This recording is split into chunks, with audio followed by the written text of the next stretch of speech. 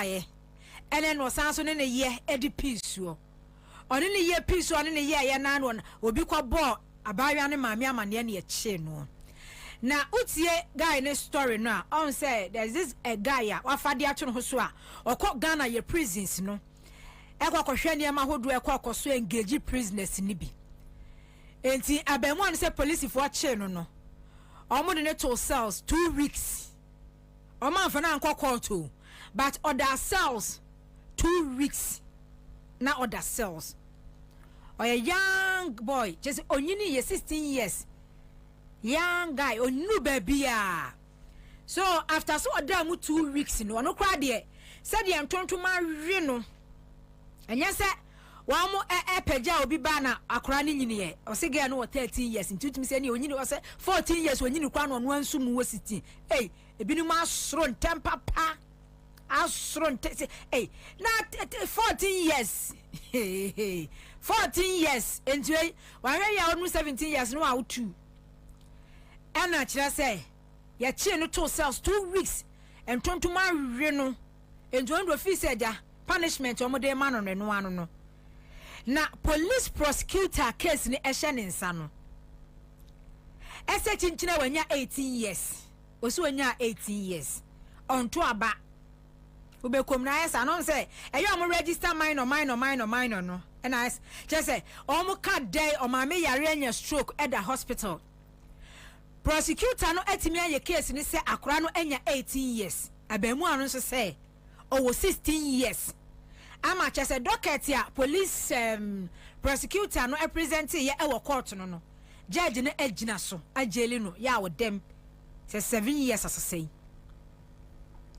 na mi bisa say police prosecutor no ade na o pese wa achieve uni me starting media djuma me starting say na me court if you just circuit court say district court nso me call back man ko biem ade am ko hu ye e wo court no ma chese me nsi court ho no mu biem because chese ye me nwanwa judge no etie adwam e na police for if you just police for e de guy bi bae guy no hwe no be 20s sabre Nokia 3310 ya bi maame no a wo so wa fan mi maame ni se boy ne be ye na adwuma e na wo fa ne phone e na ma police for che no ti wada sa o sa de a oba court no Nokia 3310 thinking say e bi a judge ne kwa be remand no 2 weeks bi say on confirmra e wa judge ne say wa jelly boy no 1 year police prosecutor ne kan say bi wo ka wie ya pa judge no say 2 years no amma boy ni 2 years so on konko dem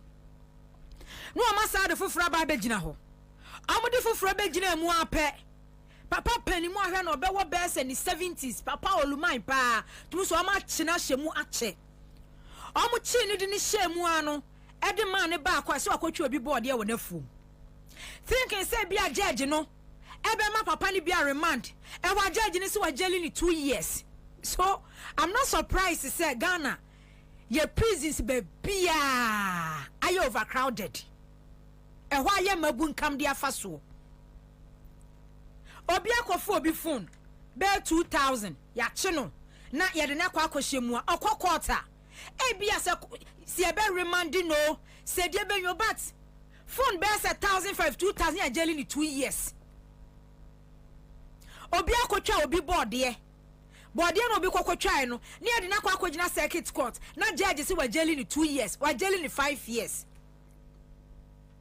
enti your prisons na are overcrowded because odwe ho a wonte ase say identity me hu che say story ni wo TikTok a che say me hu ye no akwa me say no me de ma ho e be say me di fam na me di ababesi akrofo obokro no akase wo Ghana ha say ya enkonkosi aga enkonkosi hwe yenka hwe yenye ne hwe enti abamu 16 years no wonu agye to so yakora abone yentimi enfandi waste and miss bia ye be punish akwara no sense ye se ye jeli no 7 years onkonkwa dem eye defilement onu wo 16 do ane ne da ye nso no esua enti ye ni system bia wo hono mu a ye betimi ede akwara na fa so sense prosecutor no akora no moto ni se papa bi wo mo area ho papa ne se wo se ma unyi se akora no e stubborn se ma ka tro se memi ade watum na kwa bia so memi ade watum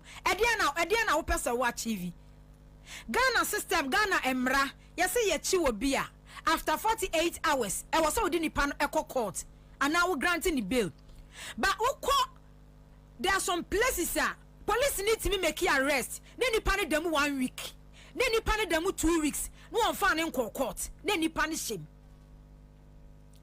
this petty criminal acts e was enkrofo ya ye fa kwan bi so e punish wo mo no ni ye jelly nipa ne 5 years ni ye jelly nipa ne 10 years ni ye jelly de bia na enkrofo obi wo hanom a ni case wadam be say remand be 10 years 5 years ni case kura no ye man ruling and with them wobi hanom a court be 1-2 no wadam be say 5 years 10 years kura case no ye mfre ye bim adenti na wase basa system be na ye operate wo Ghana asesan ayesa wo hu a na se tembia no man no ya ka akire I quite remember na meti baby la pass one mu baby kata hostel ho if you na meti me landlady akora ono ne tie no mbe fa ne koye afi one day me ho no sa na Ghana friend me say ya jelly no wadamu abayo a chese on pe ne ho asem o one ne ywanko abayo akokokon ena da be so bo no abayo ne tofom no wakokoma enti girl ne da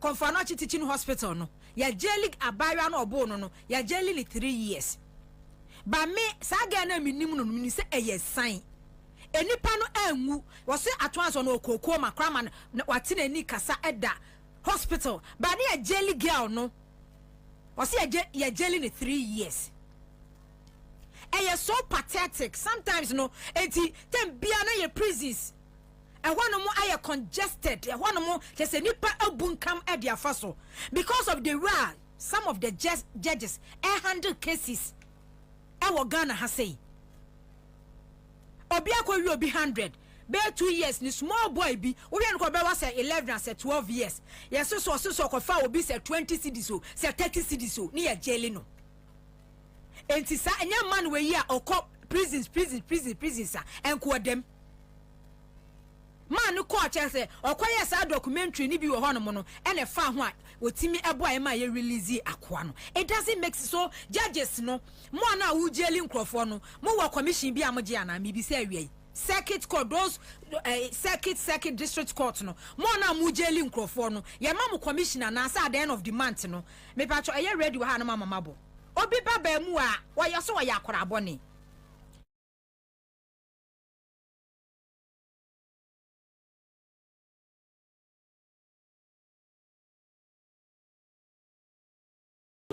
a deferment case dam actually deferment case but the tieni and ana ya wadam so ran pa se me kwachim cotton by near be bobo e wo school na me kwachim cotton chan e dey na do ba ha say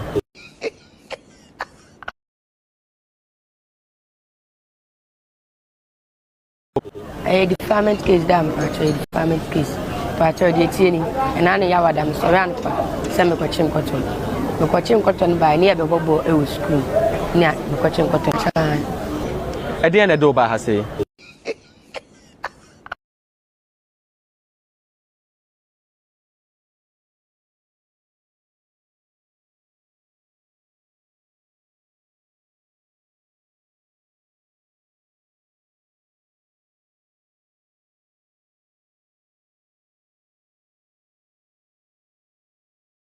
akora no onyini ye osua ya jeli no ya sremo se chief justice so obeko osu obeste osu won stay the next chief justice be a bebia no some of these cases no ye amend ye system no judicial system they were ye handle cases because emboa enya de abua enti sa me see police for dey this interior minister says some police officers sa district police officers no money sa police officers ni be bia entrance police ni bi atena kro bi mu a no wa ba abusua police ni obi man no chese obi man 500,000 so on punish obi a ono na ekuta docket ono na statement ono na etwere enti do ope no matwe no a present wo court e na akora no so court no oni lawyer eno no se ye de akora no akora 16 years ye de ne kwagina court oni lawyer bia enti the police ni no docket a present ye edema judge no na judge ni nso eka say defilement case there se ka say do tuma range from this year to this year enti me ma wo say na wa ma no because docket a police ni no kwadubofo no ede koye no no ya jeli akora no 16 years si ohun enu a me ka sem we ya kire Ghana fo hwe ede na do ba ha say defilement case dam patrol defilement case patrol de tieni and ane ya wadam so ran pa se me kwachim cotton by near bebobo e school nia me kwachim cotton by na for the midwifery school near bebobo me prayer me bona me go school akwasias methodist na me dina primary na me go school ija school no by bona me nimbo ntem mo sa be fam e wo bo ni tin ye ko bo no ye bo ni wie na embaya bi suti ye kuro ne to sa akwasias na chi mo kuro ehefa na wo free me fite pa akwasias tepa akwasias Ashanti region ha ba chan embaya bi ti chi na mo fa so de dan agam wo mo so mo na ade asa na wo mo ko akura ko do mo se enkopeka wo mo inaka na mo se sade mo fa de dan agam mo fa de dan agam no mo ye miensa ma na ye miensa ai wo mo di jaen na me so enkolabo ne sem wo ma fa na mo ko fle madam fulu no kan ene ba nye ne man be da ma de achi ma na mo force wo me de do mo dai na mo fa de dan agam ne 80 even ana ade sign na me ka chi no mo se no ma be da sign mo be da sa akọ no mo ka se no na mpeso mo ye den na mse mo ahwe ade no be no ma ati wo mo asmai ene no mo dai me ne madam phone ba ko de Edward ena yima ena me Maxwell ena ma no survivor Linda na mafia ma no mo free ehefa o mo free aboja ene ye dai ena ade chin na ade chin fia da no ba ko anko ena oba be da me chin ono so sa wo se ya ade ato nyaka na mse ada ina no wa nyaka na so nyaka no was restless me so na me minim de me ko yenti no na me so ye me de se wanko ena oba da mu oba no so me ne dai na ade achi ye no na chese madam fu ba ko akoka kire saba yan mam guess no mko ye no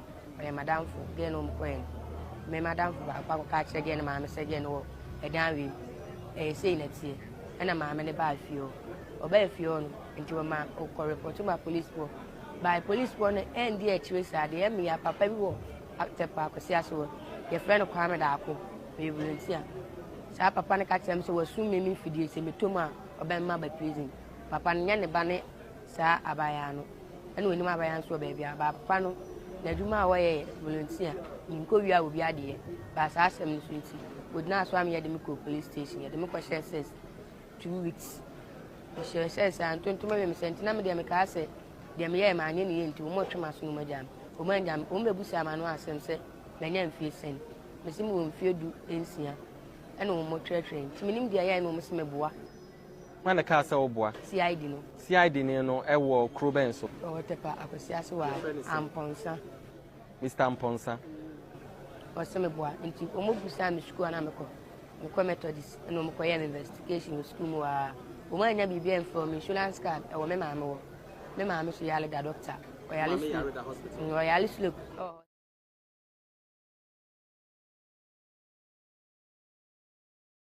18 years no and a docket no present here judge ni betimi ama ne punishment ya ano edin enti docket ya CID ni present ye no and wagina so menka sakura na de oye wo so ya akora bone onu age atum so ya akora but senka 16 years and anka CID ni twere ya enka bia the number of years ya was ye de mano no enke yemfa ma no and because of CID ni no so kra no e ma ne 18 years nti kra no ye jeli no juvenile baby a was ye de ne kɔ no ya amfa na nkɔ ya de na company fuom because over 16 years yeah bibia evidence ni bibia ho se waka so 16 years na enka ye jeli no nkɔ da juvenile but say no order empanimfuo mu because per docket ya CID officer no e present ye no sa na kire enti no edian won so wo ba ni bio sometimes no akora boni do obi awu bi enti yehu de we some of these issues no e be hwe na e be handle say as ye pia ni pakọ ekọ jail ye pia ni pakọ jail ye pia meanwhile wo mo ankasa kọ no mo di boni no so kura wo ho enwe reverend team fodro ene me ka ama Ghana fo nyina so ate ene me nya no ho time but say no issue no as swift to certain a year security issues and then na me baso because enche medi nkomo Reverend Intim Fodwo MPP MP say oni evidence omuni evidence bia omuni she o se he omuni bibia no ne say aircraft no ebe lande ya ebe see one more for some days ya another aircraft so ba ye 2 year kwa ne ade no bibia ni one more Reverend Intim Fodwo wo bibia ni ho wo se Intim Fodwo ni hwe oni bibia e kire say aircraft na be lande ye no money laundering and also omu be ye transit na cocaine wom and on be ye transit and omu to free and omu call baby and also omu ba be packet e bia drugs bia na say bibi or see bibia oni evidence bia MPP member of parliament or say evidence bia ni bia na me right from onset from day one and I can say NDC aban and ye na dwene say omo be chi Reverend Intim Fodwo because say we a member of parliament na say we say as a ranking member co-chair committee of parliament interior defense eso na woda now say radical tactics approach bi na de be ye wadwuma wo be wi ho say as a social food soldier Oberi who say we a full soldier who say we a member of parliament who represent certain constituency be where juma wo ye no e was say we din hihye yes we dey mra ye adwuma we dey common sense ye adwuma na so say na wo be kɔ no a se ya say ye chi e was say kwan bia na wo senka de ne start ye no NDC aban efa so eche papa be kana no tum e ma this issue escalate more than 2 weeks na wo senka mo ye ne fast. What happened yesterday no the me when say NDC for na omunya wa madwene say Intim Fodwo mpeso omo no because makana wa say after the press conference no any statement of President Mahama edit on the Facebook page no eno so na wo so mu gina no mo tena no mo peke no some process na mo pese mu di so and or a member of parliament e won tia wa say the comment speaker next speaker release no and say na security agencies no etimi apeke no e wa say fa process we say so some process no Adiana Wakano, one also is a member of parliament or your co-chair ranking member, committee Cassia. Yeah, farman, you any bamboo on da. It is our no committee now or that's on. For due process procedure and find ye, Dumano Yens and Munwa. That's what treating was a full soldier. I was a quite also the full soldier faso, or says Aquina so, and any Reverend Intim Fodwo faso. Because yet to me, Tinagana has say, not a whole member of parliament. Ultimate concord story, creative story. Na we go Ghana ni mu ase nya Ghana nko a na we go Ghana ni mu ase we wiase nyina knowing very well say what one woni evidence me say MPP MP say omu ni hwe o say aircraft na be si ye no omu ni ma de ko de be ye omu ni mu de ewom ena na bibia nso nim aircraft ni de buy as to say the aircraft ni buy ye be ye no they don't have any idea name omu no fellas kwa chofu su one kasa ni nsem o kan ya ba ko mienu no eno na wo magina so ento ma drag this issue to this far. It's not because they have any evidence, they don't have anything. It is Intim Fodwo ya peke no ntamo ene ya peke no ntam ene ya toto na no ne bisa nse Intim Fodwo bring your evidence because asam na wo kan a lack substance fa wunyina so abra ena se NIBO se national security o ena Intim Fodwo kwaje no kwato to papa so a ena NIB se national security e release baye ya fra no oni evidence ya enkanya no choka Intim Fodwo MPP for minority group in parliament ya Intim Fodwo ka ho meka I'm saying this on authority say MPP MP say onishe bibia ni bibi omunishe na muna mafrase amoka MPP for na mu ye dede former vice president amu ye dede such as NDC aban use security intimidate NDC for no intimidate MPP for no are you people being serious? Honorable Francis Sosu member of parliament Medina edian oyeye monchira boni a Honorable Francis Sosu eyeye wo Ghana ha sei monchira dia oyeye okwa sorry dem the constituency akwanfon eda ho ena the constituency onu amuka bomu enye se omu gina omu tumi so omu ko police fo honom ekwakwaje krata di firi wo ho se wo mo eye demonstration ye di kan ko demonstration asese ekwakwachi Sosu ye nya no Sunday wa sorry dem Sunday ya Sosu honorable Francis Xavier Sosu ewa sorry demo ena police car ma 18 was sorry demo on my say sorry kwan church members ni bi kwan efra se adwane ye so mo kwa akwache no wa bakoro no wa insight bibi or cause fear and panic anase wa ye bibi a national security threat to national security anase ye de na onye ahio but sorry them honorable Mutaka Muhammad ena kwakwaje no interior minister ena kwa sorry them honom ekwakwaje no Emma honorable Sosu constituency wanum edom kwa so dem ho anya sa enka sorry dem enka MPP fo ekwakoche honorable ne say one kira say the constituency aye demonstration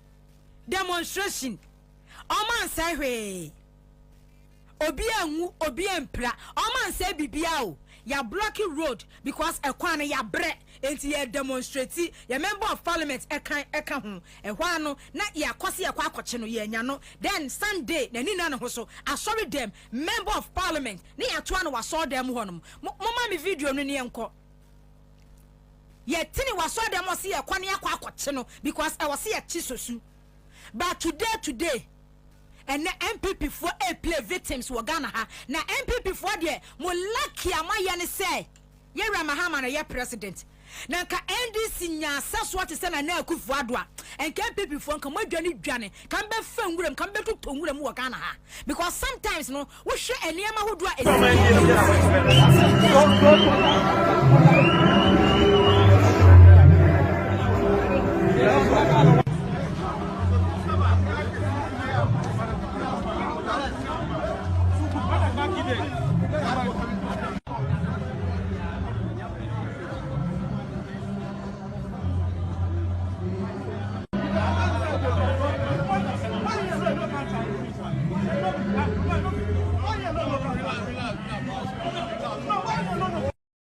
challenge.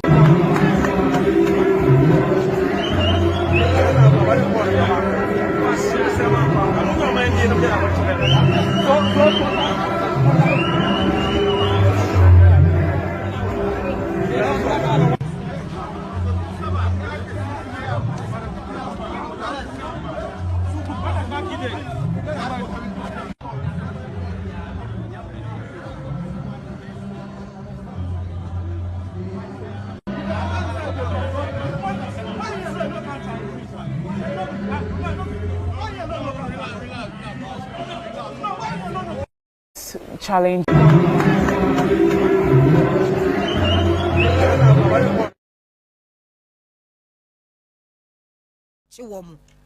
But a member of parliament cause fear and panic. Our Ghana has say. All fun dance dear emra. The evidence emra because asama walk cano asamunu ehu 2022 ya kasa Ghana cocaine transit has say Ghana has say ya describe ye e de ya to ewiase nyina yi so say Ghana de said has said the cocaine the higher transit money laundering cocaine there under President Akufo-Addo abemu no de yakoso Ghana has say no enti say wo ka kire say e na aircraft no etu ye di free Spain Gran Canaria and a besi ha and a bako baye and a bako fa ha and a minute way and a time way. Meanwhile, one kasa MP say only evidence be an enumuto or say nenumuto or say a yandis ya buy and at on Mama Sadi we are skeleton and MPP and Kia Swanu de now a press conference no. Was it on Kade now a press conference no and Kade now and canteen for Joe or the evidence beba.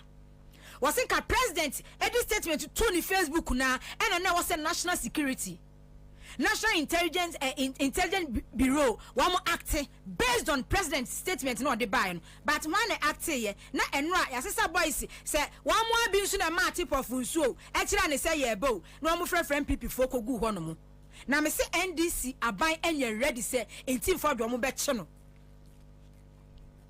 aya was so West Wagon enye member of parliament in your born asum no Sam George Abontain and MPP militant group ya almost so one edwamako good national security ekwa to share ni so din mpabro awia Abontain and your boss Sam George asum but ene Sam George de no ya full soldier ho ekosi say yete committee abranti no kura na sa national security guy no kura no a wo boss Sam George asum no any police penny kura na that operation no na head no ewi achire kura na ya promote no ewi achire ni ya promote ni pa justice emi short commissioner omote yes o me investigate adesi ya wo ayawa so west wagon e dey na pie mu baaye dey bia mu baaye nyina na say those who were involved no ye promote wo mo e do mo kokoko wo manim saa na ye but enne MPP for a play victims wo Ghana ha say ye di wo manim say MPP for munyame a wagye mo so say ye nya president say President Mahama ya wadaboko when you're not doing that radical approach, that in treaty and your mahunua. His own house. His own house. Who see you guys? Who see you guys? His own house. His own house. You be careful. You kill a man in his own house. That's fine. I should what? I should what? Ramu call by election ase sabre IGP David Asante Apietu kraka say onimu ho hwe obebo na sum sesi a boss Sam George sum sesi a hwe obebo hwe so Sam George de no ye party full soldier enti ya bunu ayamo no was seen as member of parliament ye bonasum enipa wo bonasum no ya anya ni foko na under President Mahama no me hwese sa nipa koro no a obo honorable Sam George asum no emra ni bedi me hwese sa nipa koro no a odi sanyam bransem awia ewo ayawa so west wagon by election ase no emra ni bedie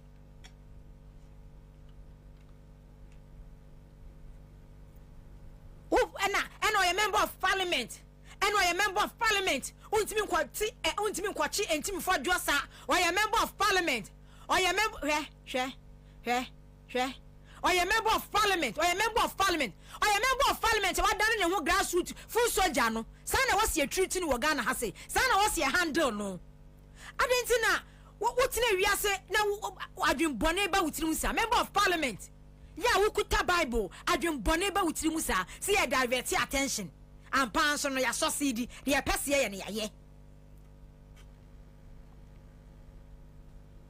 Say, yan chi honorable team for draw.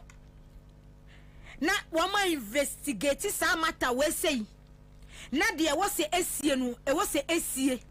Na say yes ya konifie ya kwa akoche ya fa ya kopeke no MPP for storm ho yentimi enya no yentimi enche no yentimi enya ho hwe na say sasem we say no eye petre chansampa dia some of us no we will be so disappointed ewo NDC aban mu ewo NDC aban mu ebeye ye nwanwa ne beye ye hu because say in team for draw no say NDC aban ejai no a eye omo member of parliament a friend say minority leader and start ye and work can some sa oka we sana anodompre ekogina constituency ablekuma north ekokan ye say member of parliament o minority group leadership na another mpreka ho bio okwagina honomu ablekuma north ekoka ye say we ye MPP ni na wutwam na say wunua MPP ni NDC ni eko a abakra na wubenya atam ne fa boni pakuro tirimu ya invite no ya moho wa ya nka ho hwe because President Mahama de onko ni gidigidi order boko enti sa etwa so sa na se nya MPs bi se no na eniema bi sei na wo mo eya na ene na chidifo no se mo we ye tan wo kama NDC fo no so be sorry o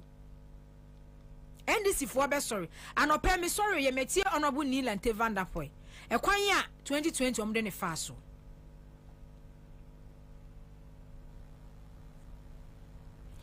Albert Bracco, was Xavier Sosu not an MP? Wasn't there an attempt to arrest him in church? Yes, it happened. Esipa.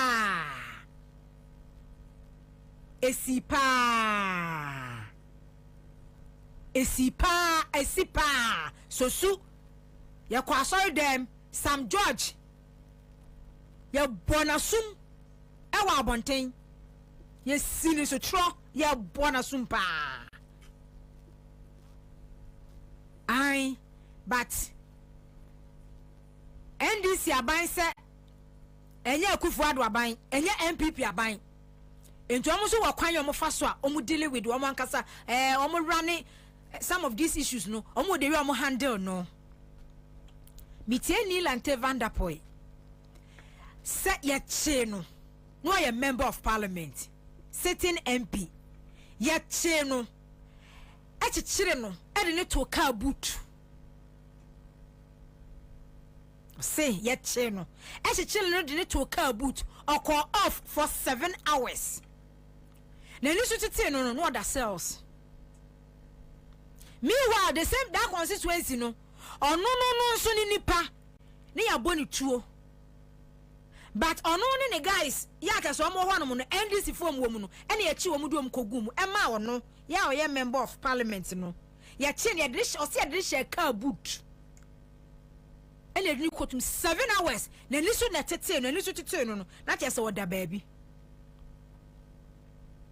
already eno onye nipa but MPP fo ye nipa esini Ghana ni bia o Ghana ha MPP fo ye nipa esan se NDC fo ehunu de wi some of these issues number handle sankrofo no. The reason being that me sitting here went through a much more harrowing ordeal under their government. I was handcuffed and put in the boot of a car as a sitting member of parliament on the 7th of December 2020 and dumped at the regional police command. I collapsed. I don't know what happened until 7 hours. 52 of my officials, my party officials, were arrested when my pooling agent has been shot and killed. Up to today, 4 years, 5 years down the line, my boys are still in court. And those who did the shooting are walking free.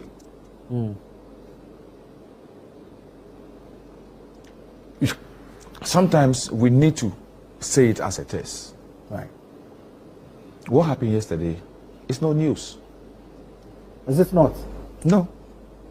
Really? Why is it news?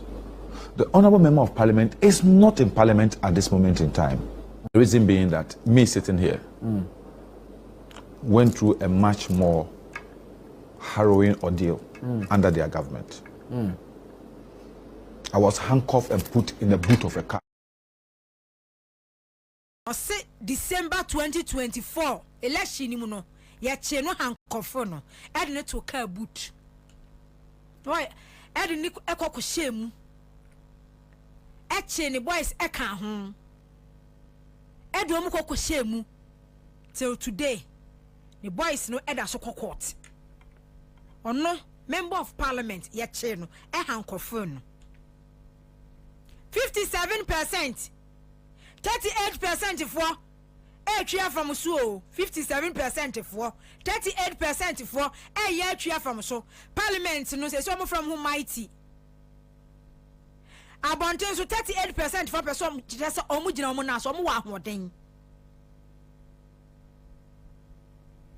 esan say it sometimes me transfer me say na NDC wo hwe omu background ada obi catch me say president the late president Mills best sound system no the last time I saw obi catch me no because obi NDC baby NDC every eba etina our minus for years more than decade edi swa military regime edi swa and omo benyu democracy ema 92 ye ba ye etinka NDC kurade senka ye hwe mo kurade anka mo kura na wasenka mo shake system nim but obi ka jira me say the late president Miss Ambassador Sansadi no ono na di bibi be wure mama na NDC affect mo papa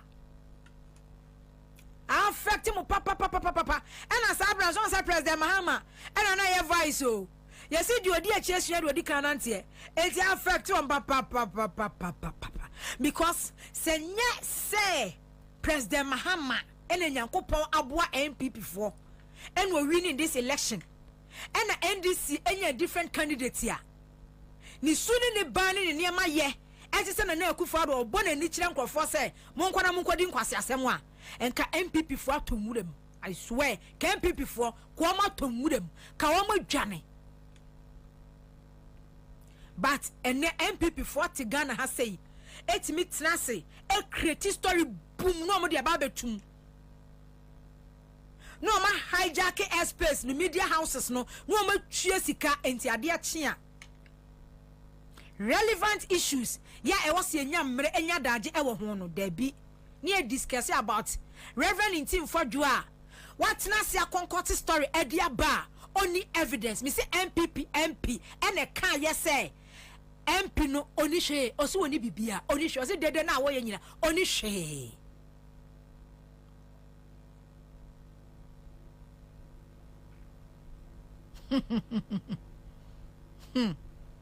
so oni hwe bibia ni wo but ye jani sa no akọ TV station we no akọ radio station we no wawura ha no wapie na wokọ na oba e na speaker ni ho se speaker ho no ma na Akufo-Addo abam speaker o twe speaker o di speaker ye dey ono no kwa fa ne se constitution no kra no omo no omo yiwa mu firi wo bra 1992 constitution e wo bra ya no omo MPP fo no kra no omo participate omo ideas enim ento no oba no constitution no afa nya hwe na watena wa no mo say NDC member of parliament akasem wey na nya no kroni evidence no watena wa say speaker tukwan ya twa me speaker ba na ne communication minister no aba be rubbish ono ko the minister of the other presidency no aba be rubbish no he's just trying to divert attention he's just trying to do what he's just trying no na Akufo-Addo aba no afa word na nam Ghana na wo kona wo ba na ya soma se na me pickle na NDC for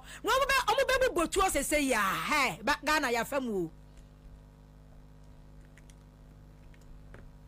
obia ni wanu ma no wo na o support saade na esi ye no anda na Akufo-Addo but eno so enkyere say o take NDC the way omo run wo mo niema no so no enye ND o take Ghanaians for granted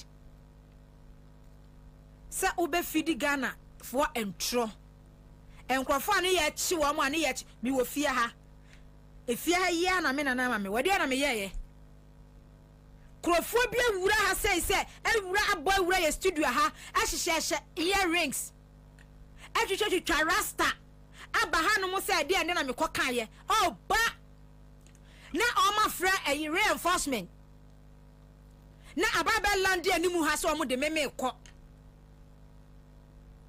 ede na me ye ede na me kan ye ma anya hwe o man carry omo one man on my plan no mo pe wa chew omo one man on the wa to omo yi so where you be dealing with that person be dealing with nanama Kwabena Bobie and say be dealing with them sa no mo ye man nya hwe man ka hwe o e de na me ye mi tiri kwa ni mi Nyankopon ya laji se du agongo adano no wa ha we omo de me share dem tu mi punum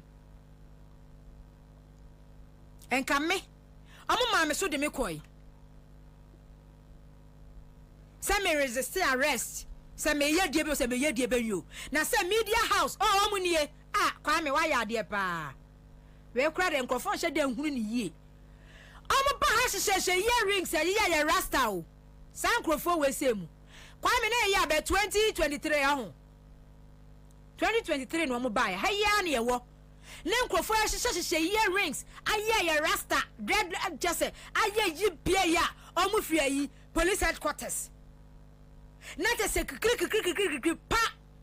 my friend police reinforcement say omo ba be chimi enye Jimmy a me say me ti wanu mi no also ba be chimi a age say no free police for e mo ba se wo ho e di etuo nya kuma aba so ba be peke me enye Jimmy a me na ma me ti we na me say kwa me kwa che kwa so be chimi a wonu ohia edom be etu ana atre Wamu ye alaji say no mo fa ne nko. That time woman Dr. K ene call yes so omo chimi me. Omo chimi. Enti omo chimi gidi a Dr. K ba mu no apɛ. San clubs a boys we mu. Say omo dan pare boys ni bi no no. Gidi ya Dr. K mu be gina mu ene omo Dr. K ko. Alaji say Edward Gongo say ene mo fa me say Edward Gongo mo fa me nko. Me ma mo fa na ma enko. Gidi sa na enu te kwakwada ye Kwabena Bobie Ansah aye show up wanwumre first lady Madam Rebecca Kufu aye police fo ansase Kwame ansase ye police fo de ahun Rebecca Kufu ansase no aviation fo ansase Wamu so na be frɛ producer man ni kokotwa yo aviation fo na nkasa e na be frɛ producer e man ni kokotwa ye se wamu nsase president yire first lady afansa asena bonebo e wo ho e na ho kwa na billboard si wo se na tie nie aviation for land state land e no one sam na Kwabena Bobie Ansah betina be kan ye na ni so tete no odamu ma ade achen samre no Intim for Joss sin hwan. Intim for Joss say one de oso sin hwan. Intim for Joss sin Sam George. Sa kwan ye na monam so na mu intimidate Ghana for e wo ha no mo no a na aye te say ase military regime bi for 8 years ase na Ghana enu bi nti na mo di koku Ahmed Suale no because na ye nka wo masem. Wo ka wo masem a ye beba wo so. Wa was ye kun ani yakun wa was ye chi wani acho it doesn't matter so a member of parliament na eya me wan wakra so mo ka asem we enye wo mo na after election 2020 omo di soldiers ekogu parliament omo no mo play victims wo Ghana hasen soldiers omo dom kogu parliament omo dom kokoye de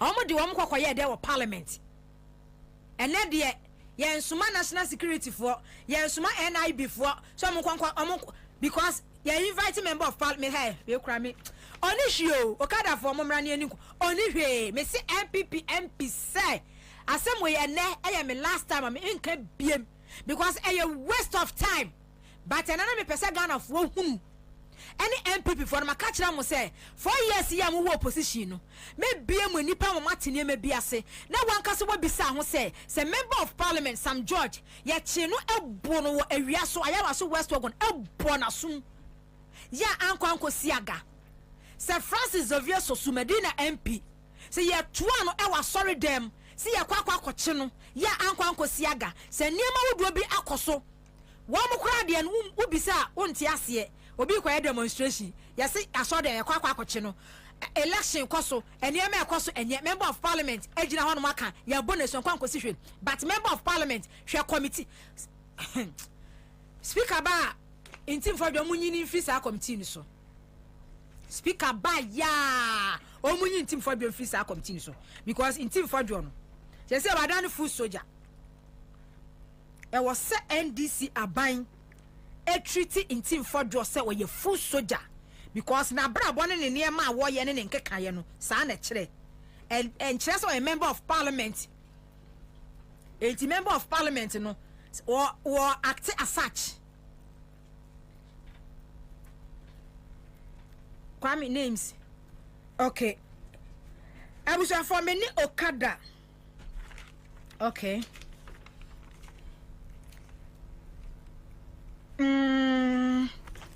baba bedi enkomo e wa ha sei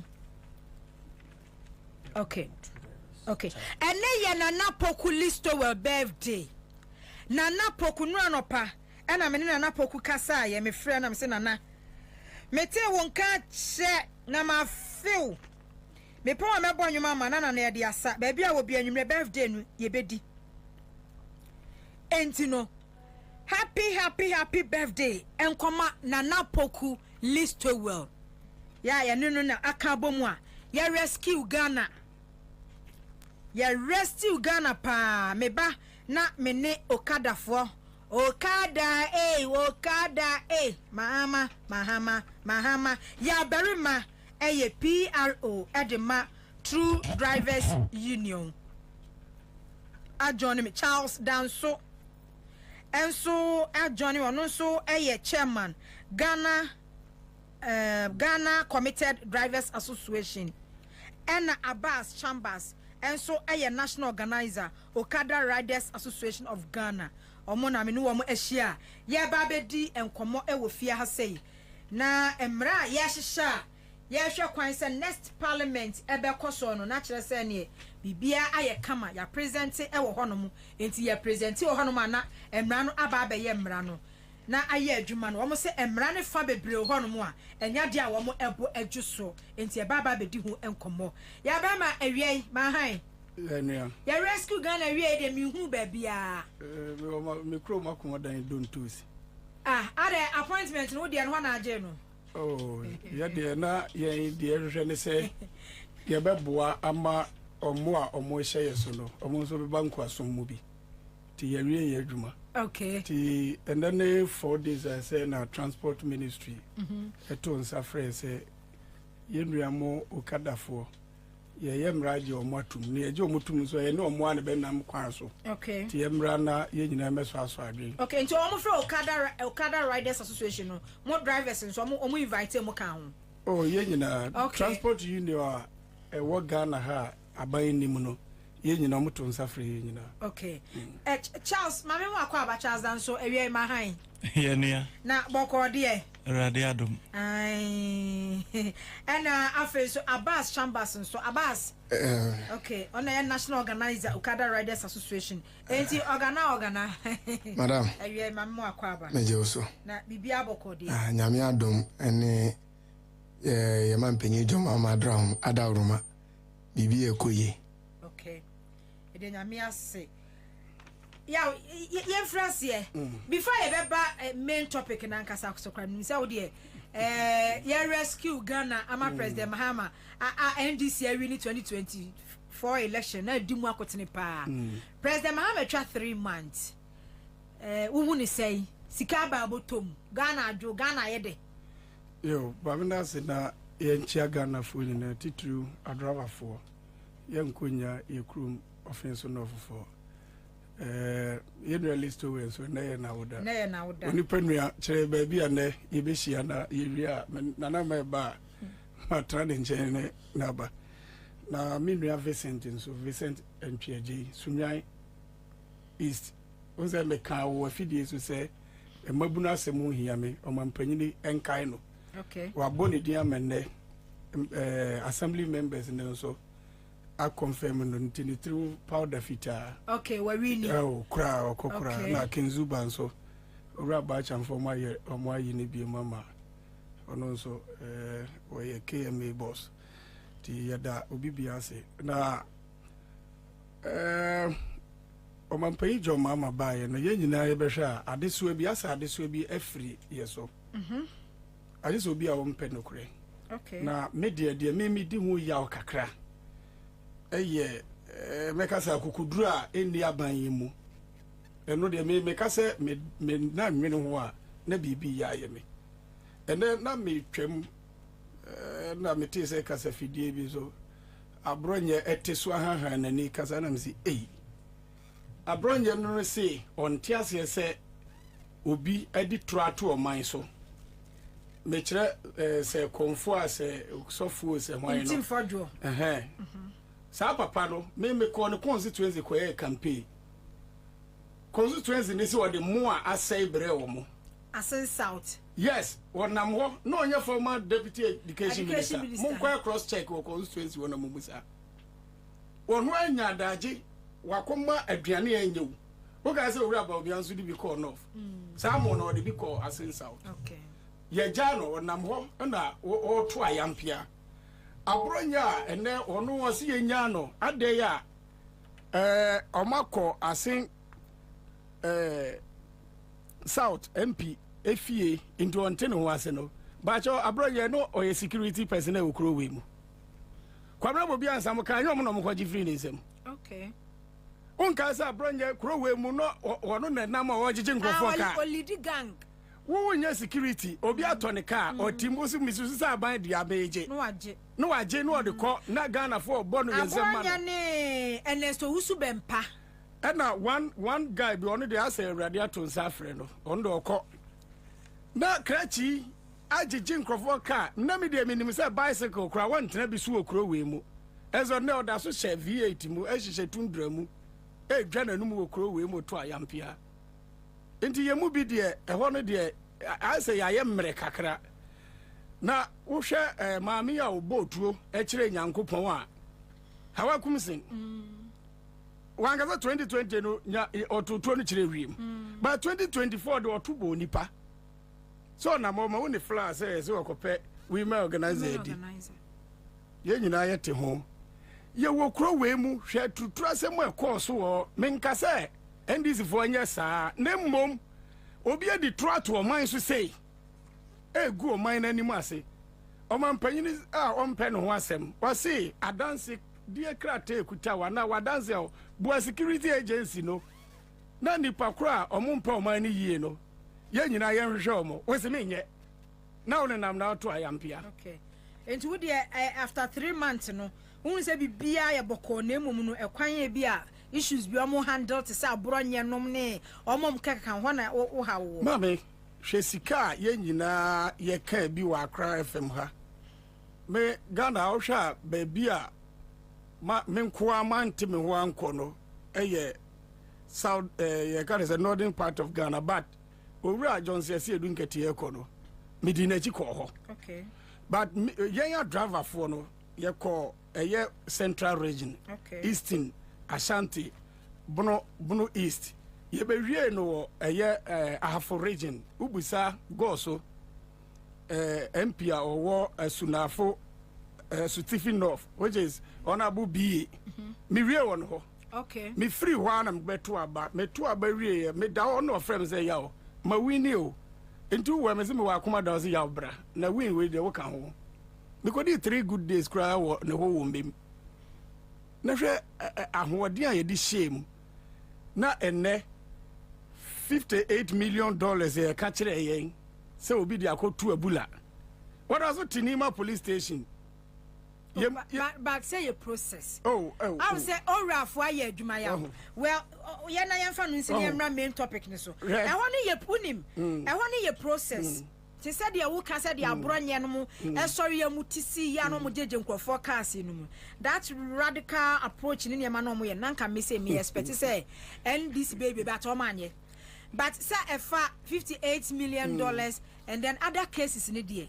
Say unim say. No, for submitting and your Sonny General. Okola motor court. Ya chi driver ne send the people who yes we nyina baby ye ogina ho and the process get into so. Ah, ube kom kura na paper na ewu no enru 400 Ghana cedis. Ya dini ko gina court. Ya ko boneka we nya itimi de ne 12 years. Na sika do so po we won crofo wa we say process.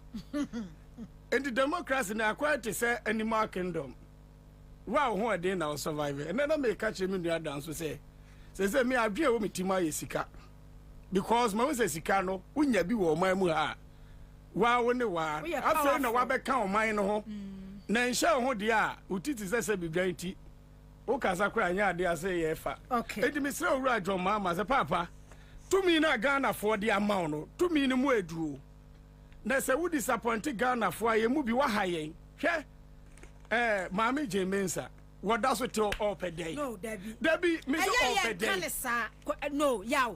As someone say, what kind of trasa or that's what you are per day now? And your process before and your dear Sir President Mahama by now. Oh, Mammy Ria. What Mamma, I wouldn't take their may patch. Debbie, but that word or per day, that's what you want. I said, didn't know what good. Yet you crow way move 4 good years. One constituency and baby are you Rafred Agbanjo MP no omunya MP dance is no meboa ya to abawie besine Abrekuma North who bedru and now by one we say I'm grateful Abrekuma North Rabra Obi also order Abrekuma North for us now 3 years to say thank you Abrekuma North into ren hoye na me ren ho do ren hoye enti no ba ya me ready aho eyare ho sem ya ho metesem but at the end of the day no constitution ya dey adwuma enti na chief justice case yi say no hwe President Mahama say when your petition onya petition wa forwarded the Council of State ya try Council of State say Chief Justice were responded to allegations and answer petitioners no dey kwen wa responded a process say no Chief Justice and I said that bia no say President Mahama eje petition bia a friend say Jemensa ho a obe forwarded those petitions no and I said those documents no e dey Chief Justice na Chief Justice so aye so it's not like say oba no obi anim bone a Jemensa di wo Ghana.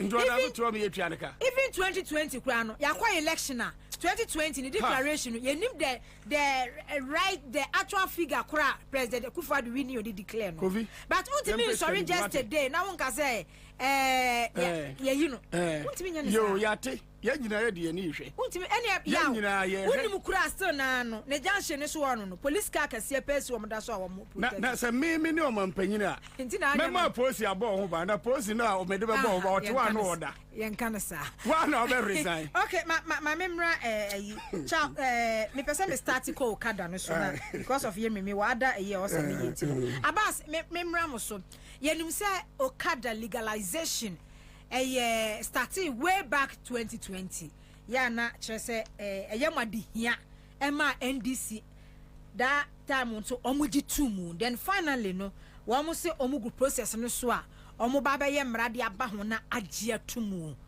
mu issues e wo sa emra na wo ma hyehye no eho eyedi memfa akwanya isu na minchia omo agye mre editie Accra FM and wie na yebechia omampanyi John Dramani Mahama ona na pamfo a wayi omo na adwuma omo bo obia di ho adanse emse atamfo nyina akora agi atum se 120 days yi unpresentable ebin sida ti ebo omo abaso na amse okada de na ye kano ade bi a emse akoye Ghana for dadwene kese a ende baby a ebubo kono emse ahomegye no ya ba anesa fi se de dodo na aka ne se okada business has come to stay untimi enyim free Ghana mu ema ne nye ye biom na ansa na meko okada asem sonso no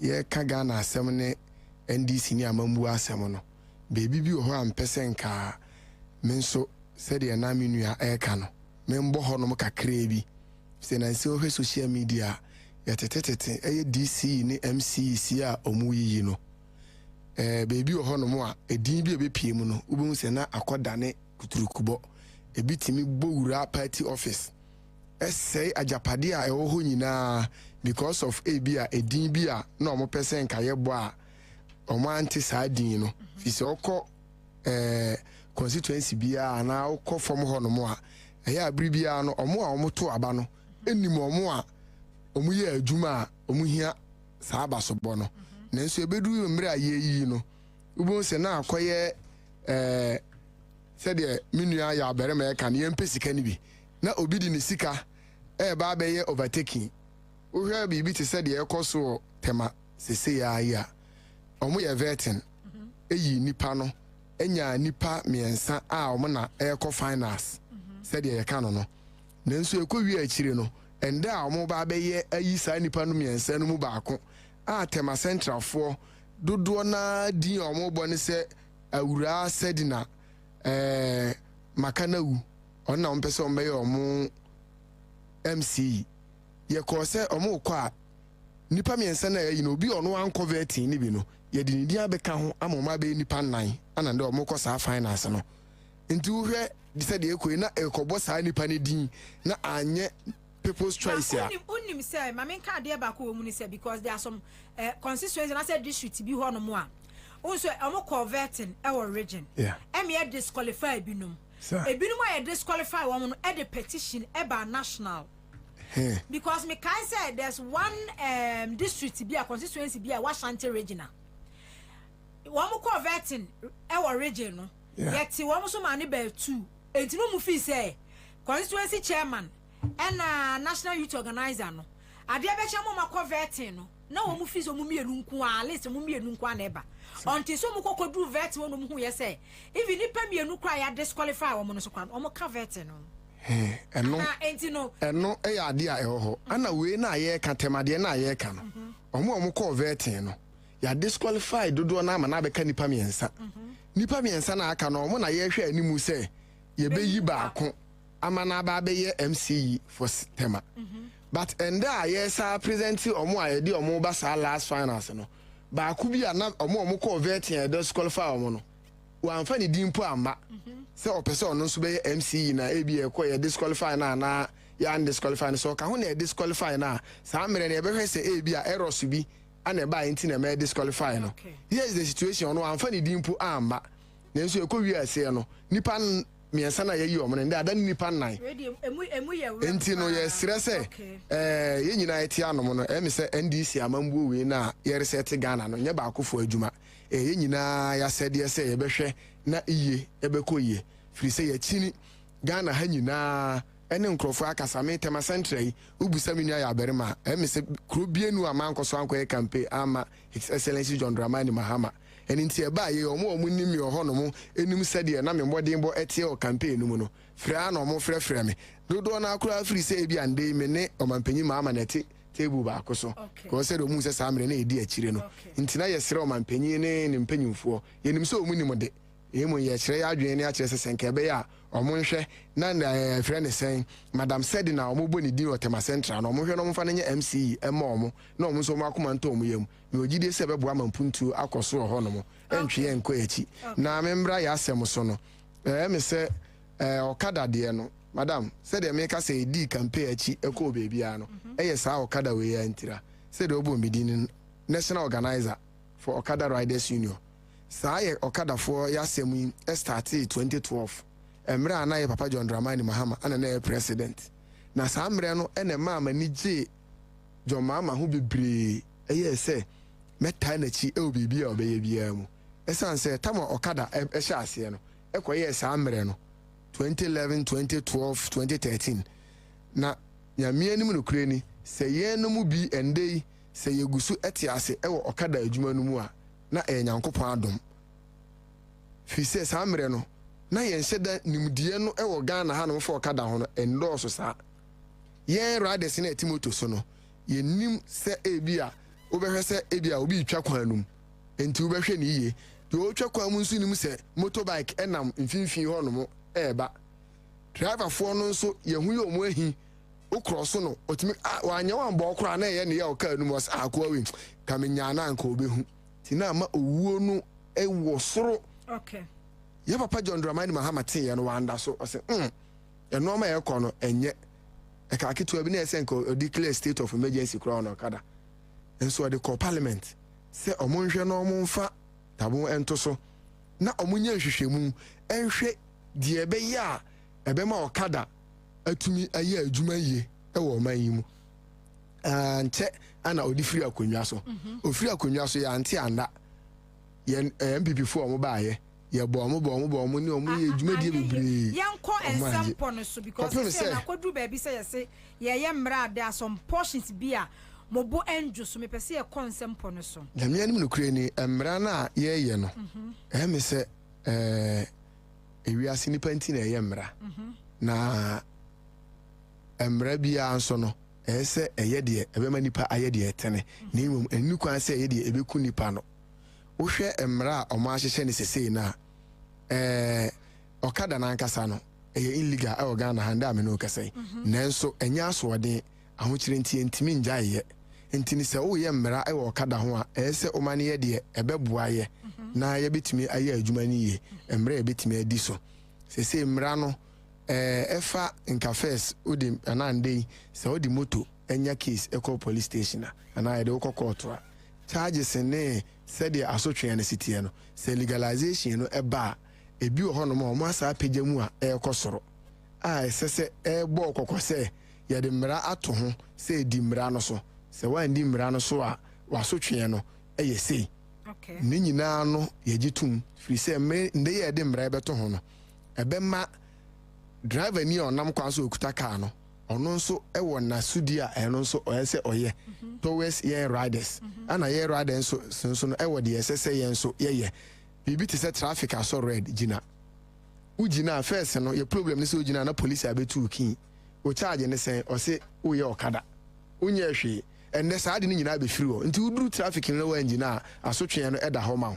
eno se ye twe aso a udi ye di se twe aso ena baby a akoye nchinu ase kakra ai yenso nanka ha ya adwen eye the age wise no ye call ransu yi ye ko hu se okada no ya mi anim no kure ni ukọ nkurase a private side no obi ho a eno na ode soma ne mba wafuom nti obi ha ne ba 12 years 13 years crop so kire no moto twie na omutimi edekọ afuom especially north side ho no no ena eba ya etiamra eba driving kra no aye 4 ties no unya 18 years eni kwa sen ka otena steer anim se utwika na amba moto nso dey more dangerous nti no yenso no yekohu se nyame anim no kra ni accident na dodo na ho no mo a eye ana enimdi a eni ho nti ebi wetimus asenka nipa we nka na adwemu adokakra nka sa mistake we nka onye etimi ma accident no eba nti ye nam aye bo apro registration kura po aye okada fo no nkwala ni bi wo ho no mo a ye deny o mo say ye ma ye register untimi nya okada but ye be firu ebe ko no still no oye na adwuma enande ohwe age o mo de abeto so 25 years enya ade a ye ni je ho sa senke ebe ka say 25 years nanso ewiase mi ese onsa hye obi anu ma yempa na pampam ohwe se ya fight say ye legalization enti no se bibi ade na kodu no yen yesuru o sa akọ kan hu ase mi na afie na omo sa akọtena se akọbobo ho a legalization no esa atwekọ akiri a eko nyina no na mmere na nso no ana eko because na who say Abraham Aleba say for now dear the oma ya dey at 25 years but omo dinkita ho say ebia ombe amende na about 21 years ye no mo adi nhyiamu bebre efa sa asem we ho eninti no na ye hwe say the edikan no legalization and regularization no se omo wie legalization na ansa na regularization no abaso ho no mo no ana ye behwe say age wise no ye be ne den free say okada no dodo na ye ne tempera ebi o wie JSS o pesika ko secondary school oso be okada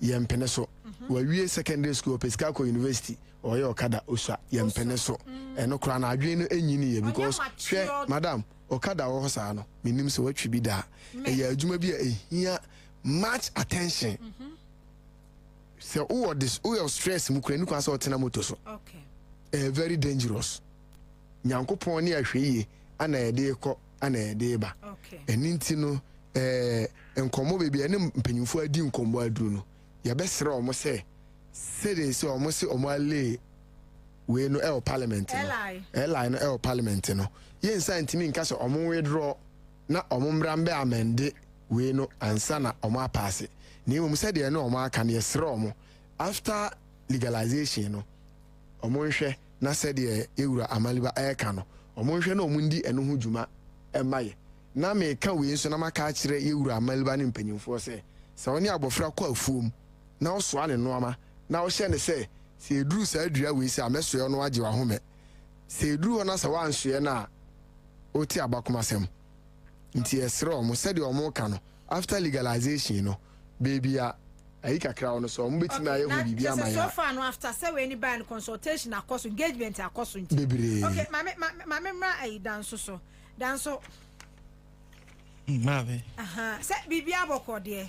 Erade adum. Okay. Say ayi driver for e chana na munsu mu gina fa, de chana munsu mu gina fa.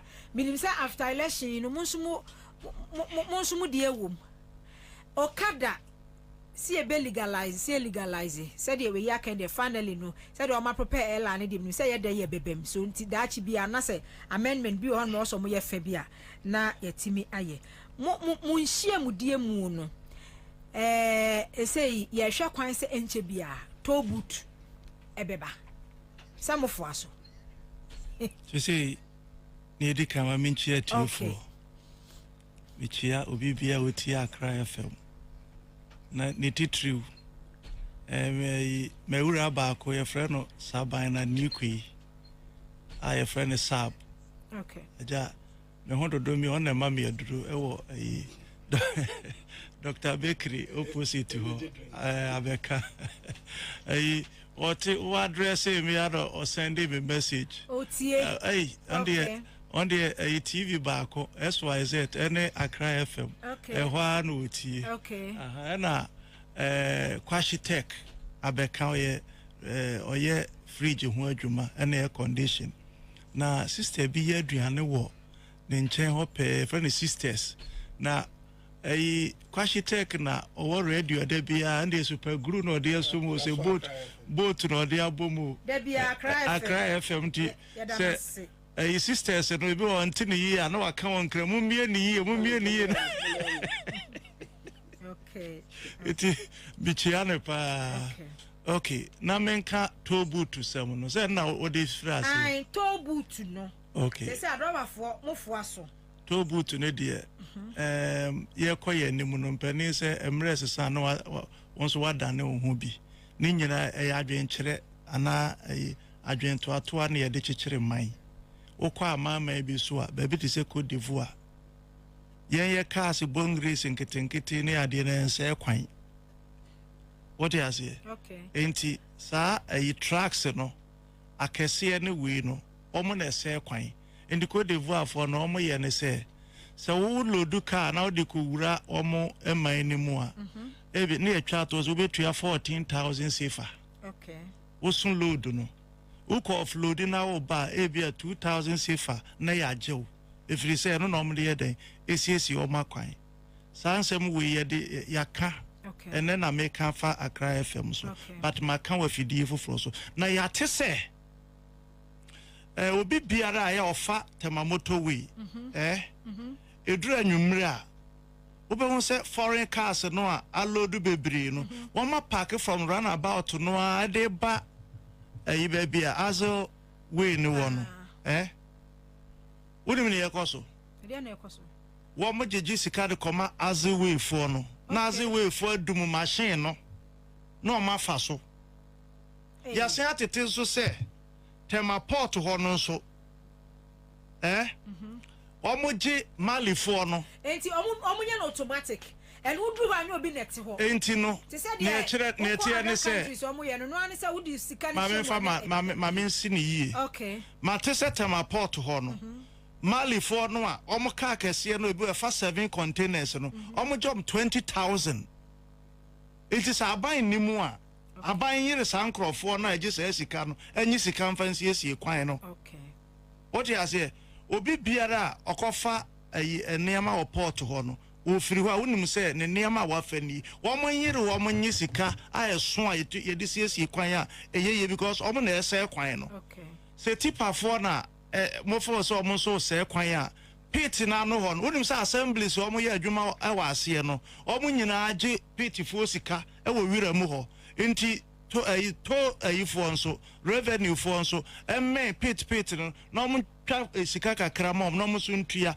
na there are some taxes here yen taxi for any trotro for ne ade yetua sankrofo no mo ntua no bi odi ase omo ntua no bi nti taxes ne de ye hihye ne de so obi ade ne so de wo mo ese kwan no wo mo de nie wo mo nso yenyi wo mo wo omo pie free baby omo elodu niema no ne fancy esie man no ka ketua o ka kesi at the end of the day say ye fa kwan so and a kwan so a ye fe no bebre bosia na ye de aye ye kwan na nti se ka ketua bi aye hwe se de wo ken ka ketua e bia se bia 2 cities 3 cities 5 cities bi na akese ne se ne ya wo kan no because enti nka se ka ketua nse kwan oh ne ye hu wo mu ne se what you also have we are no roads and highways so a friend no yewura mo akwata obeka say sika na ye jeje wo toll booth na no about 70% eco waste enyugu it is say ye mu san hihye yen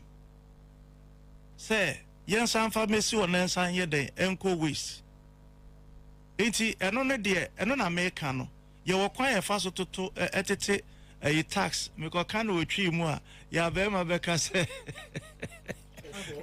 nipa body na American so ye nipa body okay enti no ye hwe ne ye hye ne sa enya sa ye trotro for ne taxi for de ye kotobe tonfu enti se eto ho se ye factor in e de ma final consumer a commuter no matua okay okay me da se me wada ayi enti ya obremu na me ye yo obapa tobutu no bacho emfaso so say yitua na si edi be siesie ya kwan na ye nti krom ha so si bibia ye process Ansah na tobut ebe ye adwuma wo Ghana ha no bacho wo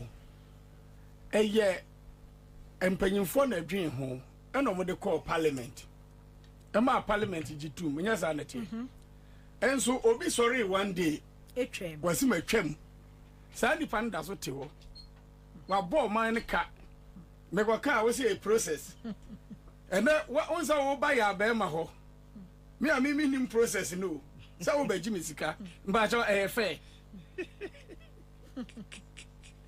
fair eno so mfa process mu and so mo nche kwasi am wa ko atam ye hu se wa cause o man no causing financial loss to the state here ye ntua okay me wie no me sra pa me nso onwuma dos hwe o kada asem no me ka kire omo a me nim se me nue wakasa nyina usuro ba me meeting na se no me ka wase se sa 25 years no me mpene chena akwada no 18 years ene e waka kire ne so onto abama owura adwomama wo abas me no brekum wo ho onto abama owura adwomama na oba obeboa na ma na adwuma na wo ye no ya legalize amano 25 years enkodru 2028 na akwara no 22 years still unqualified road traffic regulation say nyamre ne so a enka waka regulation 117 no was he ento de waka akwam La Paz nipa gukwan no ma na omum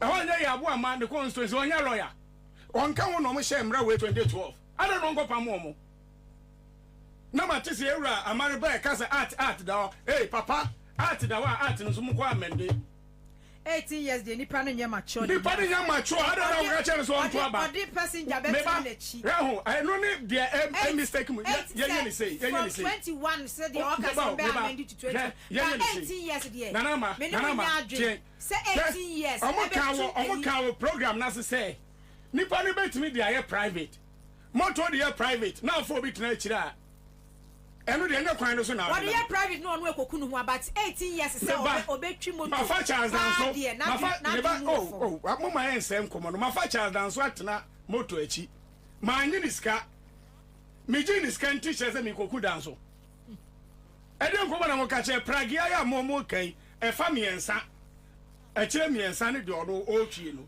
what the private a city corona miensa ne de otimi fa e de otimi fa nkunipa. Okay. Ede nkomo na mo ka kire no. Okay.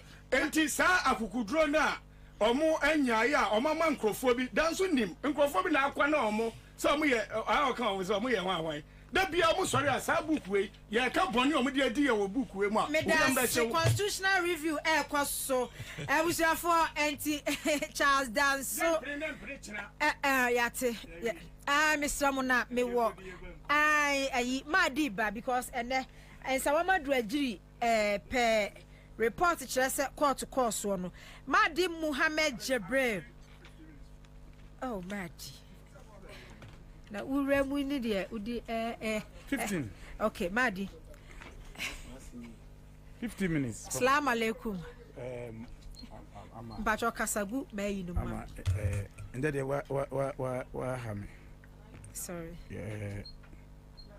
kwa mishe na time na ole ma me a mishe programs a mesa na betina nanka meko but kwa me ka mischief assembly say ma ba ba minti me say na meko but on so na mistake no so ma 3:30 say ma me ejuma bi a me nje ejuma no 3:30 ma ba 3:30 ba me hu so bedu ya 3:30 I was here I was even started a program my who say so to be who okay because sen can be who I said me come no best start there you 3:30 no ma me no me say one ka say ma di amba nti me start program me follow say oba ya na wura ha no mo a say me who production wa and come do best start me say who defend ba na wo ka mu nti no kwa me ka kire me say wa banana che say me say for ye kobofo yes I no ka kire me nti enkoso.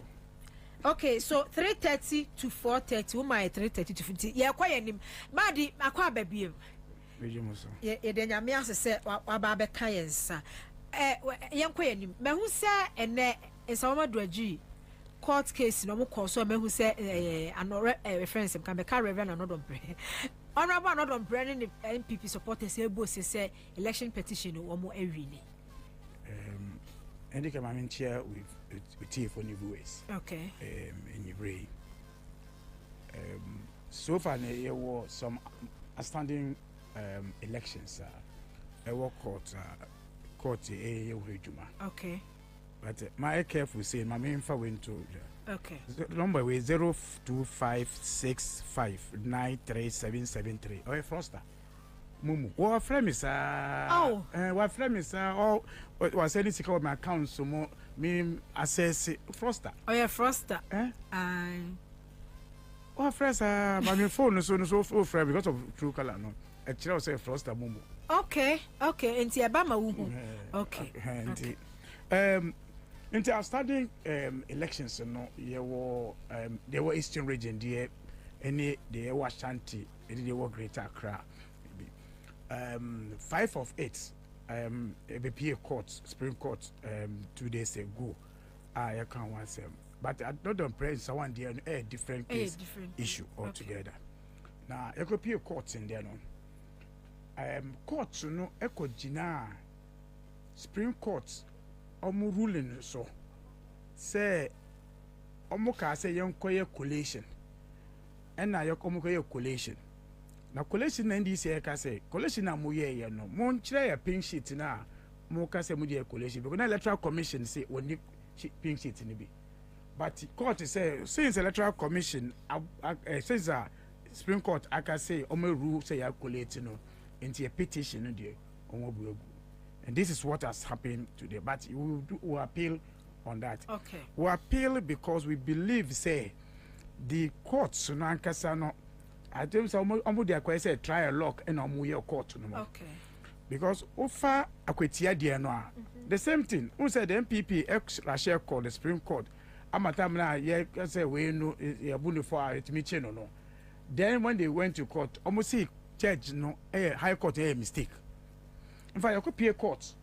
I'm a Supreme Court they say that who says na judge na anya mistake. Now say be dear 7 years which I believe will get to that. But said MP for me across 4 and frosters. Case now mo be gina course so say the collation declarations no. Na document I want to show court say yeah gazette no na wrong date. Gazette yan gazette or my you but MPP atimi form document ya gazette also date also. Hey. Until to be provide the gazette document no it's 24 yeah. Electoral Commission so omo year gazette no so mo 24. But we dey interest to omo. Judge na what akonya ewo a friend say akotia issue no. Even though he's original and he's original, but his question say how do you get original? Momo original. Publisher subscription press and the man. Yes. What is interested in order to support the MPP rather than say And judge ne sare na mukuta original. The question how did you get it? Who gave us that one? And MPP for sukuta de here. Mukuta fake one. Yes. The SC work. But instead say baby say he for munya fake one free no. Yes. Original document so now they are writing to the publisher company. Okay. More original document, but at the court, both parties, friends say the Electoral Commission, the NDC, executed the same document of same data. Actually, said this is the data gazette. And as at now, the under Kwetia issue, it is rules say judge and mistake one in the ruling no more. Okay. But he said, "Oma trauma, assembly press to give them the Gazette document, even though the EC kita, the NDC kita, no, they still think that the MPP the but we are waiting. Okay. But we believe said because that thing because we know today probably because we hear some information you bet sure I'm assembly press don't want we know. So we are waiting for them to give a ruling. But until that time, no dear, we know say at the case, no dear, we bet me about them. And we'll get to that point. Over the other 4, at the NDC, and now I've court to say court. You won't cry tired back cases no more yet. So in a court, I might acquaint say, Yemfa and the episode Babano. So our legal department, document here. But the interesting part of it, any Ablekumanoff issue, no. Yeah. Ablekumanoff, no. Once we are at it. Yeah, who you man. But I say Electoral Commission, Ghana for say under 162 pink sheets be polling station. And this is where I say ye nibi MPP ka say first I'm gonna say nibi. And I'm gonna say almost scan document. But scan document no be so almost original of the scan document. But yeah who you man every say who say if and I'm gonna document no. And MPP free sa meeting no more. A court on share Electoral Commission no declare results. But what to say Electoral Commission at that time no instead for them can say court yeah nipping sheet to be into the me to resolve the issue no whenever and I see any MPP for corner idea okay and you to scan documents to do the collation. But it has also come to bear because you share Electoral Commission before after the court, you know, you share almost. I'm a prove which almost say among some of the pink sheets no collate and scan no. But I could be a while. The Omoka man sign no, Nipa no ambaho. Omucha picture on the signature and Omoka scan document no. Okay. Yeah, the chiro. Okay. Again, Obiso by your catcher say result no. Na overvoting nimo, but Omudi and overvote woman. Yet he said there be once on scan document no woman. But these issues, you know, it is clear that they easy because when we met the many deputy secretary and their call. Catcher say the easy almost more scan documents. It will be so almost say into easy pass the most scan document until the 7th, on the 8th. Month me and first scan document until MPP at this scan document but prove to us how did you even scan document because scan document should have come from the day no more problem is you're trying to scan document. But the EC tried to defend it. Scan document bet me back. Okay. But we also made it clear say MPP as criminal as they are, we know they done in the meeting. They can just scan and send the document and share. On forward, they share document, you know. Now I say we see the same document in but Mekachi almost say we'll go deeper than that because you also have to tell her the date now would the scan, you know, all those things. You share almost a month in here. Almost a month. Now you say the Saturday then come back declare results, you know. But when we prove to them all these you know, up to the domain not just and come declare the my MPP. I'm the train now. I'm you trade I declare. My MPP. That's what they were trying to do. Okay. But we made it clear. Say if they try to do that one, that will be their end. Okay. Because okay. And Madi, this back and forth issues now what Ablekumanoff because even though there are some constituencies here, disputes and some but rep namusifo parliament. But see at here can say Ablekumanoff any parliament. Then you know a pin sheet dear enye papa ne dear papa no this back and forth no. And your court and a delay process be you see acquire gymnastics strategy be a man for in fact the real issue na Electoral Commission uni pink sheet also uni pink sheet obi any pink sheet no what they will do your president a rerun okay a simple thing a CBR yes 2023 elections assembly elections Oko abofu na polling station bi wo challenge ba so or the pin sheet so when the Electoral Commission annulled it they rerun that polling station. Okay.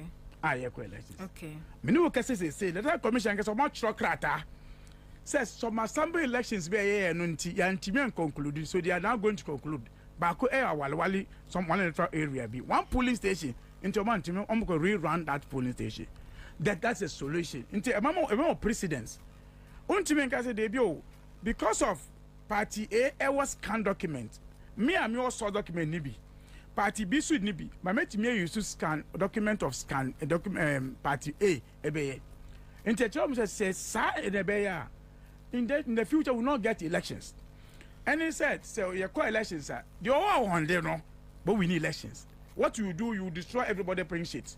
Now what do you dear but say we may pink sheets in you soon go to aba. And that president will not accept it as a mine. And that is why Electoral Commission say akoye yeah problem yeah problem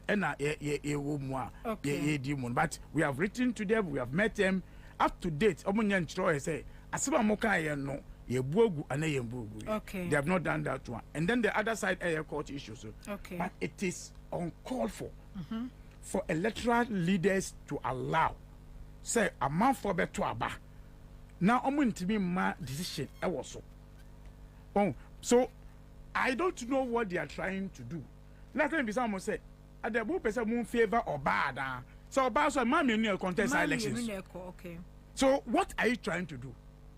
In fact, I would do it because I almost say I don't do one change back on no more. MPP for no. Oh, me say. And the Electoral Commission mum na catch them. Say you someone do baby me can say me say you baby say a door so and then what's the MPP for na can. Me say na omo can me obi me okay. Yeah, you want to say because you know the breed. Okay. So what you say? Okay. But I think that we have fought it to this point. Okay. Yeah, that's so. Because yes, over the other ones now, the MPs are in Parliament, and no interested the case will still not run as it's supposed to be. But the Electoral Commission and Ghana for abroad. Constituency in Ghana for abroad because you see, my back a lesson Ansah. And I don't think they should repeat it again. But you see, and now but there should be a way out. Me double standard no so. Says Sal. When no push someone near MPO, the same people are the someone near MPO say you don't consider now. The question is why do you give somebody MP on the wrong note? And okay, you consider until next elections how will you judge those issues? One day it happens so Ablekumanov issue, I think that it has gotten to a point we need to make people to understand. Say the AC Ablekumanov Electoral Commission, in fact, decided say Ghana electoral process to favor the MPP. Okay. In fact, it is also the reason why another pray by their information now from the Electoral Commission. What we are pushing, then end of statement. That Kuba said, my Electoral Commission 1 week. In fact, after 10 days exactly, in the Electoral Commission free. Okay. So we told them say another pray musrua another pray. Okay. But ma di enkomo ye di nyina Electoral Commission no epese or declare no edema obia the wrong person candidate ya when win because mumu wo monsumu pin sheet ya magada e kire say mo candidate ne dey ewini ye. What's the way out? Ye janisa Ablekumanov we made it clear to the Electoral Commission. Say electoral process papa I might declare say money pink sheet, Electoral Commission money pink sheet. Political parties almost all money original pink sheet. They almost scanner go on to say declare rerun election. They will win elections and it doesn't matter whether NDC or MPP. Then it will follow electoral process. Okay. This is the issue. So. Okay. But I'm saying how much Bobie said they will do something for them. But I say share election petitions constituency here. Said they will can any another president and then the others to say kwetianum adia most struggle with judges no bia womu kwan mafaso a womu edi nsem no. Okay, you see ofa Ablekumanov say ya but we say if a judge will play a role misinformation the MPP took to court and support Electoral Commission more. Because time now omuko file say share Electoral Commissions onko file onko quality results no. They know say Electoral Commission any pink sheets. In the Electoral Commission any authority be say results be and now quality results be with any pink sheet because that pink sheet be no. So they could have just say okay Scott say me control process no. But me process say me say me pink sheet just me correct run elections. But because they Bobie say yanko ye a can be also there to be declared we are anybody who can go to court. But you see, it is only God who helped save us. 3 no akano they couldn't get that fake, even fake no more no fake no be. Fake now my fake about 62 pin sheets no. Within the fake I want to man and 3 now fake bio. Because now they are looking for presiding officers to get their pin sheet to give them money. Because why you see because me result in this. Say Blakuma no na presiding officer be or man document be or say handwriting was so no nyane dia. That is part of the train on and there okay. And in fact they were trying to give us an example say say Domi Kwabena dia no esi ye no say you sue document outside not easy any one pink sheet but almost you sue some understanding be the ejuma. I can say yes, it's true. The issue of the Kwabena, when you see any needs 3 pink sheets, finally, I will provide 2 of that pink sheet, which match with NDC. But Bakuna Muni, no, the ACN say on the election day, and I drew 9 p.m. Time now, Yamane say, presiding officer of that polling station, any NDC agent and MPP agent, at the you say, elections, NDC more a friend saying tally card mutro was so MPP so throw tally card NRS mo sign here and almost send this result to them my presiding officer no say ban say obi say result in new sa result we no NDC result MPP result in on the day of elections so based on that no enya dey obi fake here so the 2 of them agree say even though paper no ya say no result in but who for me Ablekuma no for there no nobody got the result. In fact, they tell me first collation no. Who be presiding officer almost say almost results no. It was later almost 2 years yes our coachings no. And almost I say oh me I can say meji to. In fact, there was one person now on say me or your suffer. O say na sorry na so no and chase on control. But Madi sir and say me ya kan. NDC were pin sheet. Ya say omo candidate ewini. Electoral Commission so enye na adwene say obe declare seat no e de ama NDC candidate. Mokwa kwotun so asam no ekwa akokowie Electoral Commission ho no mo. Wie Electoral because Electoral Commission so we collect result. I say ka pin sheet they collected result. Omo collect result na pin sheet dey ndu ye. So we get result figures ma we say we win elections. But the material are pink sheets. But it shows that we won the elections. But NDC is not only fighting say yeah winning election declare my but do the right thing. Do the right thing. Right thing is me make say my collective that winning elections. Also who no work collective but who base you then all was scanned documents so. Yes is to say me need document and I cannot use any document to challenge any document. So what is the solution? Electoral Commission is running elections. So, what the Electoral Commission best to do? And they say, me nipping sheets. And I'm occupying our pin sheets. But on your not doing say what be ye. Or better be a conduce it. Okay. The view. On say, time now can see 1 year no. That trust our stage, you know. Okay.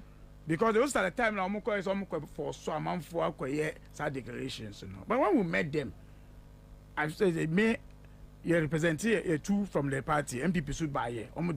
Blakuma candidates, MP, former MP, and nearby, Blakuma Central MP, and nearby, any IT director be. When we made it clear, say, yes, stand, you know, say, Obin to me declare results to be with anybody pink sheets. I dare you see, yeah, I'm to move from even 37 to that 34, never year, we know. A year, I dare me a more from. So nobody, in fact, they couldn't even defend it. In fact, they would do baby one. Once we argue about the scan document, IT issues. Me pull document be say yes yankasa na document no. Me print here. Una da mo ka tell me. Na me I make a document then say my fake document no. Okay. Because that is what we talk about IT. That is why so who the original one so be see or the scan document you have to be careful. If you don't accept me media press release say media no dey me say fake document in there, then why do you accept MPP scan document as a pink sheet? Okay. We are waiting for them to write today and they say after the meeting this is our stand. When you reply, in fact you see the normal circumstance nankaba reply. Okay. And I reply. And at the obo mo yes ejima no kwap no so wako. Wakoi. Oh IGP deda no. Dampa. Oh no ultimate magazine it meet ye collation center every one region. Eba police depot say be collation. How? Okay. Eh? Enti yen hwe ni mu ankopem be ending of this month e no say don't say court no so deal with this and court so actually say use added document. I think we are all dealing with that one. Okay. But I make I say behind that one, Electoral Commission so share here now come declare result based on when they couldn't even move towards there. But they can also go because that meeting they share omono. So we free side and that one there. We told them that they will not even have it easy. Okay. They don't have it easy. Okay. Madi yamra I'm say time no but ma me few minutes na trust. We already anya correct. Correct. Yeah, there be nya correct. Idea bo ho na nya correct. Ye nuru ho kra. Ye nuru ho correct.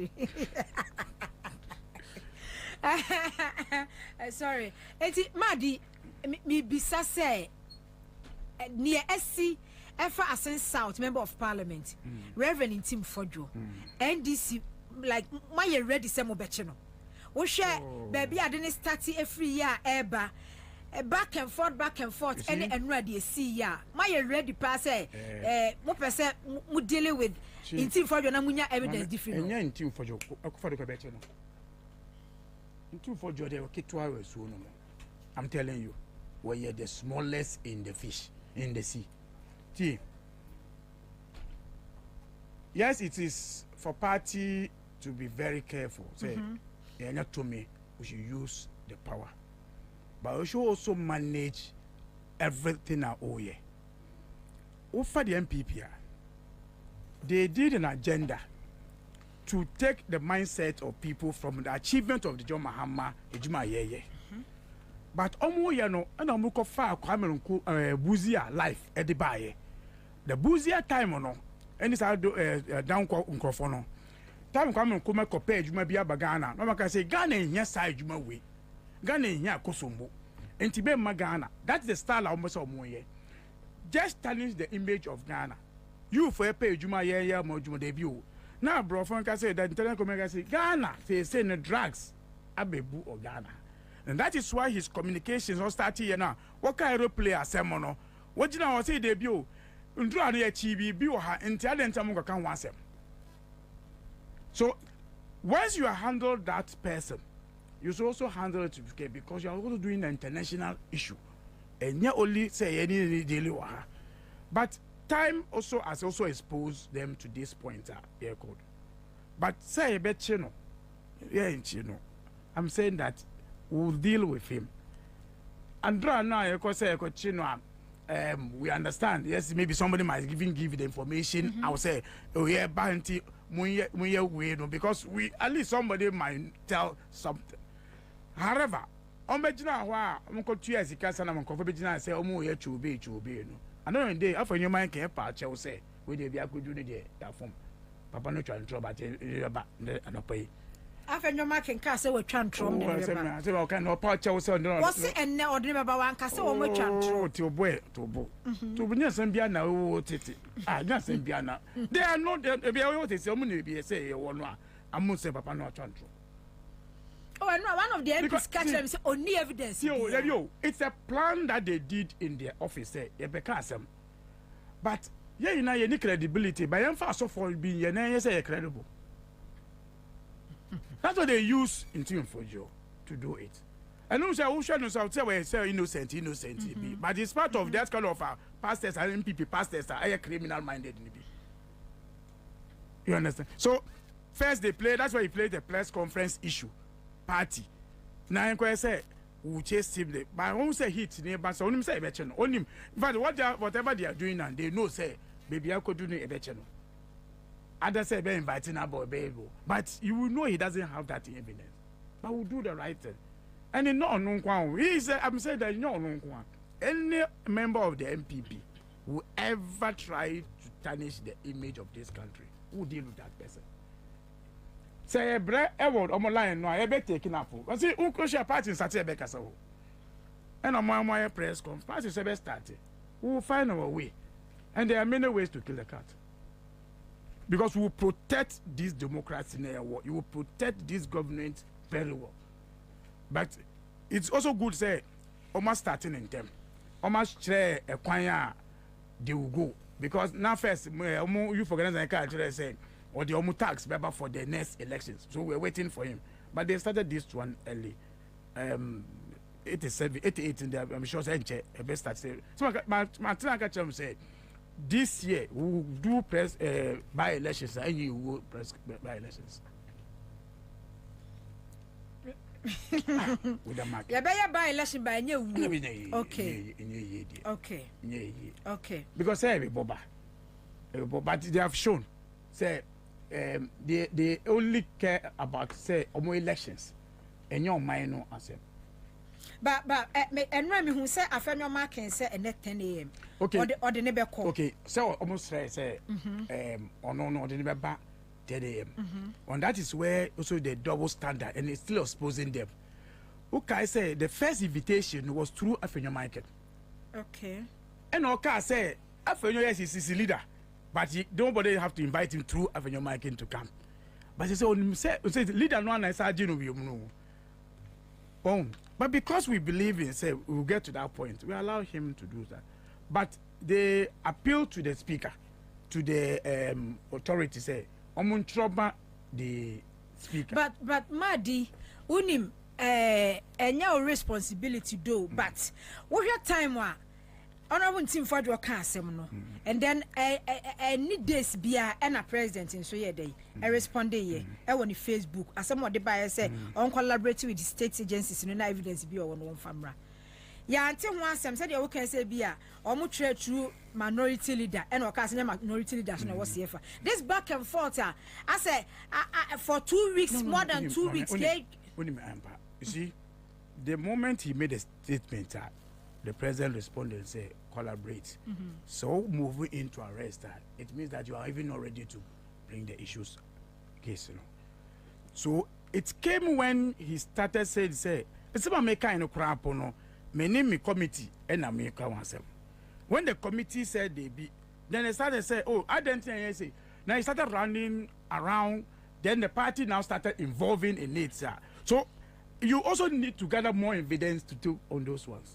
Because now can you move to the right say because we believe that we have only evidence. Say President Kasa, it also give you a bad name in the international community. Say no be a Kasema one. But in fact they say no. But say a beg give Ghana bad name, President bad name. But said you are no so assembly what Tennessee or create assembly and then aircraft no so and Ghana aircraft too. A international aircraft. As someone who are kind of so then you better transwan there be antwin if say make say ya can say ebia aircraft bia be ya abesi Ghana money laundering cocaine drugs that says yes I know the government was swift to come out to say information in here. In fact obe kaya Felix ka say me we no wo ka say be ya nan kon be pacho won ka say wa fom na move on. So but kind Felix president. But Madi, I didn't say and then the president the statement about then also be here he said or no me patch also wafun. After we brought the information say you didn't get the information right. It is when he started now challenging even the press and the response no. When he started challenging, then down yourselves are there always is in there in the bet you because you don't have any evidence. Then he started running around station by station and the one bamuho. Or call that agenda stations, Of course, or no, or call air displays. He's even giving us more of the leads. And that is where we got into this point. say yes, I understand the feelings of the party. The ground say Bibi Nanka it should go swift. Yes, we are all concerned, but we also believe that we will not let Ghanaians down on such issue, especially the party. And that's all. We think we will also make sure say Bibi safe here. We know the feeling. We know the cries of the party. I mean, say and also people will call you. We can say the feeling no, but you also need to manage the issue. But we are not sleeping on the issues. Say if a team for you and I say, I'm not going to say more revenue freezes you. So we say we're trying to, but we'll deal with the issues. We'll deal with the issues. Yes, I understand. I still also understand the anger, but say being a chief justice or almost start somewhere, but me die me so the minimum say on check. Oh, die also dear. Unim say petition e call and the coin be aso no. Oh, why say petition? What's a P? E was I when no so the obeko. Ah, say P wo when no so. Ah, shout out to call a P no and was so. But Mad, is it because of the Chief Justice who won Munintino and maybe who are more trained swana? Because Chief Justice who won more. Now said there are some cases more de qua in as much as all won Munintino. What to make angle be? It is allowed. A bus has discussions where everything is allowed. Okay. Well, but everything also has a system to run. Okay, it has a system to run, and it will get to it will reach everybody. It will reach everybody. And steps. Within 120 days, you know, it will deliver that Nyamanoa to bring that hope. The 120 days, they say no. 90 days, Echemuko. I mean, did you know? So, Casa within 120 days. And 90 days, Echemuko. They say more than 90 days. We say, Kako. 1 hour. It may take you only 1 minute for you to hear the press release of somebody. Okay. Charles McCarthy, Quadre Boamo, I join me. Ewo say. I was have Mama Kwabena. The pastor also, I'm out, I know. I'm out, intimate me. Oh, right. But we were issue about this where more handle missing containers issues. No? Because Ghana phone him say, ECG, operating under a agency, share energy ministry. Energy minister, then energy minister na pona na wo no, and then board chair for Kelly Gajepo and end time a year afenyo marking so e buy, and then official report committee report a buy na incite then managing director but me sure me want to say ECG e import containers saba na say e wotema habo afenu containers no yanko clear ayira. Now, Freddy, Minister, any national security na HS Shisha. Mimi shuni say, Adentina ECG for one penny for no. One year that procurement no. Import a buyer no. Yen dealing with them first and say, as a minister, any national security na HS say bia, or moon and baby cry. At the end of Namako PP. And that's only for Attorney General. As some more kind. Not for NDs say Yaba Bermuda. In fact, we've rushed in chasing issues, Yantina and Yabi, it was a bit. Information or why we have more information. 1, 2, yes, it would be said, information report now or no, a year at it meet you be, but it can go beyond the pan ocean. Okay. So you have to get if the facts even right up. He said, oh, Kwabena say, oh, Kono, and now if nobody can say, make in that case, I make up and make out no again. And that we are promised this country say. Yeah, in fact, case being court and to come back to apologize to Ghana and say a mistake also. No, yeah.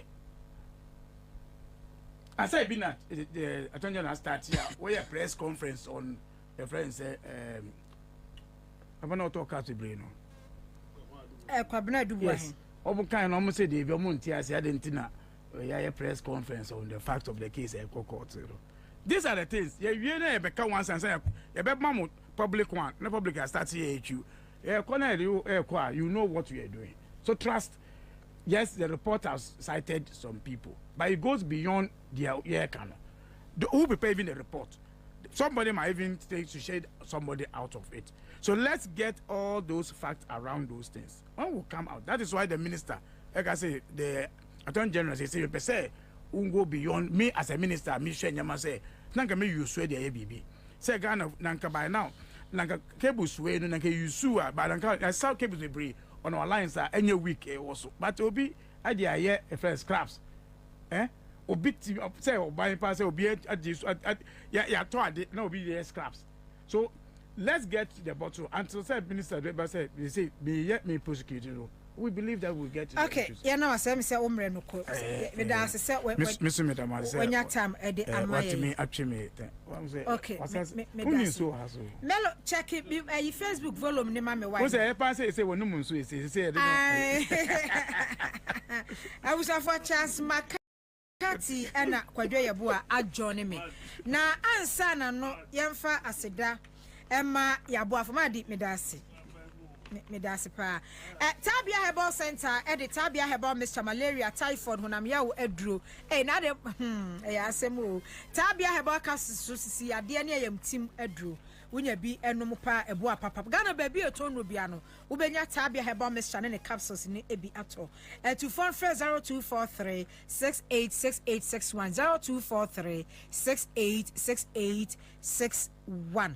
Afe ye ton ensase ya ebo eda form eda krom finfin amanso twibia ne ho a wunya sase ne bito awasum ebedwo wo pe 1 plot 2 plot 10 plot kro betwa ede ama eda kumase atasamanso ebe headline educational complex Manzayo hospital wono mo pe ena asase no eda yi ankasa wo betimi afra asase wura no 0549 436442 0549 436442 and I says 0549 436442 so afen so your commercial building ya esi circle ebe odo rice ho no American mo ha eno so ya ton commercial building kase pefie with me the guest out me the school with me the bank with me yet nia wo pese wo ye bia commercial activity bia wo pese wo di ye bia betimi ade aye fra 0244 810338 0244 810338 and I say 0208 178953 so imboost ebo mesha ebibidro papa ya je tumu unya imboost ebo mesha no ma ebo papa imboost your number 1 immune booster and one na make comfort na me dia ma Ghana baby etonwo bia ya de no phone for share ho a wo bre wa ya de mu no pe imboost ebo mesha na eto enom fra 0246208496 0246208496 kwadwo mama kwa baby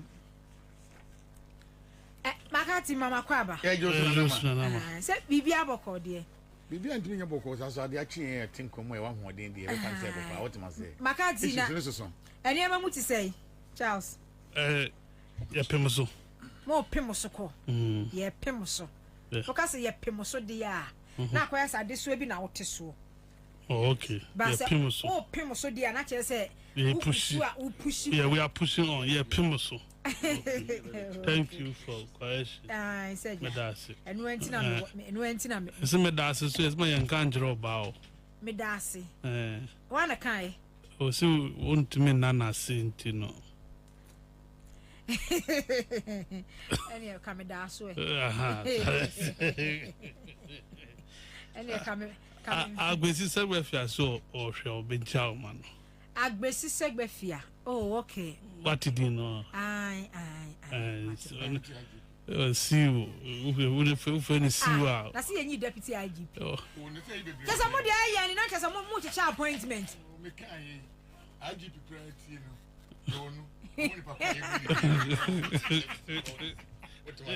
police service, you can't yeah, me na mo ya me hwesa nka police ni bi nya so atwaka say hey watch me yeah two IGP the IGP aba no ubetimi achi me yeah two IGP I am pendi IGP aba no ubetimi achi me Ghana say but me share police ni bi asa yeah obeka say wa man nsa so wachi me kam say hwe wa mu kra na wo ba beko transfer won't transfer won't pay yemra so papa I say time no encourse but time I was in starting my didn't want to move into Makati, man, who say why you're supposed to be about recently near my hood will be a SCCC. Yeah, Ufi say be on my hand doing ye. But first of all, I'm sure the no is see. Honorable team for say me can reverend I know man we do. Because me sure asama wakwa fa ba no. Any day we are wo ye no ho no a. Eya na man we do say make us osofo team for do. Who say wo ka obi reverend na. Wo picture ni pep sunku bi sofo sunku bi e wo wanim. Enti the least I expecting say obi a ye reverend no. Be acted to say member of parliament and then we committee on that so or be acted to say be full soldier be bisa mincha wano makati ne be kasaba mincha wano once I was singing on the say no pe and reverend wakwedi wadent wadi bibia kan ho na waye ne ho fi na reverend for more Ghana e be 98% wo mu nyina mo number reverend for no reverend for you show mo TV see reverend for tell mo radio see Reverend Foreman na to for do bebre ni mo ye wa sorry dem wodi agroma mention dem crofo issues aba me nya ba me ka obi ti efie na koma mpatu se kwadwo ebo a obi e wa sorry a we reverend e ma ba sorry wo nya make sure so no obi abeda wa fa advantage obi aye ne ho te say we reverend wa create way we camp oba bia asori no oba na obetra konwa so e be 2 hours na ona ase ahohoro wetima say ni adwa ya di nkutrasra na ni adwa ba sorry dem wo uduru open no bompa ya ma wa cha be 5 minutes or 9 up ja yiri ntino wuti akodwa na hohoro wo do na to acha 5 minutes na ka ba fom wetima say Reverend for some ya ka se ka adebesa na de especially mo I know mo fie kro mu ba yi yo mo no fie Ashanti region ba yi se nyankopon yi usasofo ne fi mu a e bi aga na mpo betima ba fom ya zan nyine ho ne fi ba yi. Let's create and share and loot. I suffer for no. Oh, how? Me no baba na we. Oh, me na kwadwo. That you only team for just no. No cano. I got that in the title. On evangelist. Okonfo agrada. No. No, so you evangelist mama part. Na Makati, why na was say o komfo bay and was say wo kom a oda no osori a was me kom be me yesof. Se akom ewo bi so a na se ye kwakoyi e de afiri ni pakro so a process e fam enye simple sa enipa no kura no do bebre hoko mutimi nya normal omunya mutimi come back to omu normal. So what it means class agrada na class kwa tankwa no ye komfo no kwa na ya asa enye na asem ne ye enye no ye ka me ka me pasu hu antes me don't worry about titles. Don't worry about titles. Okay. Makati nti yemra so yemra mama mencha wati for na refo na ntim for jodi oye ni awoye because o ma test system no eno ma hu say system no ye weak one the system no ye porous amam for be mishandle nema edintino obenya ne ho adidim enunti ena ntim for joy ne oyi na ma someone say ntim for joy say the intelligence all your press conference means was our voice now also more credible intelligence actually play me you know ABC kotoka efi Grand Canaria na nia omususu ni say that play me nui eye nu boni sem any money laundry meboa but intim for don't me antre cocaine dudu a play me nu diaba when man Jessica dudu a eye involved na mum tim for just say national security for meden e meyo mano anama. What it means is that make me at na maka se me so me intelligent suggest say na tell me say team for joining the house made dada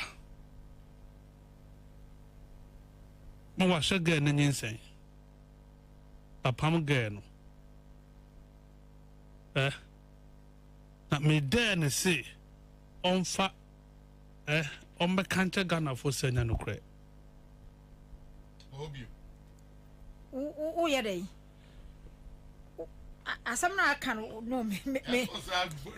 On just say. Me ntiase. Me fan team for do analogy in the press conference in analogy no. Mama catch what team for no wa for you we say.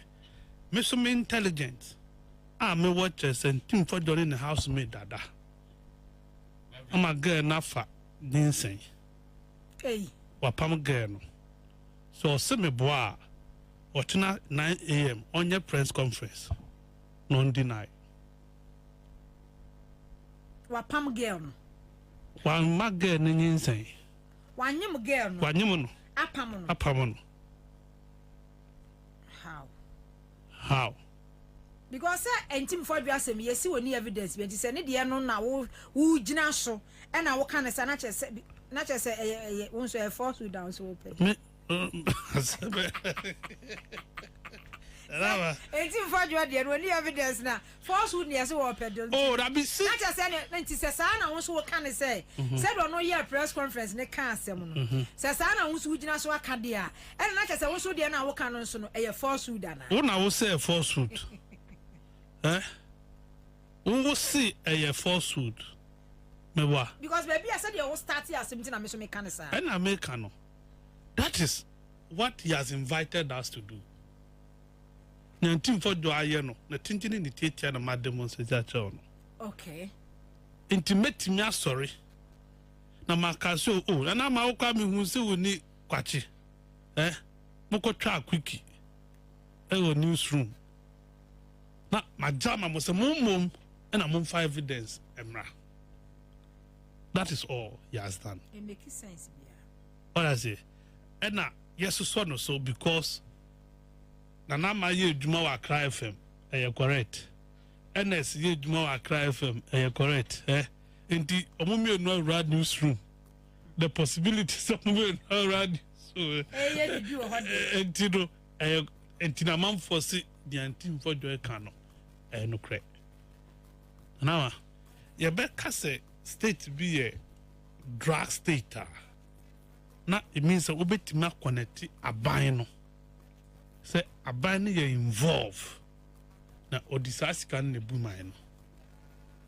Odysseus cocaine, sikani, money laundering, and na odi boomine. We and if you bet me to so, there are protocols, or my wavy. Say play neighbor and the license in Nasifu Nano, they were not taken into consideration. The Yamano unfettered assets. Utimitresa. And I said arrest or more arrest no majaromo. You get it? Ultimate establish you when you now before and the Interpol and Sorikeke and declare state to be say a drug state and a narco state. UN will not do that.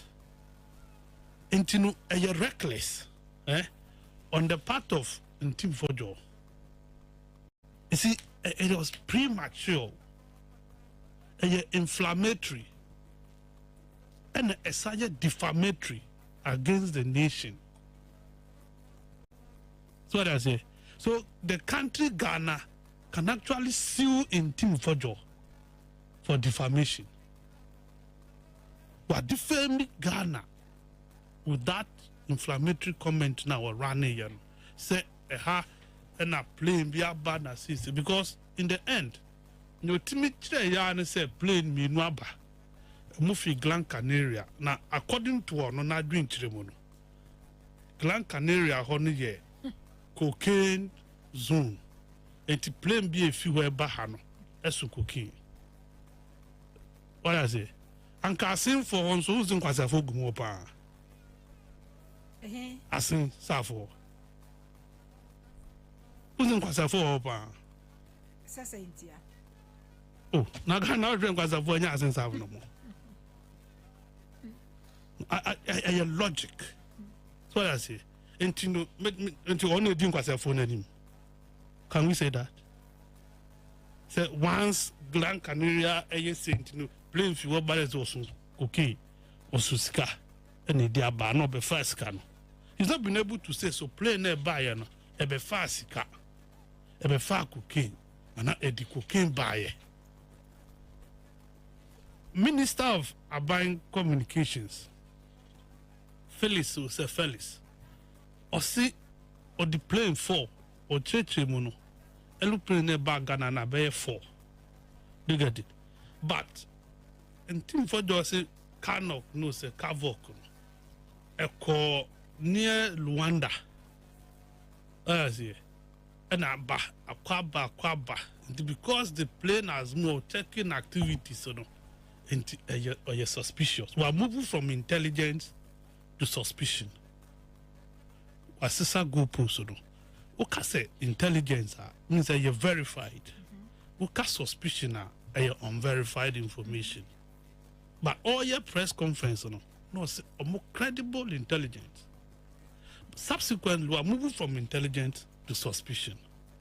And now many will say, and team for Joe. Any minority, any mean countries to say, cocaine do say na bagana, and asika say na bagana. So a conjecture. A black wire yes idea will be that. But in the case of a black wire, or my musika involved. Ukofa Oslo, newa $12 million and a decoto. Your hotels are here beton. Snit hotels are betoning as if he always come out with superior argument. In the case of a black one, you enforce no the evidence about or throw Facebook, Twitter, no the evidence. No. Details, no the document attach it. That was how he was doing it. Or no, Akufo-Addo never asked him or directed any state institutions to munko share black one. Na money no and discuss na yin two sad we are say. Instead, you the Nico court. As you sue about Kwabena for 5 in this exposes our year within that short period of time. In the case of team for Joe, press conference and a president and say knock up for national security, NIB. Money ninkoshia.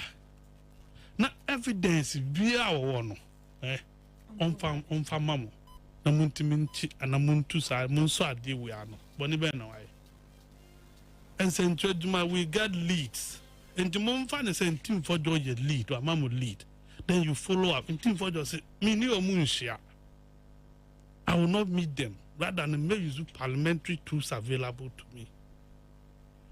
It has not ended. We are now jumping from one radio station to another, from one TV station to another, claiming say, "Oh, evidence." Ubeko kutin so as playing 2 feet, Grand Canaria, Obedru Ghana town we, and call Luanda, and call her anything. So what? So what? Play not to. Then you can see playing it to Anna. Any quancy plane a landing or Ghana Hana. But where is it the first time cry? Oh, but when you say a month for a week, Freedom Fimuma and Intia, now, until you see a cochino, national security. I mean, what? Why would I call them cochino? NI before national intelligence. Ain't you no more quacochi and team for Joe. Marco Duni fee, Montimian channel, and a Massamba. May muddy. If I am your head, and I'm or more moko when in a meji. You have only brought unnecessary criticism and bashing on the government for nothing. Because Marco, Montimian channel, and they walk Cromona ye and a con team for Joven and team for Jonam as a hero. Onam as a hero. If you cannot arrest, you don't even make a move. Say no anamuntimin china, and not by force in one Amazon cause Mococheno. But Medin intente. you ambush this one and arrest him anywhere.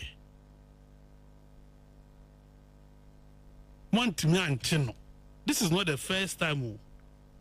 Nana. Yes, it will be the Benedict Peters. Joint operation, national security, NIB for ni Jubilee House for no. Akabum, Antimianchi, Benedict Peters. No really the information, but two also matching.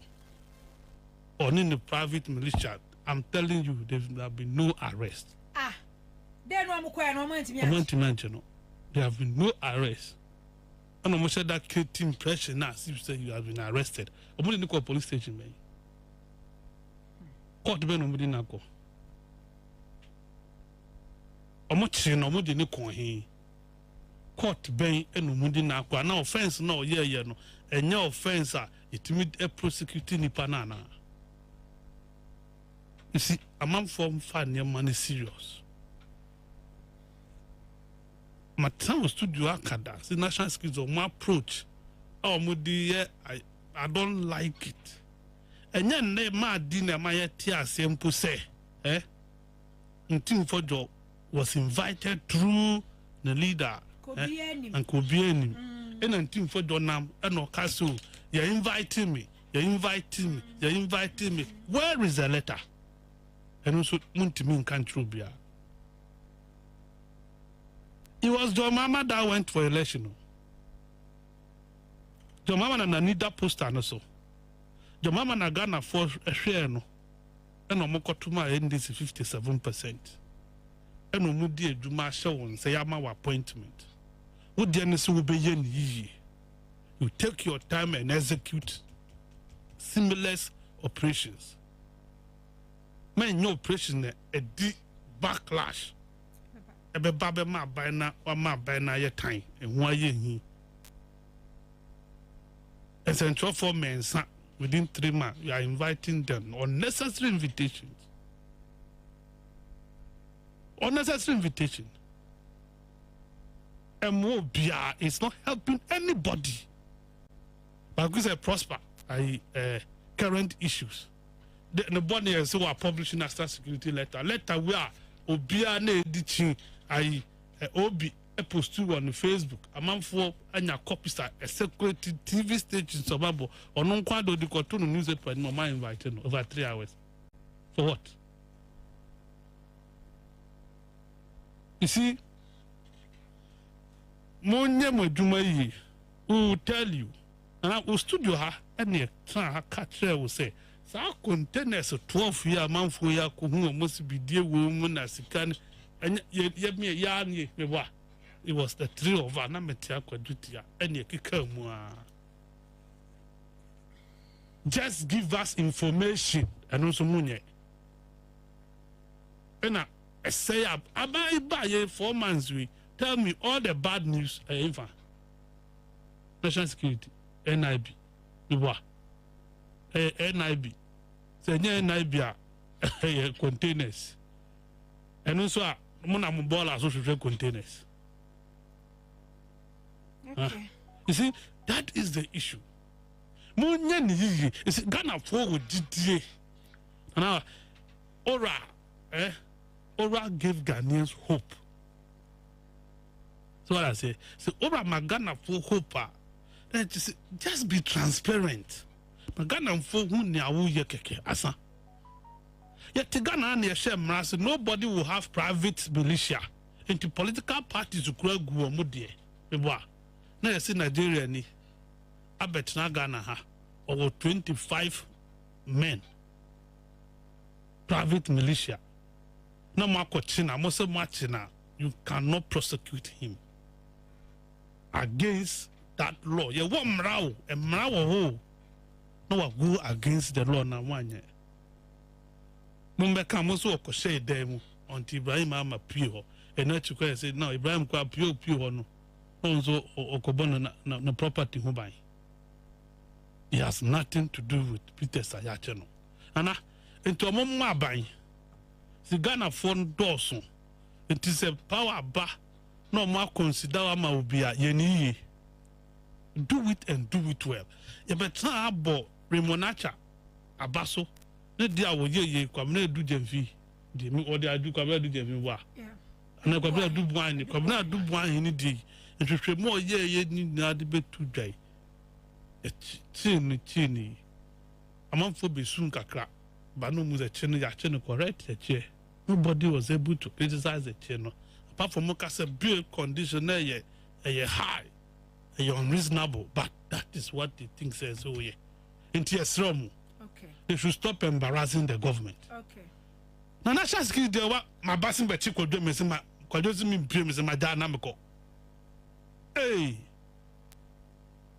NIB what bahaso be affect arrest we say amam for sorry agent room.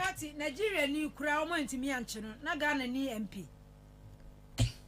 Nigeria ni kura se ne okay. Ya omo de betu mu se o mache Benedict Peters and Tomo trust no man Ben Peters. Simple question. Omo de no kon he. Where? I Dele Mahmoud. Tweeted. So only nakasa. I don't know how much you know. They said the Dele Mahmoud tweeted. So he spoken to the man, and that it was overblown. And somebody overblown. The government has intervened. Everything has come to the end. Ghana continues to be a destination for tourists and investors. Okay. Kwajo. Mama, that's it. I'm going to thank you for. No sack of a container now. Come back container. You are now there. Container. There be a container. I cook, a friend said $1, Gold and dollar now. You're dealing with. Meaning, and the now to me can answer because what is it? Why also I should be. Oh, and I will say fake. And then Bush I will say, more comedy expertise square and I'm the machine square. Media, dear, me call you say fake. National security na dear koye. Per the omuji chire ya ni contain omubia no ni dollars bondo ni gold ni gold minan. Omu say fake. But fake you only fake you. O see you di. Yes, guys. Let me put a question about but o see you fake. What the machine koye? Oh, but na say why do you determine fake? Fake. Then I'm going to check it. Fake. And you fake nana. Fake. One deter which you for no determine fake wa. They said this can be good them or say fake. What as a man I work on. More call come expertise still na nipa mbot me. This how the machine score. Mama fa bi anko. Yes so we are we because I say machine e be detect. Na machine no can't machine can say say. We no a grade A. Can't machine. Enti senye machine na and e be detect here. You find it difficult so because I say to bebrebe am ko nyina ntima fa machine ba ko. Kai wo so da bi nyam pa twa ne fa yem frɛ machine. Oh yeah, experiment. I want in some. Am I a every Jesus Christ, so same way. When you call to me the more court because I dear more and mentimate and someone number one to maintain say. Send the jacket to be the term fake dollar. I want in Sano. Japan no Cheska. No Cheska and answer no bank. No, I don't crowd who say fake. No, me this one mom Kotokoba could be ever check who say fake me back. I be Siako way bureau a quarter 7 fa. Woman me say fake. Hey, there be na me come from no fake ni. The other can be amen just the different report beba. Ade a tower of FFA. Ni fake ni say. One say we should be a was when this in every. Na ma say okay. Was it minimum and since I a different from a B. American dollar. Don't make be a current one difference any old one womb. It was so coach per years in the check here. Towards the old one was a sample. Ya no person motives usikano. Me pa we are where sir. It be Japa where madam for Terminator. But where dear, how dear no go. One could be Ukobia, Kabu say. One mafia son could be. One me fire and con I said, the machine check it. On found Katina, one information. Ah, one for Shiama, one for the one some Kapa says, one for Shiama. Yeah, baby, a picture. Yeah, picture. Yeah, Jirahono, your beer containers are swat and watch ye. Yeah, Yisika, the $1 I want to be determined fate. A fake dollar. The Ben on the you know, womb. Ghana, your currency now correct. And a tahono. Would the young queen or see a debate fake? You are fake.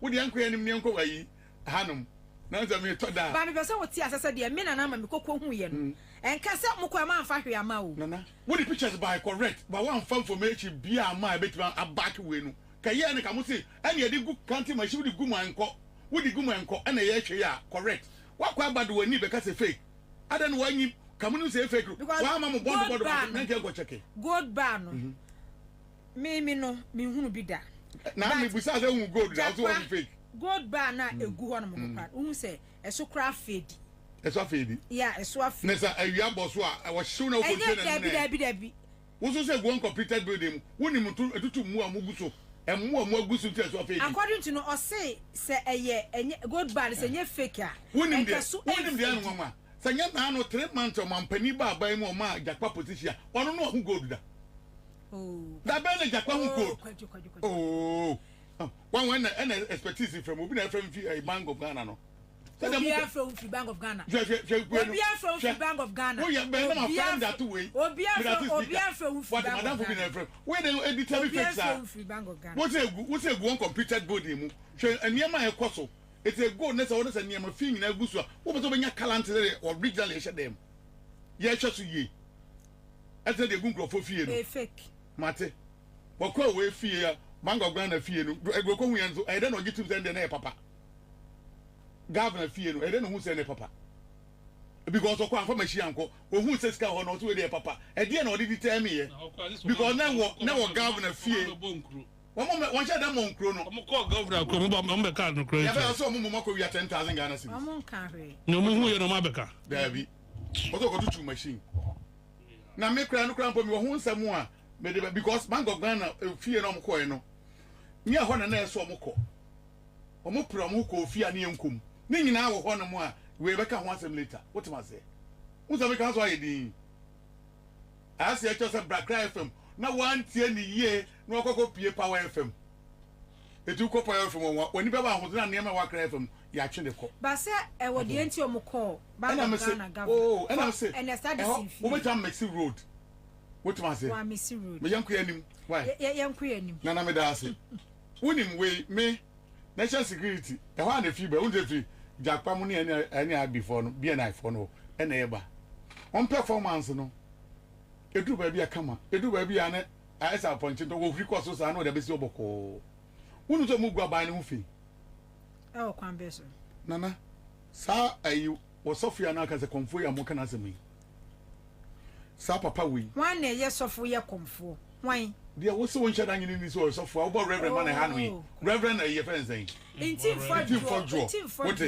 yan kan sa what ma say nana musuma for process ne so wo se wo ma what ma say come on wo se wo ma BNI ma trans say no ye hear information because wo ya ne de wo do man no ani mu twitwi from e wa mama so eti grofo bi ba gine different na man abrekwa anya sa na tie eti say pick no nana ni asori ni afa pick up who the pick up ya na to aso ne mo sanla mo dru ne fie nyanko panda mo fie information because answer national security for beba fie no nana no mo le o mo bibi adada o o mo le mbusha hu bibi asa wo ho answer ne adru ho nom na mo dru ho nom a ni ase NPP supporters bi aba ho eto mo mo ye nche no na mo gire ho na mo de mo hye mask gire ho to say am robbers bi am kokko wi obi wo mo hye mask na dey mo ye national security operators mo nyi mo anim na mo nchi akwa no NPP ni bia friend na case o hwe videos ni bia no ono ne wan mo and then me tie no one of your sister station case me for a friend on interview no so no national security guy ba ko in plan and ko try and go bonishima obuni ko mumbu na ne ya ba beta o ma we mu am yes na na take Accra FM yi and wo to yampia we ye sure say sa asem we mu esi yi akufo ado person ye ka say kokoche NDC MPB a obi betima ayes aden ye be foul Rambo star money so pobri na mo akokọ gira ho na mo akoto afom no ama minority leader ba be jon say mo nkomde ni baba otra no pa ya mo kwa na o yare ana ase na wawu ana na mu abu e die na so de man Friday morning amen no no nam so a hero ama ba omi akotra na nche e console no say obi antimi nya ohwe no ye ta wachi de be ba obi antimi nya ohwe na no man etim no ye to aba ne ma ye bebre sa ye to ma ye de ye dey 57 but then you correct ye nam sister plus o eno mu wi bia na be ka 67 57 no kura mpo no esombro so nana ne eja wai papa wei ene on naba 10 o'clock ram de aba what aso tin ba bi o and this matches no mo bo no o mampani ya to aba ma no ya e bibia mesre no eniama no bi eso no so fa no ma dodo wo mu gu yani mu ase dodo wo fie no so wote sese nke kokko yesei yese ya ma yenye sei ye wie no mo NPP fo no ekura minority ketekete wei sese omu di yeso abonti omu di yeso parliament ya mekasa papa yi mo di defense dabi ba ayafo so one deputy speaker no ahiafo wo ko wei wo san ya ma mekasa wo hiafo no afodada eno eni kokko tra ho emnu tu empanifo bebre frem ko jo nyanto bo asem no papa no wote tankrofo wote oya den wote ten wan na akwache wan mo de sa me agu ani ma sia me awie vet ye wie afa da munya djuma wo bonten ni ani nyia mukwa ana mo jem na mukwa ana mo jem ebe de bo the next wo supporters benya gidie wo mu sa na ebu man eto bia be na se makati ko bia be tira kasamato ato obi so amamu na wo bu no enkrofo na di ka sen no ena on peso mo bua na ye sen yie sa de be ya wo no wani mo nyam nyina be we na o mo tiba sa ba beto o mo niam so the ndc 4 year no na ne ekoto aba ne ye 57 bia be ba be 55 bebre abamu obu because of the leadership no adwuma ekoso but leadership no niam o mo ye no eso do wo mu dodo esa nkrophobia na mfofo dodo esa entimi me o mu nkokoso o mu utuma em na se mu ko na bi ba hobi wono so case national service we na ka mo na fra na ha ka bebrebe a ye Ghana we abro 10 million obi oba bia Rambo Star na do agu ni nsa ne nan na mo to na click anim hwede wo mo peke Kwabena Bobie ansa o junction so beka wan we o mo hihye bro no sa bro o we maso ani atom to Bobie ewura ka anim so do no ne kwa ni di akire na de ne yetra man krofo ya yesi me dey understand this in for because course ba ya no bia ye ma ye hwe ya juma ne nim se ne ma bebre wo kire position bebre aka ye nim se benya bia bro so mo bia wanto ye nyanya bi de but in some ba na de wo mo ba be freye titi nipa etza nya bia me juma ne security na bia nai mini ba mu get mpo enkrofo ya fa wo na mampani mi bu se o bia nai oba ye no changes eso mo yo mutimi nya ya na ya fa Dabi company when I say yes I changes no. Yes that's how you na unye ye. You are national security coordinator. You must do changes. Because you must do research. Yeah madam for Owura Prosper Bani. Oh. One or hobby. One advisor. Onumpo advisor because of Juvenile house. But on national security hono or be office or hono tie. Brugate. Ya mu nyina mu gu ho. E dia na mo advice. E dia na mo ye. Mo kwa na mo de akwa no mo beto fom. Jakwa maso ba ako a e terminator. Ne ni ajapa from asa e ho na ye ba niema na ye bata unhu de omo ye me say leadership and this leadership omo form nancy from na grassroots ni nya gidie wo mu omo ato abana to ye nana obi die mpo ni say nana na obi boy ayi ka no ayi ya ba ma mo ka no obi die ni say bro nya kra mpo ye say ma na so na nke dada e na bro nya kra radio to radio tv to tv on watch say baby ye say one tv ka on tv jo mama ntra kra mu go threat or a threat to or no abro nya o wo nya Ghana ni Burkina ni ena papa mbedo afuo ena ye do tu obi na wo ntimi ni Ghana ni ntra Ghana nana and this for no tutu niam yi sa wo sofo we nke kwa ye man so straight a eni kwa se betra discussing eni na wie me ne wo kasa enu anwumre sa wo hwe boku issue si boku a nana nya de ketwa wo enu ni ade aka se discussing ye nuanom bia emma no pode na ya wo ko binduri wo hine no anwumre ti Alex ye ku na ku ne mouth eni na yire. And then you can say Mama Yariga Crafty. And come question no. Omashino. Dabi, I know dear. Try. But police of commander if you share police station and Sheno. Nana, because and the police for also a gun even Bokuna about a for the bodyguard me no. Woman no buy ya I call it to say we minimal a kakanative fonte. What must be going to be kind of tradasa. One say they could ask for him principle no. Emwache omso say okay fine say mwache dia mo ye kusa for a market na Accra FM mo so mo dia na Power FM mema mo Mohammed Dwa and the police for man prison for ni land omuni ba aduane ni ade tie so mutimi wura kusa for market onkoto niema etian na police for no e guide bi no so wonya hwe man mo mienko e be ga no nkoto nuane ni ade ti wona youth ni hu no say no way some be to ye nuane de akoma mo kurumu adi no mo wi o mo abekuya ni abekunto kwade ye ntiase ena omo je nuane ne ma nyina and omni police for no the enya crash or market war. Tiano na boku na aba security for me leaders so who's not in there leaders people be biajo. And on ben omni guys a police for beka omunyan to base on be to be bia. And to more 10 one that is what me my bro. One more 10 money supporters the kokasa. 10 one police for the ga omumi two. Kuma omumi to market street. And then to kwani raise nya de ketwa o nana. As a police na started. Police na started here. The police for the and to kwani between Kusase and police. Go man principal na ko bepe ba ire na ato. Police for the ko farm don buy some guide mo mo abebeto niema. Ba ire mo mo nton ko mo. What say? Daddy obi ba opa confirm pe ba ire. Mo list no na wakoto na de ko mo Sunday here. Na mo do mo ba market na ko fa sanse mo buy. Ama nipa ewuni nipa mo pra na nya de ketwa. Ye betra no ne asem an ka se ka ho asem. Because me and Tokosia, see a tian mu yo is and Tokosia Hamio, Nanama, any Abram, Mana, who will blow be a Bobie will to be a pie. A man of you blow Poneta or Prempa, you find a normal. When I said you know Kwabena, Fato, you between you and your Makasa, Akumato and Beba, Sam Pusini way, Kuzas and Tokano, Etobecha. And young Tim Ford go issue where you are so simple, Nana, and I am in your list of a birthday. Yamen to look on one kind of home. Position no much be my business. I like that. Me list of okay, man position be one of security position. One month man no the muncha there. The team will work 24 hours. Ya bet nam dia ya ba wo se be chi na ma so om yenko. Na kwankwa acha betwa nam. Na kwankwa acha kwa crepo dada wo. Less a minute no crepo no da form dada. It is a NDC for ntimi nya de na ya ne akontokwa 99.9%. Wo mumma your positions ni bi. From one of Castle Mumma, Minia list will be the beer home to be one of the Mufamano. And a beer coding concourse. And a beer coding concourse. And at the end of Kunko, Deputy National Security Coordinator. Yes, sir, when you know company for Mano. Rollins, no one said Juma, yes, sir, one birthday. Can you make no man pennies a position and Kademano as I channel. Young Fian, you are not dear man. Nanka the intimate because Nana.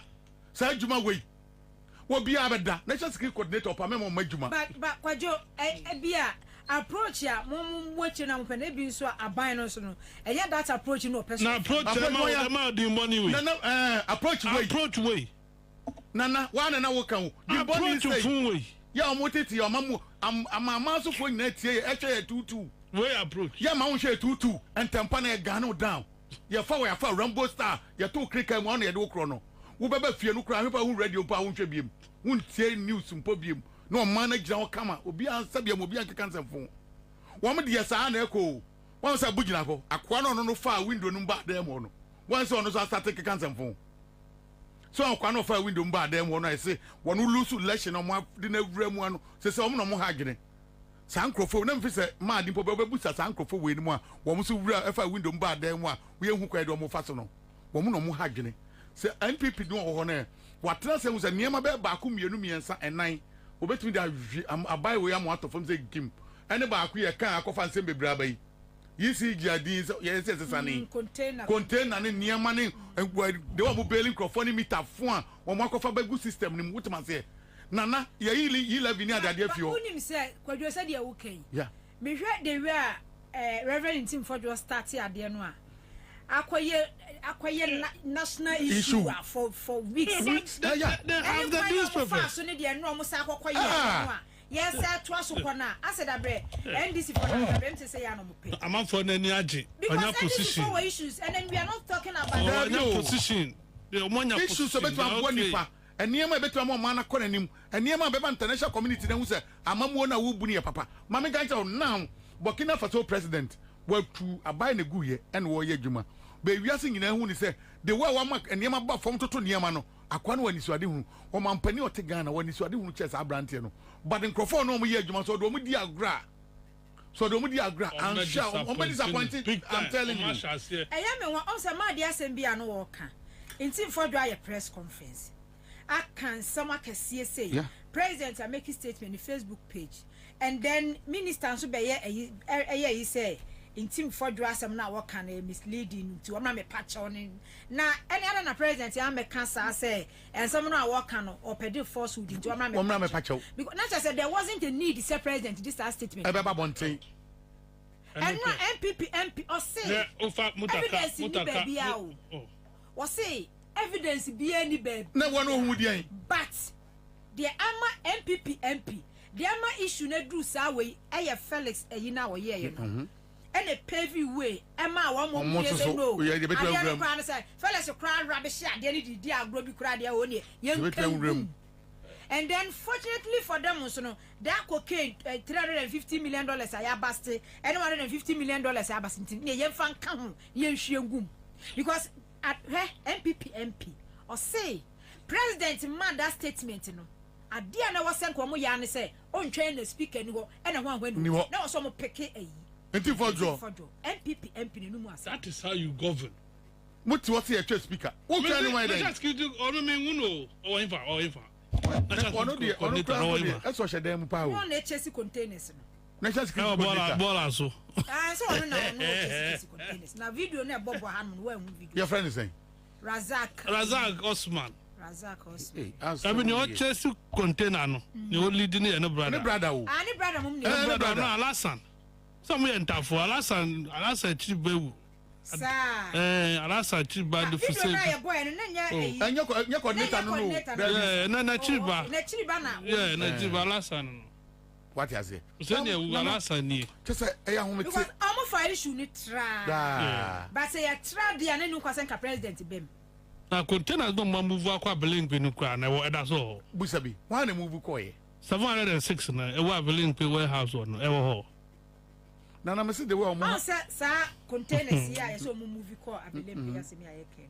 and one say that we na e ba out o e ma ayimu obi mu e na omo edit ye the top ne ba no nya dia later no full we ni say ni ban as to say national security kura di e bia follow up ayi be ba be kire e na mo akochi one guy Prosper, one journalist, or publishes a letter on the front page, and no match. 3 hours, no national security. What do you do? Mr. Nana, what was that? The same letter will be posted. Woman, I'm not in Coco, and one getting on J. Omo. Nana, Mrs. Sandys Beconi say, no Becon Remembrisa, in fear so much midino. A Jumon Bay Nana, and Conquisiaga. 120 days we Ogusu yo 120 days now I promise akaka kana wa rio we had a 4 baby like and so they quoted no they about diamond na now so Mr. National Security some year reshuffle fast na national security me who and I be a problem no e so mo year reshuffle mistake and on my point go be a ko inside because my who say One no say old members obi na onya opposition wo. National security kakaka da ho no. Position empanifo no mo nya na ndisi nim. Na de no wo ya say of asinenti kro mi e o mi etu. Etike ho na so mo picking crofo bi ho. No mo different. We mu nyina appointees ni fi abonten. Wo mu nyina fi abonten. Oba ya na obedi eso. Ene yeso be din na niam akochew. Saa na mahu ni say ekoso. Eti eso mo de mo ni hwem. Na inafo no mo inside no ye because and now operation a man for musuma na mo amu bi and a friend team for your agency ye ba be chew omo abi omo send no inafo inside after na yes adwuma yo na number sa obi an obetu apeke no and obi an obetu an hwe eso connection security ko pick obi a one we dey no information but say the case be chi kodwa ebo a ye hu meeting ni po wie no be afafo no atest America no atu na akọ ba bi na me so mo nko back na mo say Richard Fumpo memo mo nya na adwuma mu de say adwuma mu amoyi wo beto create position different am obi an wato no what ma say omunya bibi sa na nkrofo wo nto mo national security omu ye adwuma appointment will be the one come to president for so we you profile these people man for that come position e be seen ne e case e ba ye nyina minim senka o mampani ni na pamfo ebe fa advantage we a clear airport nyina ka airport line na go nyina o ada good of fake pram eso pra ho nyina na ho nyina ye and na airport phone ba ko kran koye omo sa issue statement say wa wuni mu abaye with information bi e bi abeba bonte against omo do be court say ne won say na abonte a omo sa nya hoode because omo say NPP phone ko an go hwe information omo de omo sa be hunahuna ye can I say more advantage because at the another true or false obi allegation ba no ko ko na guo aviation boss no coin oh no nya mu de na ba no ni nipa na omudi na ba wonu minimum no menchonazi cheno prima boy prima ye aviation unsi prima kwa aviation ayo wonu si prima pare former kwa aviation and odi ni ko or finance ni oni background in aviation only background in aviation. I'm telling you. I boy no more fan. Fremo pare na ko Mr. Frema no aviation. Wan ko aviation na so ko aviation me tro boy na se. Frema took him there. And I'm mechanized no by force. Or finance. The background the whole first. Fremo pare na de ne ko ho. Mr. What na I don't know mudi na be sure. Me see the background finance and we need background in aviation. We go do first degree anyway you more. But even if say Makati say background in aviation cry obi afre mo opare na de ne call ho no mu ne ade a watena ho no mu ade de na say yes ayi no boss na nkasa enko a obi afre mo opare na de ne call ho no mu no and I make count this national security be ye juma. No my profile, I'm from my pick intelligence. You should know these things. Before ever more be appointment, you should profile the person, know the person's background. And you think they don't know? Do they know? But Makati who him so you think say they don't know? And so much of that. They don't know say Yvonne why not you know. And you Yvonne some quite America. Now see Yvonne there. Who can Yvonne say me you bring your course? Bring your course and you bring your Yvonne say now can. Who studio I'll be your course. No man. I did all carded. What do you know, my friend? And this is for page one of the with the Jan. Only say, I'm not for Musia. Commission was some will be catch them, say, I dare not me in Minyasim. Ubenya. Or be catch them, say, Minas Commission now. Now you don't know ways. Me.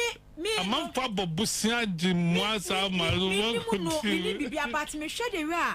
Not ye near Brania, ye galamsey, ye forests, ye water reserves, and money at the annual, ye river bodies, no money at the Adena. It's a American, but Obi catch them, Miss Anama. I don't know why you don't want we and one. I was sorry, and out there you see as good. Ubenya or catch them, say, and I'm a Ubenya sim. Until you why he went in a way, because at the end of the day, I see them must go. And let's say, I book in a poor can be. So, no, Satman, no, but no minister, no. Why, your Bonibia or near maybe no more problem with Minerals Commission, you know. See, you know. On Musanos, information be on the Momo. Because there's someone who's only panel, we are penny through the Amano. We are penny the Amano. Ah, Missin and then Ansah, me cofa Frasta House, Nanama. Me want brand to be friend Pierrot. A brand to a Canadian Japan boy. But I wouldn't say no Casay. Well, yeah, or chief of staff office. Oh, my mama example. Oh, Debbie. Oh, I don't need amount information. I don't me or regular Zebra. Why, my brother, I'm a papa and Bibia. Me nene ye di agro te se obi ni way. Me put some na brand or pede be ha. E dey me we tum ran my osie no. Your friend Pierrot. One no can Japan boy on the number bia and nem no case of Frasta House. Once I dey wutie, some boy Frasta or mo friend ka just go boy for ni. Ah. Nanama, me dey make am bia nya da wo. Me ne Ghana fo ni da so be ka se ko. And me say my body Pierrot. Say one boy no. Or Frasta House. Or regulars the branch checking the team no holding in her. No baby branch if you're bow. But no, some of these informations I don't know pick here. Moon draw not say no. Me them in attention. Attention to draw crowd as no, why na yen draw. Can obia who no obia who's away where traitor. One and draw down family view. Ya break individual attention at the radio so hearing. Ah. Ye tiredo su cause I was yen room attention Broadway. And some people can ya break. Yen mu asimasi pa unim na so ni baby ofi. Near the naba no near the nakosha baby. Yen ni pa na da bi. Ghana Libya Holdings. Ansah company. When we say I buy company, I buy will weigh 60%. Okay, just I buy there. Yeah. Ipa na or manage what now from Kwabena so besine. On a corner of Vrungo Central, MPP ticket so I will lose you. Or that's what you. And this in penny for a lobby see and find your Monsignor non travel. Ah, from Kofo. Yeah. Mills Mahama. Yeah, I'm about 2 years. And I must be a father for on the car. And then after another 8 years. Yeah. Or that's so until or MPP this in penny for a lobby. See, Omunya. No, I do, baby. I do ask myself. Say, I campaign. No. Now, this is for this year campaign. And now, I'm panning one. Matisse. I'm panning one bray and Kwasi a veteran journalist, Papa. Can be say. And I am away appointments and Ghana near NDC for Quadia. We're sure. You are not Mama and as much as say, Ebian ready. Or not Mama and the banner some no more. I didn't see any Achapa Mubarak Zakwan on it, get a compliment to come in the bent qualifi. If you are the banner, won't talk on all coon. Bagel, no, why Juma. But some I'm a practice there 2020 I know the prophet.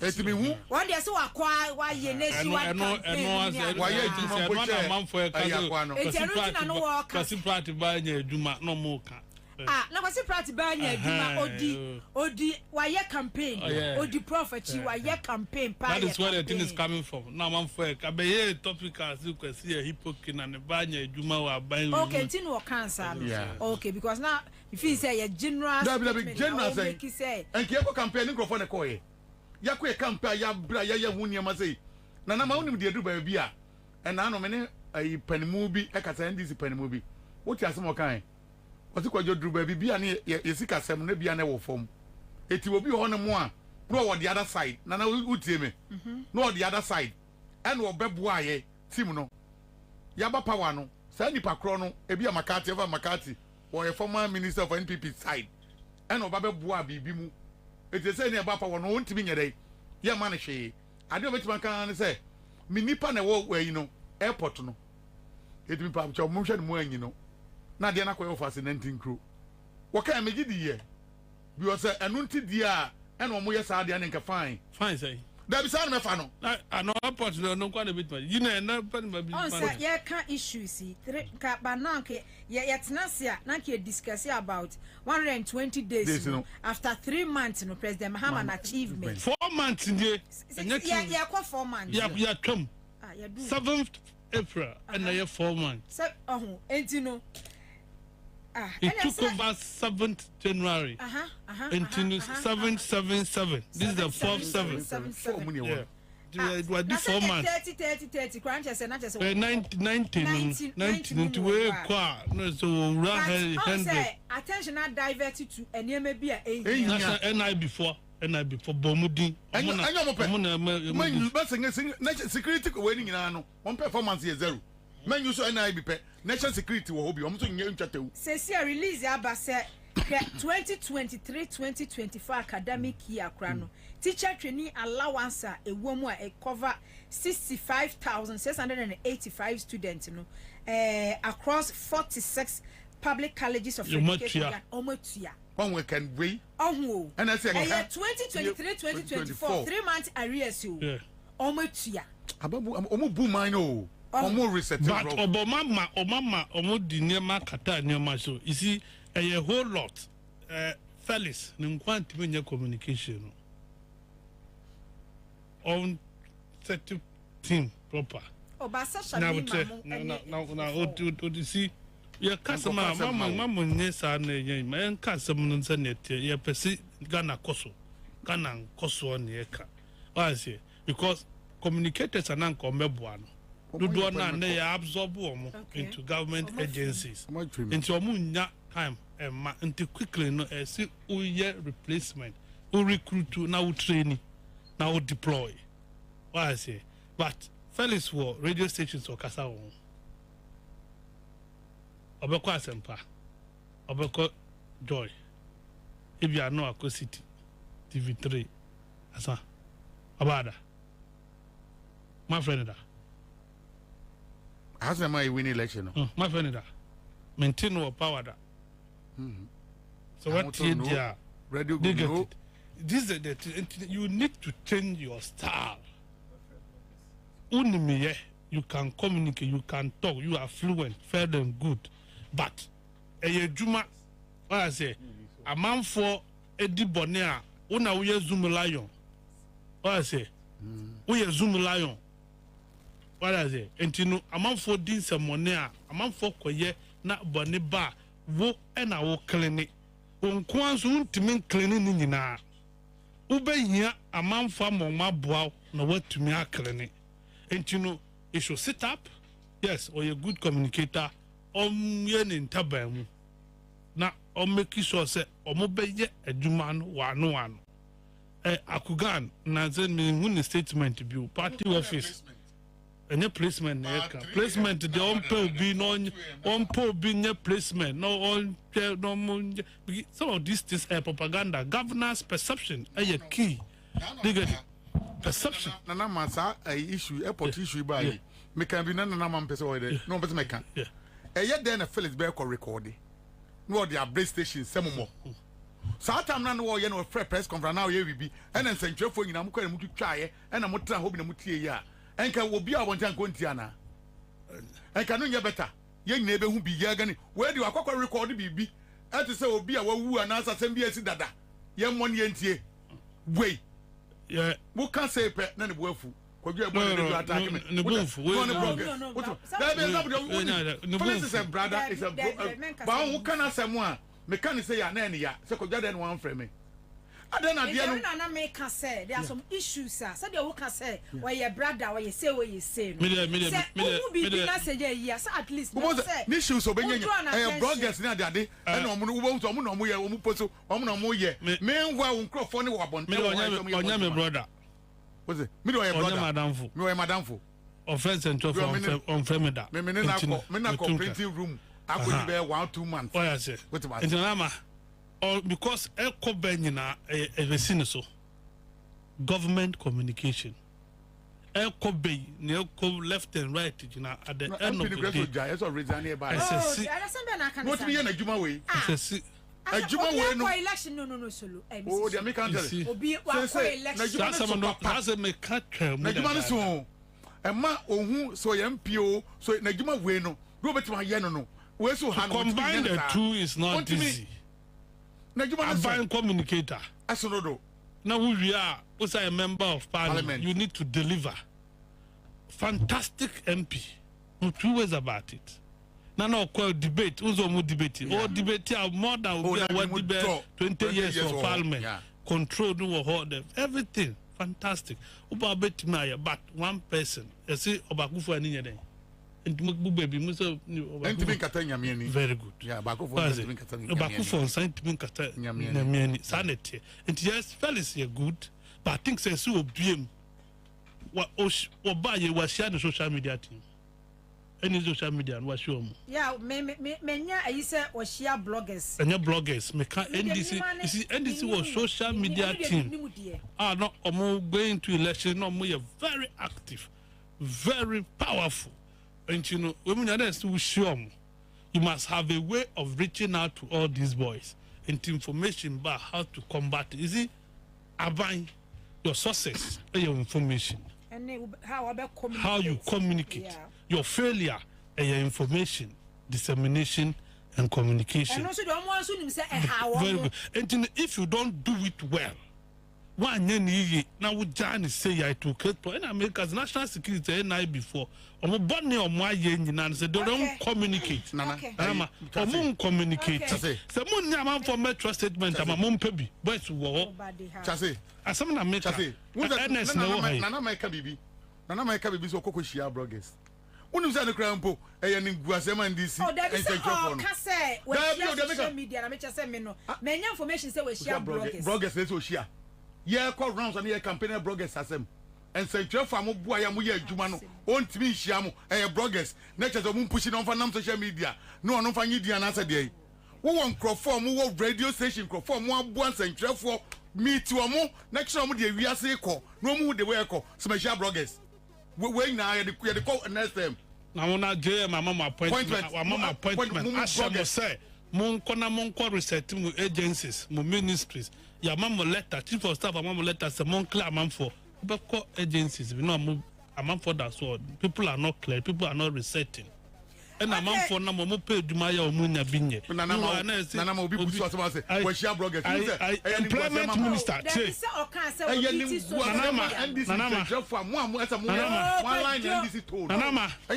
Employment minister, Dr. Rashid Pepo, they are better to just say, Nipa bear 12,000 and they are form after 7 December. You miss a same do do send an impact map mom. Contrary to the no be for mom ko secret 14,000 plus. Police for this soldier for training. Ninga ku faro na fa o. Omba mo ja na trada na wo. TVET omuye TVET ko mu ko duru ho ye. But I think some information do am pick here. Said you am brothers ni brother friends. We be communicate to them. They are obi who communicate to us ko so mo boye adwene ho. O yes sir. Adwene sa. E hana na ye kan ye se. You want somebody be papa. E hana ye kan o e hana ye be. Appointment is umpe ye benya bi. Ba bi atichira aboa no. Umpe ye benya de. Ba bi atichira aboa no. Ho ne ja no, ha ne chance ye be ja no wo ha ya. And then yes ya ba so ye ba be pempa nkrofo say be America say national security. Wo mo sam enye ho ye. Prosper Bani on fi wo mesen ko Frasta House. On office wo mo nya ne ye office of Frasta House. On fi brigade. No mesen ko Frasta House. No ko Frasta no advise the president. No more when some year Juma, home to me, Juma. Juma be a Nama, Mama Nusi, Ahmed Ibrahim, Madame, you say, who said, okay, Madame, Juma be a board chairman. Any CEO, I bet Juma, Juma, Kobusa Hackmore, also Juma, Elko board. Only boy, we are advisor to the president, go to the presidency. If you need information, call national security coordinator, wouldn't me office for no. Monkan the area Becca. National security, back on some opa the way, you see the way. Can I say St. Andrew Senior? No, I really. Oh, now tell me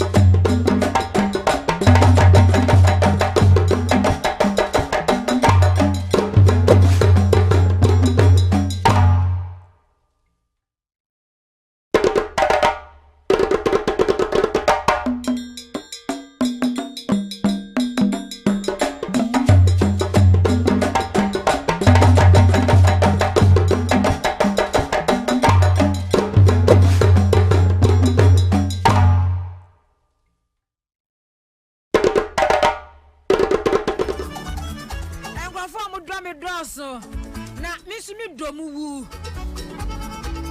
Ewia mi din na nama ejako.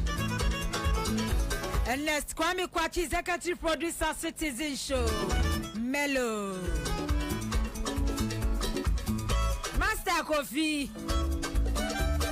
Aban bi aba wombi.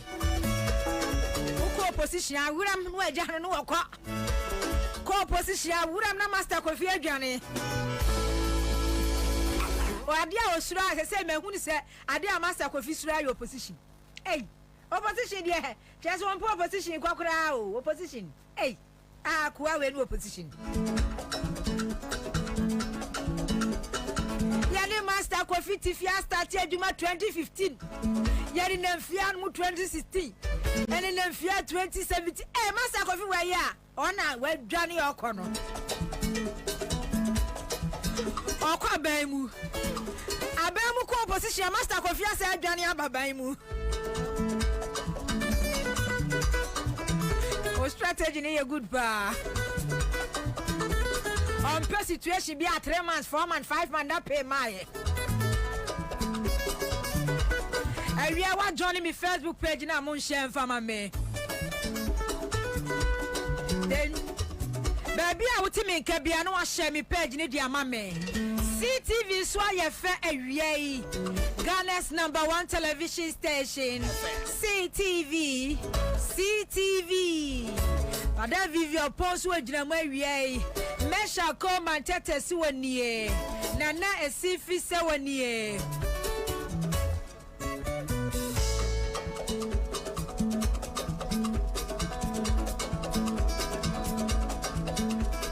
Jeka kwa kofori Baglabi Agboja Natalia Nana Osafu Emmanuel Eya bebrese na maya wonchia mi bi Araf Omanie Ebeneza Obu Andrews Ajay Adams Cecilia Akute Patrick M. Katia Dini bi wa me boy am fancha me wate Baba Adamu Accra FM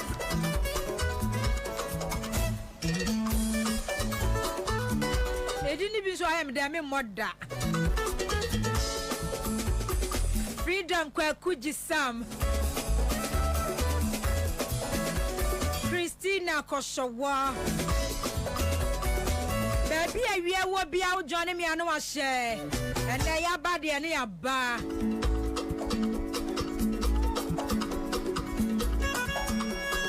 Otie ku Dennis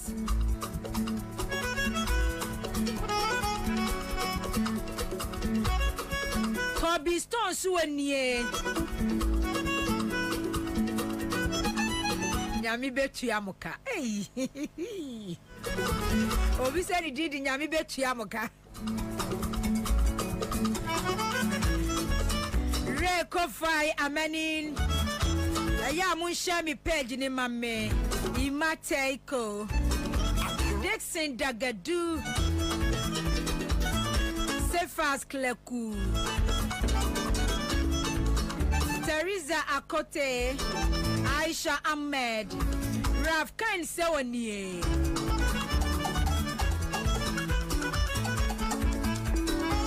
Harry Adibia Adiaba Rafael Sosa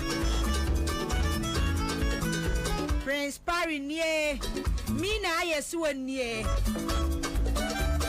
Alex Kofi Amedeka Kinelli Suwanie Richard Okin Suwanie Listen Dagadu Jinamwe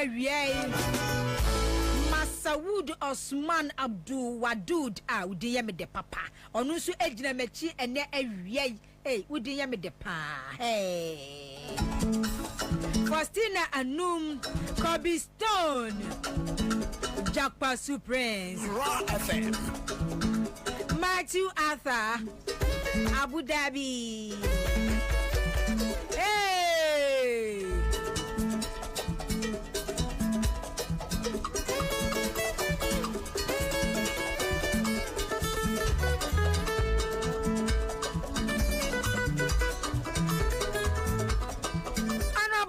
Bobie Ansah Ghana for Afro why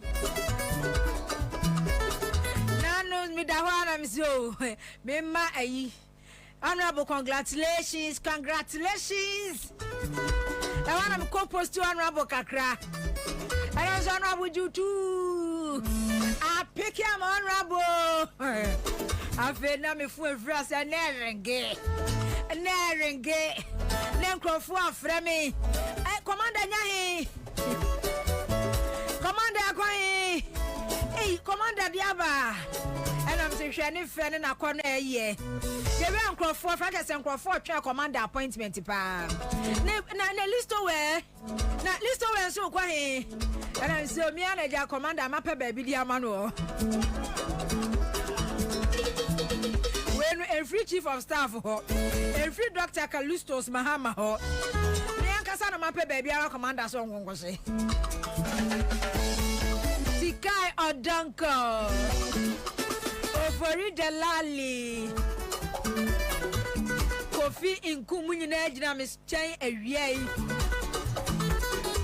Hey enkrofo frame sane enkrofo frame Hey na Commander Boham Any congratulations neba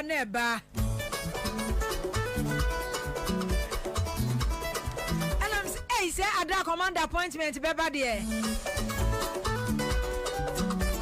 Ala Kambia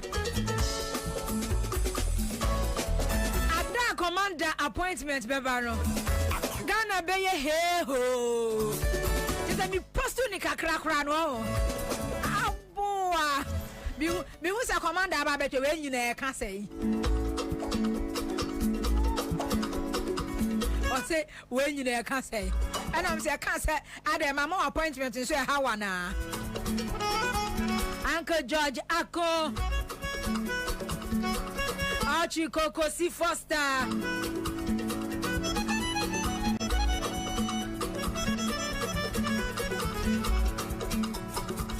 Yunus Osman Al Hassan Sulemana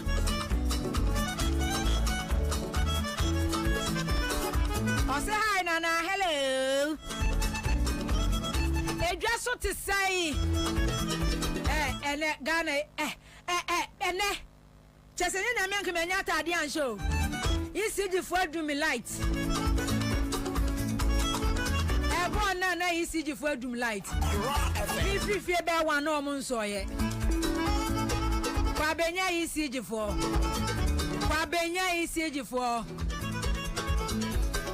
acoustic GH Kwabena ECG for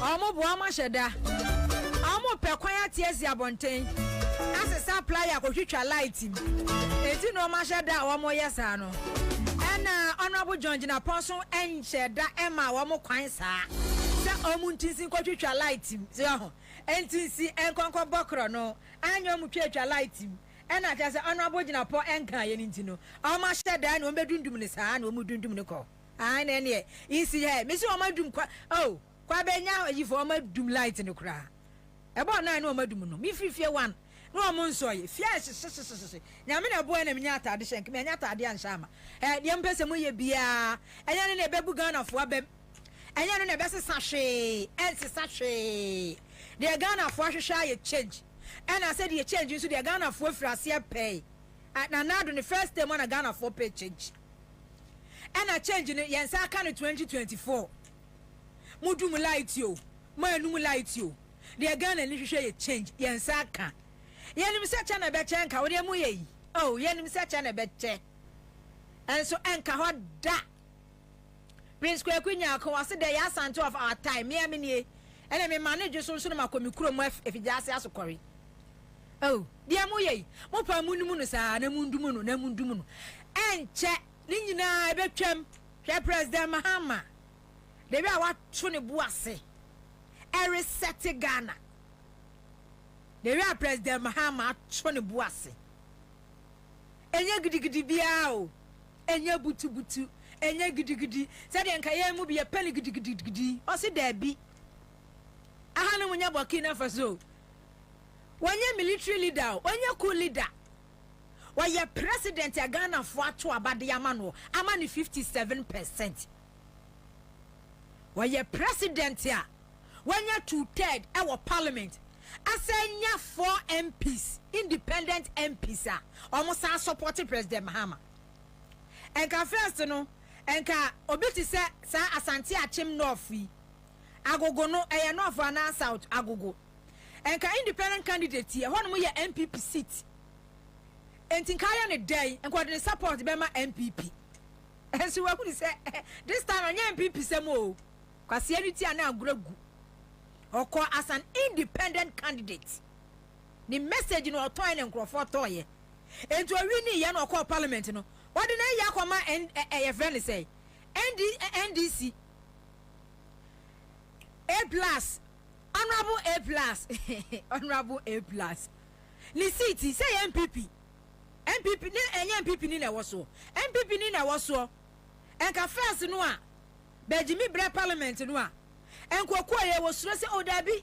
I had a MPP for mu. It as an independent candidate e me win no.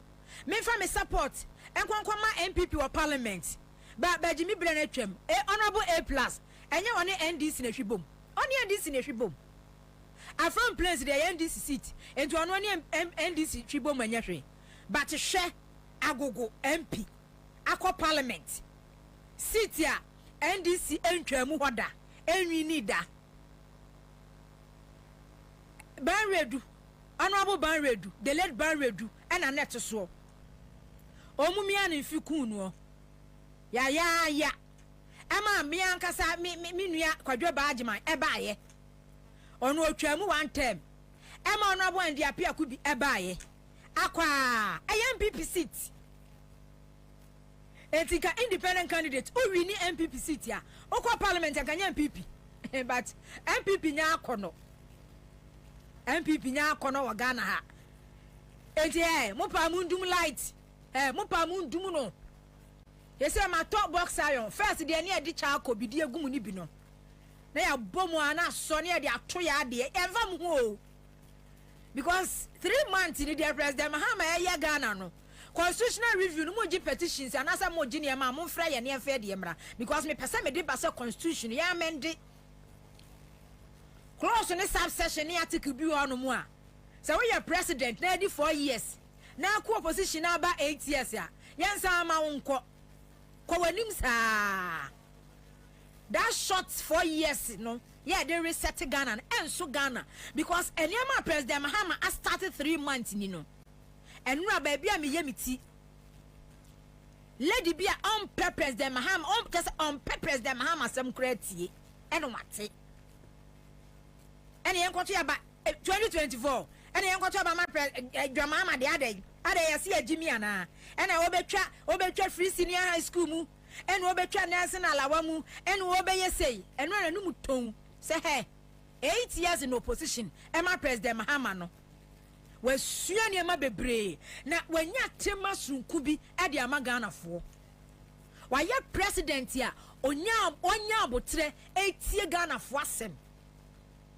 ena wonim kura dada 8 years President Mahama ntukwan ya free Ghana ho President Mahama wo Ghana ha asen when bia President Mahama betu kwan bia okọ event bia conference bia no ne yehu enti wanya sympathy sunkubi e de ama Ghana fo enti bibia wo ye betumi wo se wa apply common sense wisdom knowledge common sense wisdom King Solomon wisdom ena President Mahama ne second coming no ne second coming na say second came and as second come any mon try to Facebook na men kai ne maye to so mienu no wisdom ena President Mahama de ye adwuma enti bibia wo ye bia de na kwa mu pa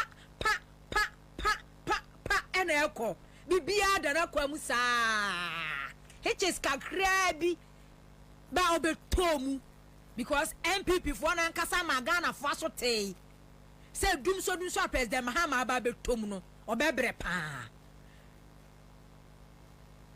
enti we ya mekan free senior high school ye ntwam obeye pa amna ye yie President Mahama ebe ye free senior high school amna ye yie na anu ya what is education minister honorable Henry Idrusu asset committee says a double track na akora ko school 2 months and no akwatena fie 6 months na nkora nyem rough no omo ba be yi de afiri ho na oya de ye president Mohammed timi twa double track mu na all system every year bia no ye what 3 times si etimi ko na se eye yie ukwa school 3 months ya ebi akwa na etimi makwan 2 weeks ebi ana ye 3 weeks aburo so awa man 2 weeks na se hye kama na nkura nya nnuane papa di se de o mafira se yi a nkura nya nnuane di ya edi ebiem na aka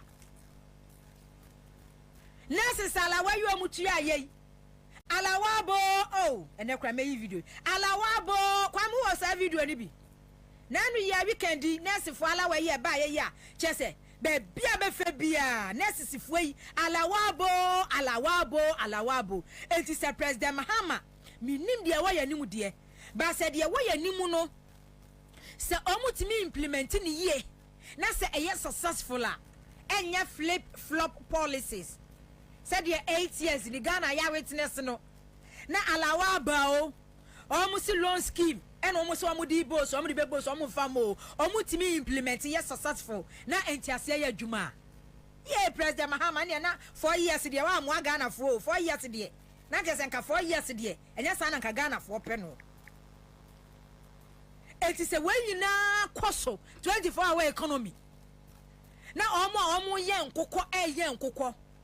Say na Trump 10% tariffs or the actual countries are Ghana ka ho bi yo enkokwa no aye de akwa import de aba no 10% bam eda so ene aye export de akọ 10% bam eda so mate say say oyi crude oil no ene de say o mani wo mu pa enti eno na enka ho say yetimi nya stabilize economy enabling environment yesi asum refemu dwa na kremanya dabre edie bebiam na aka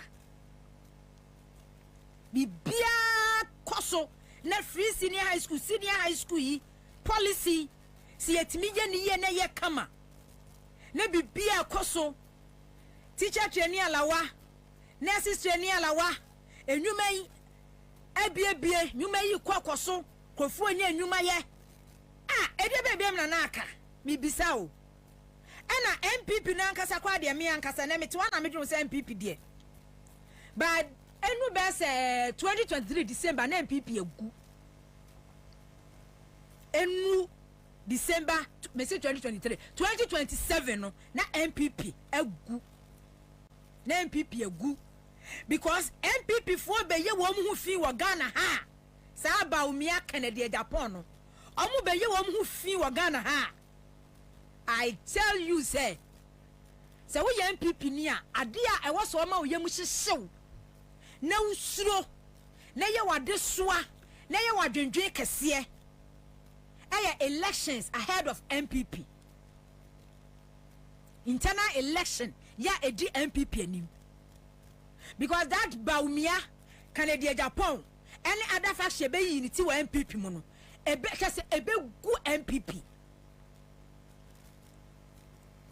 enye NDC na begu MPP o NDC na nkasa da o magu ni de but MPP na nkasa no melo me disa video na mawo alawa bo o mu bodede no bose no me di amawo MPP ebegu 2027 na MPP egu a enu 2028 no woman nkasa presidential candidate ya o mu de be kono within MPP na nkasa no ne ho nya akono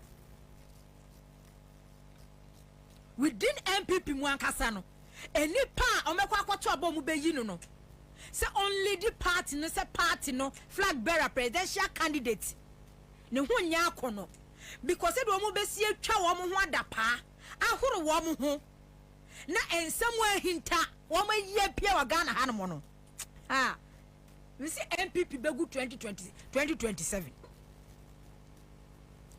Canada Japan one in the team abeti egu Baumia so ni amu kan no 2022 ni 2023 ne ba ne de enu de mu nketua o 2023 wo mu ka gu Dr. Baumia so no eye mu nketua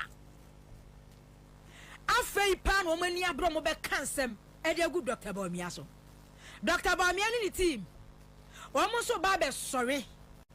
Ejina Canada Japan so. Na fe ne be ho air chapel. Escobar. Mexican cartels. Colombia cartels. Afe no mu 3 million Ghana for the payments of teacher training allowances and another 480 million Ghana cedis to nursing training allowances.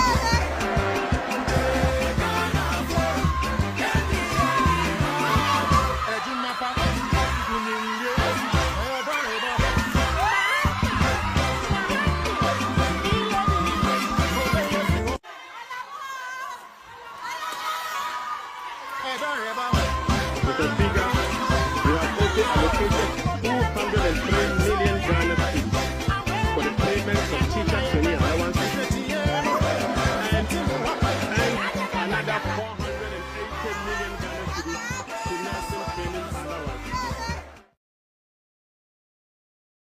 Wabo are hosem alawabo na hwe a story building no hwe omo mugina soro omo mugina fom obia ebose obia tiatiemu enti alawabo wa hwe video hwe nurse training nurse fom wo school hwe show because ya can't omo say President Mahama eba ya wo betwam that deception sa entro no hwe sa wo mo sa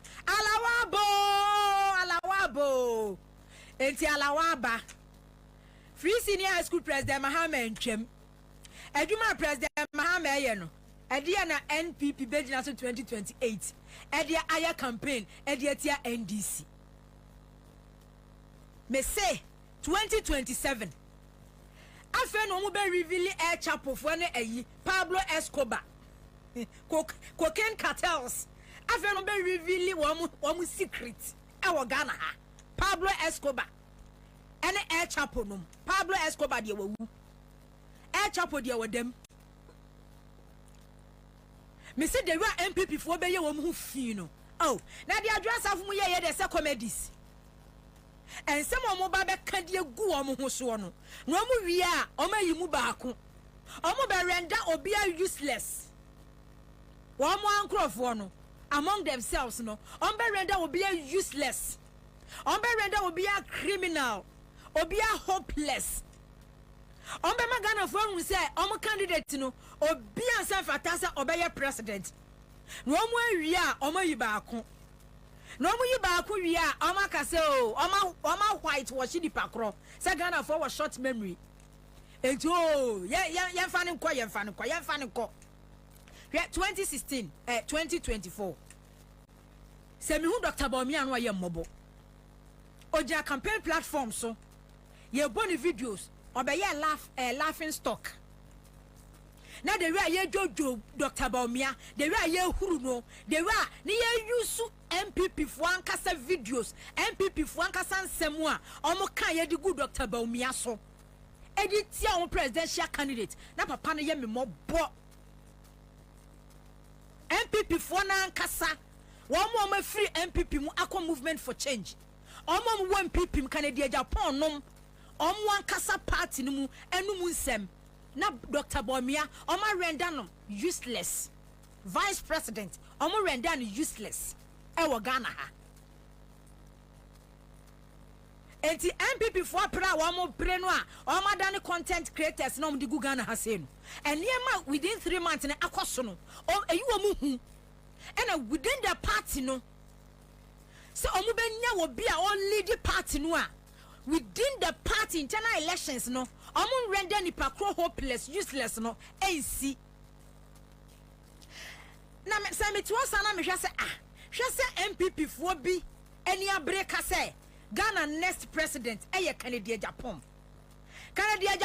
eye MP ewo Asin Central Kwame Asin Central say NDC ni na wini ye wo 2024 NDC ni na wini. Can we imagine say Canada Japan aye MP time our ye MP no na Asin North Asin South and Asin Central aye one constituency ya ebom ena later ye chemu enya asen north asen south ya otena asen central so enti Canada Japan as a businessman the way wo dwanenum pa dwanenum pa se osu onko biem na se MPP parliamentary candidate ya I was a parliamentary candidate in the election na wo lose our Canada Japan constituency and then imagine say MPP for binumani abre say Ghana your next president your Canada Japan as if say Ghana for your Jimmy Forza and then you people do you think say 2016 2015 era no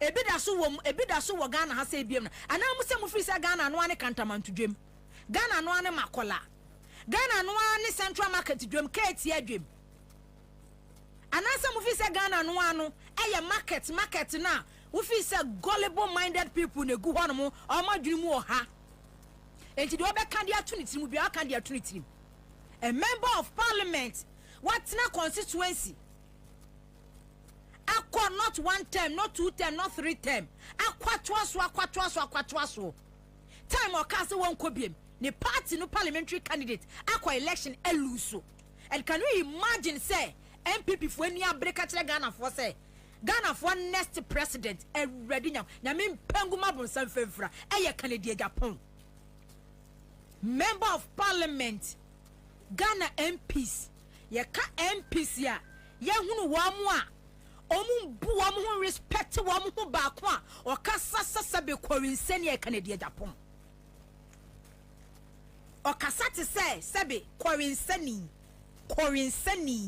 o se kwarinsani nu o ka se oburu a ono no o kasa anyhow o kasa te say bodamfo bi a wa bodam o kasa anyhow o tena ni TV so ni radio so etwa edi matem edi asofo no matem attack judge court attack judge attack lawyer attack special prosecutor ka say abua one eyi kisia daben wasia oyonko ne me and then all of a sudden no MPP 4% mo white wash Canada Japan say Canada Japan Ghana your next president ebi Jimmy wo kure mu pa o ebi no mo Jimmy pa wo kure mu apa I was a constitutional amendment review no mo review niema because say ya say ya ka kwa Canada Japan kura no eni wo kwa so wo unity wa Ghana ha say ya koto aba na ya kwa presidential ballot so a na nim ni ti kura ni picture kura da so obia otimi tena si edi atem attack asofo no attack emma we obe di watem otimi cancel Dina Mahama eye ne de ndie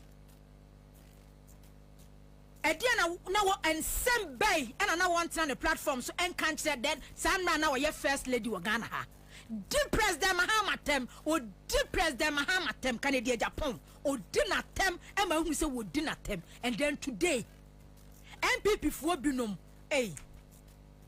Jimmy na no odin etimi ka second Canada Japan and e betimi beat NDC next candidate and the Canada Japan and one more the neighbor Jimmy na no odin pa and they say all of a sudden no Canada Japan asesa they we our kasa they we our nante ni public appearance ni demeanor ni posture etale wo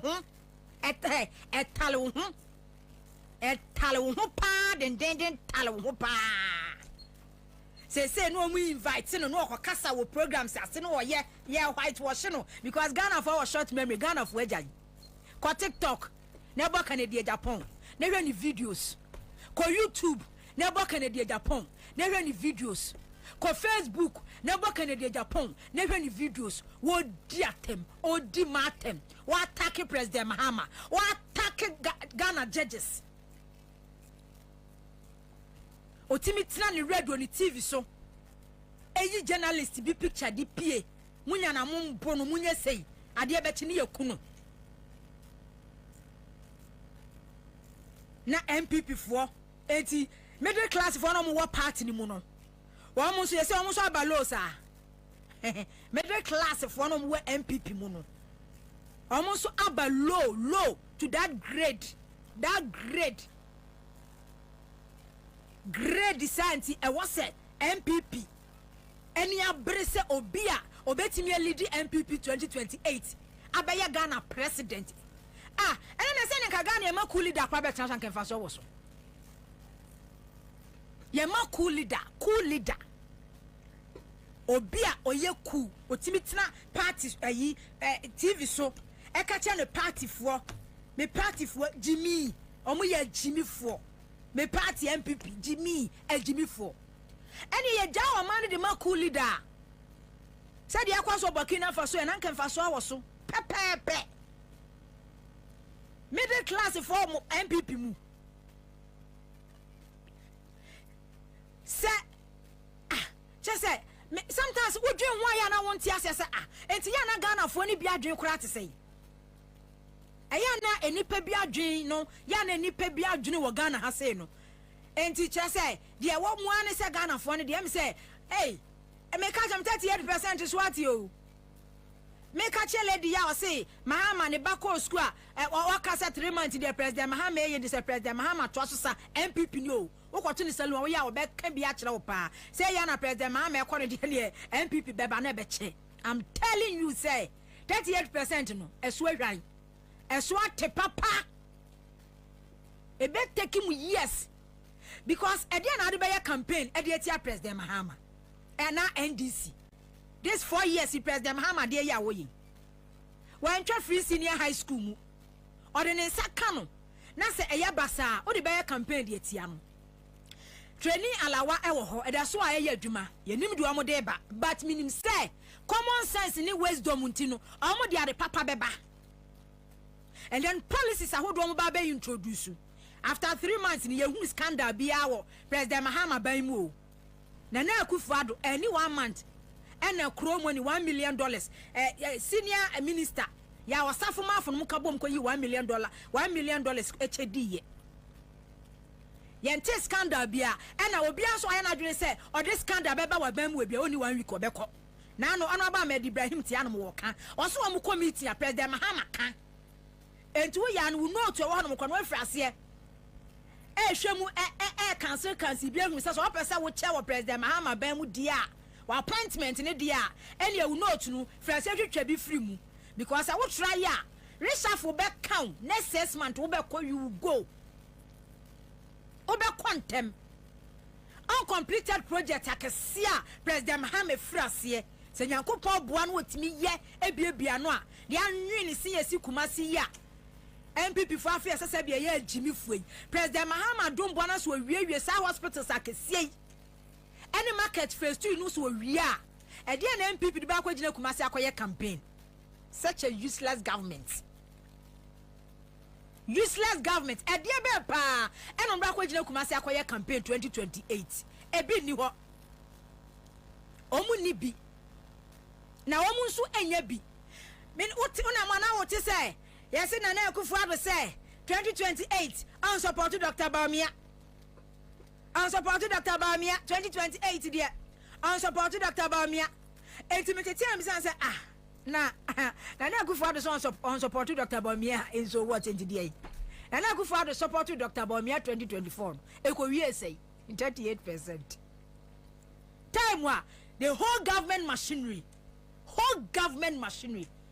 party all the 16 regions national bebia government machinery MPs amwo parliament ye kukusi ka bem edi ma wo mo party executives kukusi ka ten edi ma wo mo e support Dr. Bawumia ko wie say 38% vice president amorenda and useless obey laughing stock our campaign bi mu otwa na nkrofo esre ne twe etisa na Akufo-Addo si yesi na Akufo na anu bi metesi yesi na London na Bawumia ko akopa ne chew na anu ya te say yesi bre champon hotel honom no o ma kogu honom eye strategic meeting envan kosia na adu nyina kogu ho MPP executives mpanifo nyina kogu ho MPs nyina kogu yi kwa bi pon so ho bre champon hotel honom eye meeting na say 2028 on am say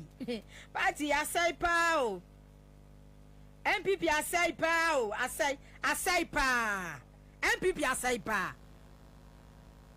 Dr. Bawumia said na Akufo-Addo ne former president Akufo e support no declare support e the man ne kokko wie sei ministers nyaji boom e di Dr. Bawumia chi kokko wie sei MPs nyaji boom e ji sika e ko di Dr. Bawumia chi kokko wie sei 38% na do na mu no from the 2017 kokopim 2024 na memu kokko wie sei e ti sana na do say this time around yes was say brand champion as was support no say brand champion as wode ne ba wonu ankasa na memu 8 years no per party within party no internal survey report o mo de ba kire say na Akufo-Addo memu e fun e tan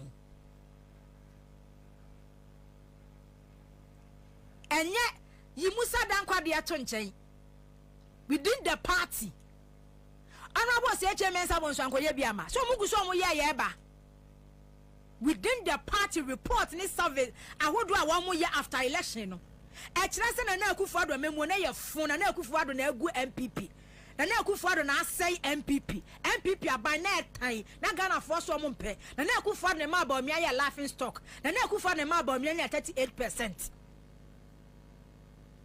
Enti na Akufo-Addo say brand champion wo penu o so the gabi achi oda ko na ebo so the eslowu na ebo eslowu su se wadwane because communication ministry hono waye hono pinso fabu eso okwa enso obeba na se na Akufo-Addo se wono no na se sika na kwakodi woni na abusua hono mo enti omo na du obi ba 38% ebe drop ya ba 18 Ghana fo nya jimifo bie mu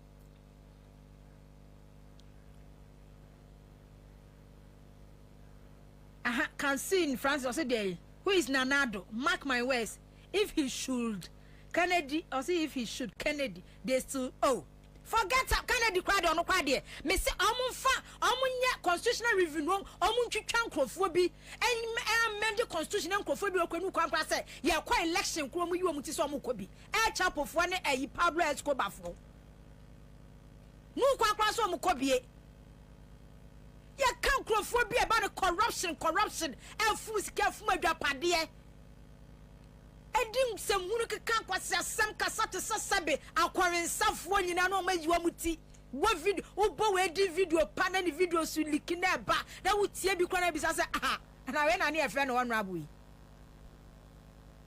hoka mupa minim mupa mo nkrofo ma wufunya mu nkonkoturo me campaign 2028 mamu mo be report o Ghana because nipa nya agimifo nipa enye agimifo Dr. Bawumia nam Ghana ya campaign agenda no mo de nam eso betwa free senior high school mu o se nursing training ala wo betwam wo so obeye sei sa omo niema no ne mu krase ne na market centers ya omo politu nkrofo adwene no ene 3 months entwa ahwe mu enti nyankopɔ bo 2028 yenya enabling environment stabilize economy wo dia opa 2028 yento fi we 15 cedis per gallon MPP for to fanya campaign tia NDC opa 2028 dollar NCD dollar enko enu 16 MPP font mi nyusu nya campaign entia NDC omuntimi wisdom ne common sense omuntimi omunya bibia anya campaign entia NDC in 2028 enunti ena all of a sudden cocaine and omo de target President Mahama Bain.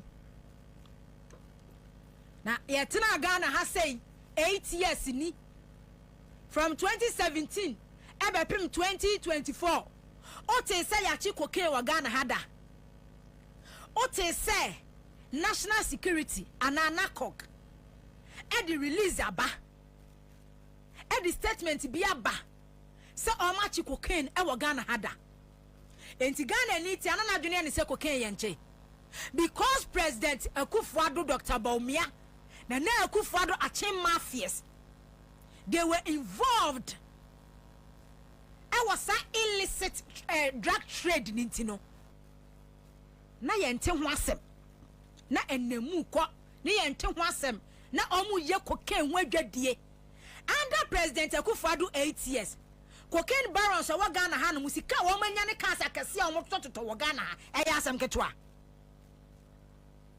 omo ye open secret omo daily cocaine for barons for omo wo Ghana ha 8 years ni kasa akese no omo to kasa akese kasa Kim Kardashian nom bo Kim Kardashian bo Rihanna bo Kanye West bo your friend say Beyonce no okun Jay-Z nom omo net ubehu ebe kire ne ma wo mo ye omo gu Ghana ha se no a omo se kasa akese no omo to na omo se de na omo ye invest omo ye de ben omo nkire adwuma omo ye 8 years ni omo nkire adwuma omo ye 8 years ni cocaine achi mafia President Akufo-Addo cartel na omo bom enti cocaine adwade a course wo Ghana ha se no why na tie now fortunately for Ghana resetting the course change of government aba yenya president I was say ama Ghana enye cocaine hub country way enye cocaine trade hub enti epia ya na wachi esan se MPP for ye desperate ye desperate into no omu yusu 3 months and I cocaine wa ha 3 months and I cocaine wa ha and I 3 yes because President Mahama on mini business say 8 years ni mo dane Ghana hanum eye cocaine eye transit eye enti wo ba ya ne de wa mini business enti you amoya and wo mati communicators ati MPs e de egu abonten so and I like 3 months ni and ya chi cocaine wa ha and ya chi cocaine one cocaine bia is in a free central eba western central eba the last time ni Chumberry medi hu nkoma all ka so mo che $350 million na mati se cocaine bi on ma MPP communicators e ka se eye NDC parliamentary candidate dia President Mahama nyami nhyiraw yefunu awo nyami nhyira yefunu no spare me do baz as nyami nhyira no hwe President Mahama nyami nhyira papa se NDC parliamentary candidate ena ya ne dia se NDC parliamentary candidate ena se eya ne dia ena se President Mahama ame ya chenwa what it means ni say Ghana be ye Ghana be nyane Ghana be ye adwuma biem Ghana will work again Ghana be ye adwuma biem because enka ye MPP parliamentary candidate and a MPP aban na woso a eye cartel nintino enkwade namu saa enkwade kwa enti NDC parliamentary candidate no wutum say woni MPP for bo business no for 8 years thinking said about the party na aba enti wo twa fam but because I say Ghana ye resetting Ghana ye change of government na Ghana sorry ye adwuma biam ntino say ye NDC parliamentary candidate o say ye MPP parliamentary candidate o ya chi no $350 million worth of cocaine. Yachino, our Ghana ha. And opesa would the propaganda. Would you play dirty politics? Okay. A full story in here. Where story where 2022. June 2022. Ghana identified as transit country for drug trafficking. British High Commission. Mind your online and that's one when ye story when a buy any 2022. Let's say ye catch I said Ghana you identify Ghana say a transit country for drug trafficking. Let's just say Mexico for no omudia besia had under President Akufo-Addo de a cartel country obia yebi cocaine business yancho wouldn't know Musa to have a transit country. Now you're the act to so, US for the act to so, Europe for the act to so, British for the act to so, she enim guasem. She enim guasia, what do a mine a remu? Because Munina, moye cocaine a ye. Barons na mugu Ghana ha, and Tianchi Obia fan fem. Because Omonomo Belsi Cape, MPP are buying there. Abino agenda ni nyina ne se ye be pesika enti sanye business bia e be ye e be fa hu bia ye be nya sika bia no obi anya bi 2022 and a report we ba out 8 years ni me kai news man ti bi da man kan ho story da anya ho interview da amfra na kogfo da amfra parliament committee interior defense no me ade emisa wo mo say enti kokan yi a ye de fam yi a ye che wo Ghana no ha wo man no manye bi da because Ghana be ye transit achi mafia fo e business omo ye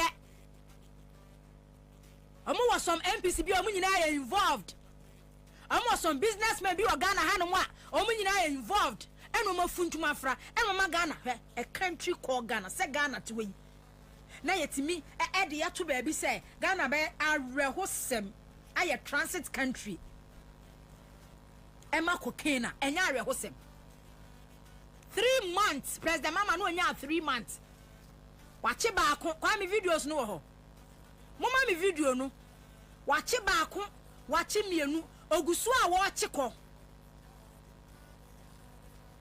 aho moti opposition muni asem bia aka ebu abomo ebu agumu so ma agenda bia mfa enti agenda no emfa no 3 months cocaine 3 months cocaine emedio said and flight ababesi habo esi 5 days ene besi ye no ena na ye suspect ye suspicion kire say ye intel kire say he sa game no amobo no emwa mo ema mu wini power o mu wini power ma mi videos no President Mahama Ghana is working Ghana working Ghana yeduma enti ye chi cocaine ni ya chi cocaine ya chi cocaine awie no na ya chi counterfeit na ya chi fake dollars na ya chi fake currencies na ya chi a friend say fake gold na ya chi but 8 years ni no counterfeit ni ye different ye twagum omu twagum no omu twagum enza mo de angle bia mo be fa so mo benya sika bia enza mo fa so nya sika cocaine adwade a mo ye godu na motua sensors nyina na motua moye ye tu godu epesika koka adwade enso a afuntuma fra wi koka adwade enso a eno so a musa nso etwa counterfeit e de se wo man no esa de gum madane Ghana Nigeria counterfeit grade A na mutwagum na nyankopon adoma boa wo man Ghana na yenya president ya oba adwuma ye say 4 years when enemy dey reset Ghana because Ghana ye crime scene amaya timi twa counterfeit na Bank of Ghana containers boxes emu na counterfeit wo enya crime scene amaya 8 years ye timi dey to ayisu say Ghana aye transit ya ye de aye cocoa business ye did trade cocoa cocaine enya crime scene enya crime scene nanka ye ka mu MPP for ye say ye ka cocaine ho asem anka mu MPP nka mu ka bi na president Kofo be di president where ye dey here no where ye dey here where narcotics control okay enti when ye dey here mu wi ana mu di video no so dey na boxes na enu so cocaine no ewo wo mwe we na no ya no mo che yo ho o ye say no ye baba still enu ogina ho na adwapade no ogina ho e say dey president mama wo ye ya ye be chew he etias na mu di cocaine na mu hu abi konkonte say Kevin Tella na kan ye wo se mu konkonte no be kan di wo dem etias ni no a mo tu konkonte gum Ghana mamu ani maba wo nyina ma se wo man no drugs oyare fa no mo chi we enti we ye cocaine na bia ani oyare fa na da so no Mrs. Ese mu konkonte no mo be keka na mo ne mo yire no mo ma di wo dem mo be keka di konkonte no mo be keka no mo di ni mo wo dem empie o Ghana ha aya mo che no oyare fa onu ogina ho ya bastel o ti Ghana ha se na kan se akase na ye hunu business am ye and I'm also more top pressure man crofo because 8 years no a muda ho free mo de fam na mo kwa na mo de fam na mo ko Pablo Escobar na e chapo ma dan mo ho Ghana ha Mexico ni Colombians and ma dan mo ho Ghana ha no mo and cocaine and a funjuma fra Ghana ha no mo ukwa America yesi Ghana ye cocaine transit country ukwa UK yesi Ghana ye cocaine transit country because 8 years ni a business MPP abana mo ye Monso kura mu business mo hye dan ni sika te said Mexicans ni Colombia for ye ya o mu tu asase sa eh amu ba na o mu chiwe kwa me ye mo ashimi o when I $350 million na cocaine kwa mo ba ma chie no and na me show cocaine Ghana is working again o me ye mo ashimi and ya package ni sa no nipa kro no free say yi air chapo amemwo no da so tim nana air chapo nana Escobar ni bakra no o share sa cocaine boxes de ante se no he de ante se omo de famu akọ na cock national security mo ya adwuma de ante se mo free se nana Escobar o da so ya president ya ho Madani Ghana yi Mexico ni ayi Colombia ene madani Ghana ayi cocaine country mu hwabi na mu twi bi fam na mo sei me se di aka no mo be kekadi se president ko 4 time yetimi chi cocaine na dani konkonte president ko 4 time Ghana ha na Ghana ye mompo ayare hosem Ochani achi cocaine, adechini achi cocaine. Yase ko to international airport ha. Omudum light be se 3 hours. Anadubi. Say no omudi share cocaine. Share cocaine. Heathrow airport, UK, London. And ye kwache ye. Yake se cocaine ye chi ye ewe Heathrow airport no. Na nya asem ketwa, na free Ghana ne call ye. Anadu no yase kire se airport ho omudum light for hours. Omu show mu cocaine. Omu lodu edi agu flight mu di akọ ekodu London Heathrow airport ape eno mu basse ye efiri hia yes efiri Ghana. Can you imagine? Yes efiri Ghana enu ye ho sa bebe e fe bia fe na Ghana dane cocaine country ene nkrofo idi yinsu ya enu so mu ba asem ye enu so na awia mi pese mebodi enkrofo idi yinsu enu so ene president kofo ene awia mi pese wodi enu so be ye wa Ghana ha e ma enu ye jeli nkrofo bi enu so ho MP Erica Martin MP anu na enkransa no office enkransa ho ahwan MP say na wo ye cocaine baron pa demu America ya chino member of parliament MP ya chino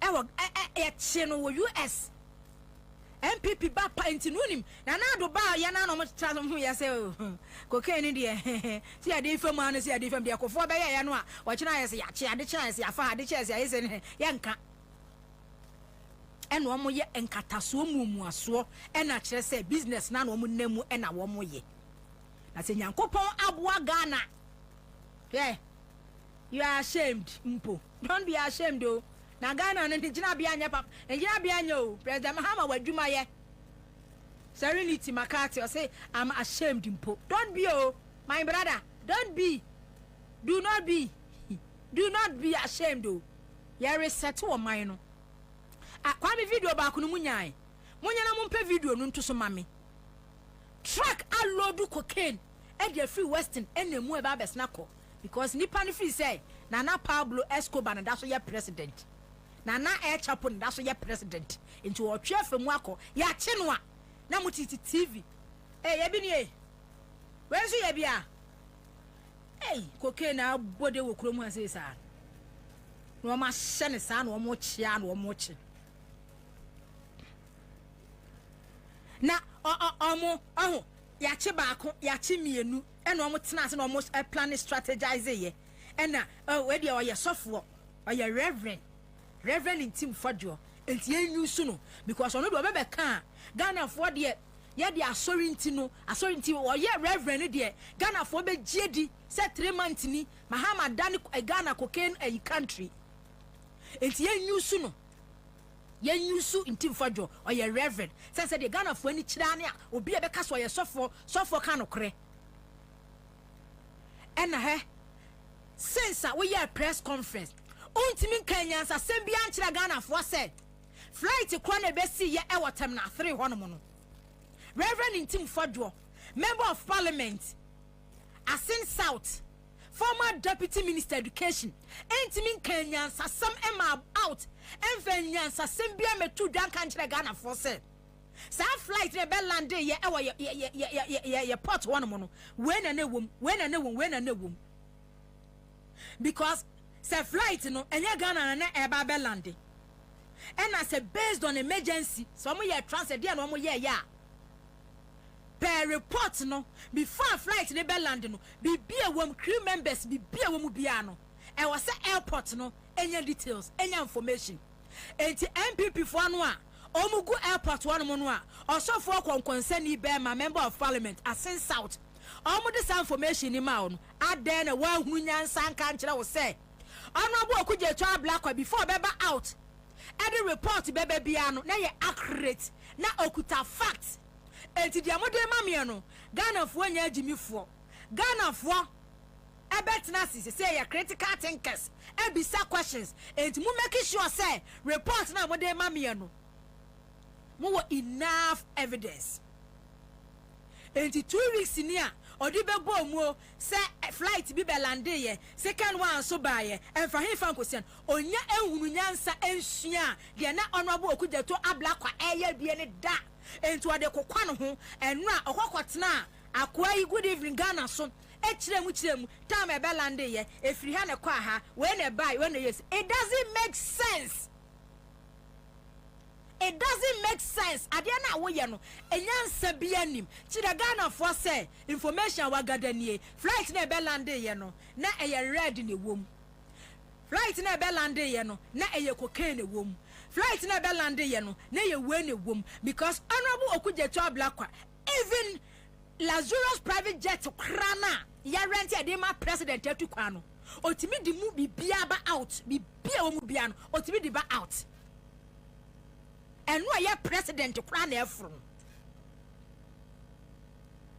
before beba out akachira Ghana for say we yes you no o make sure say on raise any unnecessary tension unnecessary controversies bia na say Ghana for enyamre na say yet na say analyze issues awade aba ya hunu so okuja tonu no adwuma no wo ye pa ba wo de enu any time any flight number any free Spain any free and besi ha any kwa ha it doesn't make sense enye way na wo beka ebema Ghana ni adwuna ba so say de na mo ye no from 2017 to 2024 no e bi kwaso wo Ghana ha because say e kwaso e wo MPP abreso e na NDC MP enya information intel na ko be make sure say do de be bia no obiam amagana fo hunu say flight na be lande ye e wotem na 3 no weni wo mo be ye weni be ewom weni ena na ekọ aha se na ekọ ase na eba ba de wo ye no me say nyansa bia nim apply wisdom Bible na ekuta na also you suffer no e kasa bebre fa wisdom knowledge wisdom ho it we a politician are your suffer before we be out any information be out no apply wisdom na hu say ade na wo de ba no se Ghana for enya agimifo biem kwase ani tia na agragu ye ni abie ye ni ate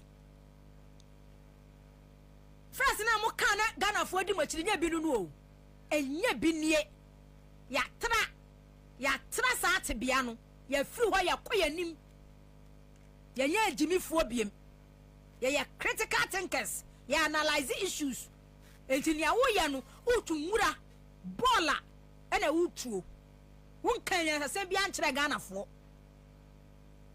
even though o party supporters eni ade say for weeks no what me hold aban no ya che se omu defend won tra wo di betodwa You think say some of us no say NDC abaye no na flight na ba besi na wo the report aba we na wom na ehunu say emboa wo man na ya ba beta na ba be defend President Mahama na NDC abaye. We would never do that. Yenya Jimmy for. Yenya sa. Enya de ebe ye sa da.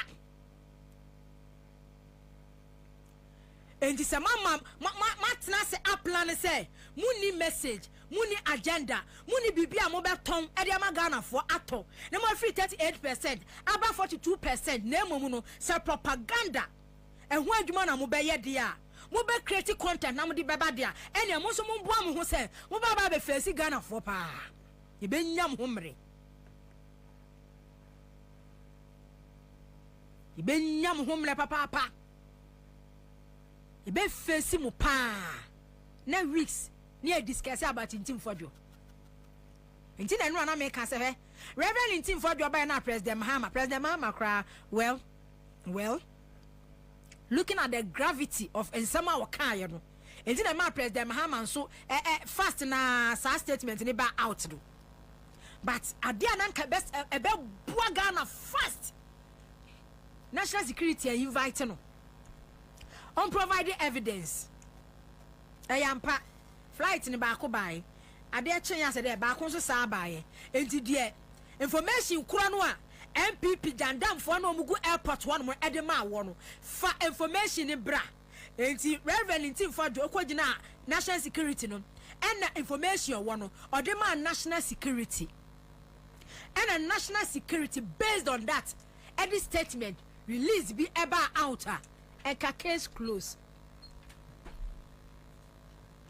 Okay, ebusia me kwana me ne lawyer Chumberima deputy director general Narcotics Control Commission akwatwetwe nkomo e de afasa ensem we say eho oye deputy director general Narcotics Control Commission lawyer Chumberima me ni kwedi nkomo. Hello lawyer. Hello lawyer. Hello lawyer. Emma ha abushaya hwase ya ne be kasa na yene na di nkomo because the last time ni lawyer Chumberima made nkomo na me ka che lawyer say lawyer e china amache na mo de abetu dwa na no mo che na mo de abetu dwa yi falasif we yo munya 38% omu nyusu ntiamo falasif we ya omunya 38% omu nyusu entiamo samo ba na kokena kwe no se na nama ya ba adwuma ye ya sedie ne ya sudie ne sei bibia information bia be gada bia no ya fa magana fo hu dan pare amemu atwam kufadu bo amemu atwam security kwa security go to ordinary Ghanaian adwe wo tira say oh Ghana pa na adwe say entu tu kwan ukodru yuka we are suspect na no obi catch them say the late President Lawrence Abreso say utu kwan ekodru country bia ye more search ye more cocaine search bia unemu sa na woko ba President Kofo ba ya pe before flight ni betu kwa dia free Ghana no kwa no ya suspect Edinburgh US airport London airport Germany airport we are suspect because obama omani dane cocaine country and imagine say UK High Commission do we say by say Ghana air transit for cocaine and trade Free Ghana flight di to free hanomwa before obe land no we are suspect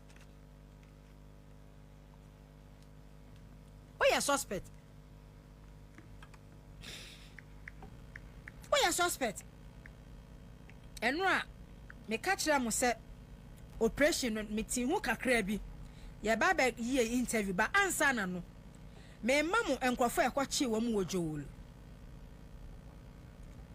enkrofo a NDC fo ni bia ni abre pa na mo NDC fo no mo chance na mo ni abre na Japan ko na Japan ko na Japan ko no mo ni MPP for business young ma ka cham say mo ti opposition and mo ni MPP for your business sa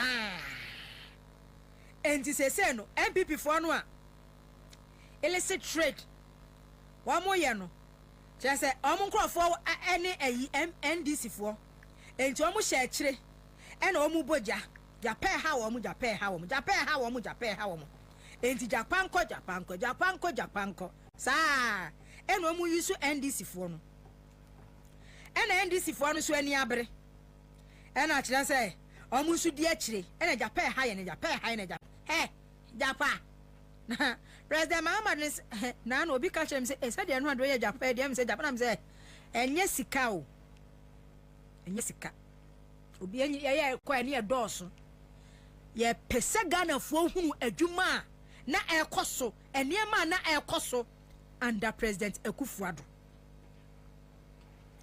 eniema na ekoso eno ne pese Ghana fo hunu ye pese ye bie Ghana fo ani ema Ghana fo hunu eniema na ekoso under President Akufo-Addo eni dia President Mahama nso baaye eniema awo ye eno ne pese Ghana fo hunu ekasika nko a enka me ya reporter ma sorry ya wia say me kwasa payment ka me nko but me kwa akohwe na Ghana fo ahu me din komo awia because na no Richard Jakpa Director Special Operation National Security Council bi say Ghana no ye be finding difficult inflation because a Bank of Ghana BOG no aban no set target say bia this year ska we the year print here enti ska we ene ye ba be use na say at the end of the day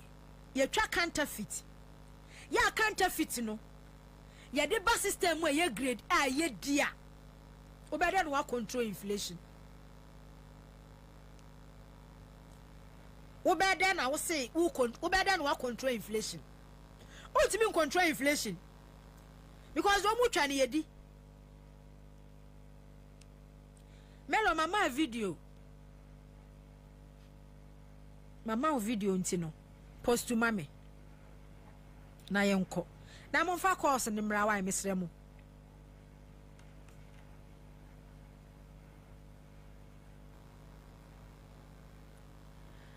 na mo fa course ni mra na yento aso emfamfiri ono yenko yanim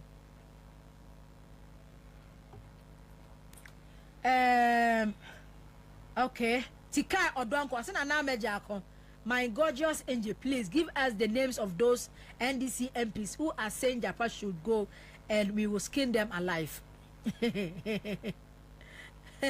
Okay, Hassan bin Abdallah or say if Japan goes Mahama will follow him. Okay. Enti sa kwa yi oda so anya Ghana ni akwa yi a oda so yi we onya Ghana ni enti se President Mahama ama memu a ena se oba sikapa enka yo mu kokwa tu so yi hwe sika ye gu hwa yi akwa yi mepe location no baby ana we mu ni free no mepe we mu no ye jowolu okay we mu no sa we mu ni ye jowolu for e kwache wo mu no wo mu nie pictures na me dia send uni nyina me wi a mekọ East Legon de no so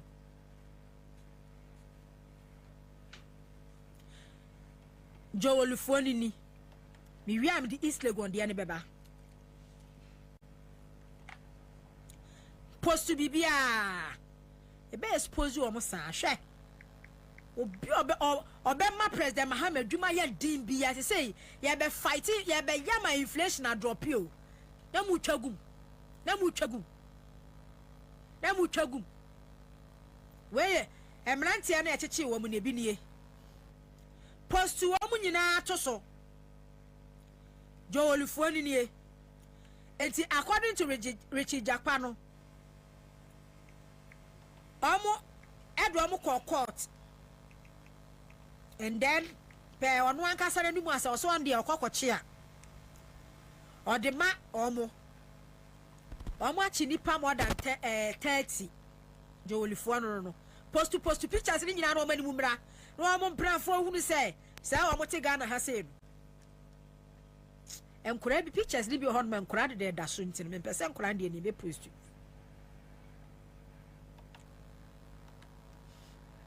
enkura de ye post okay gold do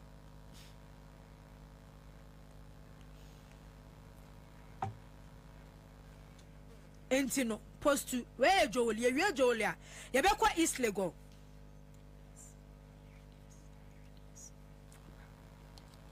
ye be kwa East Lagos ama Ghana fo ahu de ekwa so Ghana ha adwuma president Mahama ya entino omani abre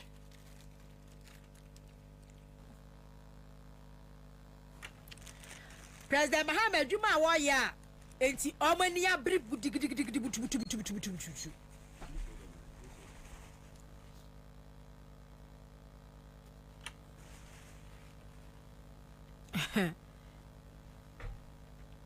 okay hello lawyer hello am I enti uyi gold ni fa enkrofo no ma chi wo mu no nyina no se ma send pictures na ma wa fa wo mu nyina guso o mu wojoli mi wi ameba East Lagos fo no so enti o se after supplement operation mu ye no o di kan ko East Lagos ekoye operation so after o mu nie we mo we hu anom dada kan ye said ye o mu kan no baby a o mu ye o mu business no o se cars bi a cars be 20 posh cars pow hey no ma pack nesi wa no mu gum o mu ni o nkrofo mprafo ni nkrofo kunu no mu ni yo mo ya no gold na hu no bi de mi nim gold o de ye show ni nyina japa se eye fake hwe o mu ni yo free data na so ye broni on wadan chen no enti no o se sa cartel no enya Ghana fo nko cartel eye syndicate enya Ghana fo nko na wom and then top politicians influential personalities womu pa enti sa wo chi o mo a ya fa so da ho ana o mo frɛ and this fo no cry bin so frɛ release them hey sa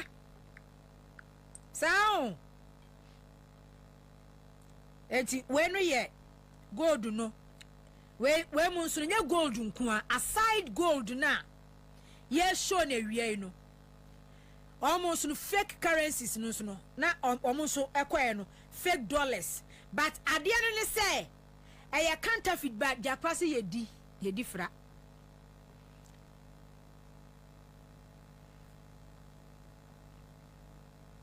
o say ye di ni nyina afra enti no o ma ye bia o say da bi o ma ye bia nye ye sika de yakopia bi so o ni nyina nso ye di o yakopia ne ma so fizi o mba sa so mi hunu bi da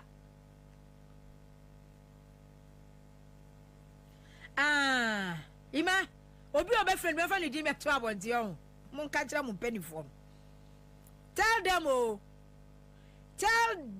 mon ka kira mon penifo no obi obe twintwa yakwa mu wo Ghana ha bia no ye been dealing with you accordingly obia because says the counterfeit asemo ye kan no eba system a ordinary Ghanaian na suffer o na inflation na shoot to ye person get inflation na say ye twa sika na say digum na ye twa counterfeit na digum na ye di a ebe de na etimi control inflation wo Ghana asay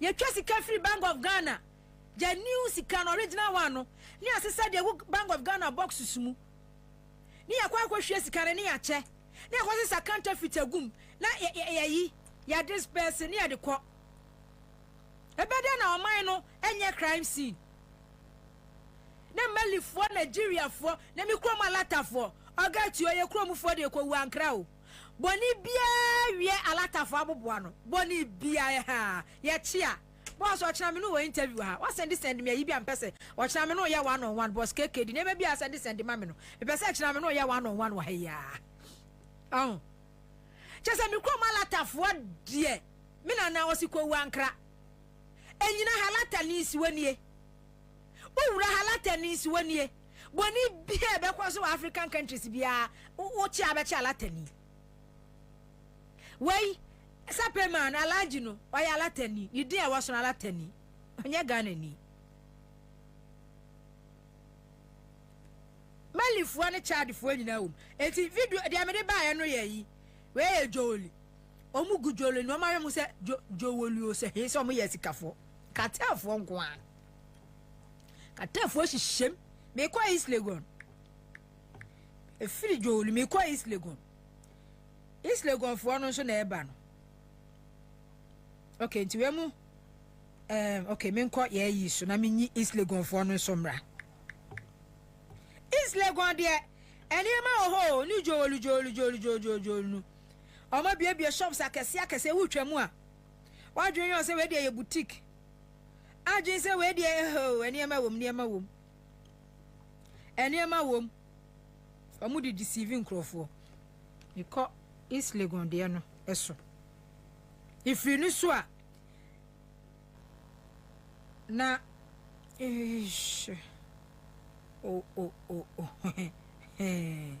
okay we Joel nti aka East Legon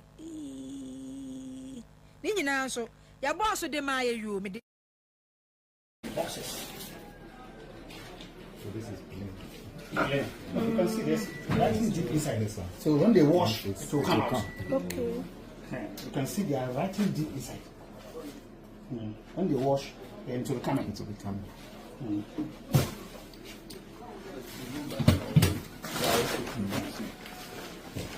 So you see Bank of Ghana boxes. This is another Bank of Ghana box. And the serial number is there.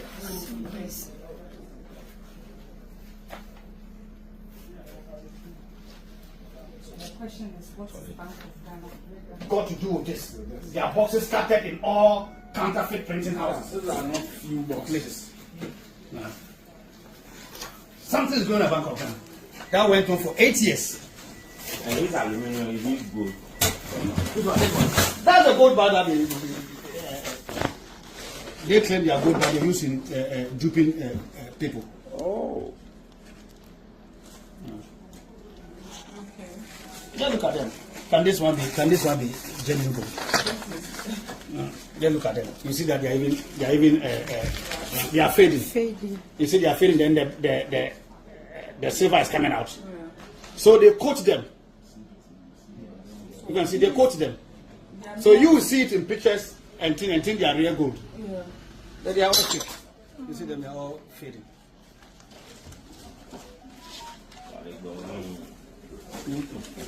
How will you take this gold into carry this? How will you take this?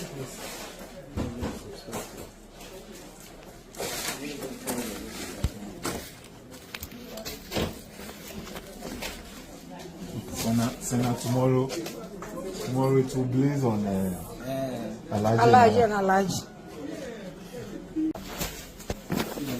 Lock. Boxes.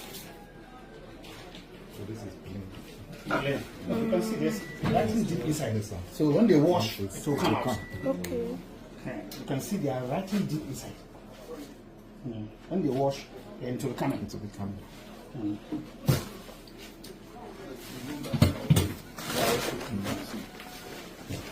So you see Bank of Ghana boxes. This is another Bank of Ghana box. And the serial number is there.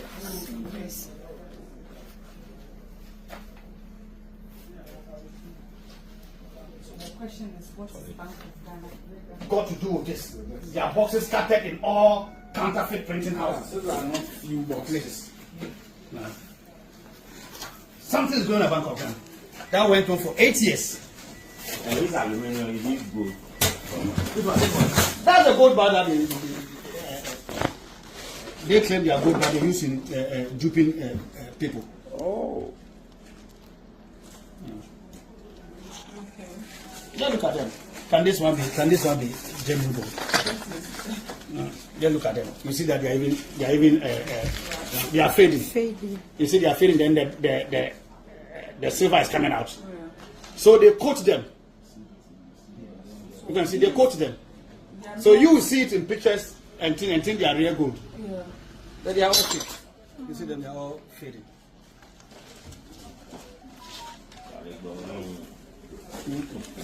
How will you take this building to carry this? How will you take this?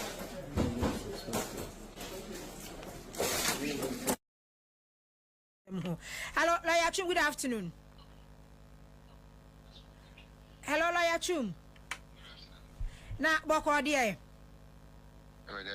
Ye de nyame ase. Na kwak to say. It's good. Okay. Ya ne wadi kan edin Kwabena na watwi mienu ni. Efa koken hu sensem a mache baako, mache mienu. Muguso amoye investigation e kwasai. Oh, yeah, we are on. I said so every now and then we are working.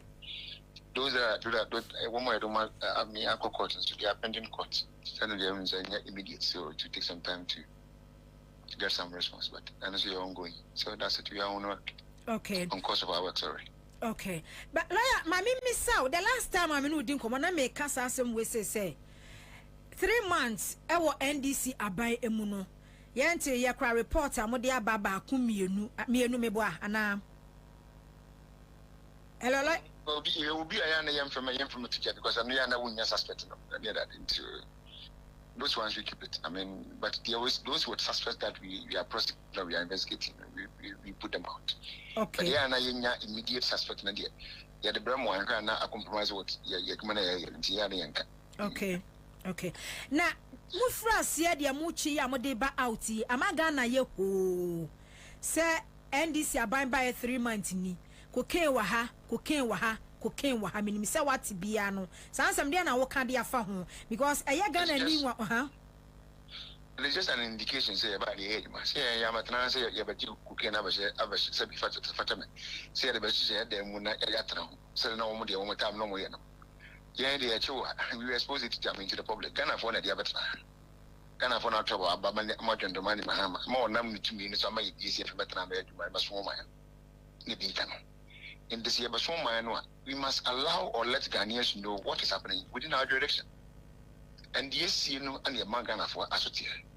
Young Fadi any ever to get. Sabi, Anyabiano, maybe at the same, and your bread can near me. I know the ethics of this kind of professions. What the Tonchana, Sabi, me a lawyer. What the lawyer and so called Tonchana, Sabi, if you answer, and your Kakrakama, that's what I say. So, the crime person that can be an Yabafa. The facts are what be no interest or buy a neighbor until ye. Cocaine and 7 years to tell you, Sabi, in Frabon Tina, be with a more. Don't know actually yet some memory yet. I was I think the public would have my friend as a when we eat between tears to because minimum crowd under the past government, over 400 kgs of cocaine were arrested. But I'm saying, I know I won't to get my Ghana for together. I'm saying election year. Election year, can't come Ghana for it. I had the fashion is Mobia. Election year or around 1 year. I had the Ghana for it, Momo, the Ecos.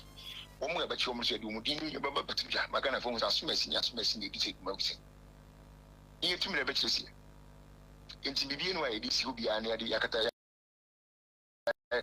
I bet Nancy said with a fracture. Young this in the army officer. I just want this in the cooking wedding. And you are more money. Now, I want you not to every day. Send you only a would be in your sister. Near what kind of actually because my NPP communicators here. If you are born here, one more air say, what can it be a match no? But NDC parliamentary candidate, dear. And it didn't say. They did your own boy a bat. Matilda send him. Or can I say, we can say, be a Mr. President and Tia sending one maybe now from Kaka. Because, yeah, deɛ me no wadi hu nkomo bia na me ma hu nipa no mpo impo de onya Ghana ni kwa me bɔ man ofuru so de kyerɛ ba so me bɔ na yeah me no di British national bi hu nkomo me bɔ ana me no wadi Nigeria national bi so hu nkomo me bɔ o me no nyina da me sɛr so hansi ya me ka sɛ omo wa hen sɛ si ya ka sɛ yi yeah in our custody o e wa he kwata sɛ me no ka sɛ yeah here it are in detention. Okay. What is it? Can detention? I think that even Nigeria, we are me who. I don't know. That is a lawyer. I was saying no, you visitor or something. So yes, I saw him. We are in detention here. We are not doing. Yeah, no, we came to equity with clean hands. So we are not afraid of anybody and whatever they are saying outside. That's one thing about us. From the leader, because you know, to me, I'm touching you. And then the other deputy Odiso. And we came to equity with clean hands. May say we go can mean what being but number for 18 for no number may actually fit. A being coming. Who are we being a day? And the Biabeca. Because when we get you will smell it. Nah. Cocaine and every Western region by Accra. If I was already what I mean. About what I mean. Okay. Nigeria ni American assembly. Ubi a what kind of chrome ya? And sorry, I sit down. I hold one door. You won't say that I got it. A dime one about 4-bedroom house. And Ubi and TVO. I did if you need yarn and say yes, talk okay. Well, one and not 8 years. Because your father, why and why I was swimming inside your mamma by you was sad and Ansah says yes, yeah, that was now one and that's young in your 8 years government. What you know? We never want us about it is in your best interest to praise us and commend us for the good work that we are doing, exposing these things. So, and this parliamentary candidate, and this parliamentary candidate, Obi Umana, and over Diana. Omo elili di omo boy ba di omo keka say aina ya mochia no amochia na muguso amochia. Okay. And so I say binyansen because this parliamentary candidate be an awarding. And this parliamentary candidate be awarding. Yeah, why don't I also work with those women so be I know woman back in the so now motivate any material. So any material. Now that dance here tight record. Say if any chumbarama. I dance any na riaba. Ni etinye to one among. And what time I've been to two from a being movie maker. Okay. Afeyamra Reverend Incitement Joe, MPP Member of Parliament, Ansah South. Bear 2 weeks ni, and wodin sembi be 2 dwa efa flight bi a abesi o my Ghana ya saso so ye airport. Ya chese emu nsam no eye pii. Suspicion kire say transit ya chese drugs. And na ewomu. Lawyer ya asem no ya wono abono a yenya nhyede enhunu ne ewom that suspicion yenya enhyede enhunu ne ewom pe mo ankasa mo investigation no report aba say bia flight ni develop fault so emergency landing na is landing here ema other aircraft so eba ya enema wo mu hia ni crew members eba ya omo be fix ye no ne ade ade ekoye but ensam no so no ekose flight ne ye transit yana eye drugs ena na ewomu from MPP camp no sana wo mo ka no when ba ko obo MPP food ya de wa ha mpa o ya nam ba ko o ye o musa wa ha mpa bas wa mo o fa wa basa ya wa mo fa wa basa pa radio se plane be free baby not all your emergency landing or Ghana say emergency landing so be here once or pass certifications any the appropriate permit to come here only problem okay into plane nearby say free Spain a free mass a free brutal a free one the baby you don't care okay me I don't care. But you know what we care? What we care, let's say, we say. In terms of what we say. At the cocaine. I was at any customer when in Kuntumpuna wood in one say, when Timmy can say, plain the cocaine by you.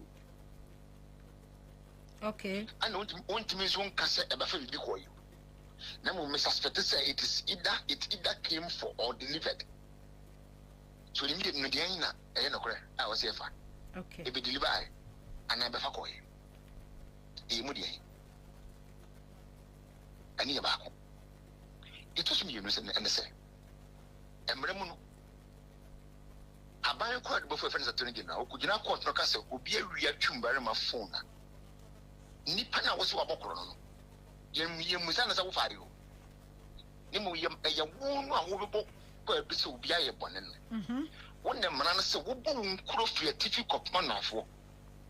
Now, would you dance your beer some pass a tumor in my phone will be area at the bachelor court. Now, what court next year won't crow bonning in area and son and there was so on the fire. I want to get a court one. Yakubus and was to the back. A brandy way as a one. If we say, 2 minutes will be a year cocaine, no be the money laundering, and 1 year brain. I will go they were waiting in 2 minutes. Thank how the actual say. Motion for near me, the actual TV here. I'm within Babami and Sabine Sassui. But I couldn't swan that day, but I couldn't put a bag, but I couldn't say, one with the free play, when you see for no music. Now, what they are dance yet, then of course, I'll be a young. I bet today. The name of the hour of one is a brand teen to me near the American movie. Name of what can be been a criminal, and I got about the kind of as a member of Apple CCTV video metron. May trust me control me who said me say describe it. I don't want to be too last one. Or say walk off a CCTV cameras free airport to the children. To say the kind of word I'm person can and never found me on radio. I said, Mr. Messi addressing a year and can young Robinson. What's wrong with you? I don't know. Yes, one. What kind of one about material? What? Why you need? But let me cancel me. Miss Maria, you do a camera. You leave us with no option than to arrest you. Because one can say collaborate with us. What's a woman? No, I think you will say. My inviting and was a woman. What time radio is a man? I will invitation about my cousin, but than the invitation may be necessary. But no, but say lawyer Yentimi and Tinagan and Casse. With this a year, someone will can you know. Yentimi Tinagan and Casse was this word. And you'll be a cousin and one was on. So on my what's woman? She has said that he's on record. And the Prime Court joined the journalist for every bit is yes, what kind of woman. I'm not the only one saying it. Name one most of our cultural character, I say. Narcotics for young DNA, I am select committee on interior and defense. And near you may brief from the SC. We are serious, Anna. Flights and I able to. Many fellows of Sukachi doing for Nitre Ghana for. And yeah, I can't say being supported. I can say yes, such. I was a flight. Me, Hobie. Tini. Me, self flight and Felix edit videos as to no one says I'm not too good in colors, but I'm saying I think it's so orange and black or orange. Flight. Aye. And no, yeah, what's such. The team if narcotics call yeah, canine camera, you don't call in that men are Hobie. Okay. After our search, our report generated by my airport unit all says that it was negative. As Jan say, I won't be one away airplane. So okay. But you can't next video look at shown a stage video. Not to say, and then a video in a way, yes, a man could go to video. No problem. And once you are saying you're in a stage, not a woman correct video. And as I walk correct information, I know this 50 years, and I had the ability to but only one. Okay. Anyway. Who video anyway? What Diana, a defeat at the end of my Indian contempt, but all the anyway. And I'm not a team, I'm sorry, some big marker. Now we are sending me. My lawyer see back sending me. You know, say senior read. I watch this for your information.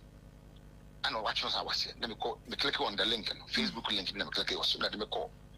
Say for like much show be a warrior in default we are good now. Show no so no. I feel the him say warrior no say. Or try flight itinerary and a plane free ha.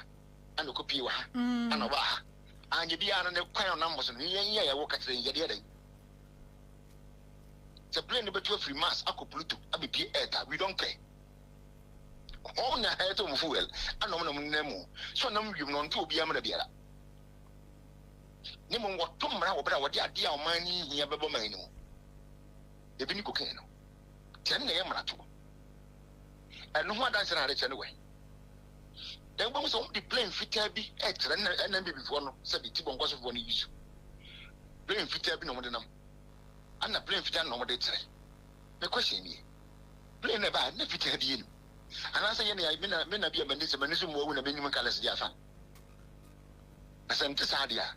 Plain I don't want to understand which other question was and if play now that the hand name will be a going to win as an example. Was it Let's send the link moment, no, but said you can play na kwa year two. First one land day, you know, and then second one and also a buy because of Sabia said ye keke no back on emergency landing or no the buy, then other ones so buy near the no. Me in a color. Okay. But me must mean Fancy plane, if you want one color, no problem. But I don't for doing what behind the cocaine buy. So see me, no see me. Young nickel cocaine.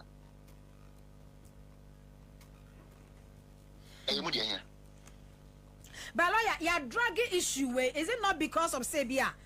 A burner man a quine and bia what man a quine and our exaggerate what feed the public and not with I'll blame the media, not a buy.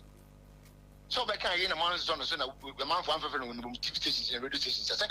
But lawyer, what kind of sad I when you so Becca any answer son so member of parliament or is yes a committee defense and interior or also cry a ranking member also. Then share story or did by a year press conference. Eka asem kesiye we say ya. Oka ya so President Mahama so President so at the statement by Enti eya don en central for your fan trasa radio. Kese de wusi tutu anu ne that kind of say matum gwasi in someone no. Mama wa dance here, even though some big phone in America sir. Me ni won chen. But mama evidence to the fact say and them anapo na me wo join news. I showed them me and Kasa me chat 24 seconds video of the aircraft on my phone. Me the tell the host. Say okay, we are fellas video and say you show me phone see me and me try any fellas okay. Me fellas video be okay. Me will be am kwame general. Okay. So me kwame general me phone so after say in team for your erase that issue no allegation na mo call ho and I say no makọ ho kura ko twetwa bibia dada nana me call airport 16th March. Okay. In team for your the national bada check this no me. And for your case no what about out that was last 2 weeks. But me pay date no. Yeah, me pay, okay. It is nowhere near me media no. Na me mako haba there. Okay. Okay. Okay. 16th March. Me do airport of 5 minutes to and past 6 a.m. That day man go sorry. It was Sunday. Okay. Okay. As someone who can any as was it that. As someone who can any no correct was it that. What do you need? Yo, any osebo mo abu am hu say yeah we invite na one man. Also the part 2 eba o mama adwuma amoye 2 weeks ni wa mama adwuma amoye nti so the part 2 eba ono se ono ama adwuma ye the part 2 na eba ai sama ba ni hu bi donye hu bi na on me de masema ka tera ba tu no fu seminar okay aka say ba bi a wona mo obatia no say yaso the point simple but lawyer adia ni nyina ne say nkaye ye na national security for apeke no na baby kura evidence kuro no wo no wode atodwa enkientwa so sense for 2 weeks for days so haya issues ni nyina akwaye suspicion no so someone's wa mama adwuma am so mu yo so haya okay credibility okay yate ye train the bc yes so haya bi kura bati the bc no wo but mo anza no moti me dum fi a me nko news nso ko hadi akoso bi okay enti e bi kura meti kura mate wo beti aga me mate so wo haya ye hwedi besi mate lawyer ba wo de man nko so entre panko okay wo besi ade besi mate lawyer ya da se awie aba me zo na se okay Abuja for lawyer Chumberima, Deputy Director General, na Courts Control Commission, and no akasano. Enti, they said ye, enti for doing a waswo, wama NDC for Juma yentino.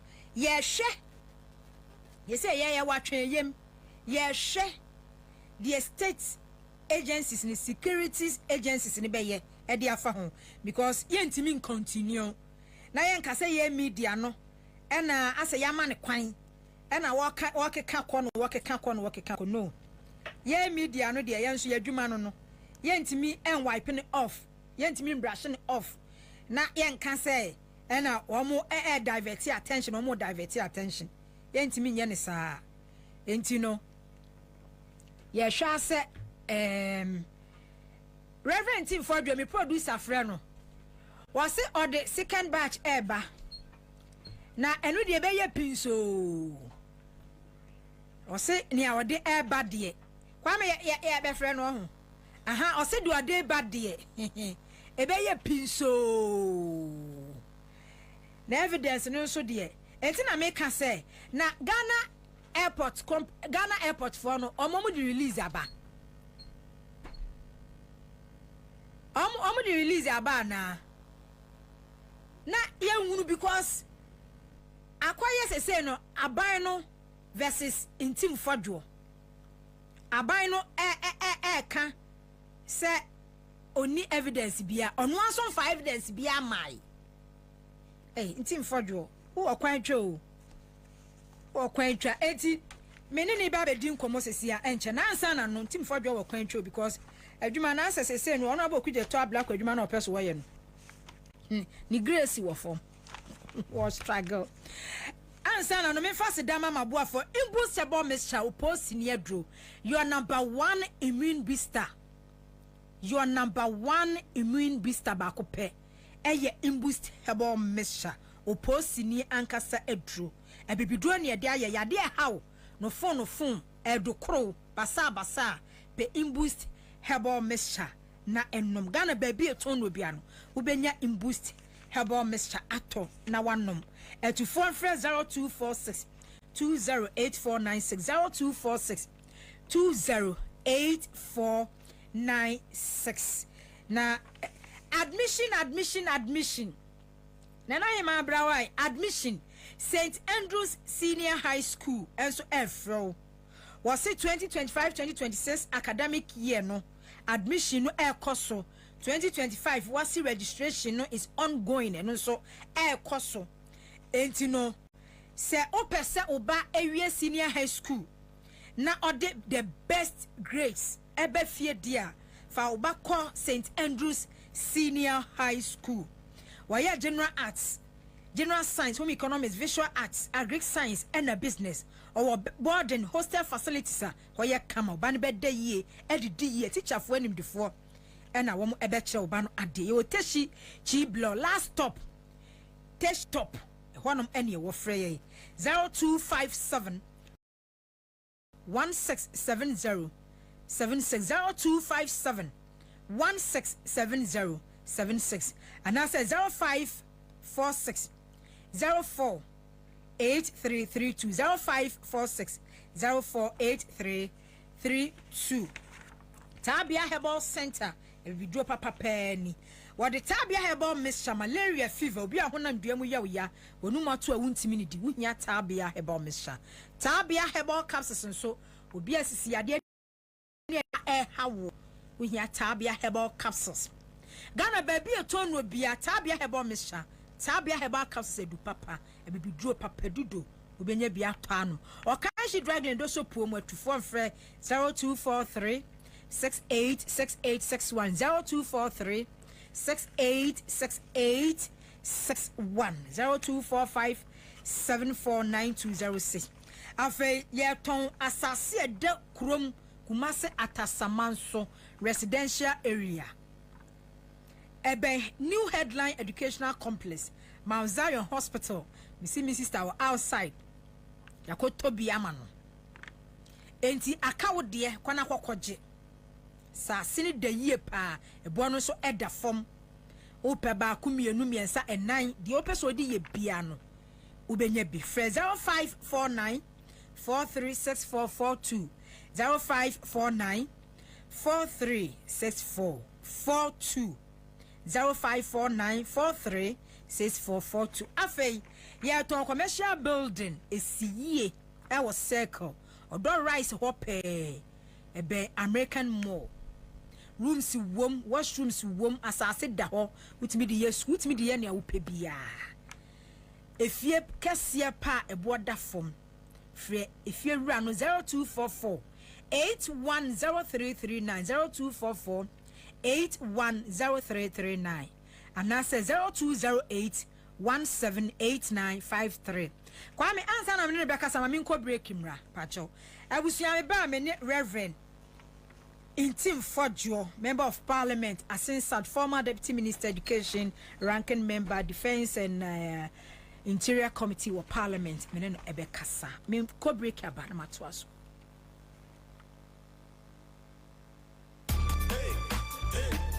Kwabena. Koda. Emano si den kwa. Tabia takum. Wedi emema yedro no. Eme nya hoden. Ane hoden ye. Aye mema dro. Anu ti na banma bi ahia bi no. Atufo ane atofo. Ane obi opede du atu aton bia. Enko chemical shops, pharmaceuticals, ane herbal shops bia. Ewo Ghana hanu be bia. Anase freying. Ewo 0243 686861 and 0245 749206. Sankatwe FDA for Ajatu. Kaise Tabia takum ye. Bembe bia ye takum.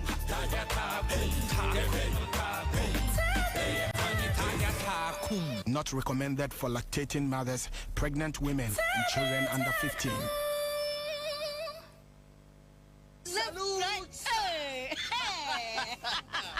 When we send your police in your draw, Imbusaba Mesa Abama Huaden. Refuse to grow, and your offense were back. And what day immune system or Yankopon, and your ready pediatric Samaya Hubano, and Nasa Wunum Imbusaba Mesa, a peja immune system Nabribia, Yarientimu. Sasa dear, a month for the one, the Imbusaba Mesa, Dronua dance say, and Yarwa Nipa and Nina Etimi Banaso, and in Yarwa Cassian Kaya Wutini D and a honka. No, Yamwa suing in no, a boy who buy every home. And now one pa, one Yarwana Dada, no monum doctor in Rono, and num Imbusaba Mesanoa, and more who are deep in tea. Yawamuntim Pose, Yaria Esumo, Imbusaba Mesa, and walk Kashi, and you are may move Bia Yato in row, at to 0246 208496. FDA, Ashisha Jadian Cratry, Maja to Musay. Give us P capsules, a memory, Manum Bia Benamua, Canim Tutu and Kumabua, Sessedia, the two Asa Kum, give us P capsules. Give it to me, baby.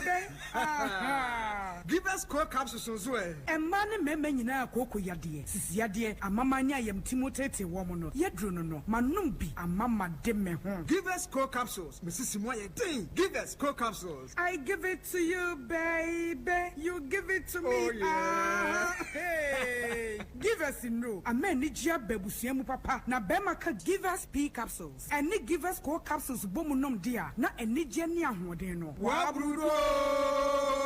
Give us P capsules. And many what if you do what you do, Cronkwan, Efra. Give us core capsules. A pin for a batter, one more menu for an inquadawin if you do me nunca home. I will draw to beer, motophone, give us Herbal Center, Teshi Mobile, and a Teshi Adriami. Phone numbers 0543 222 470 and 050 68 FD, Ajay, a dreading cratui atum.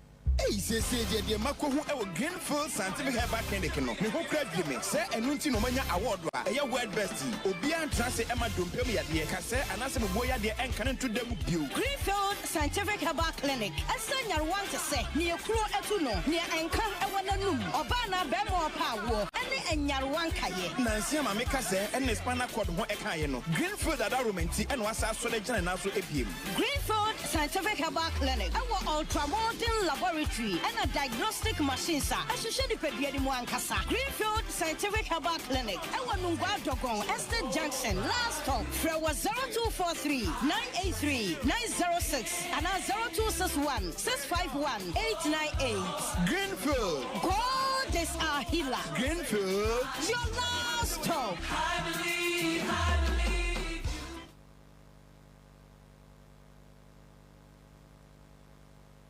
100.5 Accra FM.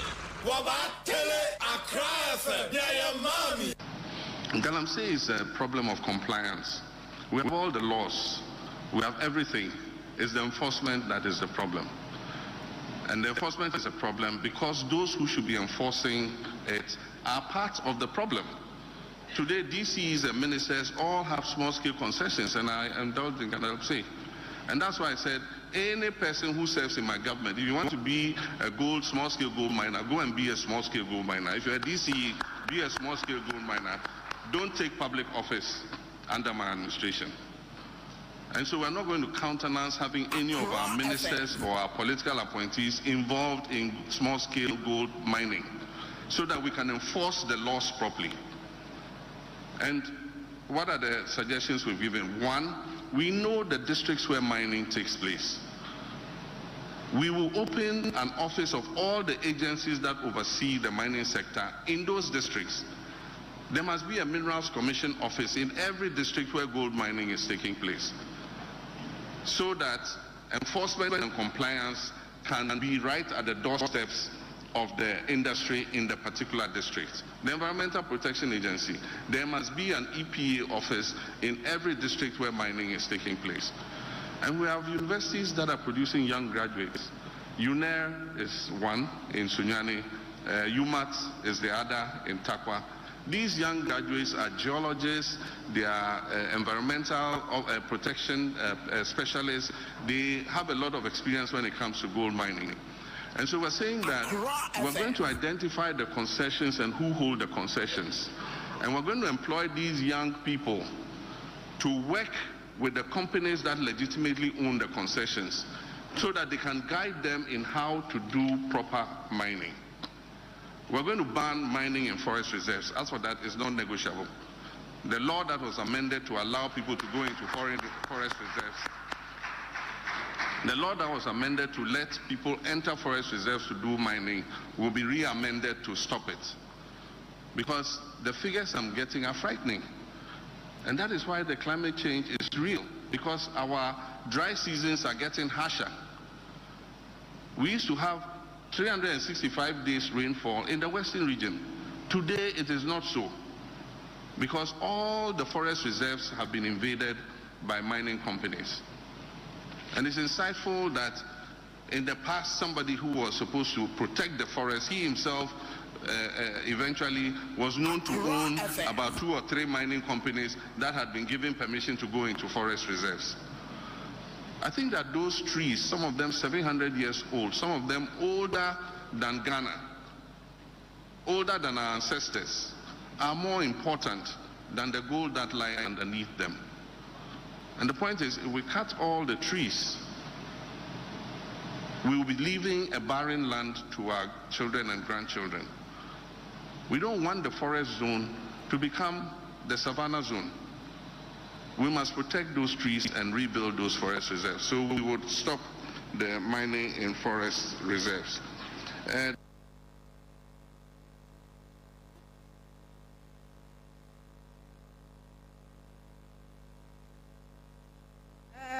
abusia for yaba Kwame baby mi Facebook page ni ma me mpacho na yanto aso enche yebe di nkomo e wo fie ase na yakoye nim nana hema we friend ma me no yen start Ansah na wa friend no abod na ma me enti Ansah na no Father Abraham Herbal and Spiritual Hospital Ewon Kran your fan Kobari Asofa Star Oil Filling Station enti yade bia how cancer, stroke, diabetes, sexual weakness, fibroid mu nyina epilepsy bibia yade bia typhoid mu nyina wo kwa omo ebehwe kama spiritual cases bia how say opelak ewo awariem adwumam adetomu bibia mu no wokohu Father Abraham Herbal and Spiritual Hospital ono so ebetimi abofa Kobari Asofa Star Oil Filling Station hono ena omo ewo fre 0244 371695 0244 371695 and I say 0559 114122 so na ye omo emwa Accra FM nana hima atnase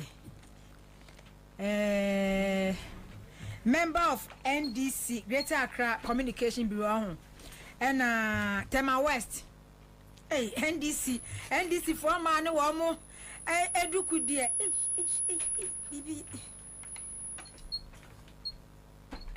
okay NDC for man womo abotire no womo duku die womo emfanya agrokra Tema West Kwame be sound be ebo me yin okay nana yema sister oh David me nana ma so me nua ketewa no nana ma nana awie akwaba meje so nana na boko de nyame adom bibia boko appointment aba nana appointment ne de ayabo achibidi o na so ye da so arese mu appointment na hima bebre wo ho sao bebre say institutions ni bebre fra say enya deputy appointment in the said we must see channel ne de oh bebre wo ho bebre benya bi ane nana wadaroma mo na mo ka ebem said the NDC panyi bi atie Accra FM wo de me nim say wo ka ebebem obi atie ha obi a panyi bi atie ha okay obi atie citizen show sanity ya mo akwaba meje so nana first time I citizen shows me first time I meba Accra FM ni oh wow na ene meni ajepa because yen communicators no ye wo stations bi a ye de pride ye ho say oh wakwa since I meba ye Greater Accra regional team member for the past 4 years ni member Accra FM da it's there bia na ye meya ya na have me pass Accra FM de mitimi call the answer my breaky baby na me aso me nua so the show you so eja nyankopon nanim dia oye ene ni brem nti na me first time me dey ba Accra FM as Greater Accra Regional Communications member ene ma bowasu papa na me sa double na now say me deputy communications officer e Tema West okay Tema West me na me the mouthpiece of the party oba me deputy okay you know I don't only work for when I seat no I making history no I been see that for the past 28 years Tema West is 28 years 28 years and say MPP seat a traditional seat of the MPP NDC Njeda. Okay. Until this is the first time. When pleading to say Honorable Lawyer James Enu. And I'm about cause and I'm chasing catcher near my pants and Derby Nana won't say na Tema West for break. Okay. Not Tema West for break. Sebi Yasuma MP so on Parliament. Oko 2 ballot papers. Eko 2 America to say Usain Boats. Carlos Ahenkra. Tina Tema West for break. Oba yensu. You're born as Sumina. You're born as oh. Ata senim gwase ogu Tema West for the MP pie. Tina Tema West for any break. Na the social road networks. We in some we sanitation and not Tema West for break. So they needed a change. and the change honorable lawyer James Enuna Ebuaye and the 28th constituency executive current executive here me deputy communications officer yana Ebuama Tema West and so be a castle MP at Tema West so will be parliament. But everyone say we can say road network sanitation and other issues had drawn Tema West because Tema dear will be at Tema will be able to say Tema dear where developing and yet to say be a remote area constituency be so how comes that Tema West underdeveloped now those social what's a and basic road network and sanitation and other. Nana Medase a very important question pa na webisa no. On say Obatama West ye wo 11 electoral areas. Mebo boy free eje kwadwo wasawati eje kwadwo ya. Ye wo Boteman baby affordable housing ni new stadium na yesi ni baby ye wo no. Na ba na befa your friend is Klagon. Ne free Klagon na ba Lasibi. Na aba Spenters basic Coca-Cola runabout.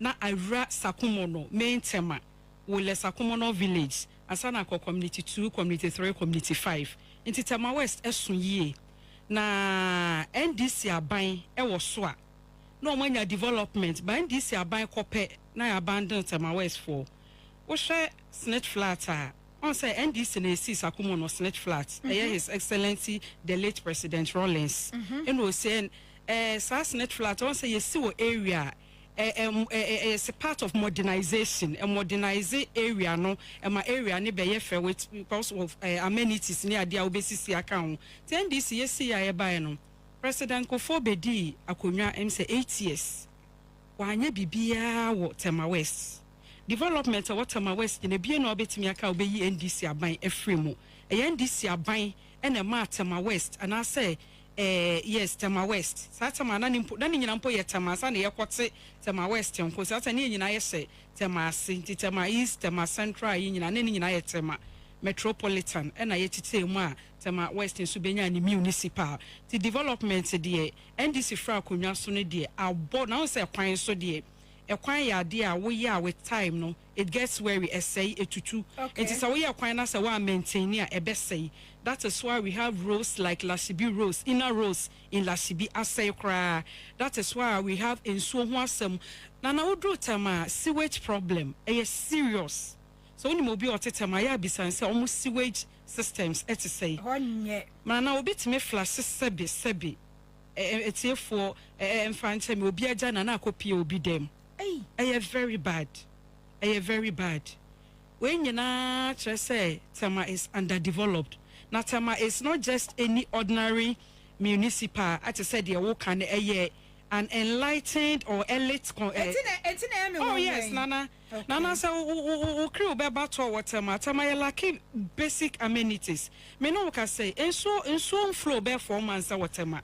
And so who de papa. Tema. I'm telling you. And I want to Tema the way I want to Tema no. People of Lasibi for every 4 months cry. This is from last year. Before you beto abampo and so flow and people call day in day out until lawyer any some few people be na every weekend be no more the cast actually so you be say what lawyer kwa me MP akwa ma afedie or call is very bad. It's very bad.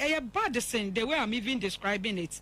Etitama de amenities bebre abontina Tema for no na afedie na amen womo na afunu womo so they had no option to change government and to change the member of parliament. Said they be at least Yebehu say NDC nema pa omuye under His Excellency John Rawlings, Jerry John Rawlings, under His Excellency John Atamils, under His Excellency John Dramani Mahama no ombesa ba beyede aba betoa so enu nti na omoto aba so onye sika NDC de ma obi ya one nti obi ayako opposition 8 years ye ni sika de becheche ba na Tema for wo pepa say omo pensesaye tena na obi sa mi anaka kra metimi aka fa change na ya yi mu MC Nana yenyi yenyi MC I'm say Honorable Ahmed Baha last week no be treachery mu say baby omo ayedru so in batches and I think the Greater Accra region will be the last batch for the vetting it is see a candidate omo file nipa miensa omo nyina ko vetting aba ama omo de nipa 15 na ekọ initially Am I the nipa 3, that's the shortlisted 3, aba. Inti 3 na kanu na nyame ya aduma, omubeko omu last vetting. Coming Thursday, that is this week Thursday. Okay. Obeko omu vetting omu ba. His Excellency John Dramani Mahama, one Minister of Local Government, NSB appointment committee for omubesha di osefata. Na omaboni di na omudi amano. Enti one nipa se na ekọ. See ya veti omu. Enti say about 3. Okay, 3. Shortlisted names na 3. Okay. Enti 3 no na say ni ye hwe say nyame ye ya adom na de oba no. 3 no omudi ye edindi say. Ba ko de Andrews okay. Oh, you're there or constituency? Why, former secretary oko 2 times. Okay. And ba konso de editor Wilson on the minimum editor Wilson or your bar ba minimum ntimi no ya campaign mu bia wonimu no credit ba ko pentimi and current deputy constituency secretary I friend Ludwig say Totime Ludwig. They say onone obi Ludwig current constituency deputy secretary. Constituency secretary ni wa ne deputy. To ono so eka ho bi a ono so eba as MC. The constituency executives no nyina ho na mo pe no. Nana. Nana odi asama no the constituency executives ni nyina no. Ho na mo pe no. Nana asem no kre ye nto sebi. Okay. Sebi executives yana yahwe constituency no so. Okay. For the past years. Okay. And then nyame ya dom through our hard work and your collaborative efforts. And yaba be ye dwumaden ye ne ye then parliamentary candidate our current member of parliament lawyer James Enu ye ne na be ye dwumaden na nti constituency ni nipa 28 na nyina ekọ elections no Ludwig part of us ye nim ye ho okay ye nim obi a ye ne tese de wo Accra FM mu nim obi a obi anso nim ayese mu pe Ludwig na obi a se open no na Tema West constituency executives including the chairman, including the vice chairman, including all the executives. So we are say, Honorable Ludwig. Say Totime. Ono just say na me nima de kronti Christ say ye sign Ludwig ho. Okay. Me nima de Christ say ye sign Ludwig ho. In fact, omo nyina omo contest ni nyina fit Tema West. Ye hu obi a de obetimi aye. But currently, you know, constituency executives now supporting the party, chairman, secretary, women organizer, communicators there. So we stand when they come out before na grassroots for no so pen. Grassroots for no so pen. A very young and intelligent man. To say obia pen. Enti na me dream ho na eye me nwanwa say ye best sign Ludwig ho. Na ya ka say dey MC, you know, akoma obi foforo. It's Ludwig Ane. Tema West. I was for termination of appointment. Enti we said the office of the president Enaba. Director General, Ghana Civil Aviation Authority. It take with immediate effect.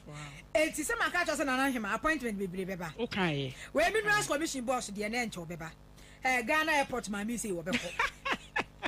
Bebre beko enti we no say omo nyoma dwen so mbeko enti no omo beko oh yes enti we say na wie ya na we eba we wie ya na we say eba yes wonko Ghana Aviation Civil Aviation Authority enti Director General ho no onya na dwen say onu anka no voluntarily onu a betender in resignation letter dia ya ka kire ne say on handy over duties and Farmer Steven Wilfred Arthur who shall act as the Director General of the authority. It's on the act until some benya substantive Director General. Ebias on one son ebekodia dachi ena ebeche. Okay. Enra release we ba out. Na president say okay. Omo 60 years. Yeah, omo per contract.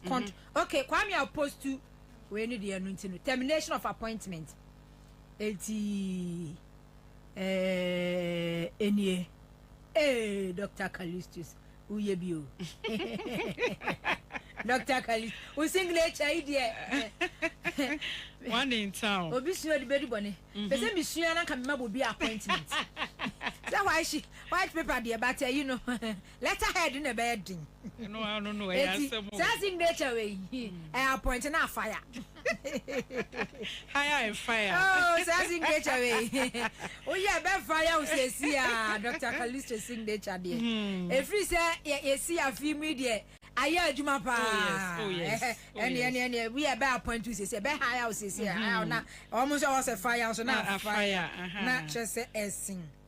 But nana metimi aka bibia fa termination of contract. Ubetimi. Okay. On say your president or my penny we nipa bia odemra ye adwuma.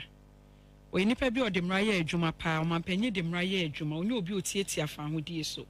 But nana ye wo memu ha ye nim se aban sesa eniema sesa enti ye se new king new laws enti ebinom aye omo hotintina atwan se omo de omo nko omo aban na di omo ba aso e na aban asesa de otia na wotie omo contract but nana ebi mo poster a omo de tete ho no enye sebe ade aye ani gisema na se ye anika ebi da so te ho ye police bi da so te ho undermine ebi da so te ho instigate ebi te ho ye niema bebre enje sasa nkrofo nyina omo da so ho a I think say Emma President Mahama ne vision a wodeba ne resetting agenda wodeba o manyi mu no ebe ye because sebe woni o tanfo ana ye say obi nko insura ne tanfo enje sa President Mahama ba no so oba be reset o man Ghana na sabi nkrofo omo say o man Ghana no omo destroy o man we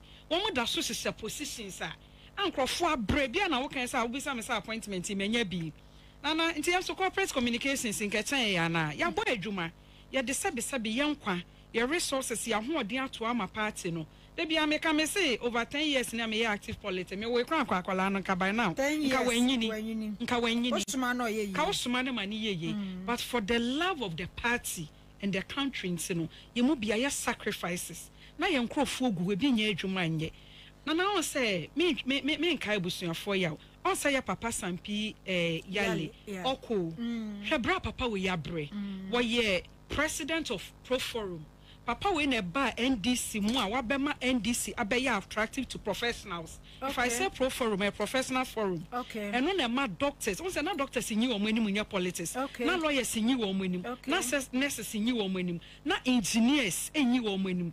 But papa we be from Pro Forum we no network no. And my sankrofo ni nyina came on board. And NDC yesia you was special your doctors, you were your nurses. Ya call manifesto launch or Winiba. Ya kwa na efekeke. Professional be providing the services to support the NDC. Krofo we nyina hwa ma party aba power. Omuti was papa se we nya appointment o. E na sebi we di eje mu odi kwi. Ya. E bi krank e ba ye na ka January na onya appointment. Oh Debbie, on say empelinfo no de. Woman no rollers time woman dia Miss Mahama woman dia ba mo da so gina mu ye this time na so omo untina so omo guide a youth no na say eno ntina omo support president na appointment awaye this appointment na efe kra kwa say the president say yi mrante ne maba awa young guys young ladies or di omo ye no man be say me stress say it's a party ne reward ne hard work. Oh yeah, eno die pa. Eno die pa. Nkokora empapa fo ani mami fei. Omo so gina mu sa. Sacrifice. Me kai say papa we baby ni wa obepa nkoto no. Betty mode ya okotena Asante region one good month donations campaign enya mo koye ye no. Enti na ye ka say de be ya adati bia ye benya mpanyimfo. Party ni ntimi me ye youth nko a. Because we fall on this mpanyimfo for advice, for encouragement. For even say yedi ho beto mbeche strategies e de winning lessons because omakwa they know enti no say yen crofo ho na say MPP appointees that so say positions sir and na e ha adwen yen crofo bebre komodi omomusu the boys are crying the grassroots are crying na me constituency executive member me deputy communications enipa na to aba ma me over 2,800 delegates in a croissant line. Omo to about from 22nd October 2022 to 23rd October 2022. That means a full 24 hours. Emrewa wom, enkokrafo wom, ranti wom. Na sene obi frame me say, ohima, enyeme mwa ye diyo, na mumpe baby mfa yense. Me ampo na obi besiye, meti we ya minya baby. Oh, but ohima unim say, said you okay be sui almost 8 years. Yes, so 8 years. Early days yet because abandon 3 months. And that make us say, and you will be an appointment. And what dear Debbie, you'll be almost all my appointment, you know. Omuna ebe biem. Ama obia so enya no so say no obia kwa your office bia no. Omo atwa mo ho ahia nyina ya MPP fo. Exactly. And enya de so betimi afiti preko pesa wo call ya no. O pamo. Na omo be omo ye. E dey ntina what are we waiting for? Yes, omo say a nep. Erica J. He was fortunate because Sankrofo no mugu office one omo your contract workers. Omo nya permanent. And you sue that emrana. So me reapply. Yeah. Anyway, but there are some institutions and yet a say obi ye. That obi ye word no.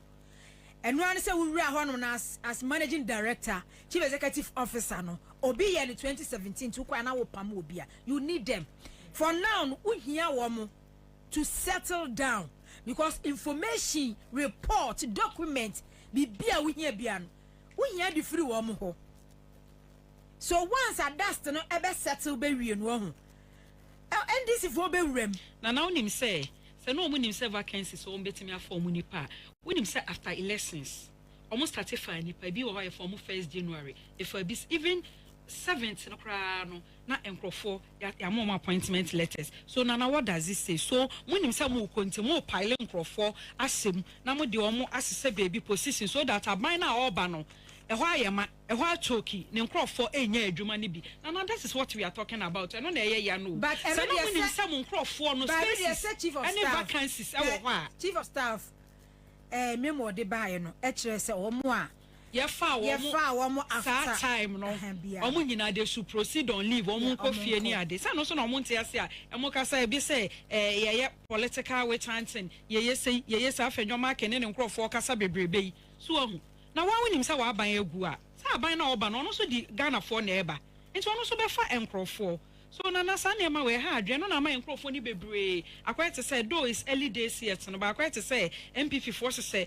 positions MPP for nya la creative jobs say ye and I grassroots for na enti nana I sympathize with the grassroots na me so me ye bia enti I know the challenges they are facing ye tu obi woni fie ye obi edi woni adwumam ya jo driver ni bi car free ni sam minim driver bia na otade me ko baby o se ne boss se wo de NDC mofla abo car nim yaje car ne free nisem for the past 3 months boy ne free me say me who dey say after 2020 me feel react to me last o catch me after election I say papa no abo macho after election na ewie ya na papa no ma me letter say o to me abra wonye eboni bia me nya ne hwe o catch me say adwuma na meti radio so eye no risky ntimi hia mi anka say me fu apa me hia mi fia you imagine but asam so aka no mo say no kra ba no apartment no tenant for catch me say tenant for wa ha o catch me say tenant for bebre wa e wa ha because I apartment e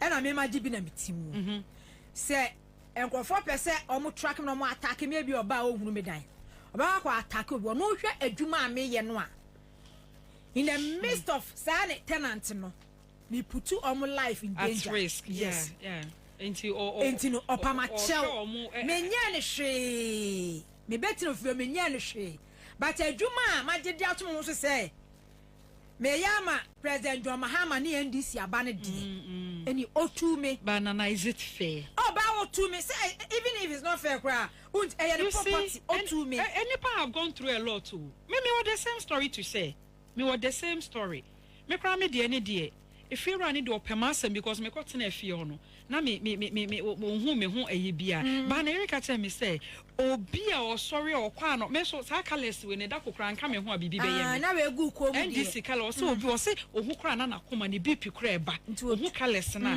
o to me je dine to 3-bedroom apartment me no ka say da so da wa fa rent obi a ma anya ne boni o to me enti nana enkrofo go through a lot enkrofo fa yaw pan hwa wo kra na wo fa colors no wo de wadwuma na wo yi o wo fa colors ne tetare wo say wo di huru obi ofie ho ana wo de titi obi I can't remember na me driving na dan me kofa flower pot and sa me ni doku a na oye deputy information minister as I member of parliament maybe I say Samia Uku and kwatwa ho flower pot ne driver na across road no okay enti me ye na me car kopem ne car no fender no osi yes obabum na ja na ama de ja me kan lose na be sane gu no so a ti say na me fear we akureti ade a chen ya no pa no ati na ama na minister mu ana enra oni na nya sei enti na oboaboa no na o kan ni nyina abo mu you see na dako enu tumie edi free ni dem okay na yemra enra the free presidency ba ya President Mahama eka say yenim se okwa public sector ni mu a bebrenya 60 years a no mo pe contract be 2 years yade e hadwene ye wo youth bebre e wo hono mu a e wo se ye push wo mu do mu ra system ni of course but 62 ne 65 ne ayifo ogum suspension of the grant of contract appointment and that's 20 okay so the grant of post-retirement contract appointment to retired public service staff has been suspended with immediate effect. Okay. So enti na che say obi ani ho anu a ye be renew ne die. Okay. Na ewiase enye pese minkumenya ne atimode ni greediness a watena abanya adwuma mu a ya adwuma be say 60 years. Ebi kra ko mu before munya 30 o. Ebi ko mu be 27, 28. Na watena mu di 60 years.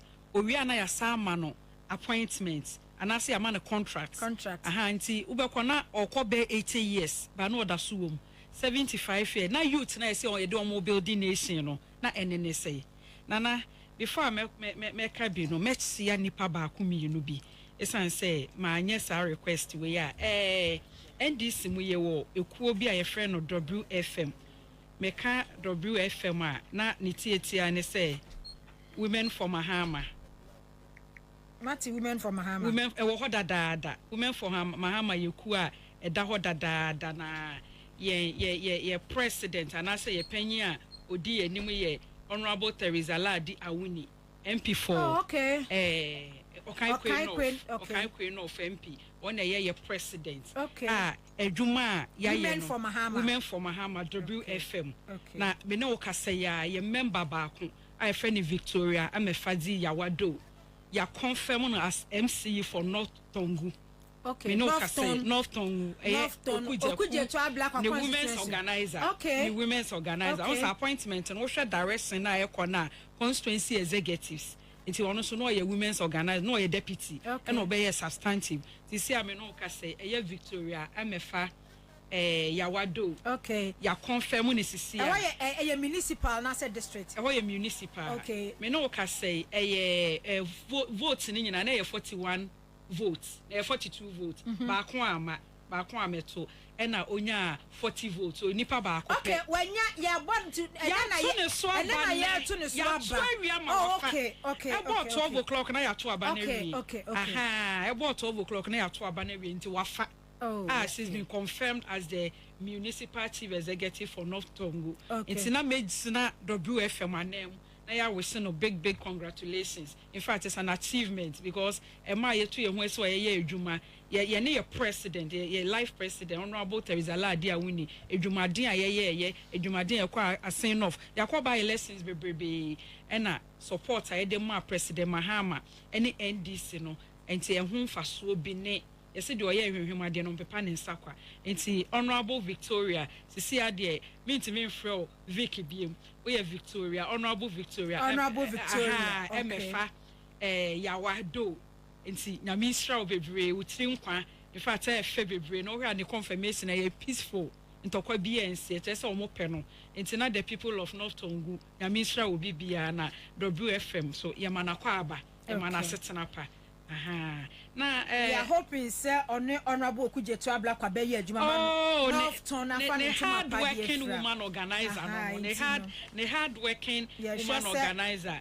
in fact honorable Okuje to ne hard working woman organizer ne honorable Victoria nti adwuma de omo be collaborate na omo ye adwuma na omo pagya North Tongu so ama na fa ne ntoma papa efra oni mensem bebre to omo wo ye friend sensu yiri a akoso mbodam ya ye bie nsam eto fortunately budget ewom ya twa ska ya de ekwa support wo mo enti no yenim se ska no ebeba na akọ ye adwuma na honorable Kujetu Abla kwanso gina ne na so ye bebre na Mr Ibrahim Mahama no so kokọ boy ska sa ayiwe kra construction firm we kra no bibi sky for nso boy ho pa Ghana for bebre eyi wo mu ye media state first sky so kokọ boa ho no mo pa media stations bebre so kokọ share said in fact omukra na my coverage no e ma ye hu extent of damage Kwabena ye ko ho okay I think say Bobie Ansah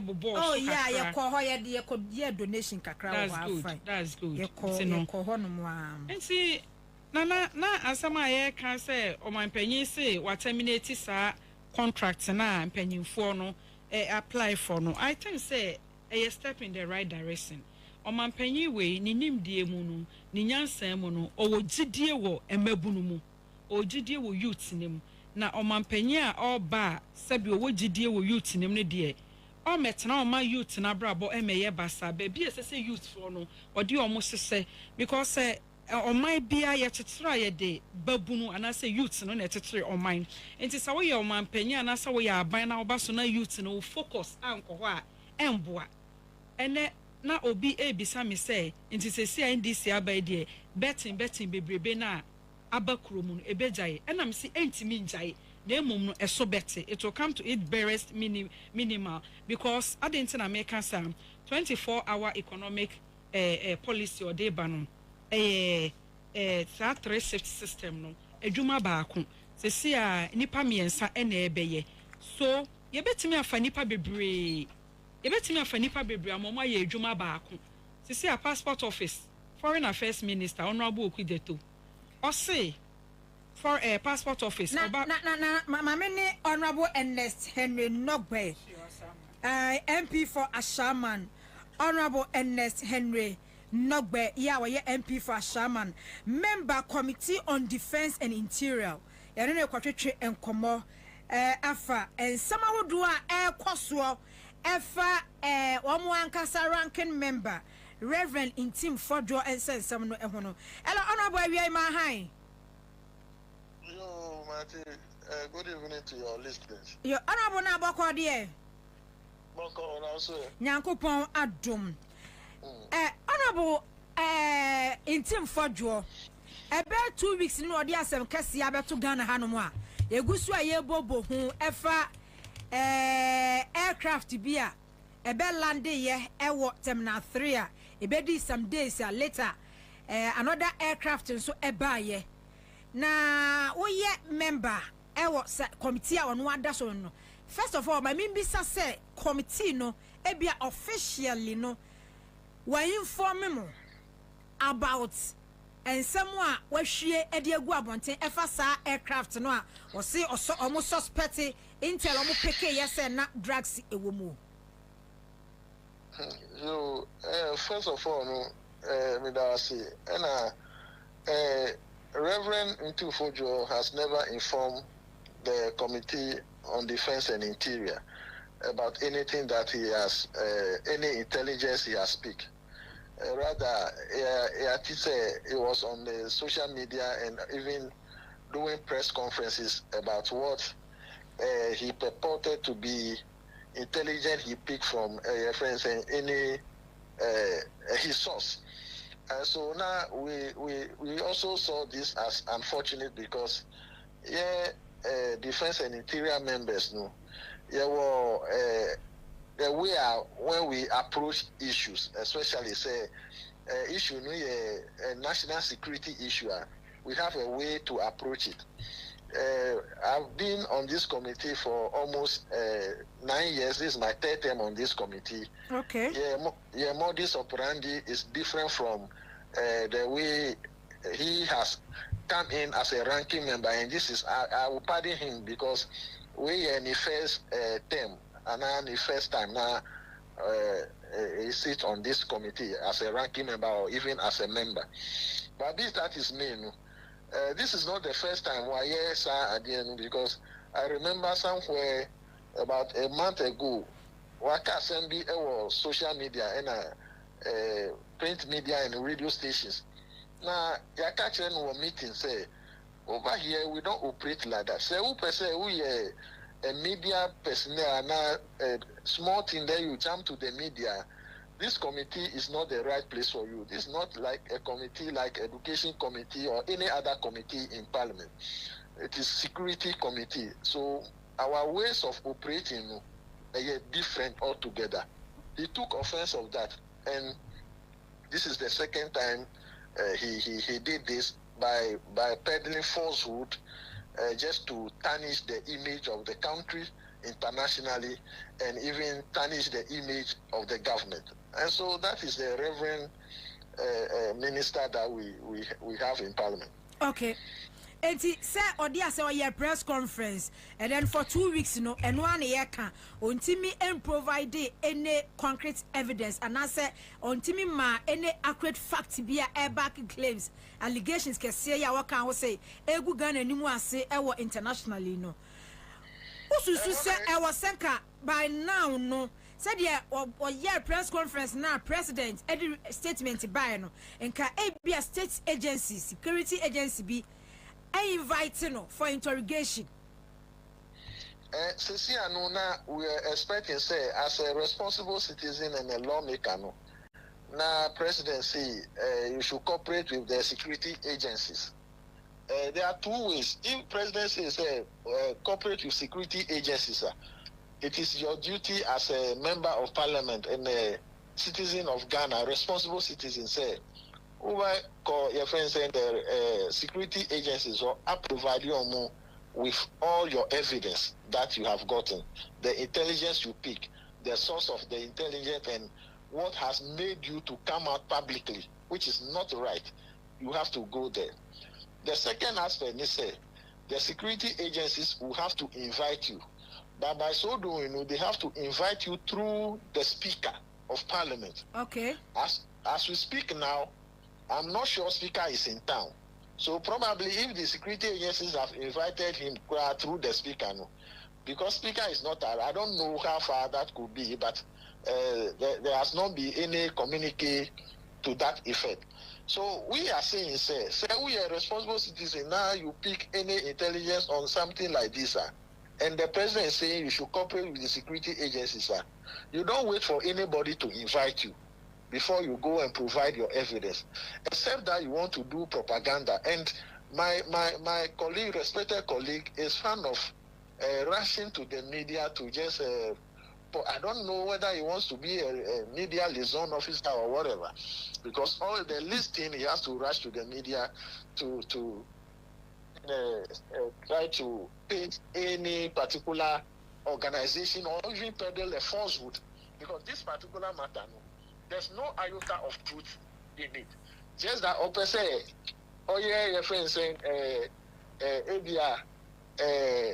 somebody who is trying to put the government on its toe and whatever he wanted to do to just tarnish the image of the government. But as I've been saying all along, it's too early for him to begin to do that. And that is where we are this year.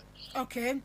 Senior Workers Committee, what was what a member, Security and Intelligence Committee. What committee is what we honorable intim for dress emika. Who say akwa bibi ti say yachi cocaine and ono so di way ababe piece enti ono di way be piece no na che say ye atwe Ghana for adwen bi akoso say and then NDC aban in 3 months yachi cocaine NPP aban in 8 years yachi cocaine committee de na wo so no such report no na munya bi cocaine issues no ne ade You mean in recent times? Sir, in recent times, 3 months in the area now. Now, who can say, who work committees or 9 years in this? So, what it means is say on 2 consecutive terms, such as now also 2017. There were a lot of issues, sir. Your friend said when I was a committee member in the previous regime. Okay. But you never hear the committee members going on air to talk about it because they borders on national security. And that is what I'm saying, say, modus operandi Now, the way he has come in with this issue of running to the media is alien to the committee. Okay. What he has said. Because there were so many things, even classified information, sir. Now the military security agencies, the police, they will come to the committee and knowing very well, say, this is their own committee and this is a committee they can confide in so that we find lasting solution to the problems, sir.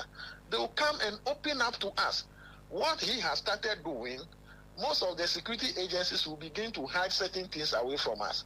And when that happened in those days, you don't see, say, the ranking member who is James Agalga or any member who rush to the media just for political expediency. Yes, sir.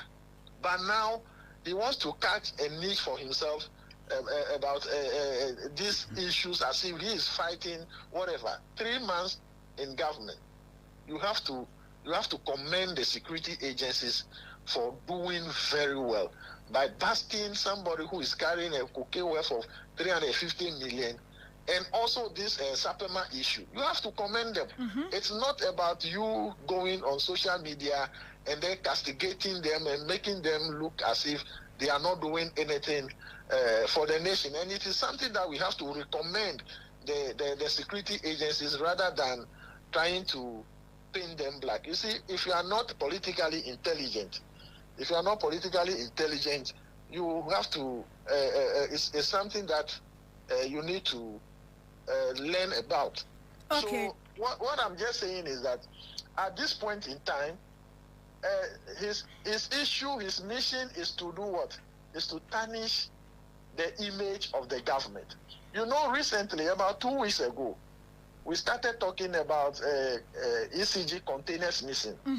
ECG containers missing, and then the cables, etc. missing. So he quickly has to bring this one in to divert the whole nation's attention from those cables. But we are still tracing them. We are getting them. A lot of them, we know where they are. We are going to get all of them.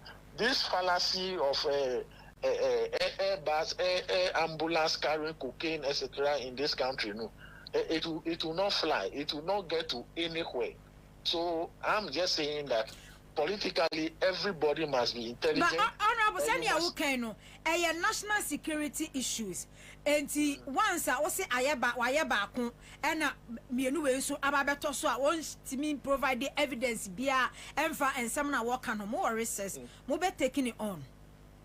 Oh, definitely. The committee will take him on. The chairman of the committee will have to seek audience with the speaker, and then we know which action to take thereof.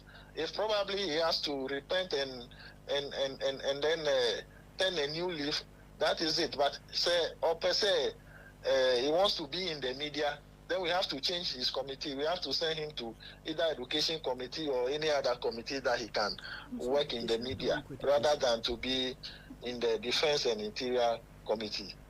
Because I know a deputy minister education Tiwana was something control. Because you want to do a beham. Yes, that is the fact. And I see this kind of approach, and he is in the media consistently trying to defend what he put out there. In fact, I'm just surprised that a reverend minister, an honorable member who is a reverend, going in the media to defend falsehood. It's not right. It's not right. So, the committee will have to seek audience with the speaker. And if he has to continue on this trajectory, then we have to know what to do. So that at least if his caucus will have to bring different person as a ranking member. Only committee way, you were former minister of national security. That is Brian Achampo on the same committee. He deserves to be the ranking member. We have the former deputy defense minister in Dominic the name of Honorable Menu. Okay. Yes, on the same committee. Who also deserves to be the ranking member. Okay. So I don't know. Yes, as for ranking member or committee membership, there they can bring any other person, or they can put any other person on any committee. Okay. Just that we don't know why he should be the ranking to experienced guys who are on the committee, and he's trying to create problems for them. Okay. Yeah, that's Enumere Honorable Ernest Henry Nogbe MP for Ashama. Yeah, that's Ebra Wenya any attribute and common the eye any day. Adia no so no agenda no MPP for agenda no ma setentino. So she gumu and say wo she gumi ye hwede. Unfortunately so no omu worry omu ko break. Omu ko break enti sen kanya break na yo makwa because the last time you say yes speaker release Mustafa or no Mustafa Day. Oh, Yusuf. Okay. Yeah, na or what national service. And then A plus. Me who say yes speaker release woman. So me for investigations be ade. And you know, yeah, she say, hey, inti for job hamu. Nana. What's ye Ernesta? Say papa ni a first timer, but Nana, ignorance of the law is not an excuse. Now I can't also you're ignorant. Why you or your first timer so inexperienced so can our committee ni so. So you think say to me I think say he's on the wrong committee. To me no. Okay. That man is on the wrong committee. His background is he has been an education deputy minister. So if nothing at all, so I want to make Faniko creative art and I'm Faniko education. Faniko baby but a sensitive area that borders on our national security. Sabi a media hyper person obi okan ho ana one a media for upper cameras. A free before the cameras. Obesa that ye be just to hype himself. Such a person on board that committee way there are sensitive issues be a waswa yemfa nko abonten because and some obeka yinina no ebema there was pandemonium Ghana for binum yes na and then all of a sudden after the Ghana beye cocaine habi, which is never true. What is never true? According to Honorable Ernest Nogbe, a lot of issues happen under the awards at the old administration. But because some classified information were not meant for the public, they dealt with it as a committee. And so you have recommendations. Now they are the appropriate quarters, then they deal with it. But what the Kakrabia na watch camera so and papa we obehaye just as you are saying obehaye. But the thing is when there are equally another committee or different committees so betimi akoso open the media hyper Ghana media so dey all the any party any NDC for na yi no course a committee so and I say order so can't no constitution of Ghana nipa na tro you and na na constitution no free on obi an organization be writer na enema bi course say I think they should reconsider. Now you financial committee for so education committee said then you financial but baby or one day defense and interior need you such people even your poma in fact Oma no cry nye Oma no edu meka so factual no cry bia anim na na kwa social media sa media ebesi wa oka ho asemi ono nko a obi ani ba bi okọ concocting the stories onim so conjure stories no from the sky so said then you say na he was in a different realm and ohun sa na na Peter say twagu a ampa so say plane ye tutu ne ties a ye fixe ankrofo dom entinana papa we person o say your security is so porous to the extent say plane bia betimi ababe land on our borders airspace na why the opana. Is that what this man is trying to portray? To me, it's an indictment on Ghanaians. What my Ghana for now said the whole world, international community, just as Honorable said, no. Mama who say, be a airful, your security, your defense, and your interior borders, cry, your interior, so into be a funny be Ghana, which is never true. And to Papa, when you I think, say speaker our Ghana, say speaker Nigano, there are Mra or Maimu. He's not above the law. Nkrofo bebra kasa ma no yi omoka ama ya hro mo baby so mo meyi oma no enti se kwa me plus enti me frɛ ne frɛ kwaku anyi do hu na ye frɛ we e ma kra ya frɛ bebre akɔ so is he bigger than them on the enti me frɛ ne ma ne nko he is still granting interviews or da so kasa o dwa nenum o bro but na uji tum say diversional tactics no mo play of course containers here and I come be wa we cross me ni etwa bibi so say yes kumasi kote yakonya eyini bi wo ho me see me hu news flats bi yes kote kumasi kote warehouse bi yakonya ene ECG for niema ni bi they just want to divert attention. Is the style of the MPP. Anytime there is a serious national issue to be discussed and to be divulged and to be dissected by the public now, then they bring in something unusual so that all the nation's attention is tilted towards that issue. Yeah, me papa we dictate the pace in my we are resetting Ghana. I say you do so because Oman Penny interested. Oman Penny interested. And some are not can because Oman Penny John Mama on to mean that abra yede nimfitre cocaine hub into was say evidence be a papa will be on from common security agencies and he used the word cooperation. Cooperation is so be for be intimidate too. Just go and cooperate. For you know because information you crab to me who can be for so your bambo, your be you mudin. No one can somewhere your name down fear.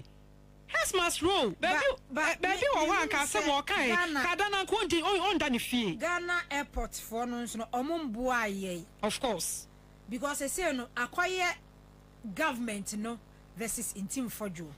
But meanwhile should be there officially no enanka Ghana airport for edit release aba yes actually it's on say him say before say your aircraft say your day ebe land biano say land say your emergency or your transit information be about that aircraft no Ghana airport for was information no information no enti senka ebe free fellas kwacho ofosu one mo aba no that respond no ebe free fellas one mo aba no na e was senke free airport for no mo neba of course ma ti say e for no aircraft for no from say Ahmed yeah I think Nura na bibisa no omo so e de release aba e kire say omo nya emergency e na omo land yeah me who say omo ready banana me omo pa say sanka obo ebe kasa enti woni mi say sa issue we say no na e was say Ghana airport Ahmed for no enanka wa mumu no e di release ba but only say te say de ye kan ya honorable ayinogbe enso e kan government spokesperson no ehunu say e diversional tactics who say o adene ba na omo rabishe no say diversional tactics yes enema na ebu nkam dia fa MPP for so no na afedu enema na esie nti yan create bibi evamra me bom na yan twi Ghana for adwene ma so and then whether it's fortunately for them and then unfortunately for NDC so 3 months ye chi cocaine wa ha and then publicly eba out and you say that we be piso de be twi Ghana for adwene aba so and abanu so so e mo nsam keka na nti yan rubbish no but akwa ye asem kase for 2 weeks and one ye guso a e hangi ho no mo na day in day out no wo kire say e tu free ha and acquire transit ha and e fa ha ne kokosi ha time na tu ye we don't need that no nana we need it onim ade asese papa we under ne fie biem na ye frɛ no na obema evidence say utie the way I see and narrated the whole thing as if he was monitoring minute by minute account of what was going on. So Papa we saw your my papa in team for Joe. I didn't want to notify security agencies no. Said this is what is happening on our lands, on our borders, airspace, the air kwasuni.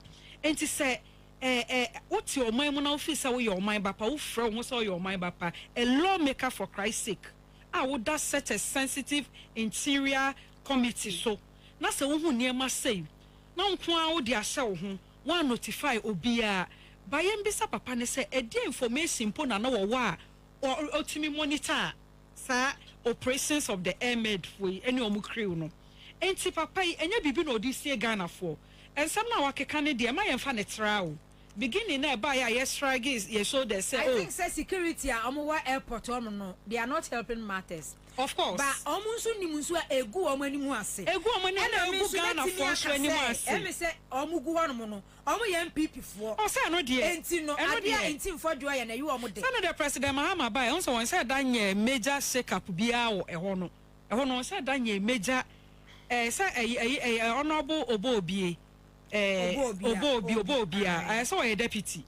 as a deputy so there in substantive boss so and want to mean free abonti those is an expert in communication but want to mean free abonti e make kan ho asem when there are people who are supposed to issue statements enti papa we no asam 19 for draw aka no honorable mo we sofu mu a sabi wo pesa odi oye ni beto Ghana sofu mo pesa wo twa ntro eto aban ne so sofa wo pesa odi asem huhuhu ebesi Ghana ema Ghana ebeka se enti afa de omampanyi mahama ban ne Ghana ha obi na obetim de oman we mai cocaine hub because okay omampanyi enhwe masa de no emegu na aban ho fi wonya clearing agent wonya omampanyi boni bi asabe wa betwa mu kwa o ka asem na wonim sa ye no kre ne nkrofo ne ye na points ne ye enso no wa clear wo mo no omampanyi John Mama he's not morally bankrupt or you committed so obema Ghana ye peace and security ye safety and security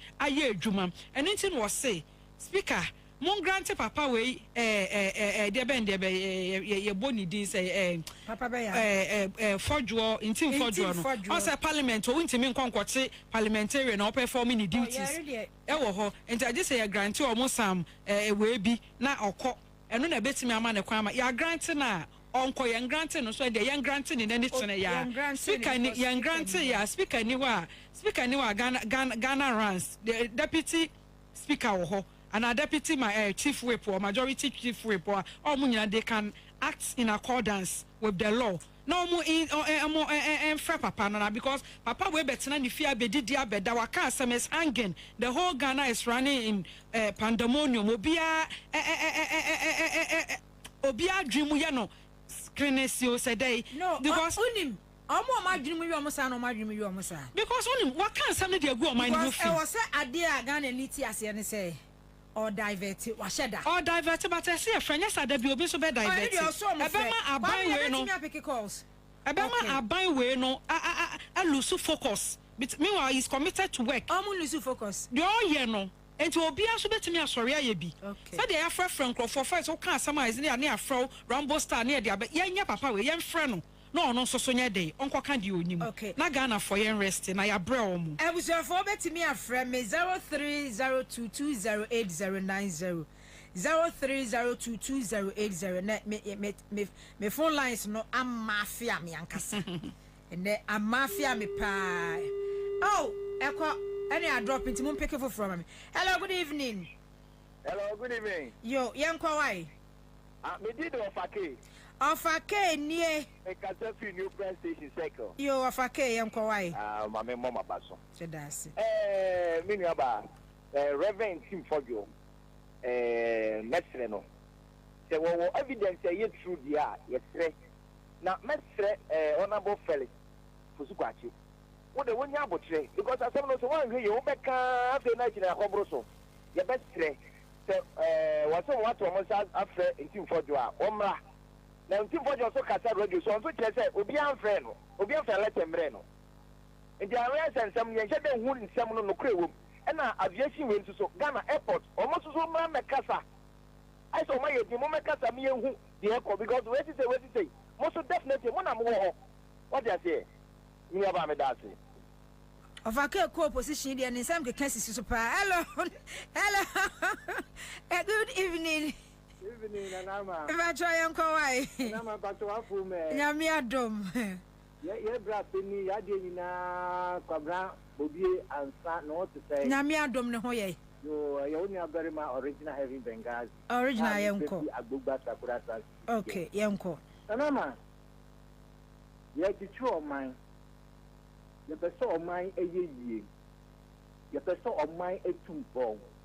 Na semu empanifo a yedimu akwako gina ya no ewo parliament.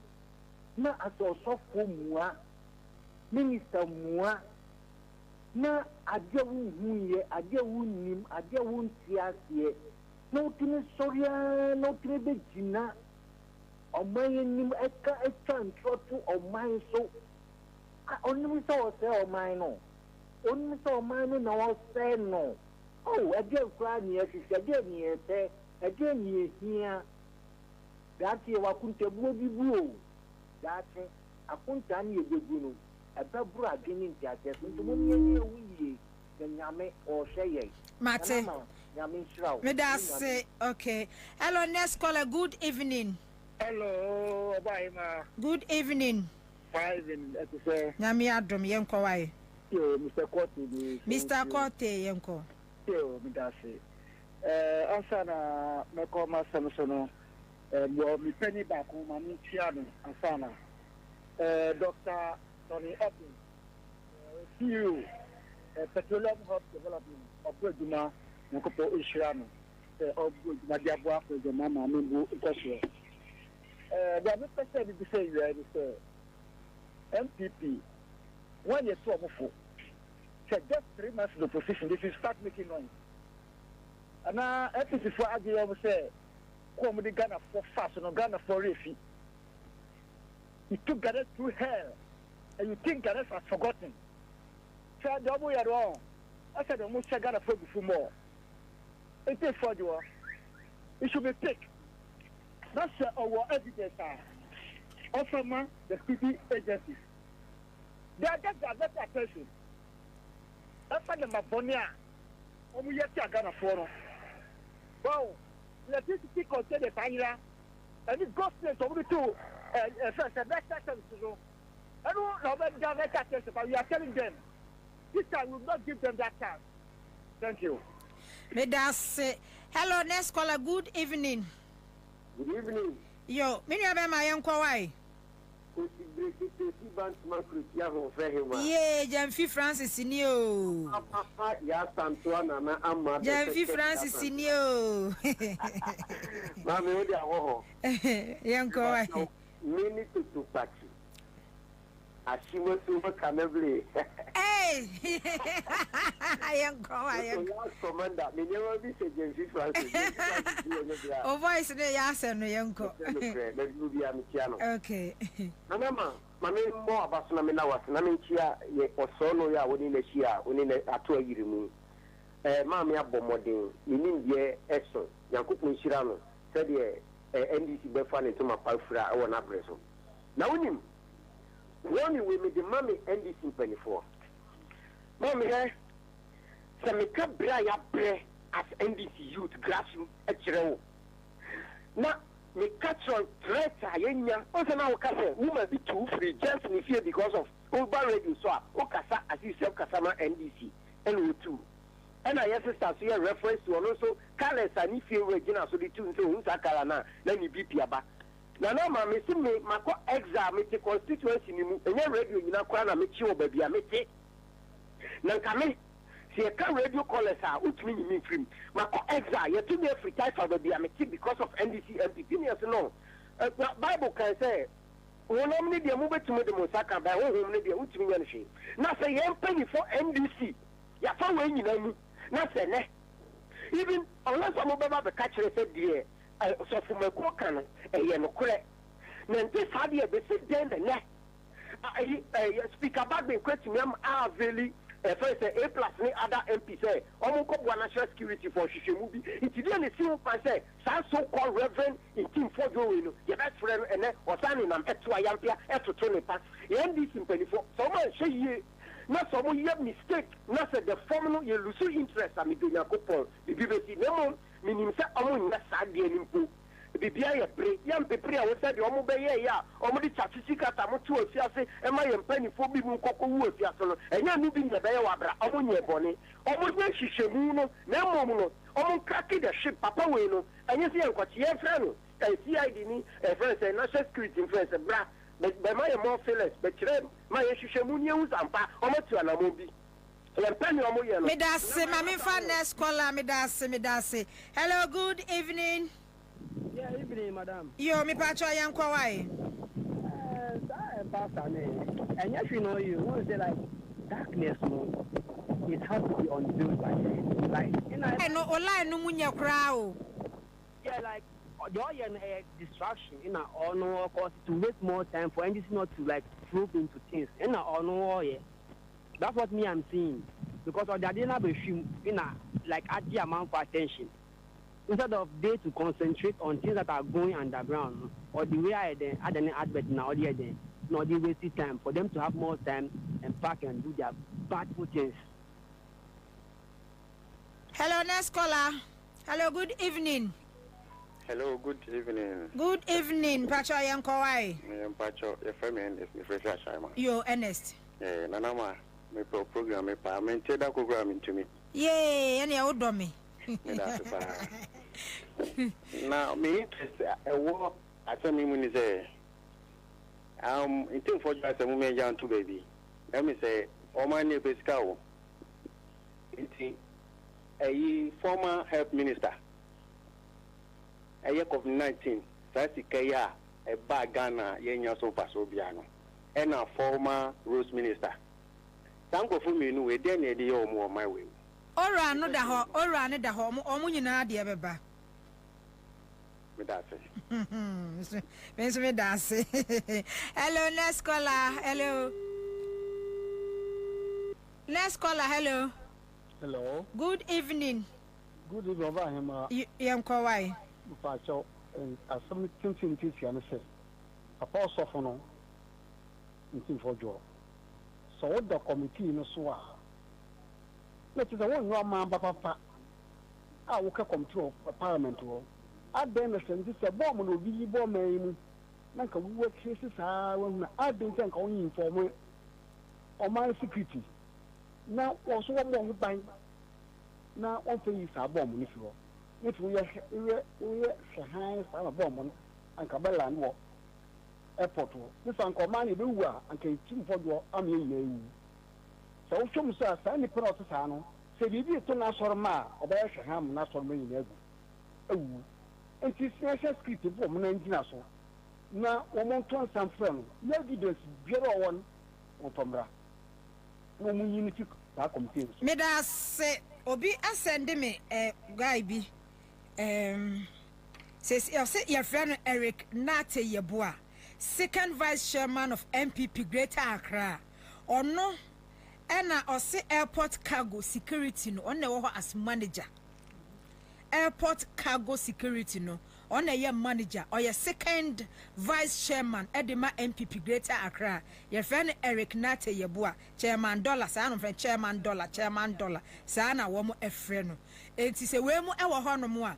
And omu release footage no edi Emma intim fojo enti de mo release no koke ukura ne drugs kura war aircraft no mo fa ni nyina mara ne yehu na yempon we le nyina ne yempon ana o send message wa confirm say ye no kure oh we ye NDC ni bi na madam for bi our outside ena edi we yi amane ya watch say wo NPP vice chairman eda so airport one mo a omu na edi sansem fun no wo hono no sansem no na ekwaso airport one ti na such a person yi na di a omampanyi wa ye bone na wati to bi fa ho ni na di no wa transfer no o transfer na obi fu frasa awoso o transfer na ho na enwambo bi akwa akwahwe so. Hello, good evening. Good evening, Nana. Yo ya me last caller mpacho yanko wai nyame adom this me ho ya pa ye de nyame ase yanko Nana ma mo me kan no kore o fe NDC mo mu ya me ya ba mobu o be kaya o fe tema na NDC o demonstration na NPP yen wa brochire and no fe no be o fe tema na mo committee ni so no mo pese ne ma be ba bonti o fe yen security o MPP nya abandi o se du o mu jabo na ma mo ma no kore enye djuma ye o mu se NDC ye party no o ya kuma mu enye ni o mu de ma ye don ye do party no mpenifo no so mu so amonka issue fear don't do issue do don't fear e no mu na say o mu so ko opposition o mu beba o ba de no ba be ye o mu nya djuma no mo nya hu mata ni bana be ka se mo ya tizi na no na o sita no ka no da so be mi fie a ne wo gu Ghana ni ma se Ghana ni ku etu kwa na e be se chini se bi o ko no mata na ne mo jani pan ti mi se da so na radio station e ye interviews na mo hwe ni din se di mata mo ma no ko nya djuma mata. That's ene honorable Alec Plim Akurugu a birthday Domi Kwabena history wa make you what there nusu ebinsi da onene NDC member of parliament obaba kwa wagina ne nanso agi seat every MPP for nsem Honorable Electlim Akurugu and your birthday. Happy birthday. Enko enfamau. Do me Kwabena nyamema wa ho dinim die nyansa sonkwa. Wodi ebedi wo MP. Na enko ye say wo di ni 4 years pe. Wo breki na wo breki na wo breki na wo breki na wo nye greedy nti ebia wo ko be say 8 years and 12 years ya no aka say obi nso enko bi. Honorable Electlim Akurugu oyemi MP enti ono that TV no so fefe no oyemi MP na no mi sister bi bai so oba wo ma sorry say opeso oboabo ama no enti no opema be 10 church bi okoyo opema be 10 e wo ho no ma bi omunya adwuma bia no no ahunu emwa wo de ebeboa wo mu enti nyame ma wa ho den o ma nkwa tenten Oma MPs common fund and Emerald Tentem. Oma winya contract P. He say ministers na ka 4. And him say yensu ye MP. HFA wom. Enti President Mahama. Whether you like it or not, ube release. President Mahama, Dr. Callistos, Dr. Callistos, whether you like it or you don't like it. Honorable Akurugu appointment in the ministerial deputy no. Ube release because we need it. Yeah, the pa. Yeah, nana. Enti ya pomenyo ofana west na. Yo nana him say topics ni for yenti me kan ni na em reni nti. Na me de me ka cha Ghana fo ane say NDC 4 ye no mo social contracts. Ya ba ye say the next 4 years ye ba besisa the fortunes of this country through the resetting agenda by His Excellency John Dramani Mahama. And never be on Crofobeka where it's 3. Yes, I will share a soon on Munsu. Yet the young baby, ye acquired the 24-hour economic policy, ye deba, and ranty about Benya Jumaye, and then Yamia ye levy a freehold, ye a missing tax a freehold, ye nuisance tax a freehold. Sanema we have on crime, my relief be about my name. One mamma maybe catch him so him and this will be for one city mammy, but me namasem from a papa be a family home, but on my name what Judy or be a go about. The normal duties as a nation, want to say, I told you, I dare tell you, and our marketer, and more Bobie a daneda, and one Bobie a waitress say, or my penny is committed to making Ghana a good place. I will be a bit me as so the rate at Twitter, and I am ranting near my bow and need to coin. Will be a journey. Nipan will be a corner when him security in somewhere or when him send the safety cry guaranteed, banoko, but where they are bassy a babe, reset your mind. I mean, first man CDA. Onya majisi obet me as but as we are moving to our 6 months circle, Nyankopon bema the fortunes of this nation. As a santi, they make a show be a Ghana phobia and say, Obunya Resimu, and people follow the road and now Munina Moka, and ya wana yeshe, or man penny able boo on my way, near MPP for said the Sibu on mine. Because I may be president, my catch a for the Sawum or Maida. Into him said, I mean, I'm pass or ban where who said,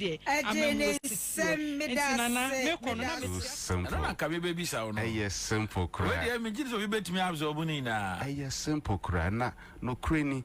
Brown sugar is a better than now. What check cry about 3 minutes? No, what's a cry 3 minutes? What check cry about 3 minutes? Wow. Washing powder year better than ye. What check cry about 5 minutes? No, paper. A near simple. I try a huishia antiseptic. Parazone, Nini now he can near album. He see, I know I near simple, I try a huishia. Intia near Passia Trebi Bree. Now Sabi Nipano could do fear. A near my be by a treachery. A year not Bronu be a location be a nipa finding a cell phone. And a chereniama a nipano a here. Into Nipano could do fear or identify needs, sir.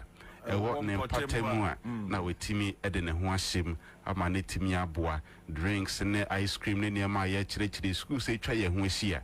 Into yesterday, Abia no be a housewife. O Tien. Saturday, you find a need enter National Theatre.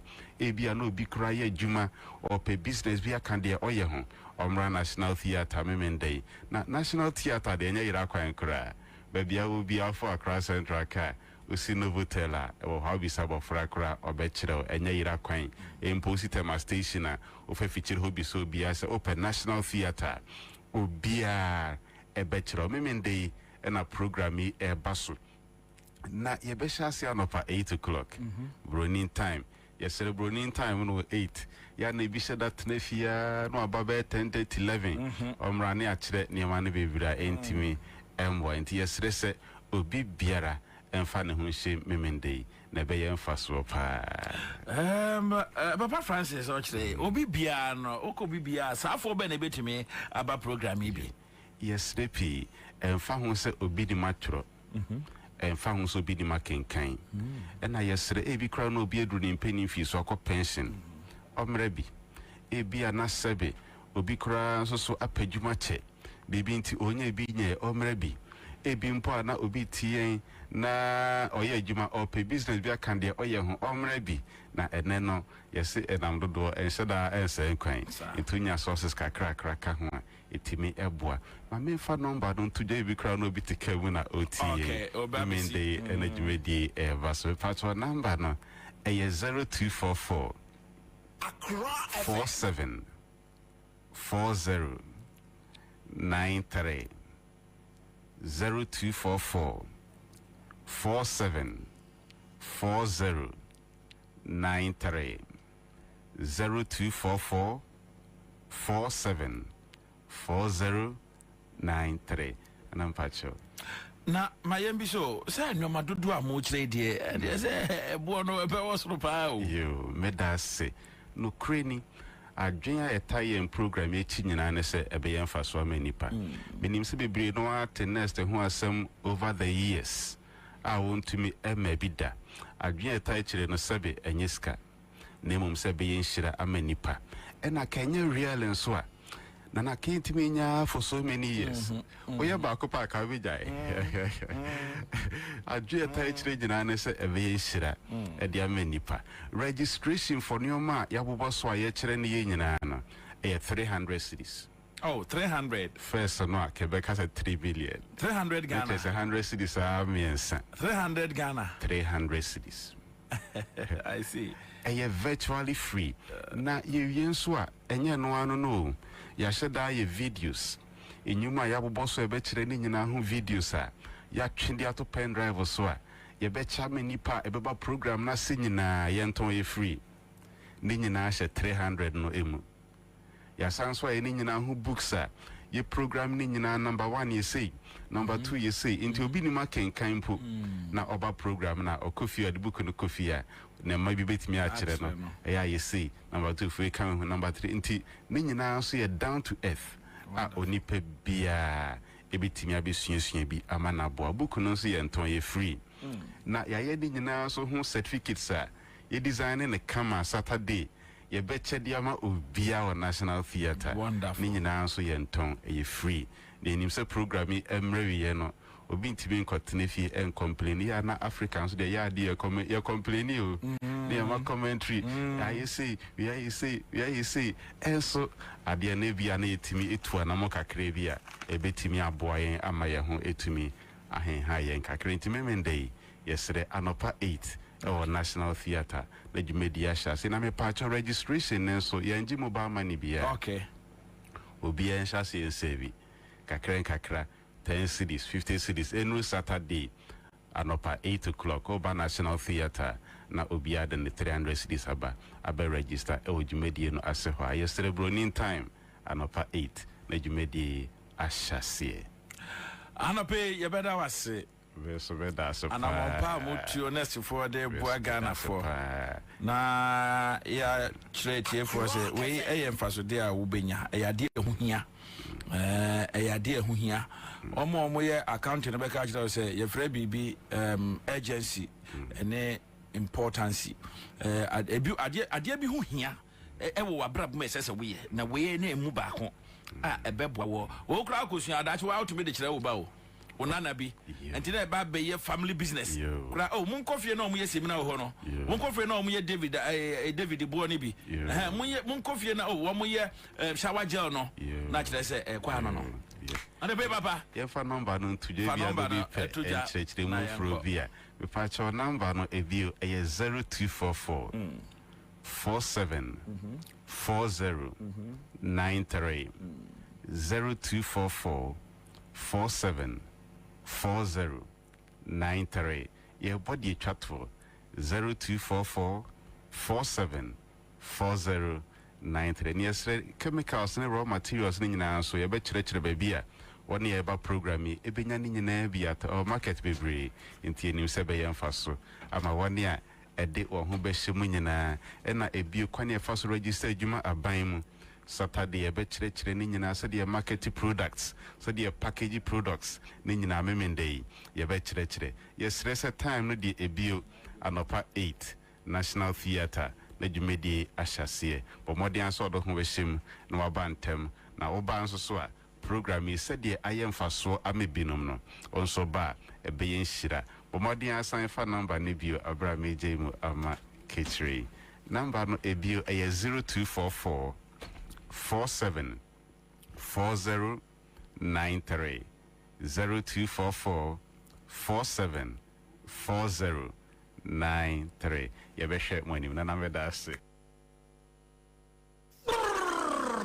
Nana Kwabena Bobie Ansah. Berema be meti gara furu kube punti mpunasi sokode. No wakanchira katabin say you. What you can say?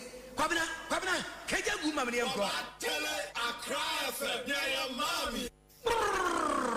Nana Kwabena Bobie Ansah. Berema be meti gara furu kube punti mpunasi sokode. No wakanchira katabin say you. What you can say? Kwabena, keja guma mne yanko.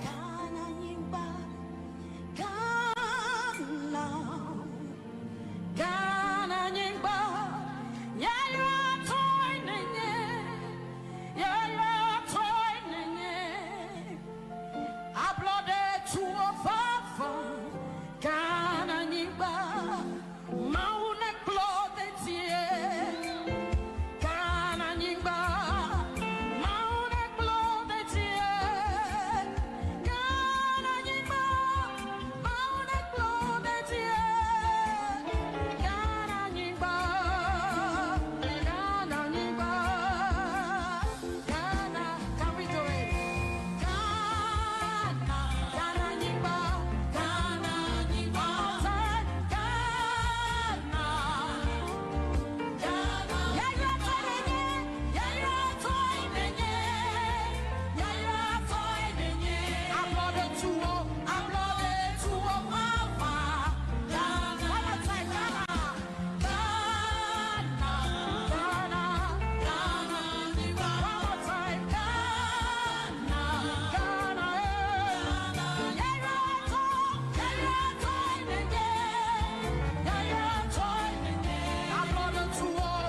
One, we'll put in place a robust code of conduct and standards for all government officials in line with the principles of ethical leadership, modesty, humility, integrity, and accountability. We will nominate all our cabinet ministers for parliamentary approval within the first 14 days in office. We would have named all our cabinet ministers. We will constitute the leanest and most efficient government in the history of the Fourth Republic in the first 90 days in office. We will hold a national economic dialogue to discuss the true state of the economy and prepare a homegrown fiscal consolidation program to guide the budget. Number 5, we will commence the drafting of needed legal amendments and preparation for the implementation of the 24-hour economy policy under the office of the President. Number 6, we will establish an accelerated Export Development Council, which I will personally chair, to promote exports as part of a broader strategy for economic transformation. Number 7, we'll convene a national consultative conference on education with CHAS, NAGRAT, NAT, CCT, NAPS, CETAG, Vice Chancellors Ghana, PRINCOF, TEWU, UTAG, PTAs, students, think tanks, academia, parents, and other stakeholders to build consensus on the improvement of our education sector, including the free SHS. Number 8, we'll scrap the following draconian taxes to alleviate hardship and ease the high cost of doing business in our first 90 days in office. 1, e-levy. 2, COVID levy. 3, betting tax. 4, emissions levy.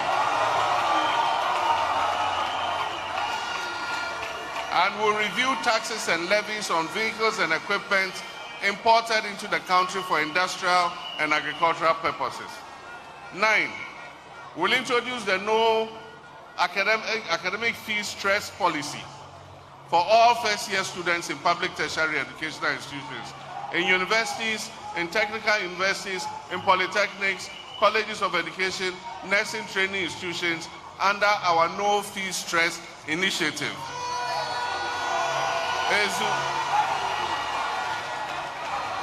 We will budget for this, and the money will be given to the Student Loan Trust. It will register all the level 100 students, and it will pay the money to their universities on their behalf so that they don't have to go and pay anything. It will be a grant. It's not be a loan. It will be a grant, so they don't have to pay for it. 10, we'll introduce the following social intervention policies. 1, free tertiary education for persons with disability. The Ghana Medical Care Trust Fund, which will be a fund that will help the treatment of kidney ailments, hypertension, heart disease, high blood pressure, and all those kinds of things. We'll commence within 120 days the distribution of free sanitary pads to female students in basic and secondary schools. 11, we will institute inquiries or forensic audits into the following matters of public interest. 1, MPP's collapse of indigenous Ghanaian banks and financial institutions at a supposed cost of 25 billion Ghana cedis. We will institute an audit into the illegal printing of money by the Bank of Ghana to finance the corrupt Akufo-Addo Bawumia administration. We will investigate the 58 million National Cathedral scandal. We'll investigate the COVID-19 expenditure scandal. We'll investigate corruption scandals including the PDS, Ejapa, SML, ambulance spare parts, 13th All-African Games, SkyTrain, Palugu Dam, mass sets, Galamsey fraud, missing excavators, missing tricycles, illegal and inflated single source contracts, bus scandals, and many others. West End FM in Elembele. Thank you. Honorable Emmanuel. Baby, be out to make a piano. Kwaba. Bonzo. I tell you, catch it. My member say my doctor Ansah. Thank you so much. And I'll see baby. All right, let's do this. And I'll say come on the production crew. And that's Kwame Kwachi. Eugene Paya.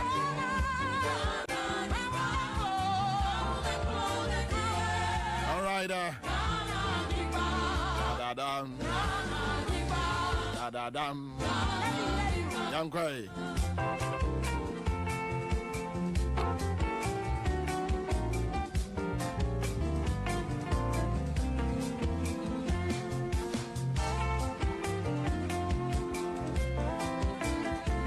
Johnny Foggio, Eugene Morris, Nana Kofi, Dinah Baka, Enotro.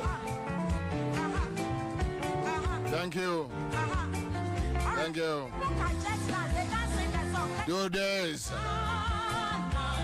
Haba. Da da da da.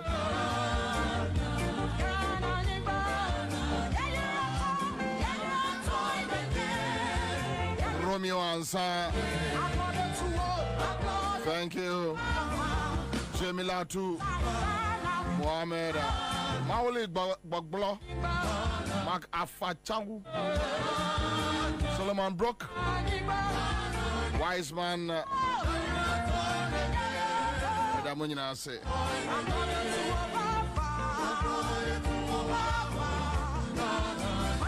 Baby, I will be a memoir, Kwaba, dominant pimpima, moti, and kind of trotro drivers, taxi drivers, offices, shops. Median and Kwabena Bobie Ansah, the old soldier, the old lion, the last man standing, Commander Boham. Young way.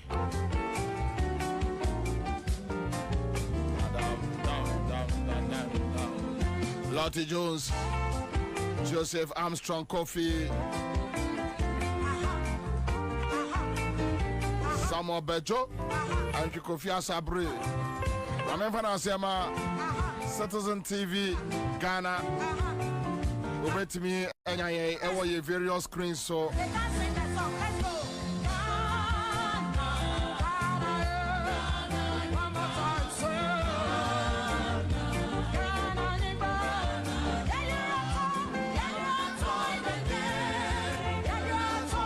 Kotoko, Maoli Baglo, Obuase, Kofi Badu, and Kofi Asabri.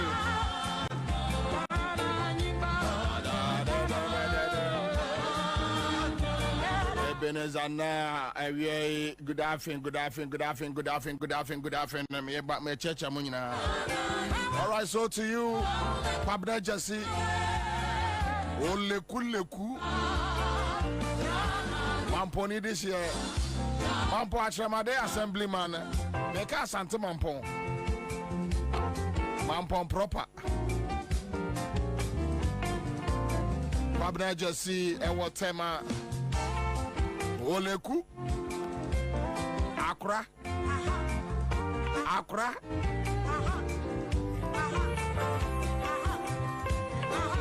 last hour.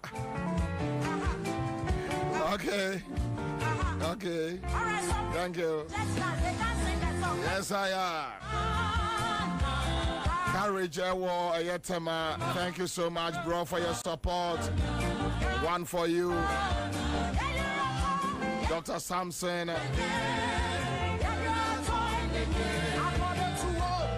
Akpa, Sia.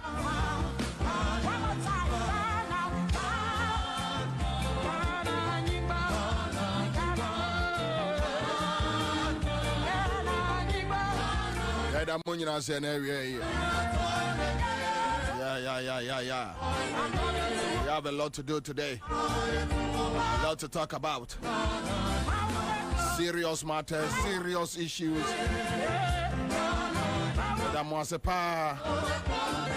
Ghana will rise again. Ghana will rise again. We are sending the Osoro to the bush. The elephant is on its way at all costs. Yeah. Live on Accra 100.5 Citizen Show. Mamembusa who there upon the studio. Nana Kwabena Bobie Ansah. Berema be meti garafuru kube punti mpunasi sokode. Wakanchira katabin say you what you can say. Kwabena keja guma mnianko. Okay, so we are back here, and mame, and yes, dear we. So, Kion Echo ne constituency nra na Kion ewo ne constituency. Okay, south, right? So, and rana of filing ewo ne constituency. And young go back and go share and ra their course so Okai Kwe constituency. And it's likely Okai Kwe constituency one of the seats atepe that the NDC would take that seat away. In fact, Omo Wininisa and that seat is gone. That seat is gone. Okai Kwe South. One of the MPP traditional seats is gone. And found the Ombeyebia national security for 200, BNI for 600. And found the Ombeyebia because, and you see, they say, adia a kum a MPP as they are going into opposition, idea bakope, is so simple. The whole issue is that a young for a opposition, and you'll be a domoko. They are tired with them, they are tired with their stealing, they are tired with their corrupt. Look, yes, Manamra, about 80% of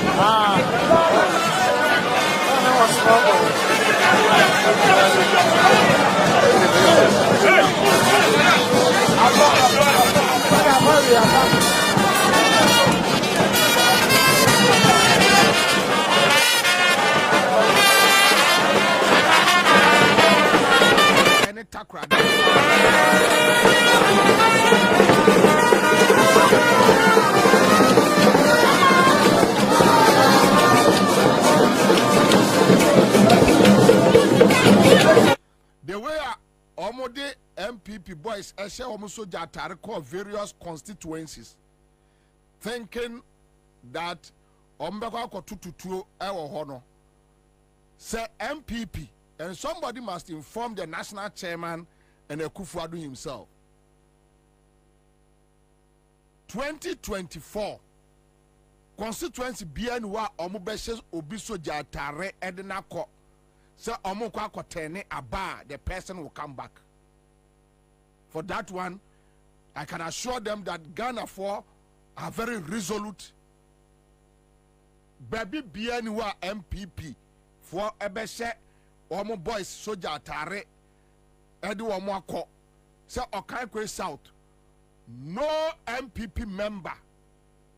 Eya obeshe soja tare ewura Okaikwe South obeshe pie, no way. Takrade, no way. Secondly, no way.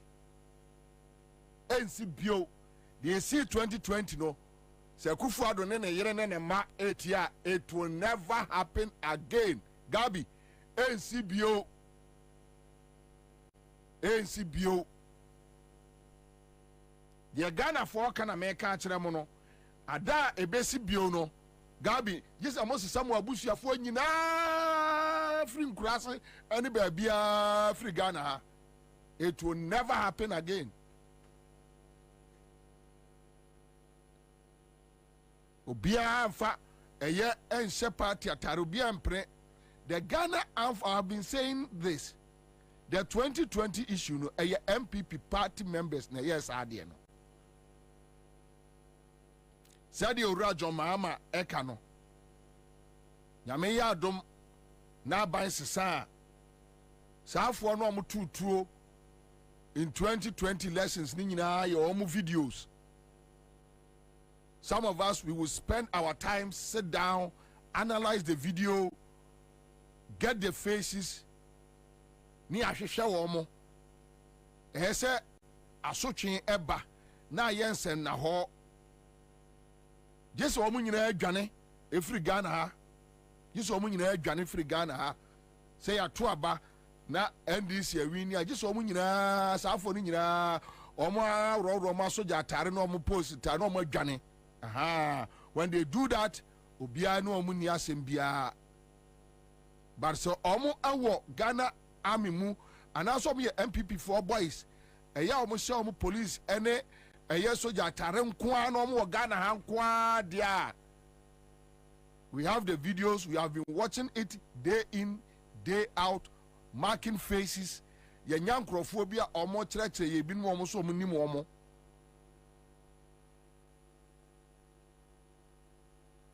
Intiama compensation no ensi wa will go further sebeya ensi saade ensi bio but when you scenes from Okankwe South and said mekai no sa seat no is gone one of the traditional seats are MPP lose a free omonsa a co takra de co secondary co a co sa places we a co cost roba from a co no matter a forces from the Kwakuguo is gone. All right, so let's go to Bobie Kwabena 2 is one of the seats are a shaky BP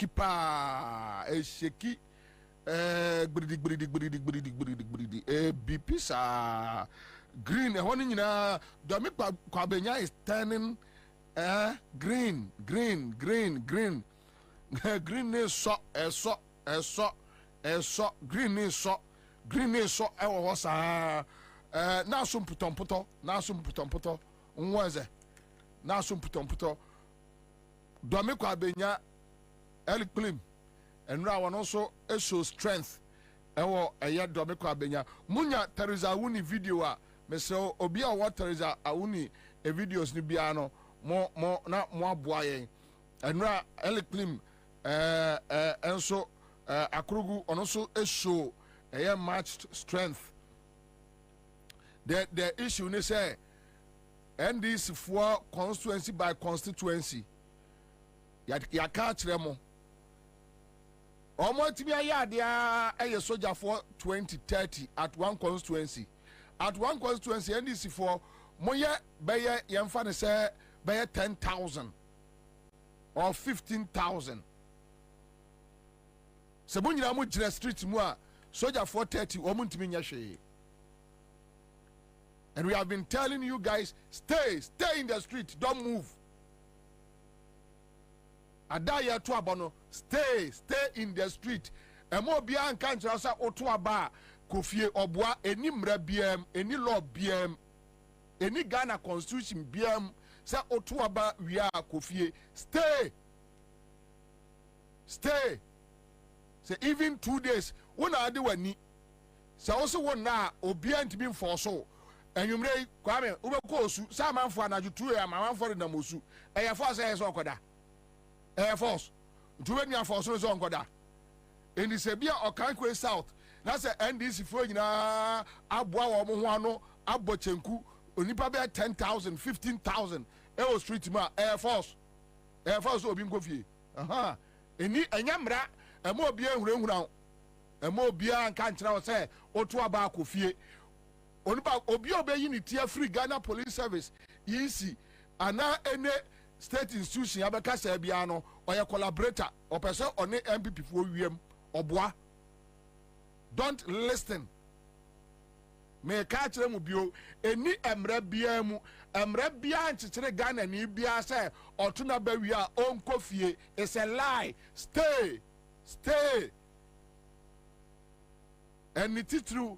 NDC, PNC, CPP, other political parties motu abawia stay mo bia movie mo bia nko bia hold each other's hands. Be your brother's keeper. Stay on your grounds. Don't move. Compare say about boy elections na we no. Don't move. Don't go anywhere. That day we will supply water, we will supply food, we will get cars. Yeah, best supply Diane. We will move from one street to another. We will make sure we protect our sisters, we protect our brothers. Nobody should move.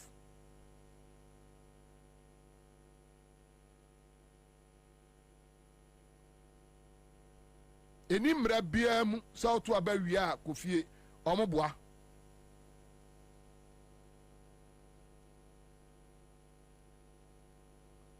Be a law-abiding citizen. Go there, you vote, stay. Men call any grounds with any weapon. Men fa aba, men fa sekain shawo.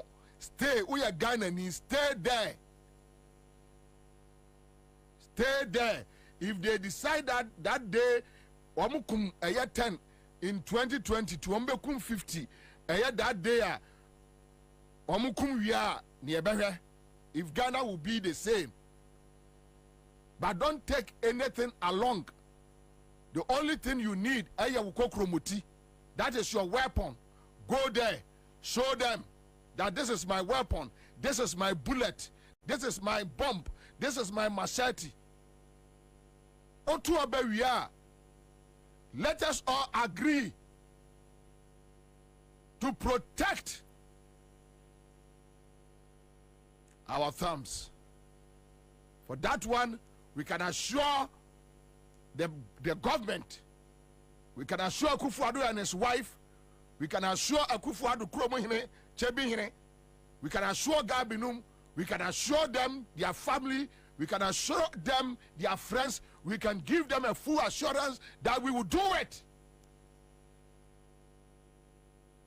We will stay in the street. Nobody is going anywhere. For that one, we can assure them. Obianko baby ya. Yewoheya. Emran ni baby ya sa una abekere me time a. Je se ada ya to aba no mo curfew. Say bosses obianko da. Ye no so mbetimi a ye behwe. But emra bia ni ho. Emra bia ni Ghana ha. Ye beto aba no. Constituency bia wo bia no. Okankwe South NDC afa nti obi bia wutie mo Okankwe South. Oto aba wi a stay in the street. Enko ba bia se hoho bi enkrofo bi free ba bi ba mo nkyere wo mo se eho and a moment. And you better replicating every constituency across the country. Would you stay in your constituency, defend your constituency, defend your party, defend Ghana?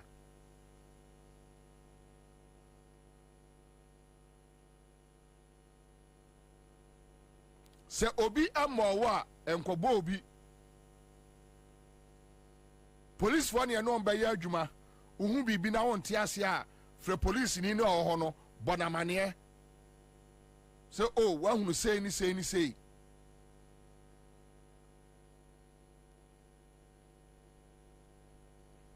Fiwani, the only solution now for them so mbe pade ni titru ni Ashanti region ni kwaya do mbe faso ho. They don't have the numbers. It's never true. They have the numbers. In Inquire don't be fast Ashanti region. We will hold them, lock them down.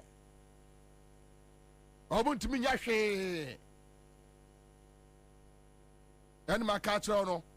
The only thing we need on 7th December is courage.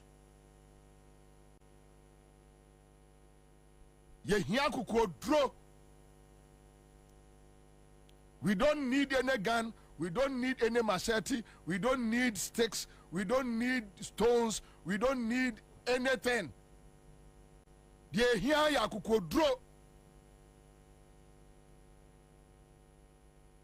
But if Akufo-Addo is a man, na say Akufo-Addo to me replicate year 2020 say omo bonipa ba ko pe say tuo say 10. Akufo-Addo ne mama no etie they should advise him. Say Akufo-Addo ene ba omia ema obi abusua bi su a omo so be su, they will cry.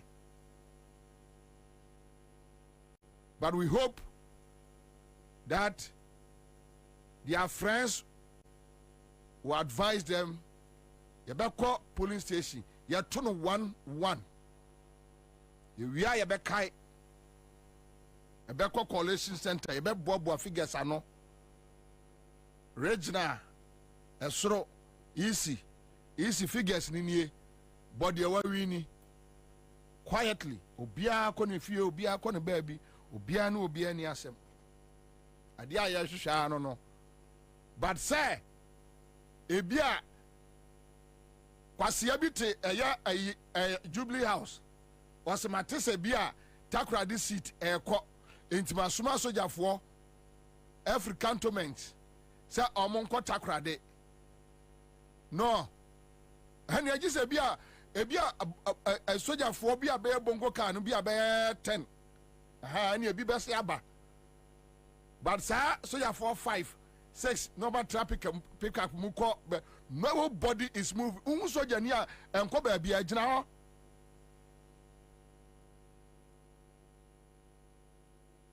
Already know your complaints are soldier for near elections, any BBI. Our internal elections and your soldier for any BBI. We are party executive member. We are part ni soldier ni about police station wa stay strong.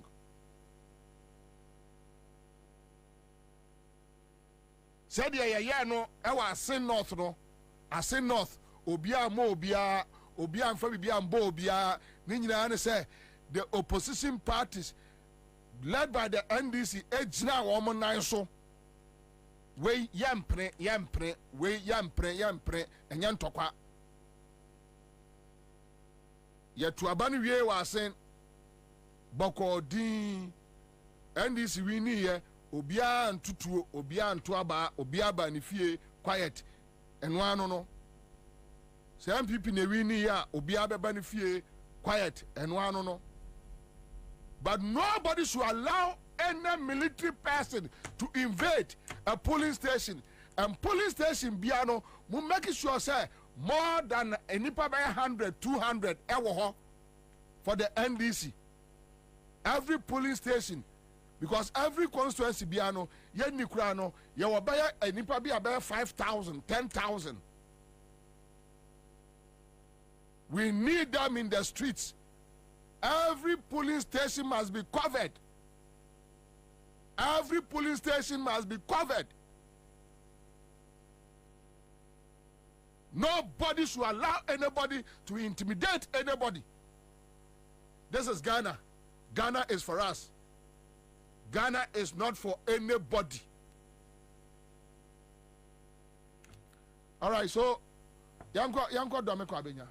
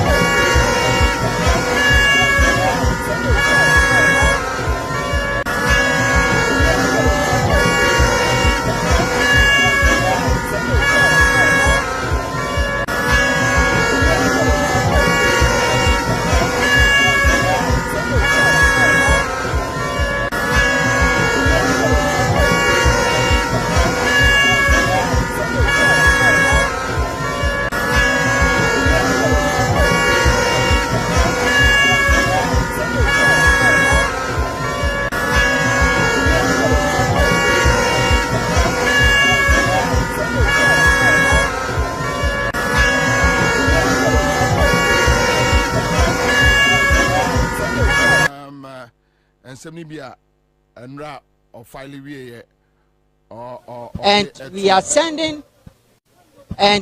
sending signal and warning to the Electoral Commission that we want free and fair elections.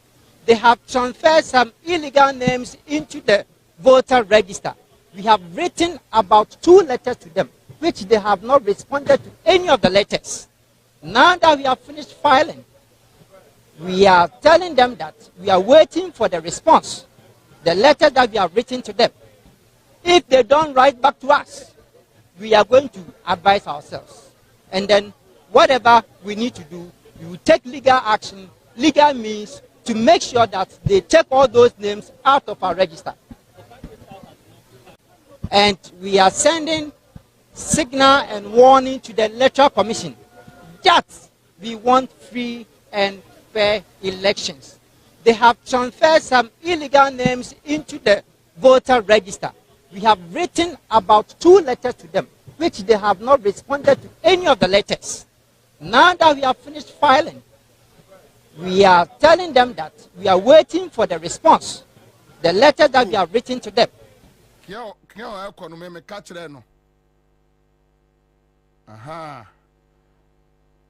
And every NDC piece biano, you catch them, don't show timidity. Show strength. We have the numbers.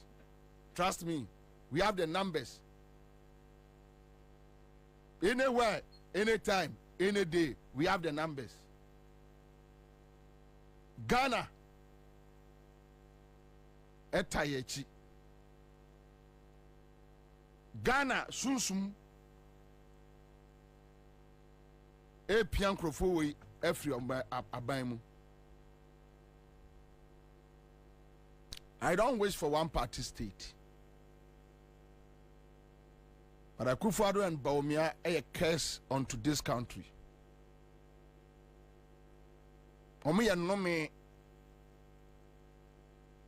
I just hope and pray that one day MPP Benya may be quality leadership.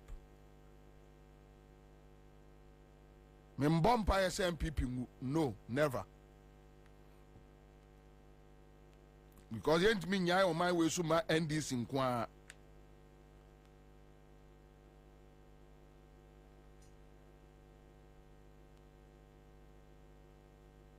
Thank you. Mame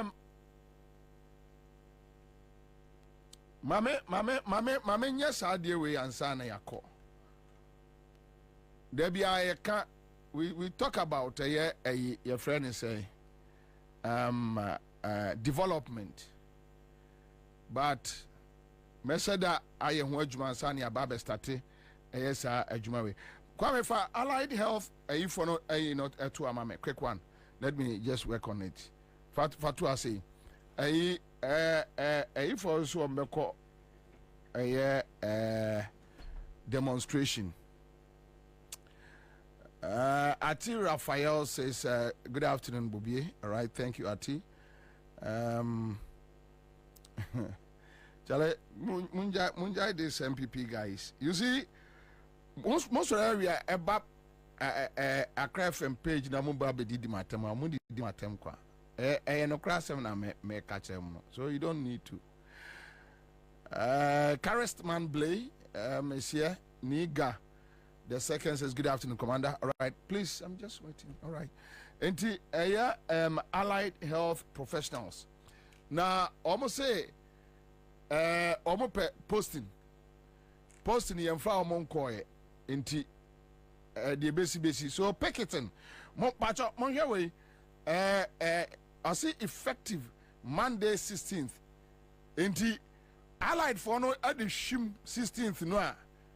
Allied health professionals no at the shim 16th no. At the 17th for na NDC so the ashim. Normally ashim.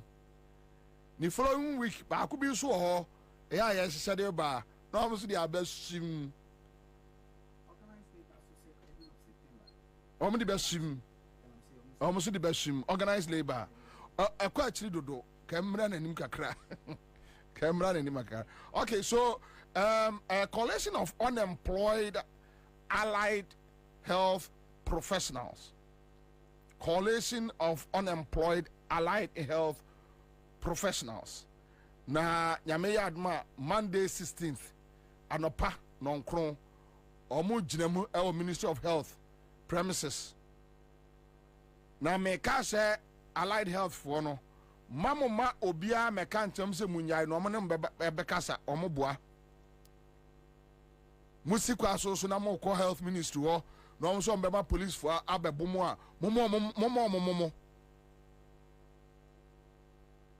mum provoke omo no momo aha se di omo pɛ no saa na omo pɛ no ti saa na mbe ya ma omo se mu tie mi a minim organizers no kama frɛ mo nyame ya adom na adwada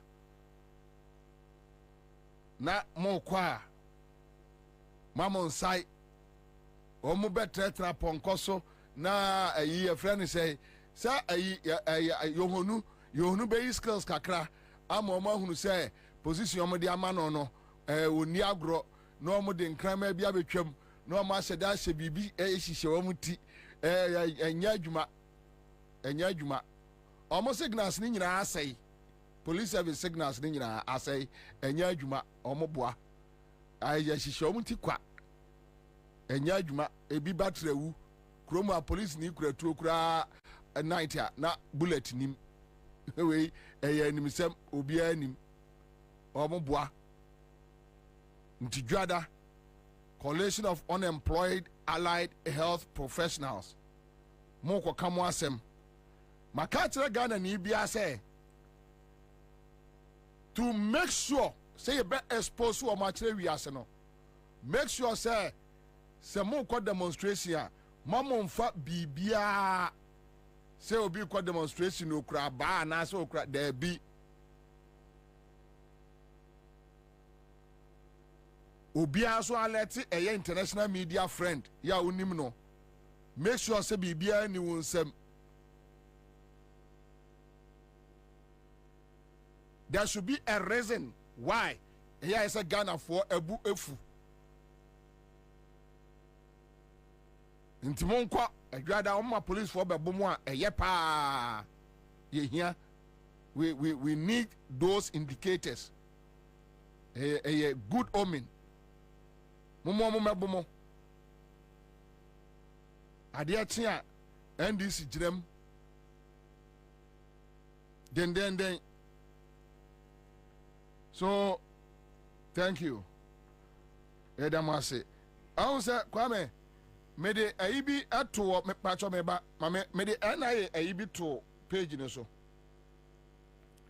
me de NIA ayibi ato page ni so and before your friend say campaign bi omo ye campaign bi se ma ka cha mo say galamse asem no me ha me hu bio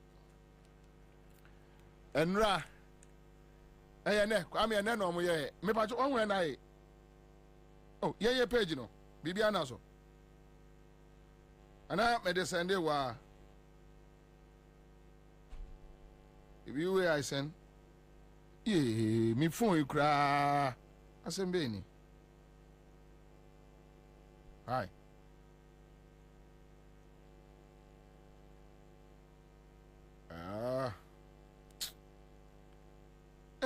ewa so enye ni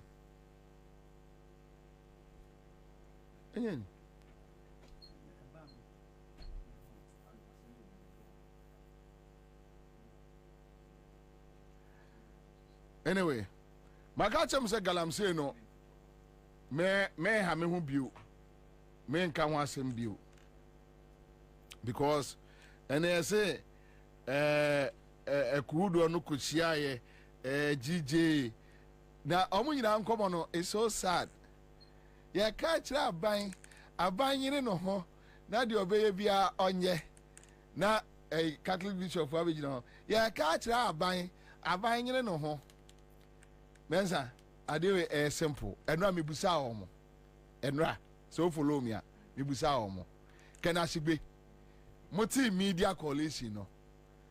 Gwayo for emamo fuel coupons 100 million. Moko je some de ko aprobo e Ghana. Report kura munyaye no. Mama yehu. Mo anko so no mo ache coupons na dia. Ka kire ye. Say oh, ya je ye no. Ya anko. Enyo mo nko a. Upon Kruma be catch say omutwa 10 million Ghana cedis. Meboa. For media sensitization. Enti ye no so ehwo asem ekosi sei. Monka ntia mo se yenka. But mo de mo kwa apro no. Say go your Ghana entity. To your taxpayers ye mu 100 million, full and 100 million. Se mo yusu eye VJet kra. Say ebeso Biaka. Timo kwa probo nyina no mo report no mo de buy no. Ewe. Yeah.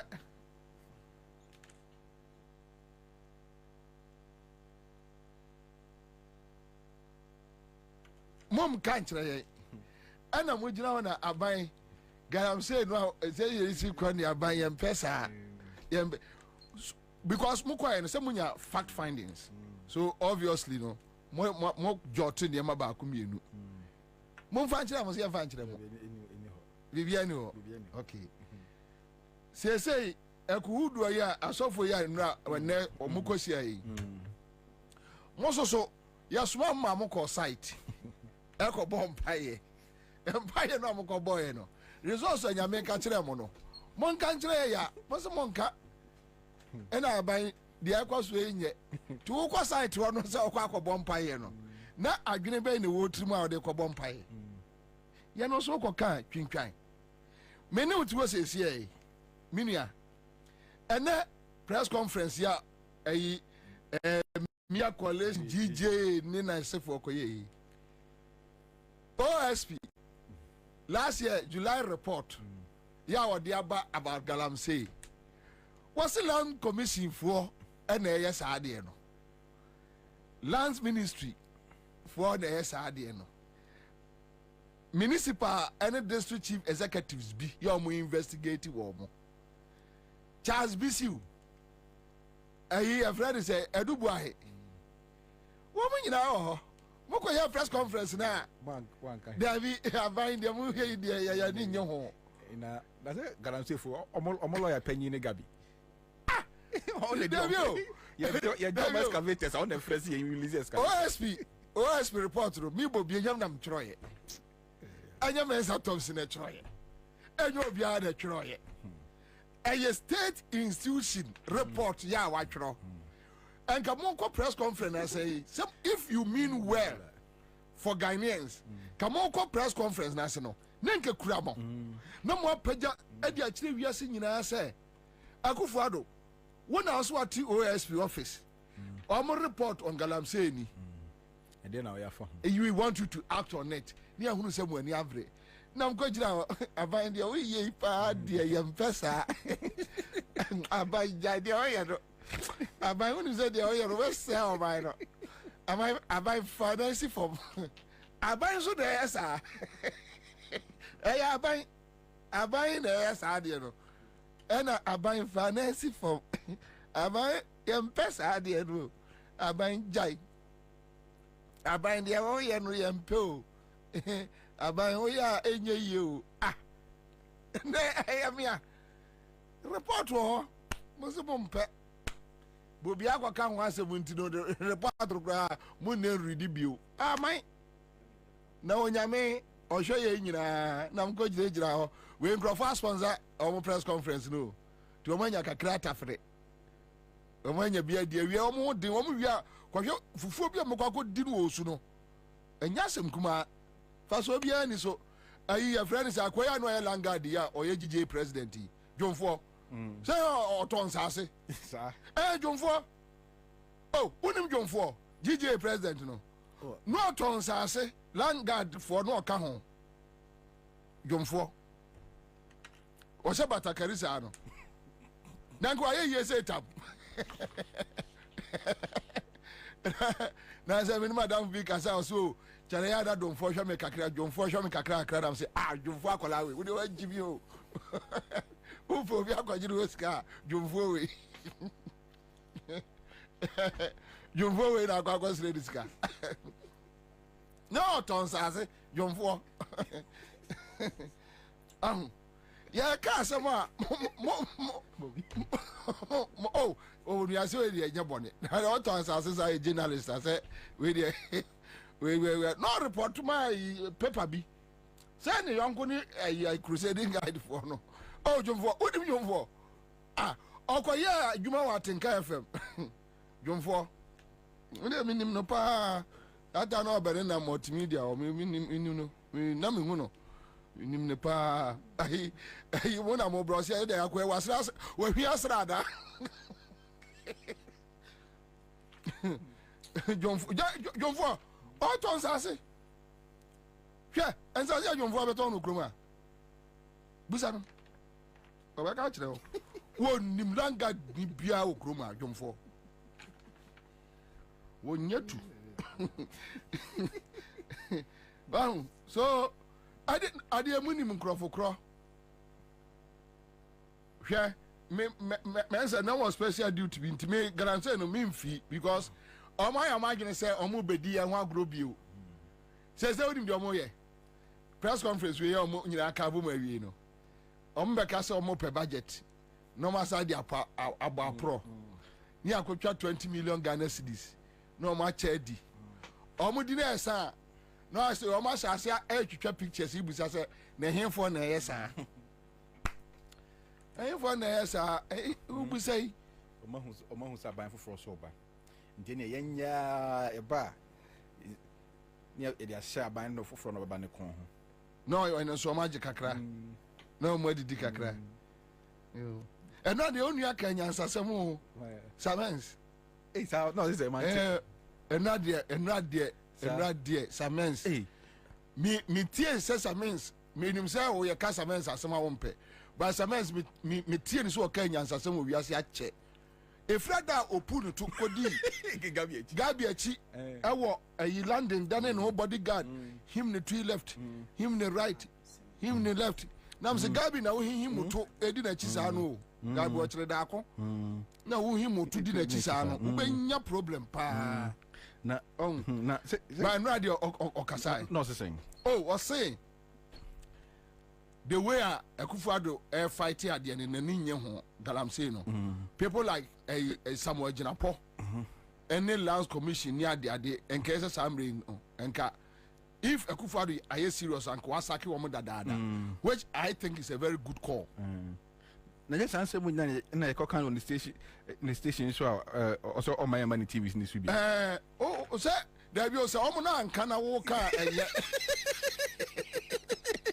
So omo na asema ya ka free efie pete. They say yeah say eja on it a devil e ko dine. Say TV no. Omo to amagabi. Almost made studio. Debbie, Anna. Mr. Sorry, I put two more questions. Oh, my pamo. Almost. You are here. What's that called? It's here. You never catch us at you live. Why you live? Because only Massa had a Gabi. Oh, or no him to go Gabi a chinina. And I'm saying, hey, Samen. Now they say there, and young call share. If he's a Gabi Beto station, my pump. Enkofa o de oba na we ba ba na echi on be pam it city there TV no Friako your friend Friako TV Friako TV oh ja we be say morning show on baso in my pam obi oh but media Samuel Kenyans as much but not there asem we me say Martina on TV so kan and I see me me kasado me free hog David enyo no na eka una ho kanti enye on kwame asem no kre if only you what the Operation Vanguard for 400 Galam stop say 26 was say and I do my operation when your resource enye service commanders na say hold one responsible send it 400 senke what saki wo nyina Kwabena a soldier for no mkoye operation Vanguard any a police for no sa intermission to say o nyina millionaires oh inter ministerial committee no asem ewo OSP report no me say omokra de na omoya kronfo sen galamse yes no no more go jina press conference no omoya no press center sa press center we say obi di kosua na hira ko bodua to say obi jira na di ntru na nka bia se dua ni bia apanya boabo because ko jira wa asmo mo ka no mo nim say ye boa no oka na camera siri so no anyinya na nim no akekaro na nim no oka asem no ba ni tiri mu pa no onim say asmo me kan dia nya ne kore enya fa yo me dia me mabre mapa aba ade documents wo cases bebre wo ho ana galamsey fight no when you don't start dealing with kingpins individuals udiagro go to the site arrest 10 boys the kingpin or tene them no another 10 boys you from kumapem apembeba yes you go to the site but when you start dealing with the kingpins like Gabinom Ekwawusi see police for mpanimfo ni media mpanimfo wom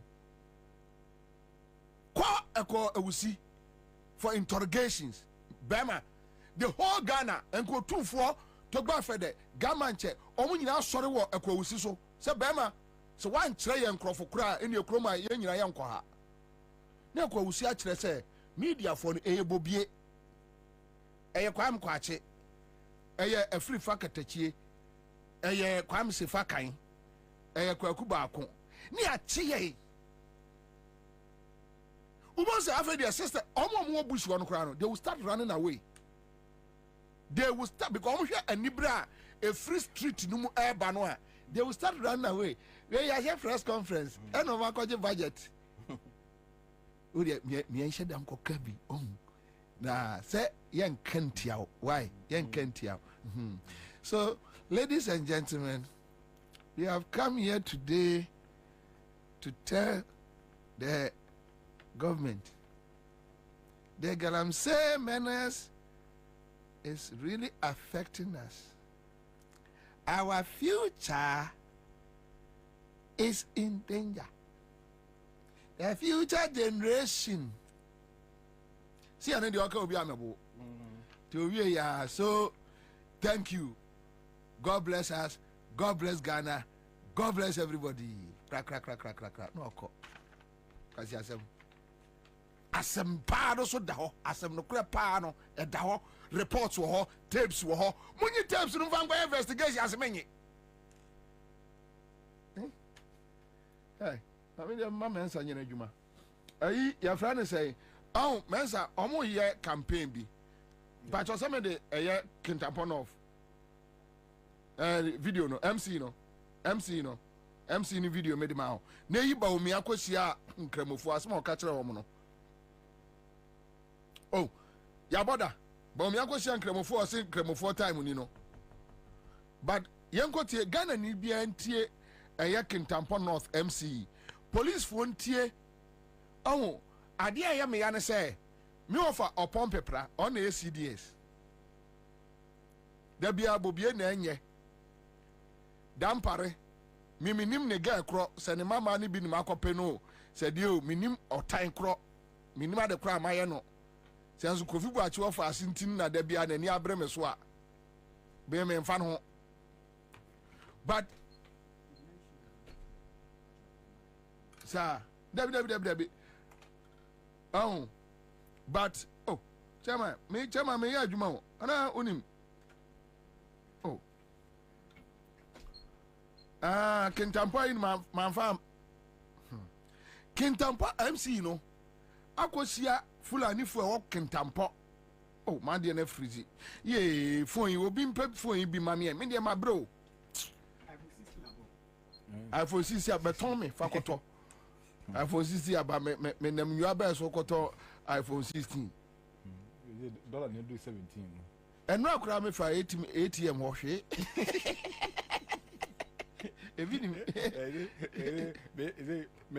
Me bank card I done NHIS card. So what do you call hospital? And the baby cry. Still, any doom no na oh, fama me. Ayi Kintampo North MC no. Akosia Fulani fu a wo Kintampo ka kire omo say. Konkomafo ane your friend say konkomafo ne gonjafo empese omo behunu Fulani ni first lady into o ka kire Fulani fo ya wo Ghana say omo ensore o se konkomafo empese omo behunu Fulani ni first lady one Samira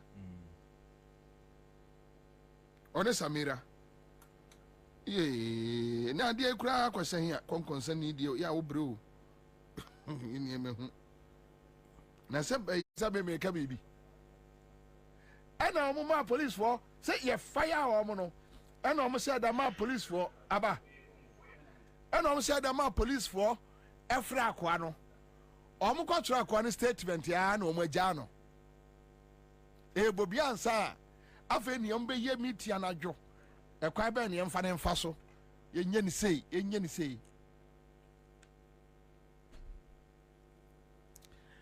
Akwete Dr. Kwete IDEC say asojafo abopo say omobe take over December ombe take over power Akwete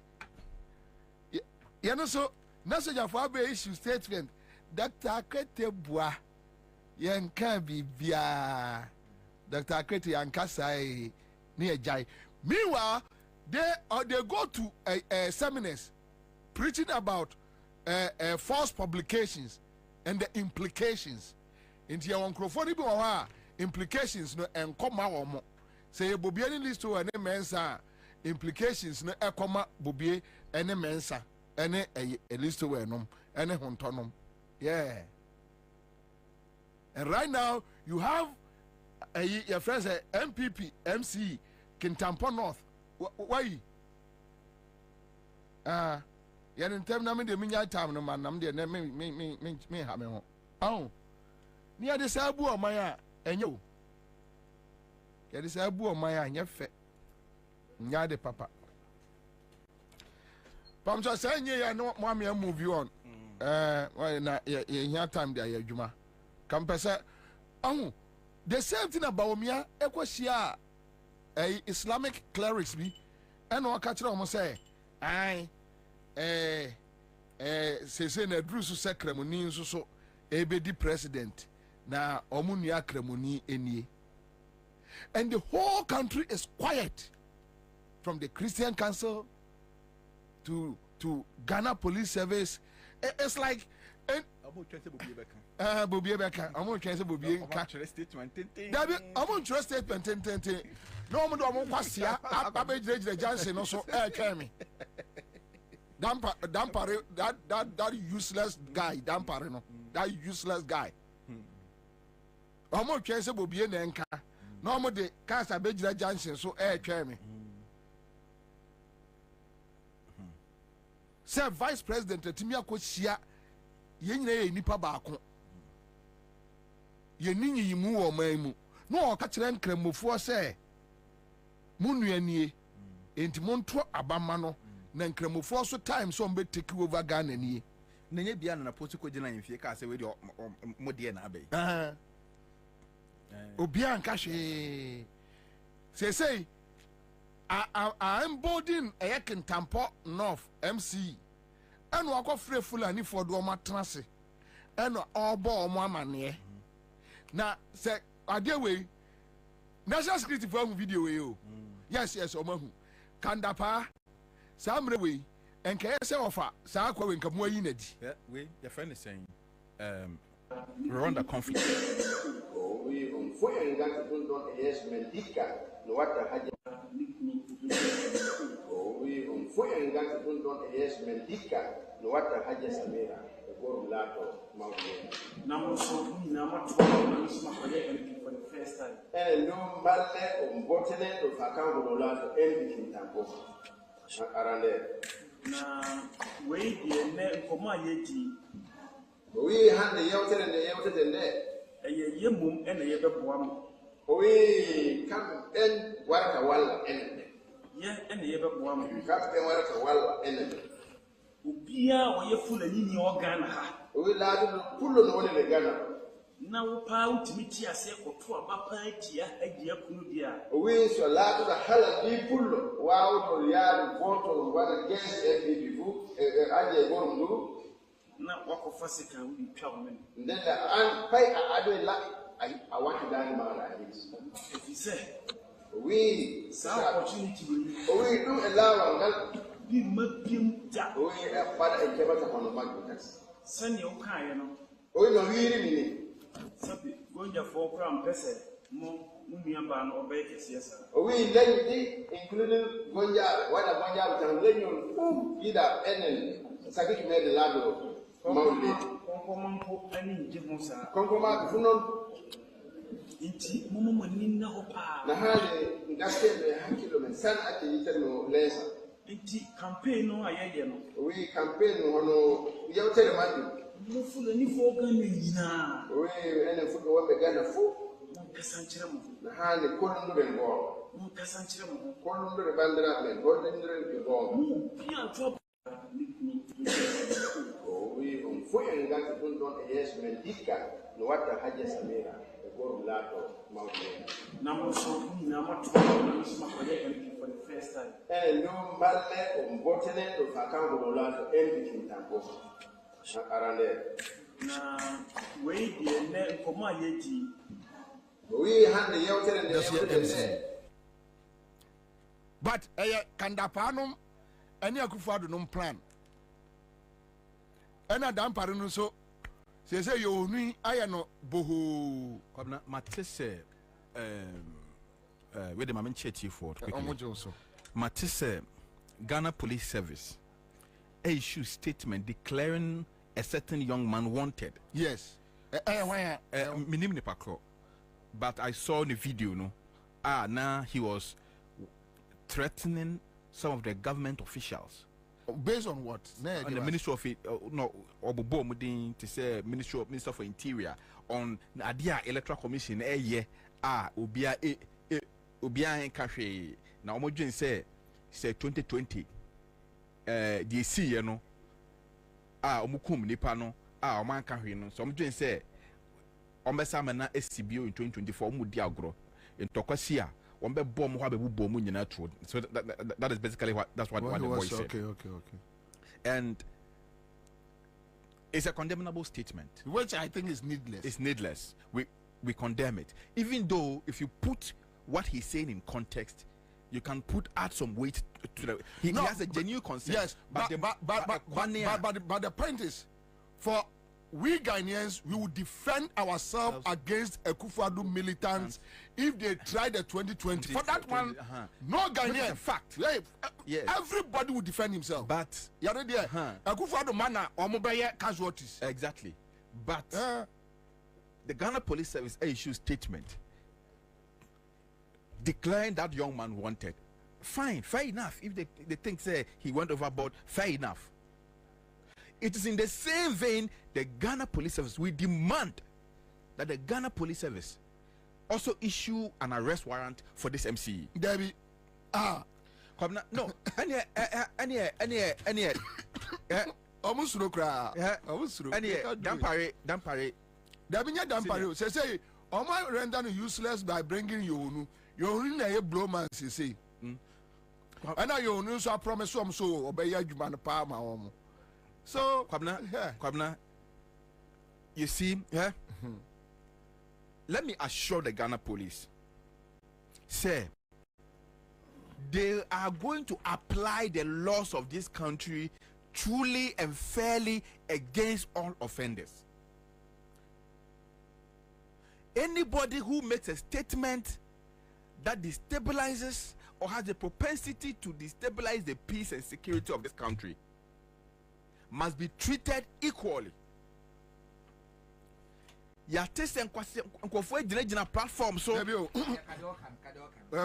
member Remember, what ye Abronye on Wuntumi FM? That mean Kwabena met dear Mate brand a champion cost as some of good so a platform so kind. Medeba and Lord Coming so dear Kokai ache and also Uncle Dante and take Ghana police for Unca. Baku young say another pro say why or no so can idea. And no maka Yante Ghana police for Unca. Innocent young man are making a statement out of frustration. More declared wanted. Kwabena say if it's an equi, some equi, after near do the heat of the election. So we are now entering the election season proper. And within this election period, if the Ghana Police Service agent say they are going to apply the laws of this country impartially, and yeah, they will have us to deal with. Kwabena, some of us are willing to stand up and defend people. It doesn't make sense. It doesn't make sense because the statement this guy, the MC is making specifically serious. He mentioned the Gonjas, he mentioned the Kokombas, telling the Fulanis that the Gonjas and the Kokombas, they don't have your interest. In the Fulani Gonja, what will happen? Kwabena, the conflict up, how volatile that place is. But conflict, look at how long the conflict has been going on. The last thing anybody wants is to incite any ethnic group against one another in the northern part of Ghana. They are doing it. The MPP is doing it. And you know, if some of these reckless and irresponsible statements, the Ghana Police Service is pretending as if they haven't heard and they are quiet. When you say 12 o'clock news will be on fire, tape no pay around and up by 7:30. When you say Obia and what to say they on tape no was. Kwabena, you have a Bob Mate. And no man said that the Pios I did the another. Debbie, Pios the Pios the Nobel prison. Or no need the Nobel prison. Pios the Kwasiasam okay. Oh, Nobel prison. And sit no we lose where we. What to me? Pios. What's the sending for? I call Australia and Chua. What's the quarter for Beko US? Debbie, what did you for? Pios said to me, Afa Obisa Oyemu.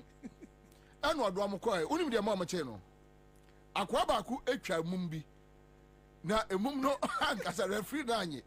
No okocha bro ni be referee the boy. On what the ahomete aka as a referee ade. Adama abrofuna greba so. Wo mo say wo mu busa enkola de nsem. Avedo busa say what is your name and no abokwaku be. Where do you come from? Atiavi. Oh, what is your name? Who favors Brasatuma Paul? Oh, Bob, what would you right? And me Pios are 70. Why are the first young guy who be called jail? Jamia advance to the 25 into another 7 years. But this guy, is it the statement, the propensity, the intensity of the statement, the timing of the statement, the type of tribes. Unim say already, there are tribal tensions in the northern part between the Konkombes and the Dagombes. There are certain tribal undertones already there. It is the last thing anybody wants to do to incite or fuel these tribal tensions. And it is reckless, irresponsible, and no statement that has been made so far in this country, in these elections, has a propensity to undermine the peace and security of this country than this statement. So the Ghana Police Service must act. They won't act. They must act. They won't. Then if they are not going to act, then they shouldn't dare arrest anybody in this country. They shouldn't try. If they don't arrest this MCE, then they should not arrest anybody for making any statement. Say he to the bar. What they will do is they will invite him and tell him you go. Oh yeah, friend. No. Says Anna Kwano Koka say MPP for more Asoja Funko more Galamsey site no. Sa no me tamo mu shun kwasi statement a yetiti bi ma wo mom Kofre Suleiman say onye survey enka say Bobie na edi first no. Na me na edi first a wajimi announce me catch so wo ye jimi for say me the taxes me taxes na no yere ne o made to aduane di. And if you are fooling now, man can't just say you were a fool. Other ya way a penny when you know Jimmy, a man can't just wedge me. Inti almost said that coffee aquana say omra. na akwano court kura man process ni bi o court kura man process ni bi court o man process ni bi we so onu so dia bahwim abronya te wuntumi fm say o ma sense kai twa obia na abaton de besi kwabna abronya de we jimi for munya na se kwabna nti abronya ni po betimi ekuta sekan kra abronya ni po betimi ekuta sekan say amafo aka achro mo say enka one day nka omo se dem biem na bia abronya ne ebia e friend say aboa papon na nka omo yi ndis for so bia be 2 ebia wo street mu ne de sika aso bia nsem na ye bochenkuna pipe na ye hwa de nka obia be steady kwabna unim kwabna NPP4 omani da swa ne say oh you security agencies your police for your military for no enti eba ne critical a ye the soldier for no ba ko gina mako shoot akum nipa akum kofo kwabna omani da kwabna me yin ne say e wo NPP4 tirimu say e ban tokwa pepepa ombetime gina ombetime omina be dwane me yin ne say when NPP ni be team say ban tokwa pepepe e was shit ne so a they can face anybody in this country me yin ni why as I so watch the fool or the coin why Anthony Kabu and I why omo ni ma gina won crop trim they have no clue munyina yare for ma wi ga na ska dia mofu America kra ya ka tentu America kwa muntimintu enti kwamna eni o mutirim se e ban tokwa se enti kwamna eye on say I say you say you know I say inclining ni obi be kontokwa no ma me di kan fa hu hye wo mu me bo hanya ba kronka fo mo hoden hey ba shemi kwa me ni fie ba jibo sa na ntokwa na wi you know enti yenya sa na emfa hu na Ghana fo mboto hwe wo minim Ghana fo ni bra break this elections e ma na be bo wo Emma Ghana for ma de on be ye enkrofo e no o mu bi da na mo anyway the point is Ghana Van Dam says Bobie and this issue must issue a statement condemning the reckless comment from the MC. That is the only way the issue will travel far and any action taken against the MC. If not, the media will give this issue a blackout. Nobody cares. They should give it a blackout. Who cares? Na BBC wa Ghana yase Bobie me nkwa yeah ebi kra na me no me street ni mu chan o na me yase me fa ho akufu adonyo from multimedia Bobie nye mu ye nyini free a Bobie nye last minute ro mu na yesu kase manasa zuri yeah, on street in mo. Me 2 a.m. cry, me to street in mo. 3 a.m., 4 a.m., 5 a.m. Me to street in mo. Me Bobie me nko baby ah. But kwabna before huntobe bemuno. Ma me fa security issues we know. Me fa on that. Special adjuma. Come in bounce one more say adjuma no. Yes. No. Me trimpa. You have a breaking story that hunto akwaba. Bokore. Okay, so we'll deal with Electoral Commission issues, but I don't know whether you want to say something on Enema Abobosono quickly. Sir Thompson Becker security once a media. Meaning I know the answer. Moka man can be Becker, because and easier you might say in your time, right? We know behind the answer. Your time, and I no pay NDC for a call across Central. Yeah. How many places for Koyeshiamu about? Nyame adomo adab na demonstration but initially no na aposi for no person mo yes said omo de ye enkrofo bi pe call inform omo a na omo frustrate omo no the general secretary of NDC Yera Fifi via Vicoti nene dom ekoe and after few hours no ma won say Yera Fifi aposti say a police for anoma ko benkrom Nyame ya adomo a edabna da ebe demonstration be sha ase o brass sports circle na omana mu akwa kopi Electoral Commission office na ebe koso ewo mantam dunsia ni nyina emu na ezi Yes, say ade be ku o ma ya. Eya na so come for abin. Say ye na o mabunu ku obi na say kwa demonstration. Na police for dimrika. No ma court. Omo twan ya de be chia mo demonstration. No ma court. Na no this minority in parliament. So more Bank of Ghana demonstration. Na police for frustrated. But we NDC national chairman I can say one man can say ko permission bi kra o. O announce date ni kra and the police for no mote one from say nyame adma Tuesday NDC demonstration. More member must stop here. Must stop it. More member must stop it. And nyame adumu a ya no ye discussion ya ban campus at we no free security ran until nyame adumu a edabnada no sa demonstration baso. Now in terms of security there, the truth of the matter is say omo so me national security form ye in charge kra no omo da bontin enya kanda pa no ba besi ama no so phone si of a person anyway o the brother sir masa yo Akufo commander in chief of the Ghana Armed Forces. Sawabro ni kutani naked pictures, editing videos.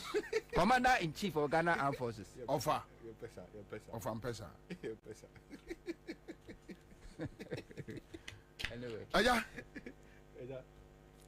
And then also sorry, KCB the my Pacho, quite that for you.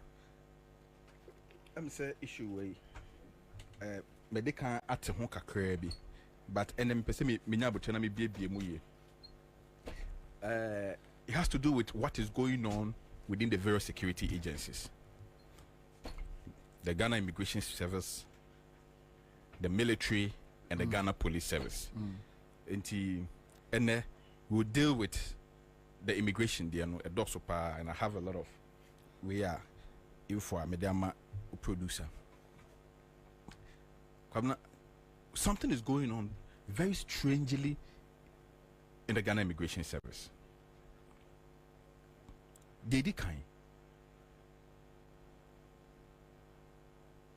Some incessant transfers are ECOSO or Ghana Immigration Service, unprecedented. Really? Sir, I mean, security agencies there, say they can transfer you at any point in time. Okay. But there is not a timer. Yet you may transfer a large number. It's like almost half of current service personnel are being transferred around the country. Is it illegal? It is not illegal. Okay. It is not illegal for the Ghana Immigration Service to do transfers. Okay. It is within their powers. They are an employer. Sebi ene o employer ka say, oh, there's nothing wrong with that. But there's a problem. The problem they say, when the employer is a high-level security agency, play a crucial role in these elections, then the timing of such massive transfers becomes suspicious. So that's the first signal. Number one, the timing. What is triggering this incessant transfers less than 2 months to the next elections? What is triggering that? That's the first question. Number two, I've shared some documents and I have audios, radio on say security service for now. You transfer they transfer them with radio the radio communication signal comes first before even the hard paper. I have all the radio communications. I've given some to your producer. If you can play a few. Okay. If you do a critical analysis of the transfers now, they've targeted places like Aflao, Kulungugu, and then the Banda area. Baby, okay, 2020. I say look at here. A soldier for course, it had to take a sailing to go there because they have some Voltarian settlement along the Volta River over there. Yeah. ena paga. So places are they perceive say a horn the settlers no a year, you know, perceived to be NDC. Now omu movie only Akan officers to those places. Now they move the non-Akan officers from those places. In the same way, say almost all Voltarian immigration officers at the flower border have been transferred out of the place.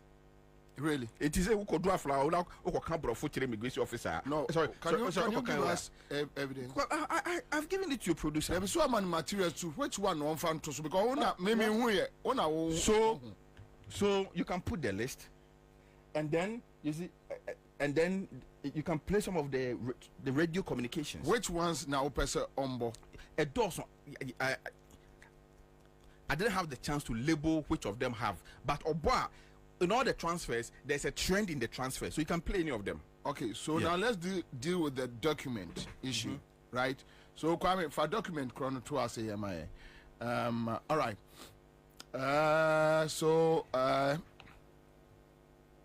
The directorate, the management members. So this happened on 30th August 2024. Yeah. Ghana Immigration Service headquarters. Okay. So it goes on and on now. Transfers and reassignments. So the underlisted junior ranks have been transferred or reassigned to the stations stated against their names with immediate effect. All right, so you have let's check all the officers that have been transferred from Aflao. Okay, so we deal with Aflao first. So you see, first one, Inspector Raphael Acrobeto from Aflao to Mamponting.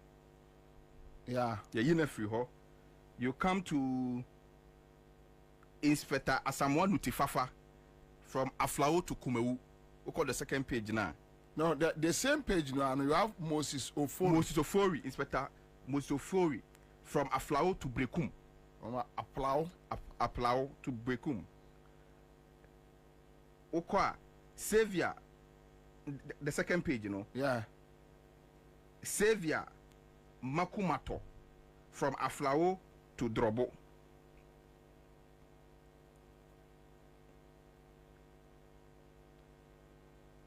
You know, so that is for that is for this particular page. Then Xavier Makumato. Okay, so yeah, so this page in here, is done. It's done. Yeah, right. Yeah, it's done. Okay. So on this page, but most of the info is on the radio. We know. Okay. You can play some. You know, just take one randomly. Let's play. You can pick the signals. So when you do the analysis. Police officer be asked about say I've also been transferred.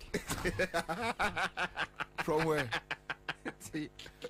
From where? Now him say the way say honor that one that say him found no want me trying to respond. No, I'm not transferring from where to where. And to be trying to respond. But person now no answer near was I've also been transferred. Come now, me say oh dear, you police for no so. Yeah. Okay.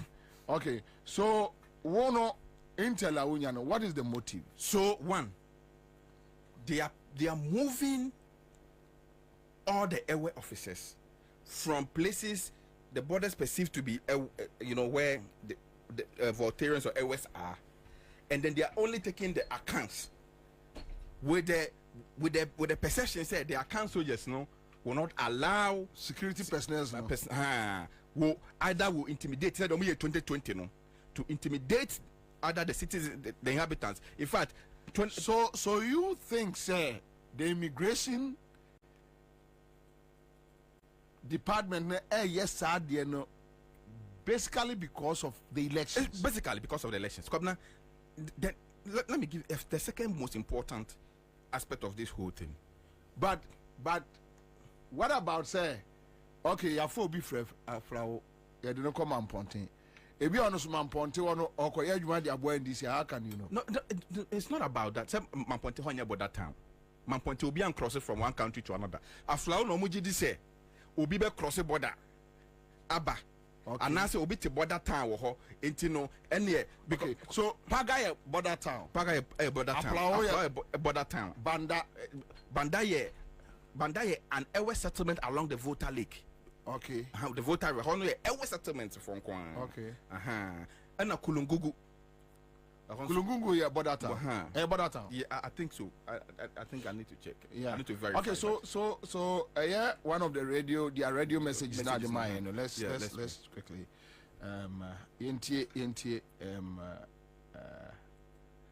omo uncommon bi.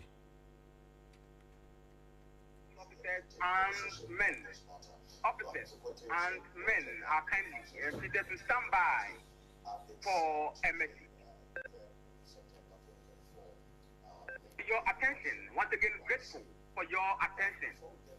From the Comptroller General of Immigration, the Directory, all management members, all regional commanders, the Commandant, Immigration Service Academy Training Schools, the Commanding Officer, Acting Fosu Tepa and ITRA, all sector commanders, all departments, sectional and unit headquarters, Roger, info all controls.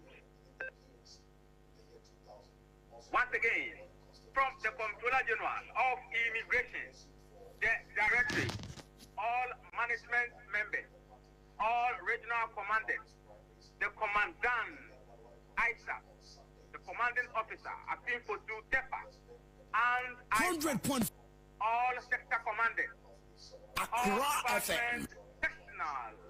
And unit Accra FM. Headquarters, Roger, info all control. With the subject, transfer, reassignment. Subject, once again, is transfer, reassignment.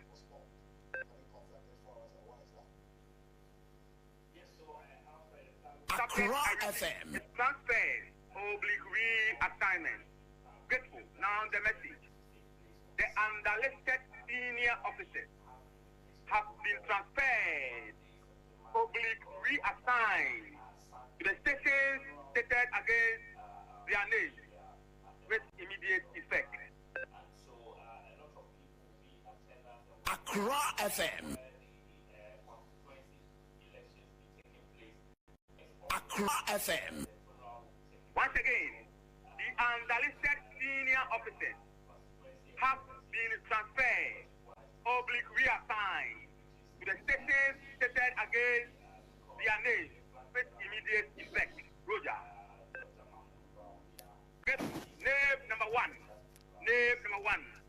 Deputy Commissioner of Immigration. Deputy Commissioner of Immigration. Samuel Amadou Basin Tale from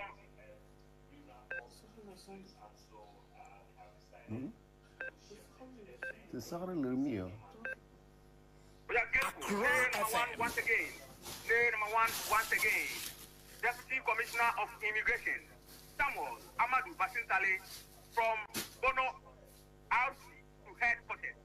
I repeat, name number one.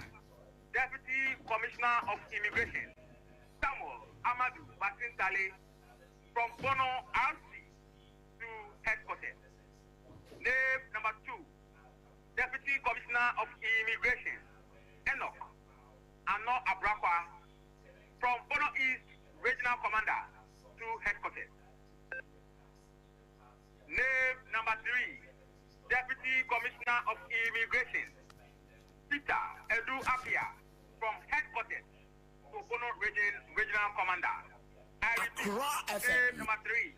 Deputy Commissioner of Immigration, Peter Edu Apia from headquarters to RC Bono Region. Name number four. Deputy Commissioner of Immigration, Thomas J. from GAR/Operations to Regional Commander Northern Region. I repeat, name number four. Deputy Commissioner of Immigration, Thomas J. from GAR/Op to Regional Commander Northern Region. Name of Immigration, Justice Osumtin Ayensu, from Deputy Regional Commander Ahafo to Regional Commander Upper West Region. I repeat, name number 5, Deputy Commissioner of Immigration, Justice Osumtin Ayensu, from Deputy Regional Commander Ahafo to Regional Commander Upper West Region. Okay, so Mensa. Yeah. So this we're one of the tapes for the senior officers. Okay. Say man, there are ones for the junior officers. Okay. They are moving the people around. And but why do you think? Say where issue? Kwabena, what him say? The Electoral Commission wrote to all the security agencies to submit a list of special voting for their officers 1 month ago. Okay. Into all the security agencies, including the immigration, have submitted their special voting list to the EC and the places they will be voting, taking the special voting. So Officer Owo Aflauno, his name has been added to the special voting list. Officer Owo Aflauno, his name has been added to the special voting list for Aflao. They know what transfer. And now what 1 month ago, now what transfer any panel to Paga? And I said Banda. Until on the day of the special voting, how does this officer travel all the way from Paga to Aflao to come and vote? Okay, so Mensa, Mame and Nyaika Krawaha. What cross checking whether the EC and the security agencies are special arrangements where ebia enipano yes or register it will be a applause special voting on or betono, but for whatever reason you transfer and ebia fancy ebono, right? So ebi o ma ya arrangement bi wo bono ho eya ebe bua ma sa for na timi ato o mo aba. I have cross-checked that with even the immigration. They don't have any such arrangement. Okay, fair. There is no such arrangement. In fact, and that is why the officers are complaining. Say when him saw by transfers why no transfers. Now we trying and may register for special voting. My officer our Accra. Okay. My register special voting our Accra. O say my transfer I don't call Banda. And to join the special vote, how do you expect me? Because that day I'll be on duty there. And to what arrangement have they made? What is the motivation behind these transfers? Is it that Omujidi said because they've lost the security agencies and so the voter register transfer go for and you're creating a situation where the security agencies no can't mean to they can't vote properly. And the omoye main voters register the same thing omoye the security agencies also on the special voting list. And I will urge the NDC to pay serious attention to the special voting list. They shouldn't just focus on the main on the main voters register. They should pay serious attention to the special voting, because they plan to do a lot of damage. Because Omanim say, in fact, most and Kwabena Unim, the special voting gives a signal before the elections. For that one, yes, sure. Once you lose the special voting, forget it. Forget it. It means even if you win, it means they won't protect you, no matter what you do. So what they want to do? Which means all information. Am I the same with the police service? Yeah, all the security agencies across. Ukwa, the military, the police. There is massive transfer going on currently as we speak in all the security agencies, because they know they've lost the security agencies. So let's create a situation where these people will not be able to vote on election day. Let's make it difficult for them.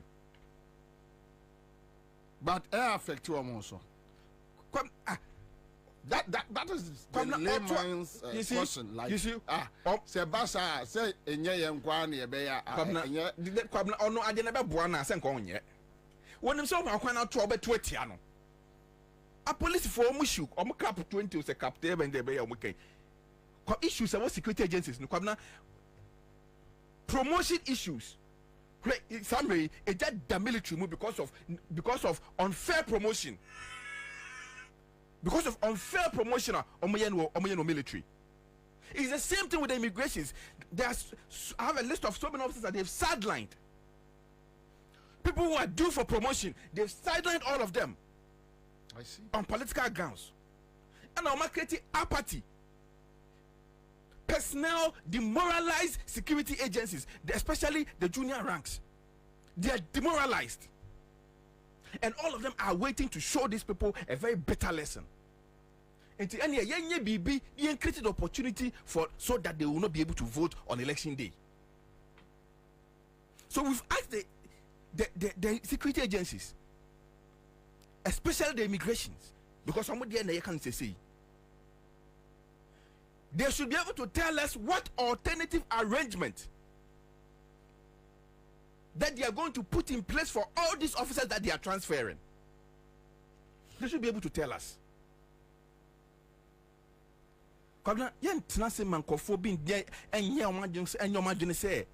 Some way, somehow, they can manipulate, move some things around, and win this election. These elections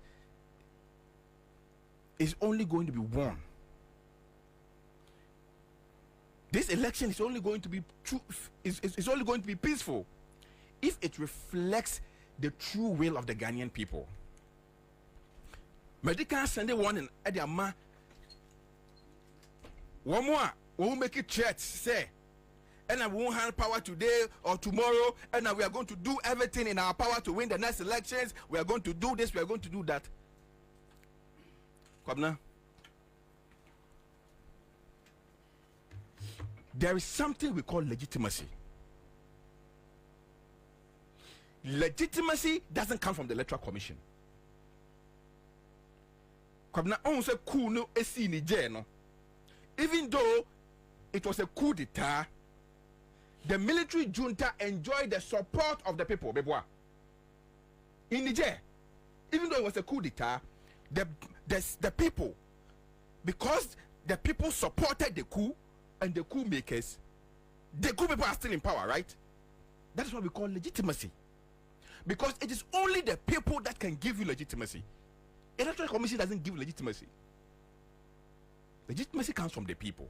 And he said, Electoral Commission for GD you back away, Swaby, any security agency for near so well, you might win trouble, maybe one night, near by the crowd will be what I say, Dr. Bamia, president, Mutiagro.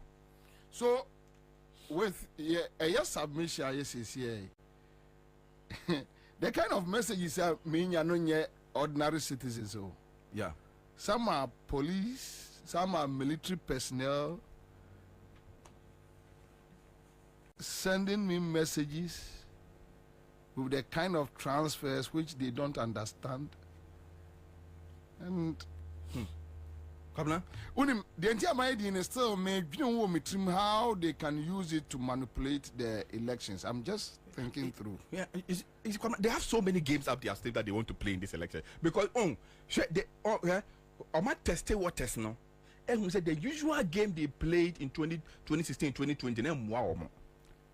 Say you be win M1 too. They say no. What they want to do is say again. You bet me yeah ma Ghana for be brain ya quite trouble.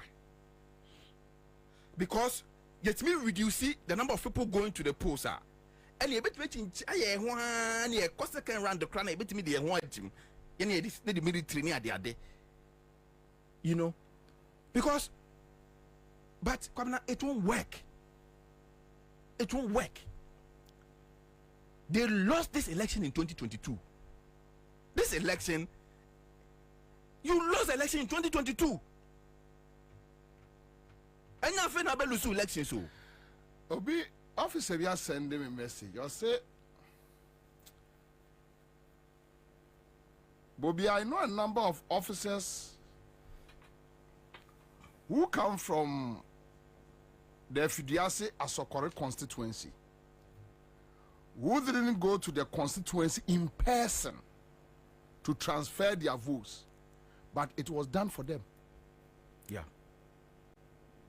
What did the organizer say? So some of the people's voters no almost transfer no, even though one quiet transfer, but when we are transferring, almost security agencies for the better back. They don't want them to vote because omo first special voting no, and a special voting no results ne so omo kotu we are among the security agencies. They're able to know where the thing is moving towards, and then they all rally behind who the winner is going to be. That's how it happens in most elections. And you know, after the special voting, you know, they know already the security agencies, because national security, they have all the intelligence. They know who is winning the elections based on the outcome. Because these officers, apart from say, we are uniform now, the ordinary Ghanaians. I'm more born in our Bunebia Komubi. I'm so suffer. I'm so you don't know. All right, I'll come back to you. And you know, Kwabena, all these things affect them. And to tell we are. It sends a signal, and all of them then rally behind whoever they think is going to win the next elections. And to one we officer, Obama command could be in few, because they know where the election is going already.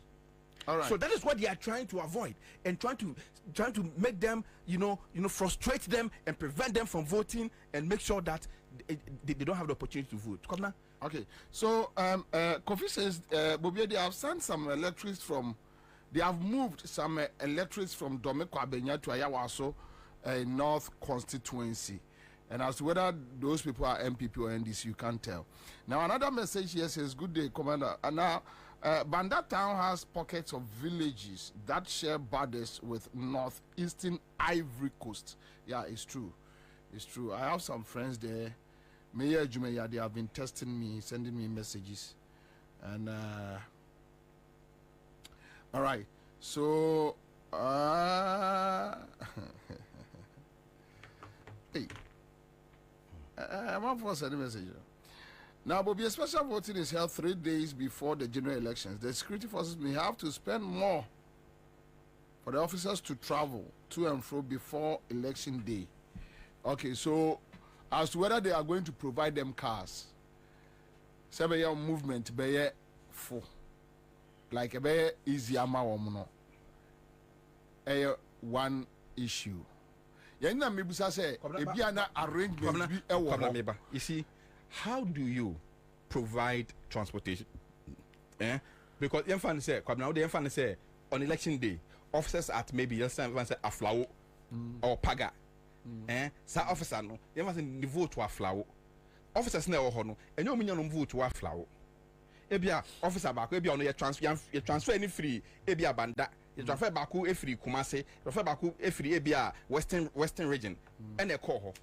Who don't mean a best car bakum? Are you going to provide one car for the flower person, one car? What is the logistical demand for some of these things? So to analysis now, as the whole ideas, they are just creating inconvenience. So the people are wanting to about. Some of them will just okay. So young fan say, oh dear, young fan say, Kwabena, young fan say, if you keep provisions, Kwabena, officer no, election day no, yeah, Juma, ewo paga. So me vote to a flower. Kwabena 3 days from a flower to paga and back. 3 days before election day. What sort of income? And you know, Nipano, what I say, Charlie, min could near away and trust and quantity and come back.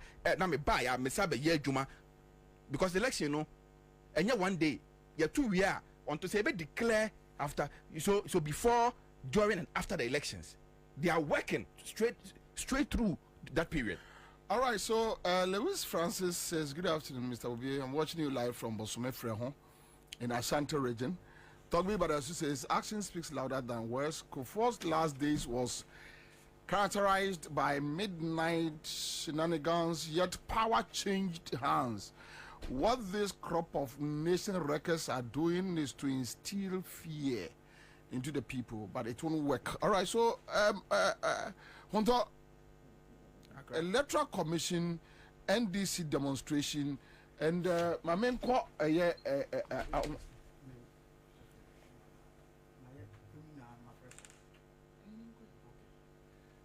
so yentie fifikwete on a demonstration basso on 17th, and this for raise and yema baby.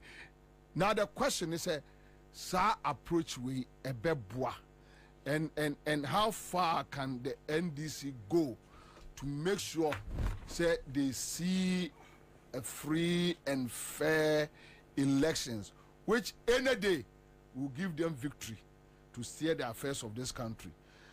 You go to here, Fifi Fiave, Kwete, National General Secretary, Edema the NDC, and ne on police for Kushia area and Koma on a man for Eddie.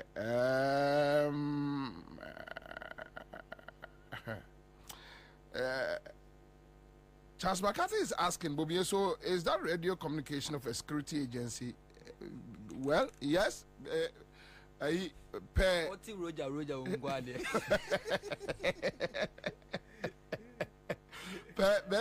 We had a very good meeting with the regional police. We had a very good meeting with the regional police bosses. And the agreement is that we are going to proceed with our demonstration on the 17th of this month. That's next Tuesday. And it's going to happen not just in Greater Accra, but in all the other regions of the country at the same time. We wanted to have a confirmation about the endpoints. In terms of the route, we had an agreement that we're going to start from the Kwame Nkrumah Circle, proceed through to Farisco, continue through TUC, continue through the ministries and come all the way to Parliament, and then end up in front of the premises of the Electoral Commission. We wanted to have the exact location. That's why we came in the police to come and see exactly where it is we wanted to have the termination point, and we've been able to agree on that as well. Generally, in terms of the importance of this demonstration, is to say that it is something that is beyond the NDC. It's a critical election ahead of Ghana. It is in everybody's interest to ensure that especially the register that's going to be in the center of this whole election is credible. It's one that everybody can have absolute confidence in. We've had clear instances to say that there are issues, and we are pressing for forensic audit to be done, and that actually is the reason why we want to embark on this demonstration. The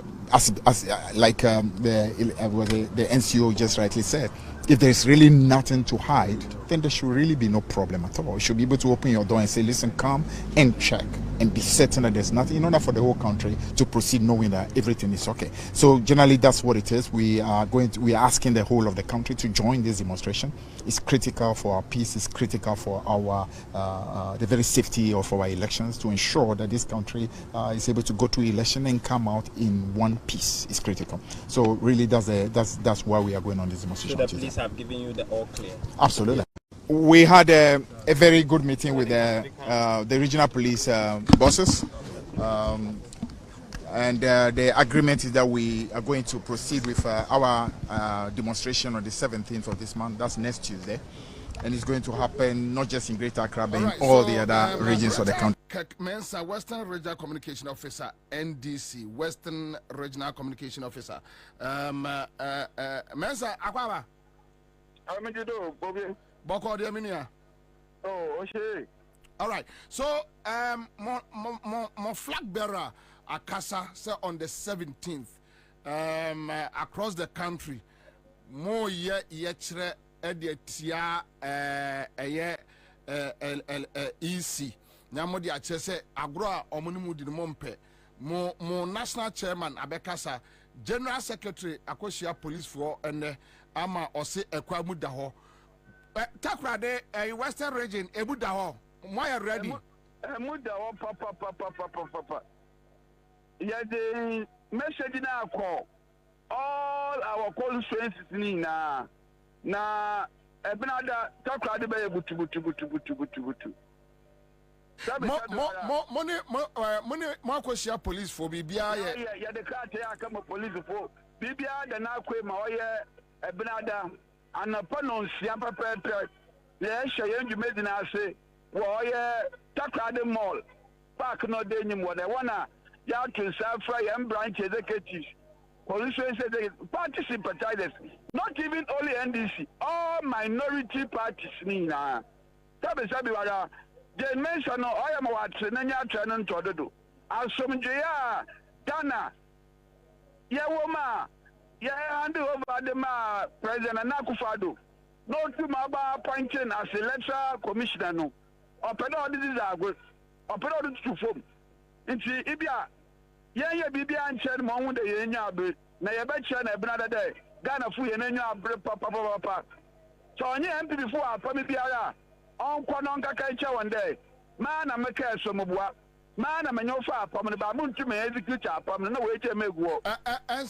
and someone more party leadership are raising about illegal voter transfers and monya sa issues ni bi western region across the country on your western region nkwetwe no would they deal what they more they no western region the western region we have so many cases ye table in apa yada the regional commissioner of electoral commission one regional boss but kabako try secondly bi wa ade secondly constituency afia constituency kwesimintim constituency asankagwa constituency we have tabled everything tabe sabiwara abatu wa ma na yeza abatu eche mu ne Bobie ya man yesem ya ache yen kotu aba yen hu ne de electoral commissioner when sin kitchen there opeda ya Ghana football Bobie enti about 2019 ya kotu in 2019 the man ya kekanya wente ya kotu aba Ghana from the 1992 ya started multi-party democracy and the electoral commissioner bi aba we be declare result na lako no waso na aba we be change result waso na akọ wa we be change result ya voters registration exercise area 2024 so area look at the data you brought out a national data out it took the National Democratic Congress to come and rectify the mistakes for an voters transfer area the data we have the records we have is not in conformity with your own. Yes, the form na person. What's another tumba? You don't want to do it. About you know what to about one know to ma. Empedema forensic audit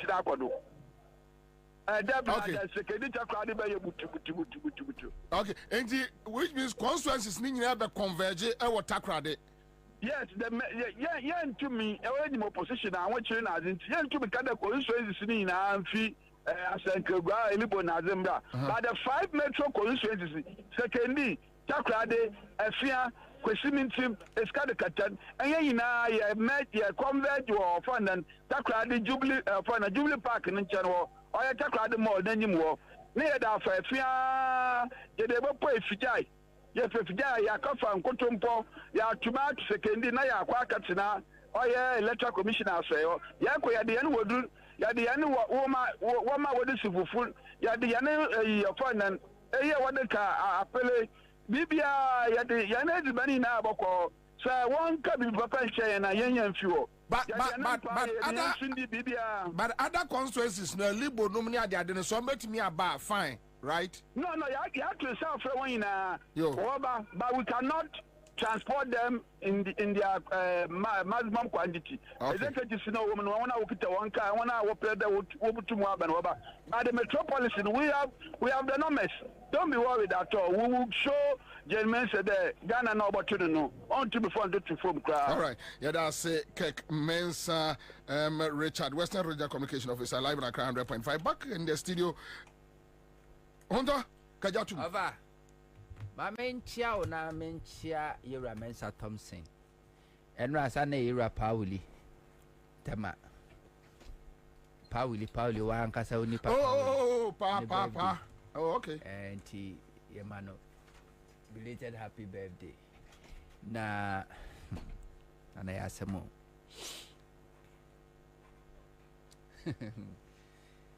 Anyway, I mean, shall say, Nana the Intia, Name Aduma Edabnada. Ghana Nibia was so a dog Ghana now all pay assembly. Na opese odi Nebra so se Ghana Nibia no. I was all joining NDC sa demonstration. Nana adie baako pe ena ma Ghana se o man yeti studio ha obi ntimi mbebo nwura ha emebo yetunkuye adie baako nti ena Ghana ha Akufo-Addo ba restaurant $6 million restaurant no obi accommodate no woni sika nti wontimi nwura ho enko kase mamaduane we entwitu adie baako a ema obi fruit trotro no obi fa taxi no obi fa bicycle no obi nante form no obi TV8 mu no ema obi timi enjoy no ankasa hard earning income and I say ne luxury life no emra no so fapem eni kabima minka bia mamu kabima minka bia mamu no nyina so fapem eni abato nyina so fapem ne na hyase edinchro nwoma no a yede kwoto aba no very important. And he said ye need credible voters register, ye nya credible election. Si ye nya credible election, ye nya credible members of parliament, ye nya credible president, and for that matter ye nya credible government.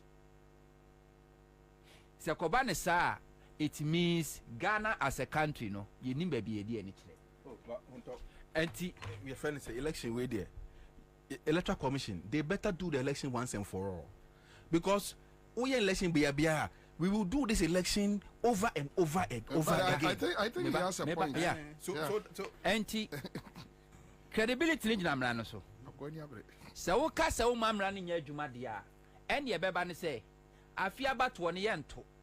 Se anto aba no a there won't be any parliament. There won't be any president. There won't be any judiciary. There won't be any police. Yebeye ho se moa. Se do kokwaye mu a do ho odin timi no. No ato ahye ne so no awe. Sa pepe lawlessness. There won't be any order. Tinana no mahemfo awasam de mu hujim. Ghana ohini bia ni ho awoni atamfo. Ahemfo mo matamfo do so papa. Se ne emra tugum sesi a sa ohini no a oye otamfo no. Oba be yuti afiri soro abefo akunya asase kakra onton asofo mo atamfo dos papa sa wo so mfa wonyimu a emra ni breki a obi ba beje wa sori abekun eni ntino so obi ade ne ho jim nana back on the eye de ntia e wo say NDC for call for this forensic audit the Electoral Commission whether they like it or yes e wo say ba so enie yanko abakose mu kakra enche kra 2015 Charlotte Osebe Electoral Commissioner.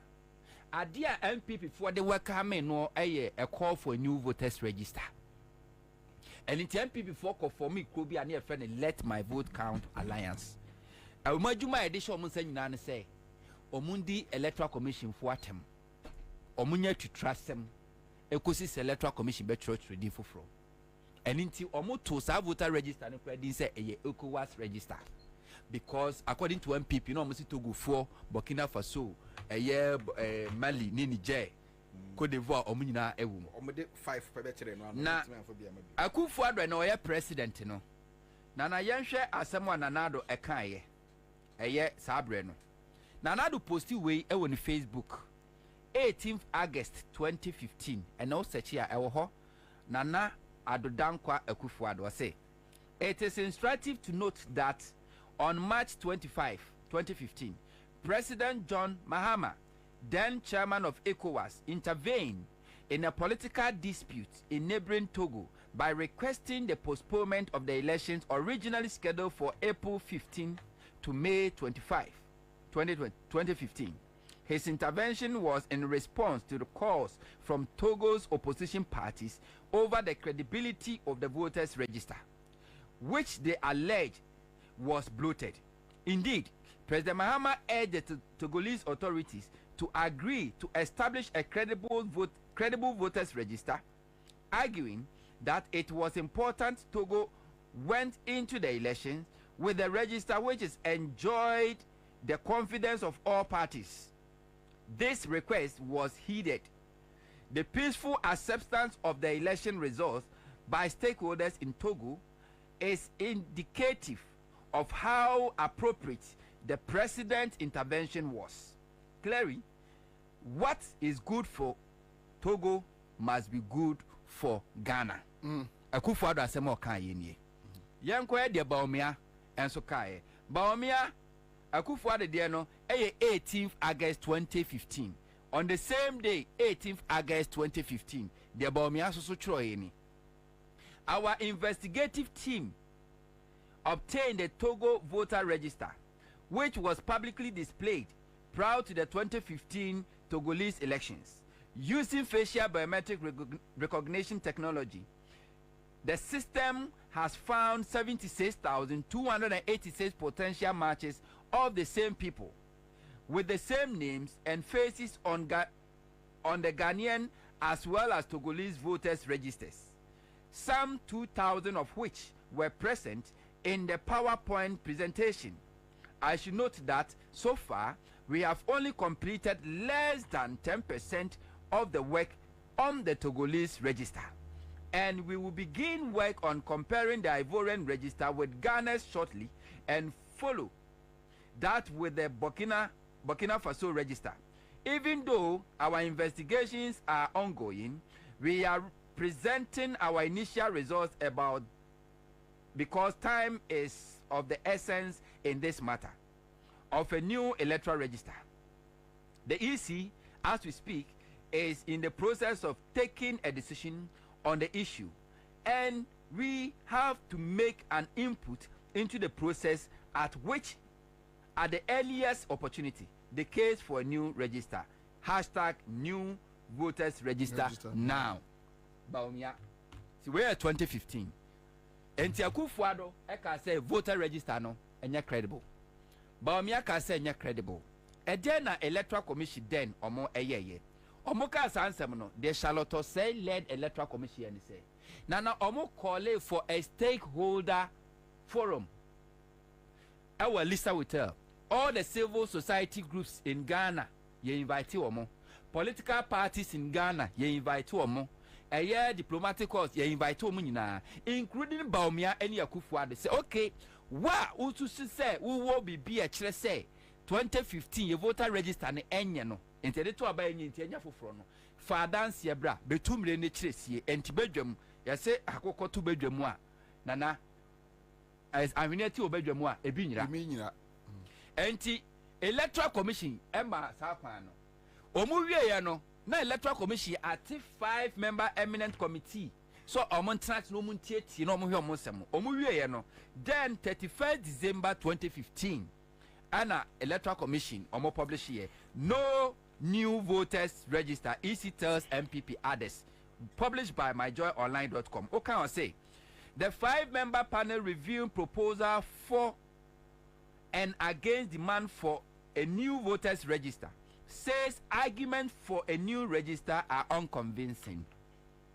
The EC a month ago organized a 2-day forum for political parties, civil society organizations and individuals to collect views on the credibility or otherwise of the register. The EC decided to hold a forum following heated national debate over the register after the opposition New Patriotic Party claimed it had evidence suggesting the register had been compromised with as many as 76,000 non-Ghanaian voters on it. There were a number of demonstrations, some of which turned violent. A panel was therefore constituted to solicit opinions from stakeholders on whether or not to compile a new register. Week after the 2-day forum, the panel has submitted 8 reports to the EC. Chair of the panel, Justice VCRAC Crab, the late, is recommending that EC should not replace the current voters register. The panel, however, stated that it will still continue to monitor events relating to the register. NPP 4 Baomia emo allergy no Electoral Commission electoral commission etie bedwakuo ampanyimfo enum tie asese okay mo nyina momra na nanu mani kasem kachem ba omianu a oka se wa discover over 76,000 Togolese na register no wanko onfo na danse ni nyina nko civil society group Alisa Hotel ba omianko akufu adomra me kirem die nti a voter register no nya credible wanko MPP for me kirem die nti a voter register no enya credible omantimi anko omantimi antumre antresi enti na nuna electoral commission de yes how from bedwama adwenkyere no wie no abedwafo no anu yi omde koma electoral commission say enyina so papa bi anim si abesi voter register no eni ntino yes voters register no.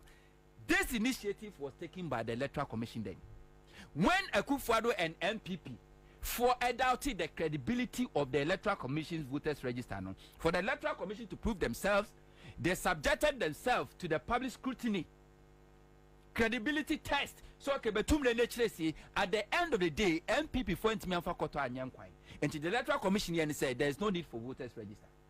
And that register no, we declare say yeah, ECOWAS register no. And they did 2 about year Akufo-Addo. Now I have won with almost 4 million votes. And I didn't be a president. Now, from 2015 to 2024, electoral commission, why a register? From 2020, basically, why a registration 3 times? 2020, we a registration. 2023, we a registration. 2024, a registration. We a registration, we know. Why a exhibition? We a exhibition was set emremono. Would they copies and as a provisional register and Emma political parties? Yeah. And to pay the electoral commission and Kasa roadmap for this election, no 9th July. And I was an electoral commission in the provisional voters register and political parties. But Abroni Ben ye no nim dia wa yentino. Electoral commission twenya 20th August. Sada no a oye voter exhibition exercise no. And the provisional register no ma NDC ni political parties. Nana dwe omo say I put to print omuntimi identify omoboni omedi. But NDC has been vigilant until they were able to detect and identify sa errors when errors na NDC for identify ni bi say oman will say electoral commission for continue say sumase a transfer for vote 243,540. The sense say me na ya transfer me vote no minimum hwe na so enim say voter transfer me na mekwa akokata electoral commission person transfer me vote eno kra no wasi ebisa me die ntia me transfer 243,000 illegally I will register we say mu eno na nchen electoral commission register we ode akono over 15,000 voters electoral commission force wa transfer mu vote no ye nim baby o mu register ye say before I obetimi transfer vote no I was so register baby I me register wa Accra FM. And ti say me person me transfer me vote from Accra FM to original FM one. Jadi me vote ko na person track me baby I'm register I be track be Accra FM studios na me register. But in this case this 15,000 crowd no the electoral commission entimi nkyere system ni data ni ntimi nkyere baby originally am register. Eno na nchen Nipa 3,957. Mudi wo voter register as at 2023 according to district level elections no. Oko for 2024 exhibition electoral commission register no. Sa nipa 3,957 which is 4,000 no. Omudi nim ya delete free register no. Omudi nim. Wo dia no to nchen nipa 2,094. Omo so aye transfer no mo ye no baby omo so omo do omo vote konom koya omudi ni ho. And more confirming all these incidents. More NDC for more trimu find yesu trimu for abusum kunenkum. Ana mo ka tell electoral commission say yehuni amabi ti pese ye twa adwensi so. Nemmom said ye be na dance ye beba munti no. Enka we kra de electoral commission mo ana mo say mo woduma de matu say let the citizens know. And ti pese TV wo the Facebook kra mo ametimu de Facebook page na fa na live. Mo see there be NDC went to the Electoral Commission last Friday. Omo presenting when the Electoral Commission admitted say ampa and some mo Kenya ni ewom some from so when na ewom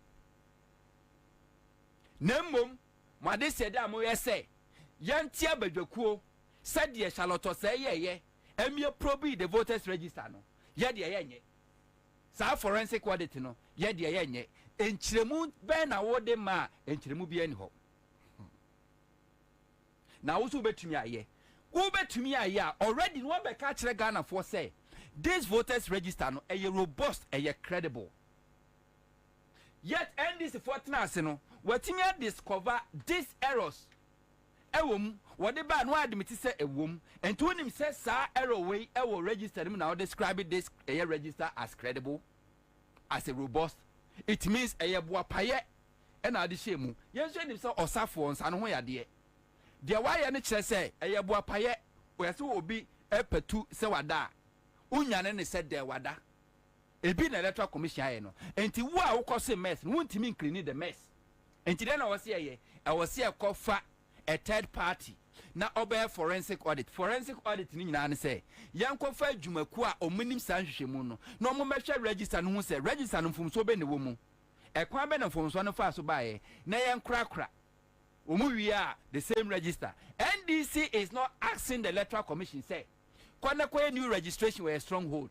And I said deleting Crofodi free MPP stronghold. The same register no Sani Payabubo Mudino. NDC for doesn't know them. Which political party they vote for or which political party they belong. NDC name. Just do the right thing. Just do the right thing. That's all. It could be said Sani Pa over 243 NDC for a fight to Omukran. They be on MPP. It could be said this 15,000 and they will vote for Baumia. They could be sending part 2,000 now. They will vote for Ayabomia. And this is for say, and family home. Yeah, the penny say, Abania Cotuano, see a din try a person who say Abania to no French and be a French in the din to be there to. Say Dim Kunim Swa, Yam Pen Kunim dia and Nam Chrono Quaso. Ya Pessia Dim Kunim, French Nagana for Namusampa, Abanamotumani, I to mo. And Tian Konenko cleaning register no. Then the Electoral Commission sits and say, no, I won't do it. Now, Ebini Busa said, what is the alternative? There is no alternative to this. Because Nana Dientia, political parties like NDC, yeah, encourage you to be vigilant. No? Vigilant, you say, almost if you see something, say something. So once I don't know what you are, no, actually, address is only a crack near threatening. And any vigilant. Wait, almost say, when you see something, let's move on. More. NDC, what's your registration, Yasi? Through the vigilance of NDC, even putting figures together, 1 + 1 can to me. NDC draw your attention. Throughout the registration exercise, NDC for a trust, a telebibia, Electoral Commission, I am no correct. No my effect, the changes. When you were making errors in your tally during the voter registration exercise, NDC draw attention. Now cross checking one was one form, no correction. A baby has said, Ube blame say, who is to Cora draw. Cora draw and I would do calculation. Yes, when you say Cora draw and find your calculation. And Tiadentina, we are registration. I am from Swan, the NDC, who are no correction. But where they also win it because breaking the age, the strategy in ye. This is Omutrimopo. Omuni say this election, MPP is going to lose majority seat in Parliament, and presidential they are going to lose. But imagine say, Omode tebio intimidation, and a bullying Crawford. Imagine so NDC for a tata or mobukuni paba community and signing as a cron for now, or Tikumasano, a duja and Fiasamano. Sakwana kuta to identity no. What I know because him is on the D-Day election. That follows that Kwasiampeni Sano. Media Foundation for West Africa. Man to some report in the balance more than 50%. I will see you. Kwasiampeni Sano. Slovana. Yes, one man award did be more than 50. I will see them. May pay improvement. This I want to see improvement, massive improvement. Election day, I won't tell you. We won't be here. On the election day, they will declare Baumia winner. First day, the Nipa 1,000 be Pia Bontain. I be the day. Second day, will be a plan. Undo Casa. No person me and says, gerrymandering. Yeah, voter transfer. No. Electoral Commission, near PP4. HB Basin Crawford, I fed yes, Crawford shed them. Yes, the San Crawford shed them cook near transform vote. NDC vigilant H Crawford. And Tibia Electoral Commission MPP4 some we are about to through the voter transfer and fact. And here we are pon now say register ni kuta yen. And here illegal means ni transfer sankrofo no. And o my no person me yen say on the deed of less sankrofo transfer mu no. On my be a seat here NDC we need 200 votes, 500 votes, 1000 votes. Ne ya transfer sankrofo ati cho makoho. And to NDC we strong hold no. Ni a yinipa boom 2,000, 3,000. Near transfer mood or marco different constituencies. Sankrofo Incitement to aba. And Tiabeto Abani Baby, no. And I do know by 7th, a year 12 midnight, no. Na MPP for a coalition. No, because you are winning majority seat in Parliament. So when you can see a winning majority seat in Parliament, then a better Ghana for United States MPP for a winning majority seat in Parliament, they automatically win a presidential. Then no matter soldier for na police for go. No more bon crofo. Now me declare about me winner. That is the intention. And no be antramba being said there's any alternative to this forensic audit in NDC are requested. Because if NDC sits down, now some more active, now side we cause NDC should not even participate or more withdraw from this election. Because at January no, how many votes na Professor Mercy they were near Kufuor in 2008? 44,000. And we are talking about 240,000 and more. You got a response, director of elections. He spoke on Joy News with Evans Mensah. So, the credit in Emma Joy FM. Hona ye pick source we the free.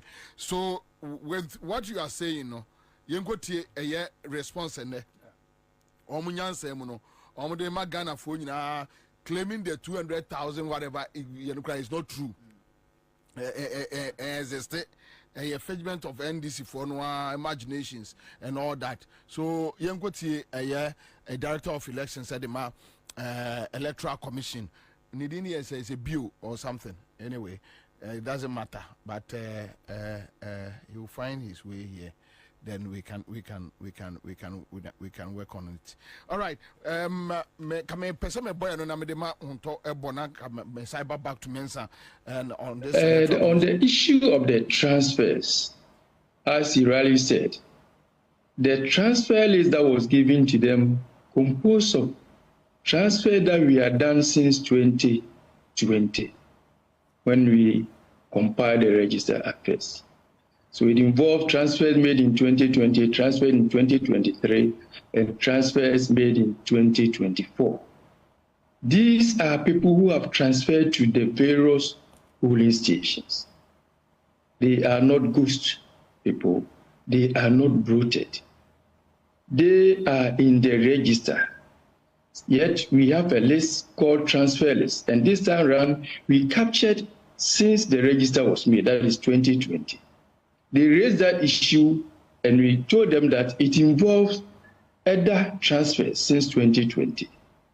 And so when we take that of 2020 from it and then 2023 from it, you come to get the actual figure. We told them that we have it and we even told them. So if you deduct the two transfers, 2020, 2023, you will get the same figure as they are talking about. So it's not a matter of it being bloated. It's not bloated. But is it an error or was it deliberately done? Initially, we wanted to track the movement of all the voters. That was why we did that. And we decided to give it to them. But now they say they want the 2024. We have gotten that. And so in our last meeting, we told them that that will be ready for them to see. Now, when did you detect this? We printed it out. We knew that the transfer list given was from 2020 up to the current year. So this wasn't an error, was it? As I indicated, we wanted to track the movement of all voters since 2020. Okay. And so we did that transfer. So this was done deliberately to track the movement of the voters? As a commission, that was what we did. And what purpose would that serve? Giving the whole thing to the parties, it will enable them to also know the movement of the voters. But if they indicated they needed to know the 2024 one, I'm sure that I will give it to you. It's just a matter of taking away the 2020 and the 2023 to get to the same level. On the issue of the transfers, as he rightly said, the transfer list that was given to them composed of transfer that we had done since 2020 when we compiled the register affairs. So it involved transfers made in 2020, okay, transfer in 20. This is the response from Director of Elections. Onzo Motoate. Untimi kwenyano. Uzo busane said that Ben na mu dictate way. Because who dictate way who say error. Any identity no one correct errors na Ansah na baby voter exhibition exercise. I printed provisional voters register to the political parties. They didn't know that omunim, but omunim say NDC will not obi ehu. And the MPP themselves, they are aware.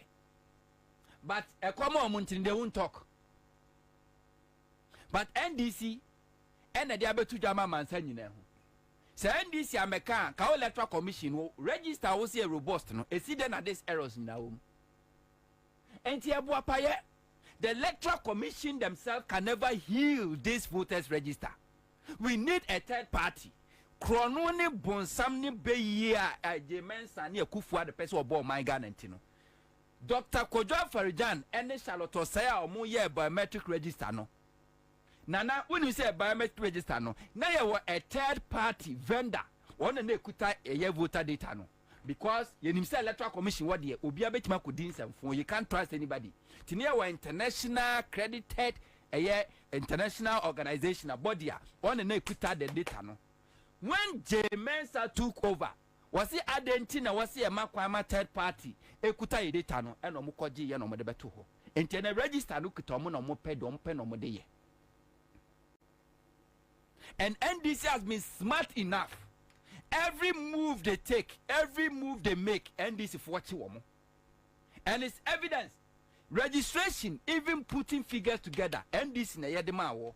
Yakwa sin of by election, Electoral Commission, NDC coalition would not declare results. NDC coalition would not declare results. This limited voter registration or no, or kikani in a bomb number of people register in NDC in Italy, or the two or the man, because one can figures are by wrong. Only do the ban wire correction. Now where need you also when yet because who feel say when people bet me a or mubuada. Electoral Commission pay this forensic audit nana yebeye. Now before just quick one. Yeah. Obi asend am says ya na no ye call we ba no send NDC for at the party colors. Omakoti tini nyina NDC for. Stop complaining.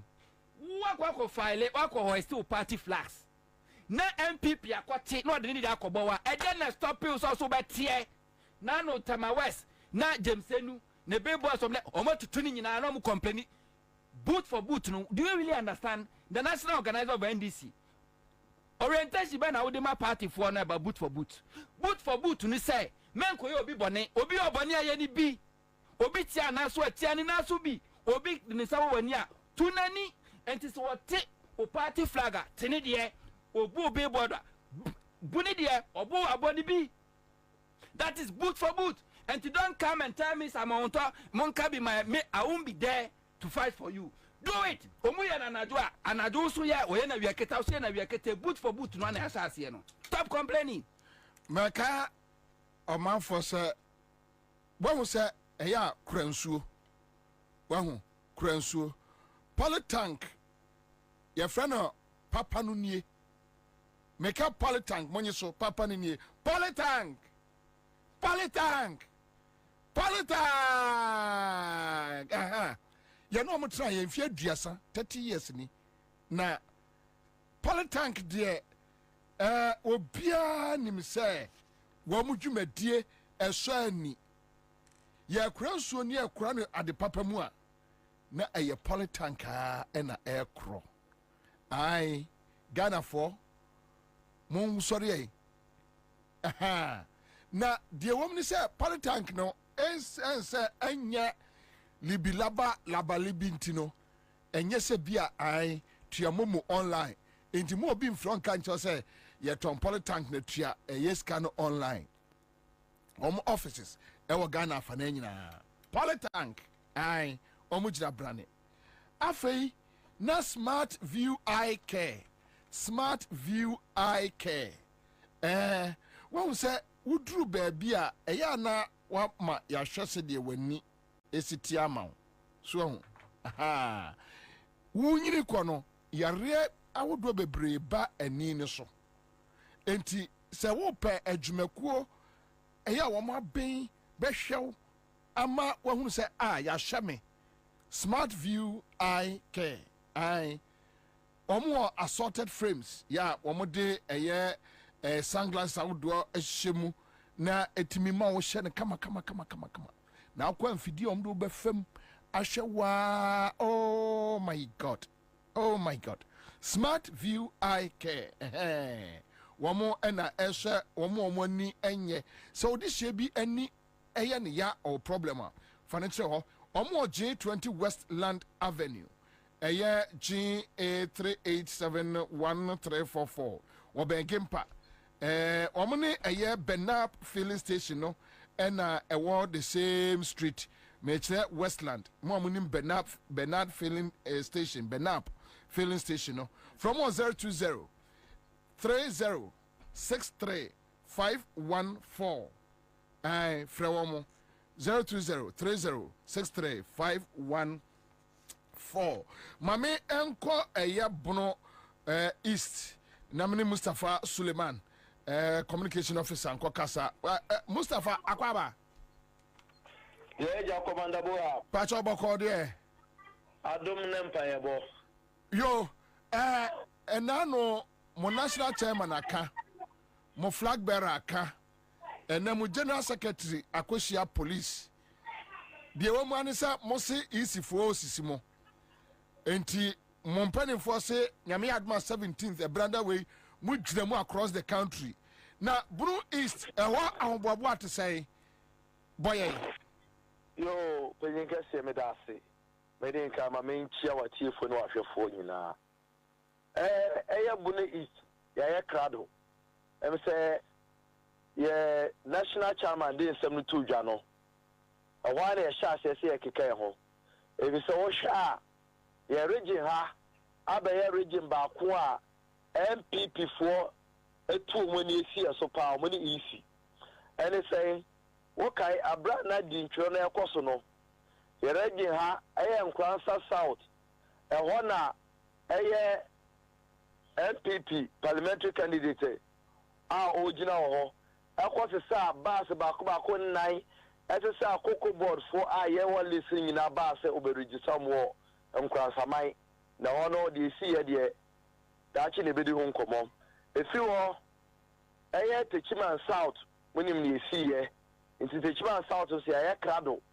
ebre hanso na His Excellency the incoming president ebe declare say 2024 abato no is going to be do or die inti ya krado ye hye 11 constituencies no ye afini ade ko ene agenda 1111 Oje 2020 now, you will need 10 presidential seats in Ansah North. Penny to me receive presidential and a parliamentary so you 9 any chinchini and so Incitement South a J Bako and a car 8.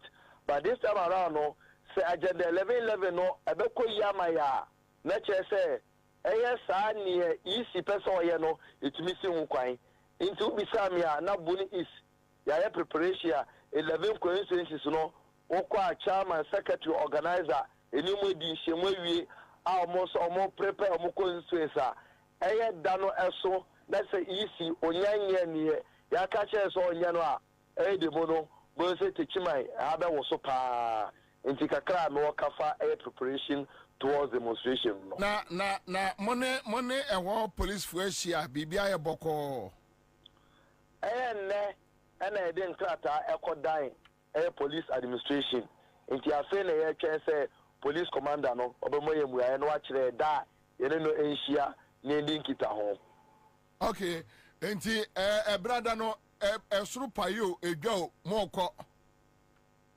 sabe pepe gi say yesu enya order from above ye national executive ye ka che say ye ntwentwen so enya sa brother no ye besi no e wo Ghana ha 16 regions no ebi nso besi e wo Bono East na when we munyina region constituencies 11 right 11 and munyina more converge what Techiman sabe pepe Techiman hefa pacho ebe converge o Techiman Zongo MA Park ehona yenyina ebehia. That's right.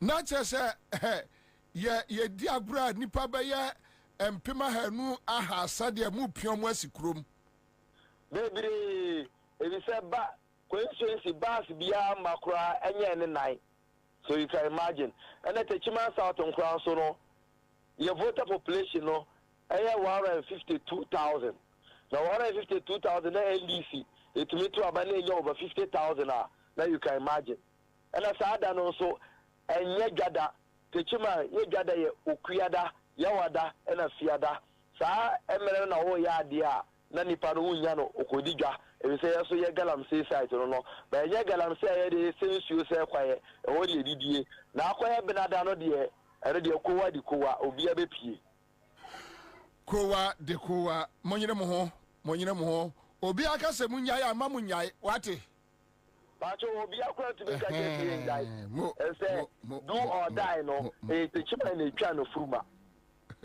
Well, anyway, all right. So Bruno East and yeah, no. But Tommy Utie EC Director of Elections with Evans Mensah and the kind of response or the MI about this voter transfer issues. Bobby, I mean, listening to interview, no. I'm even shocked. I'm even shocked to the bone because me and I'm requesting for data. And I'm about the parameters of the data me pay. Say this election, because even those have registered the register go through a process. Every election cycle, that process ends and then a new process begins. And you know, processes are here up to 2020. Those processes have ended. And now about 2024 elections. And I'm saying, Mame, the data on the transfer list of voters are in 2024. Was it there be J2021 the account? May the 2022 so the account, was it the 2020 the account, 2021 the account, 2022 the account, now 2023. Said a bad doors and one who know or say they want to check the migration of the voters. What is the job of the Electoral Commission? To check how voters migrate? And then Juma idea my Electoral Commission. Or Kasa, what is the meaning? Say they want to see which voters have moved from one place to the other. Is that the job of the Electoral Commission? To check how voters migrate? How is that your business? And you know, obviously, money list. Now, on your audit now, what say there be because you want to check how voters migrate? But the 2020, 2021, 2022, 2023, we didn't account. We didn't now bombing to jet. Obano be complaining chirewa. What say? Oh, Nyoka say a mistake and any mistake. Na because they made 2021, 2022, 2023 the account enti na eyesa no. Kwabena ma here no kase bibi ha no. Bibi ha no. Ma here kase bibi ha no. Because Yamao Nipan omo requested data. They are auditing, and the data and I'm say, give me 20 because now saying we have voter transfer, yeah. And I'll say, give me the data of the recent transfer that you did. Or say there be the 2021, the 2022, 2023, the account answer. Because when him say, what the 2020, 2024, the Enukwa Emawa. All the illegal transfers no more anything. No. Was it 2021 they are fra? Nemri neniso. Oh, the brewer niso.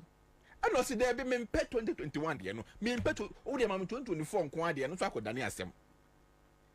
Come na kwasa asem be nyetin wo krom he. But so when him say we cleaner, let's do the private auditing. Enya no no. Wo say that mean ye. Ade no so your bottom sika. Omo background omo say wo de yenye live telecast. No obi an hu say. Enye say this we need tro 2015 or 2016 ba omi abaye press conference say we hunu over how many thousand ghost names or register no so 76,000 oba no obeka be 10 or the 10 pen be present PowerPoint no say the aka no owi or the be ba e be sin ebe sin ne ye hunu the aka the remaining 76,000 ye hu ye so and this for some pen sa. They want to show to everybody, say they are just not making noise. They have all the data. They've done their own independent auditing, and they think that their data doesn't reconcile with the one on the register. And tiyenina yeba yebe bie mu obi ehu bia wo se there be me media for me Ghana for hunu mu bi. Oso okay wo de wate wo de men ye live telecast no je yenye auditing. Yempe se wuntimi nya yempe independent auditor. Ni audit register ni yen hu se Asamasia or register of police station A, ni did so police station A, ye ni didn't go to police station B. What's the mean? Oh, yes, I say. So, Entino, Kwabena, I think that Bonnie and conform episode Mudino. Or my Bomutimu person person with the Bonino. But Kwabena may come Electoral Commission for what you say. Say election we know. They better do the elections, yes, say, so try all the ano. No, I didn't them. They should do these elections once and for all. Munya be bia pepe ni abawe ni antoni ba ko pe. No be anko the baby. Because omo say ebe ye gidi na say na election no na ye di ahomeche na koto a. Enne ka abano December 7th election en maso. And now omo ye election bia so they will conduct these elections as many times as it will reflect the true representation of our constitution. But what I see about Kufuado and James standing in the team way, on say Openibia wabeso Ghana mubia and pese Ghana bebo egunitri so. So last minute no they do the right thing. And at this point, even in 2008 you can trust Kufuor. There are so many things Kufuor had wanted Kufuor to do in 2008, and Kufuor told him point blank, say, Masa, my problem be a mama swame. Besnim Kofi, you lose your Besnim Kofi. And that is the difference between Kufuor and Kufuor. But with this time around, acquire so many best Sekuranoa, we are prepared. I mean, that is what I see. Kwabena, we are all prepared for that. Kwabena, say, we are all prepared. Kwabena, you see, we won't sacrifice the destiny of this country in the name of love for this country. Kwabena, if this country has to go down for us to rebuild this country again, we must do it. And you know, Kufuor no join say, oh, one pen and person mine bo. Say, ya mama we aba we mo a, o man be bo de, no man be nyabo. O man be nyabo. Where should it be so? Kwabena, is going to be so. Yeah, no Mike Kakono is going to be so. You see, Omana already above. Do we have forests today? Do we have our water bodies? Do we have our farmlands? Do we have them? We don't have it. Nipa yankwa age na de so. Emframa ye home. Aduane ye die. Ene ensu ayenom. What say ni nyina? Now Ghana want to rebuild our country. Because we have given you 8 years to do it. Went to me and yet. Na Ghana for 2 million de ma wono. Ebrena so. Ye beje to me near their money pa. Ye nim so betumi aye. What the one penny wabo man no. Near man to aso. Never. Intina me sha say me car say yanya forensic audit na about one name so. There won't be any president. Say Chief Justice be if oh never say so any Speaker of Parliament better. There won't be any Speaker of Parliament. Chief Justice, there won't be any judiciary. Yenina better him. Kwabena, you see, and if Kufuor again say, oh, there's go, oh, there, say election no crowd maswa. after January 7th. Oh, or that's your president. One more brother. Boy. One more brother. Come now, Ekufuado's and the MPP government's tenure ends on the midnight 7th January 2025. It does matter whether there has been an election on the eve and I make on the eve the 7th. And I make on say it does our time no. Now say there has not been any successfully held elections that has given us a precedent. There's going to be a huge vacuum, and at that time anything can happen. And the more me say a hono anombe hunu say abodam fo gukrum hapa come na enkofo abo mo ho yinu nkofo ma bo mo ho pa twa nkofo mo. And you see come na this election say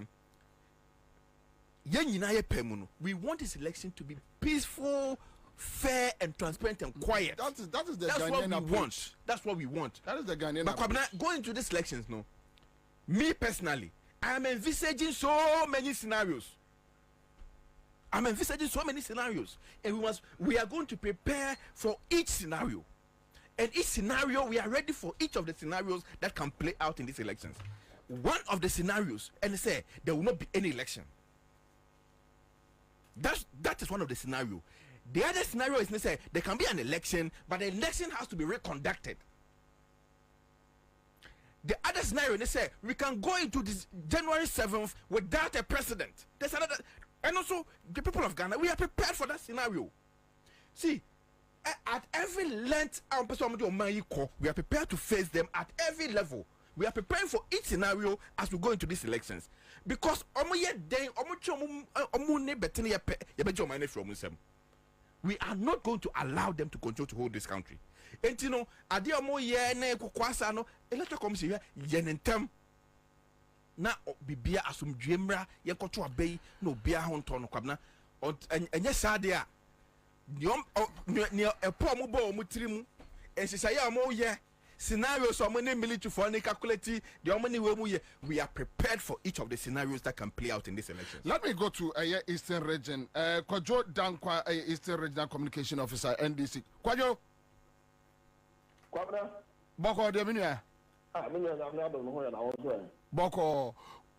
Mo flag bearer kasa, mo national chairman kasa, mo general secretary akosia police for mpanimfo. Quite them. 17th, almost say across the country, NDC for 2 or more Montreso. Na Jemensa, ene Okunune, Nebusia Fire, or Majuson Besissimo. Na Eastern Region, what to say, and said to say, Kwabena Mamin Chow, na 34. And correct.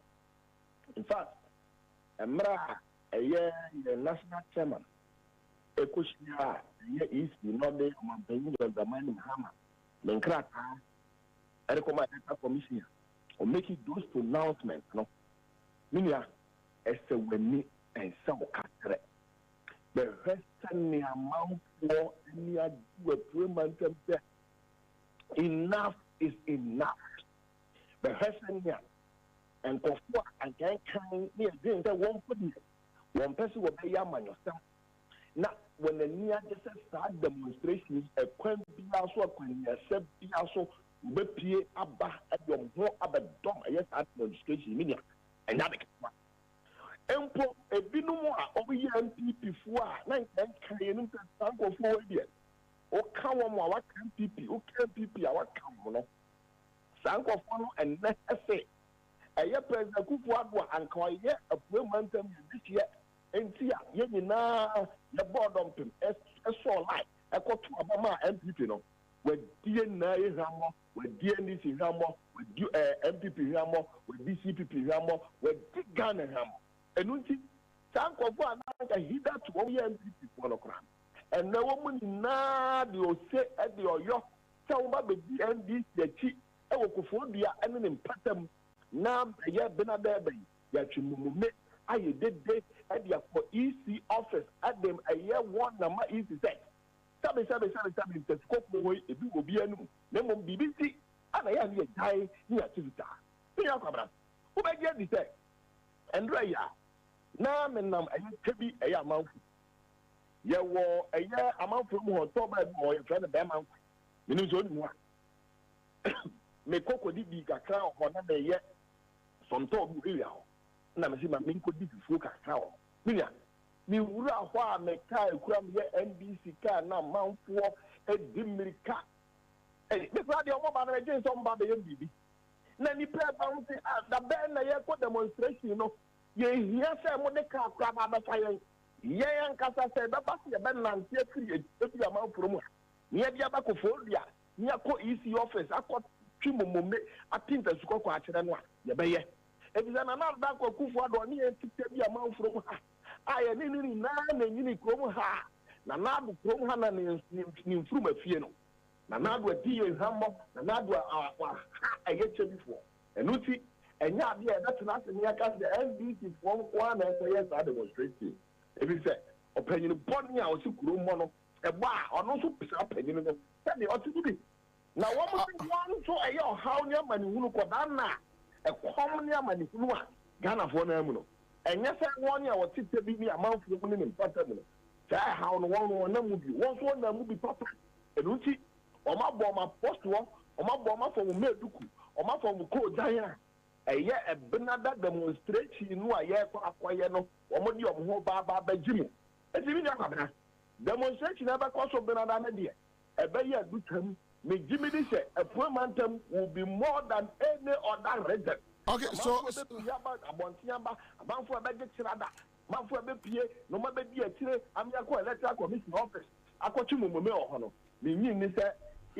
okay, so my friend, my constituencies, Eastern region constituencies, Nina say 33. And which mean that 33 in converge Ewokofodia. You see, near everyone, and NDC Pongwan and demonstration. Yes, yes, I agree, but technically, more leadership here and this did maybe say a communication more other constituency leadership in Akasa. Many can say, who's a more friend, man? Yeah.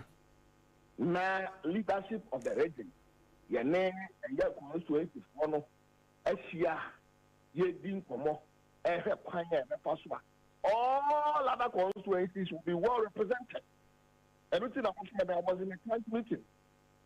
Look, it is not going to be a walk in the park for anybody.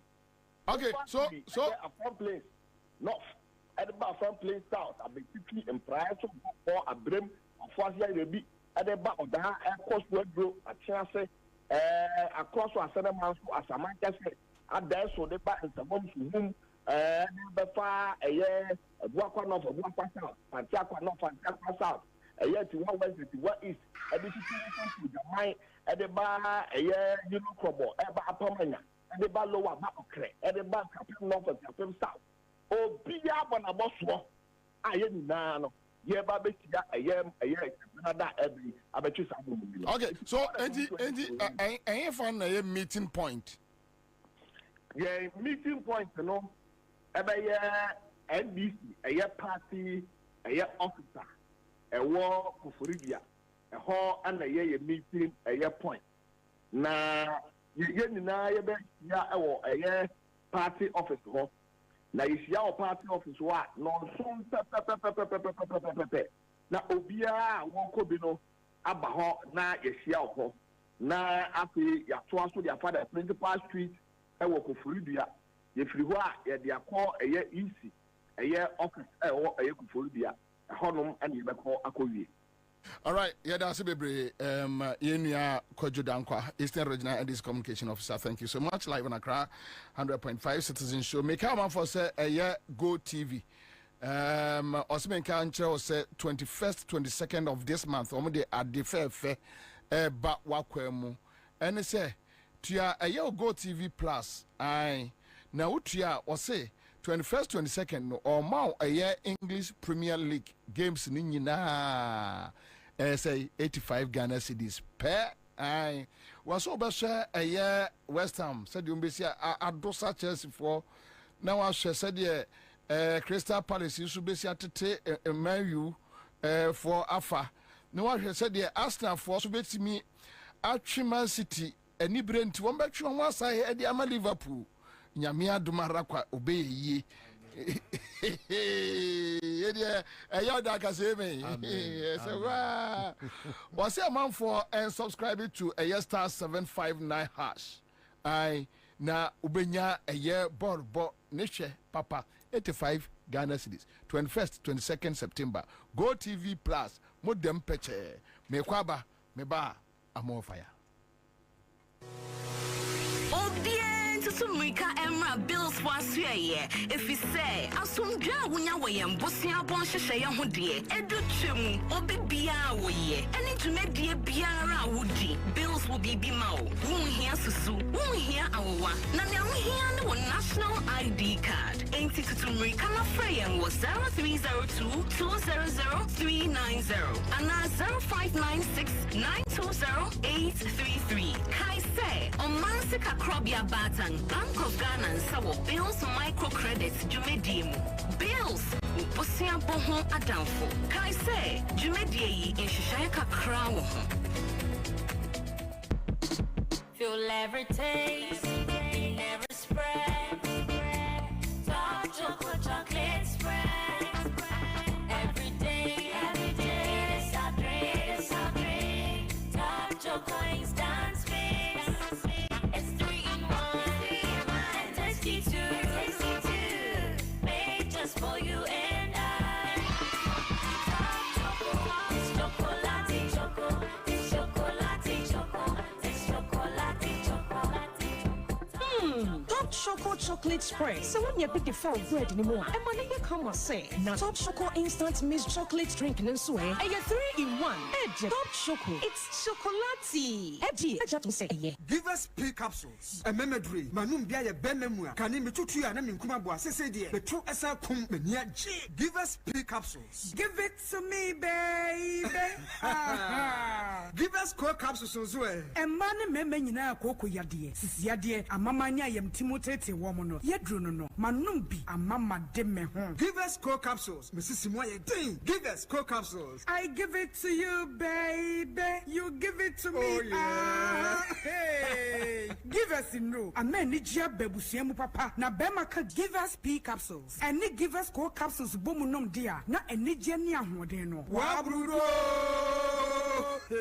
Give us P capsules. And men na wadi if you do what you do kronkwa na efa. Give us core capsules. A painful about one more menu for ne nkwada woni if you do me nunka ho. E wo drugstore bia motofonko Give us Herbal Center. Teshi Mobile. And na Teshi Adriami. Phone numbers 0543 222 470 and 050 68 FD Aje Edwedi Nkratui Atu. Ghana for any abroche for Sebana Sase any Adain Tomwa Royal Chapter Property Group Limited. I the game changer. Esanse Obibia Onu Omediga Enya no ho ahotoso. Enti se eye woni so ade hunu se obeto asase ana efie de. Bomodi anse oni Royal Chapter Property Group Limited. And ebedi sawoso. One more one and afa 2 expandable bedroom houses are. One more ton for kra. Afa one more sasia e wo teacher manteno. Still one more gusu a one more ton. E be police station no. One more twitwa no 70 by 100 and afa 35 by 100. Full plot and afa half plotter. One more ton. And the ama Ghana for any abroche for nyina. One more say we building materials was site.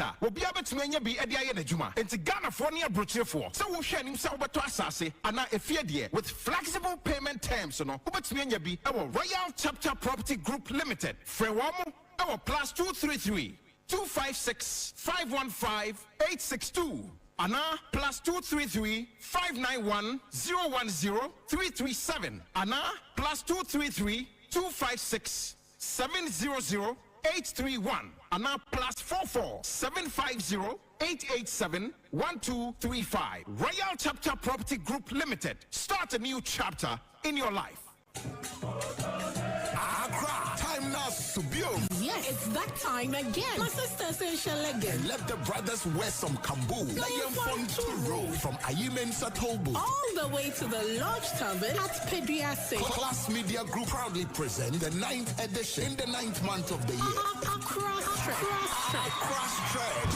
Let's stretch Get ready, sweat it out with exciting aerobics, mental health and fitness education. There'll also be free health screening, dancing competition, wash and win competition, and so much more. Come, let's walk, stretch, keep fit, connect, have fun, and shake off all the stress. For participation and sponsorship, contact 0242 125 303 or 0555 251 645. The 9th edition of Accra Stretch is a CMG-powered event and proudly sponsored by the Lodge Tavern, your adult contemporary alternative leisure center, Belacqua, Take Me Along, Greenfield Scientific Herbal Clinic, God is our healer, Greenfield, your last stop, Tango Prime Washing Powder, be spotless, be bright, Flora disposable handkerchiefs. Choose wisely. Choose Flora tissues. Top Choco chocolate spread and Top Choco 3-in-1 chocolate drink. Eye Chocolati. Bloom Medical Services, your one-stop destination for comprehensive medical care. Connect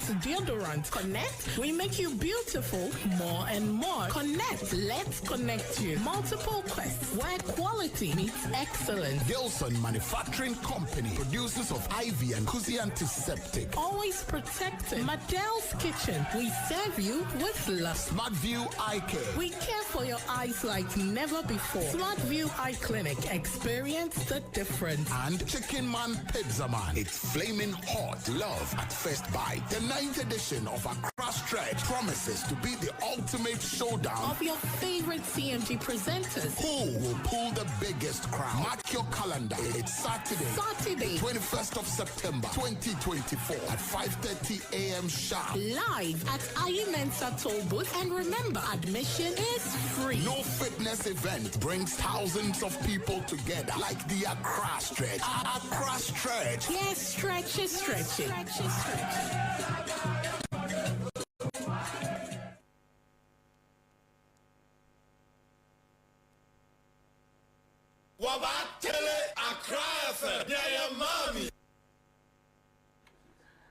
Live on Accra 100.5 Citizen Show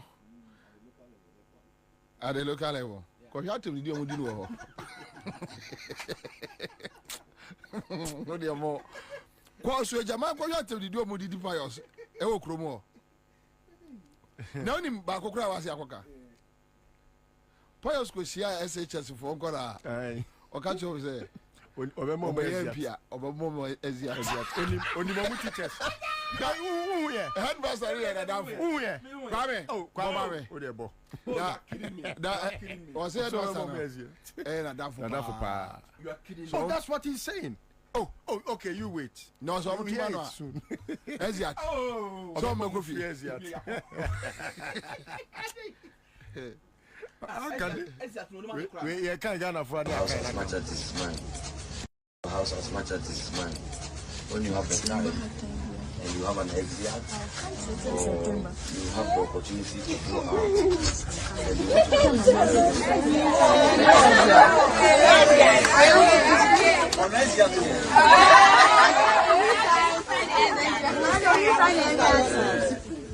and I mean, I have your headmaster is my friend.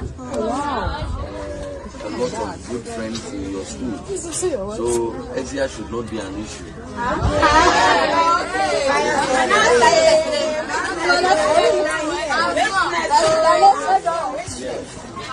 Yes. So if you want it, just let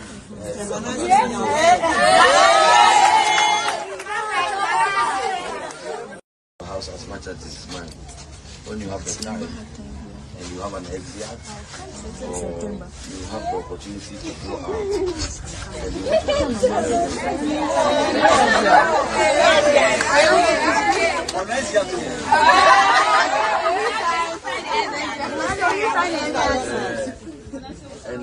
and I mean, I have your headmaster is my friend. A lot of good friends in your school. So exia should not be an issue.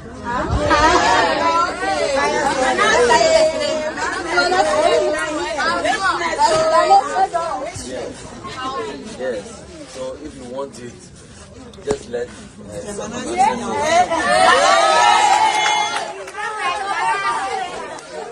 the house as much as this is mine. when you have personality.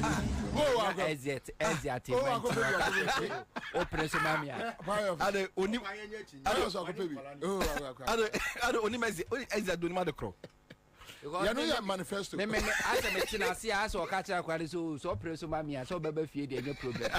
Headmaster madam for to be easy at about. Kwabena unim say Baumia Nankasa Koso Jama 3 weeks ago. Yeah. Town hall. Or na ATL, Akosobo Textiles Limited. Workers will strike. And our workers for only able to say, these are the challenges we have. What are you going to do for us? Baumia say unim say company boy for ATL. He says so. On tape. Yes.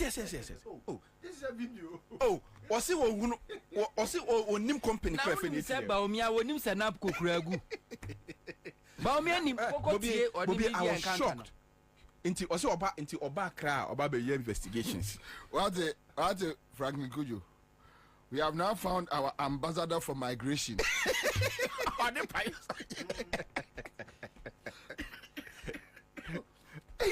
No, Charlie, but seriously, me na me nimisi ebe wo miama sabe wo mama mo bi say there be nkwasiafo adi me nimza. I never thought me ma me no papa be wu agya me a me nya nkwasiafo from Akufu Adotu. Hi. Chese bibia omu nyina ba kokura nkanya nsasemo na e friend say bo ahedu cocoa board guy no mo the galam say no, but they should do us a favor and walk away. They should leave the government. They should do us a favor. Just look at Pius. Samotumamia Eziat. My mom Eziat sa. Hey. Na and you see, when in the area me ya wo Akufo ne ba o me aho. O dey say Ghana for kura nu se mu mienu mu nim nyansa. Such people like this and they are sacking no. No be who say papa he means business. He doesn't tolerate foolishness. Kwabena na your friend is saying president na mu akogina Kumasi akatere Ghana for say se FHS no enyo mo fa mo banko private school. No nkwasa sembe na chewe. Listen Akwaba. Enu Akwaba. So maybe I sure say na we monitor enkoma ye di no. Monitor bia Akwaba. And men person me time. Yes. But now it seems NDC is preparing across the country. Yes. Yeah. And I think say Mamenchia for Mamenchia menu and Mabedra for Mensane Hunto. I'm a more abaso as usual. You were loud outside there. I see. On my way here. Now my journey was far. Until my check a crowd on French. Now, Abra, your friend is saying NDC preparation, you know, for Tuesday, you know. A idea ya mubi say ya cabre. Na say si abre wache adwaye na omaya na chese osiesie ne ho ejebo ejanya bedru nti me mane nye te se ache enye se achenti ene enye it's better late than never nti kwabra ye bo ma baso papa inshallah. However, no, we just still want to remind them say sometimes procrastination becomes the thief of time, and so they have stolen a lot of time that I think say would have helped if they had done this earlier than now. However, like I said, it's better late than never. I also throw my support in, even though I'm not a member of the NDC. I support whatever the NDC decides to do in respect of this election, especially knowing say the periperio ebeba ama asumdue so ayeden aba penifo se asomrufi enyo ya okraman wonya ba bi nkraman ya sabi e woga na hanso doso ebi kura wo mrahye bedwam ti omu nyina ntina e wo se asomrufi eden adwo kwabra. I think say NDC as a political party, like I've always said,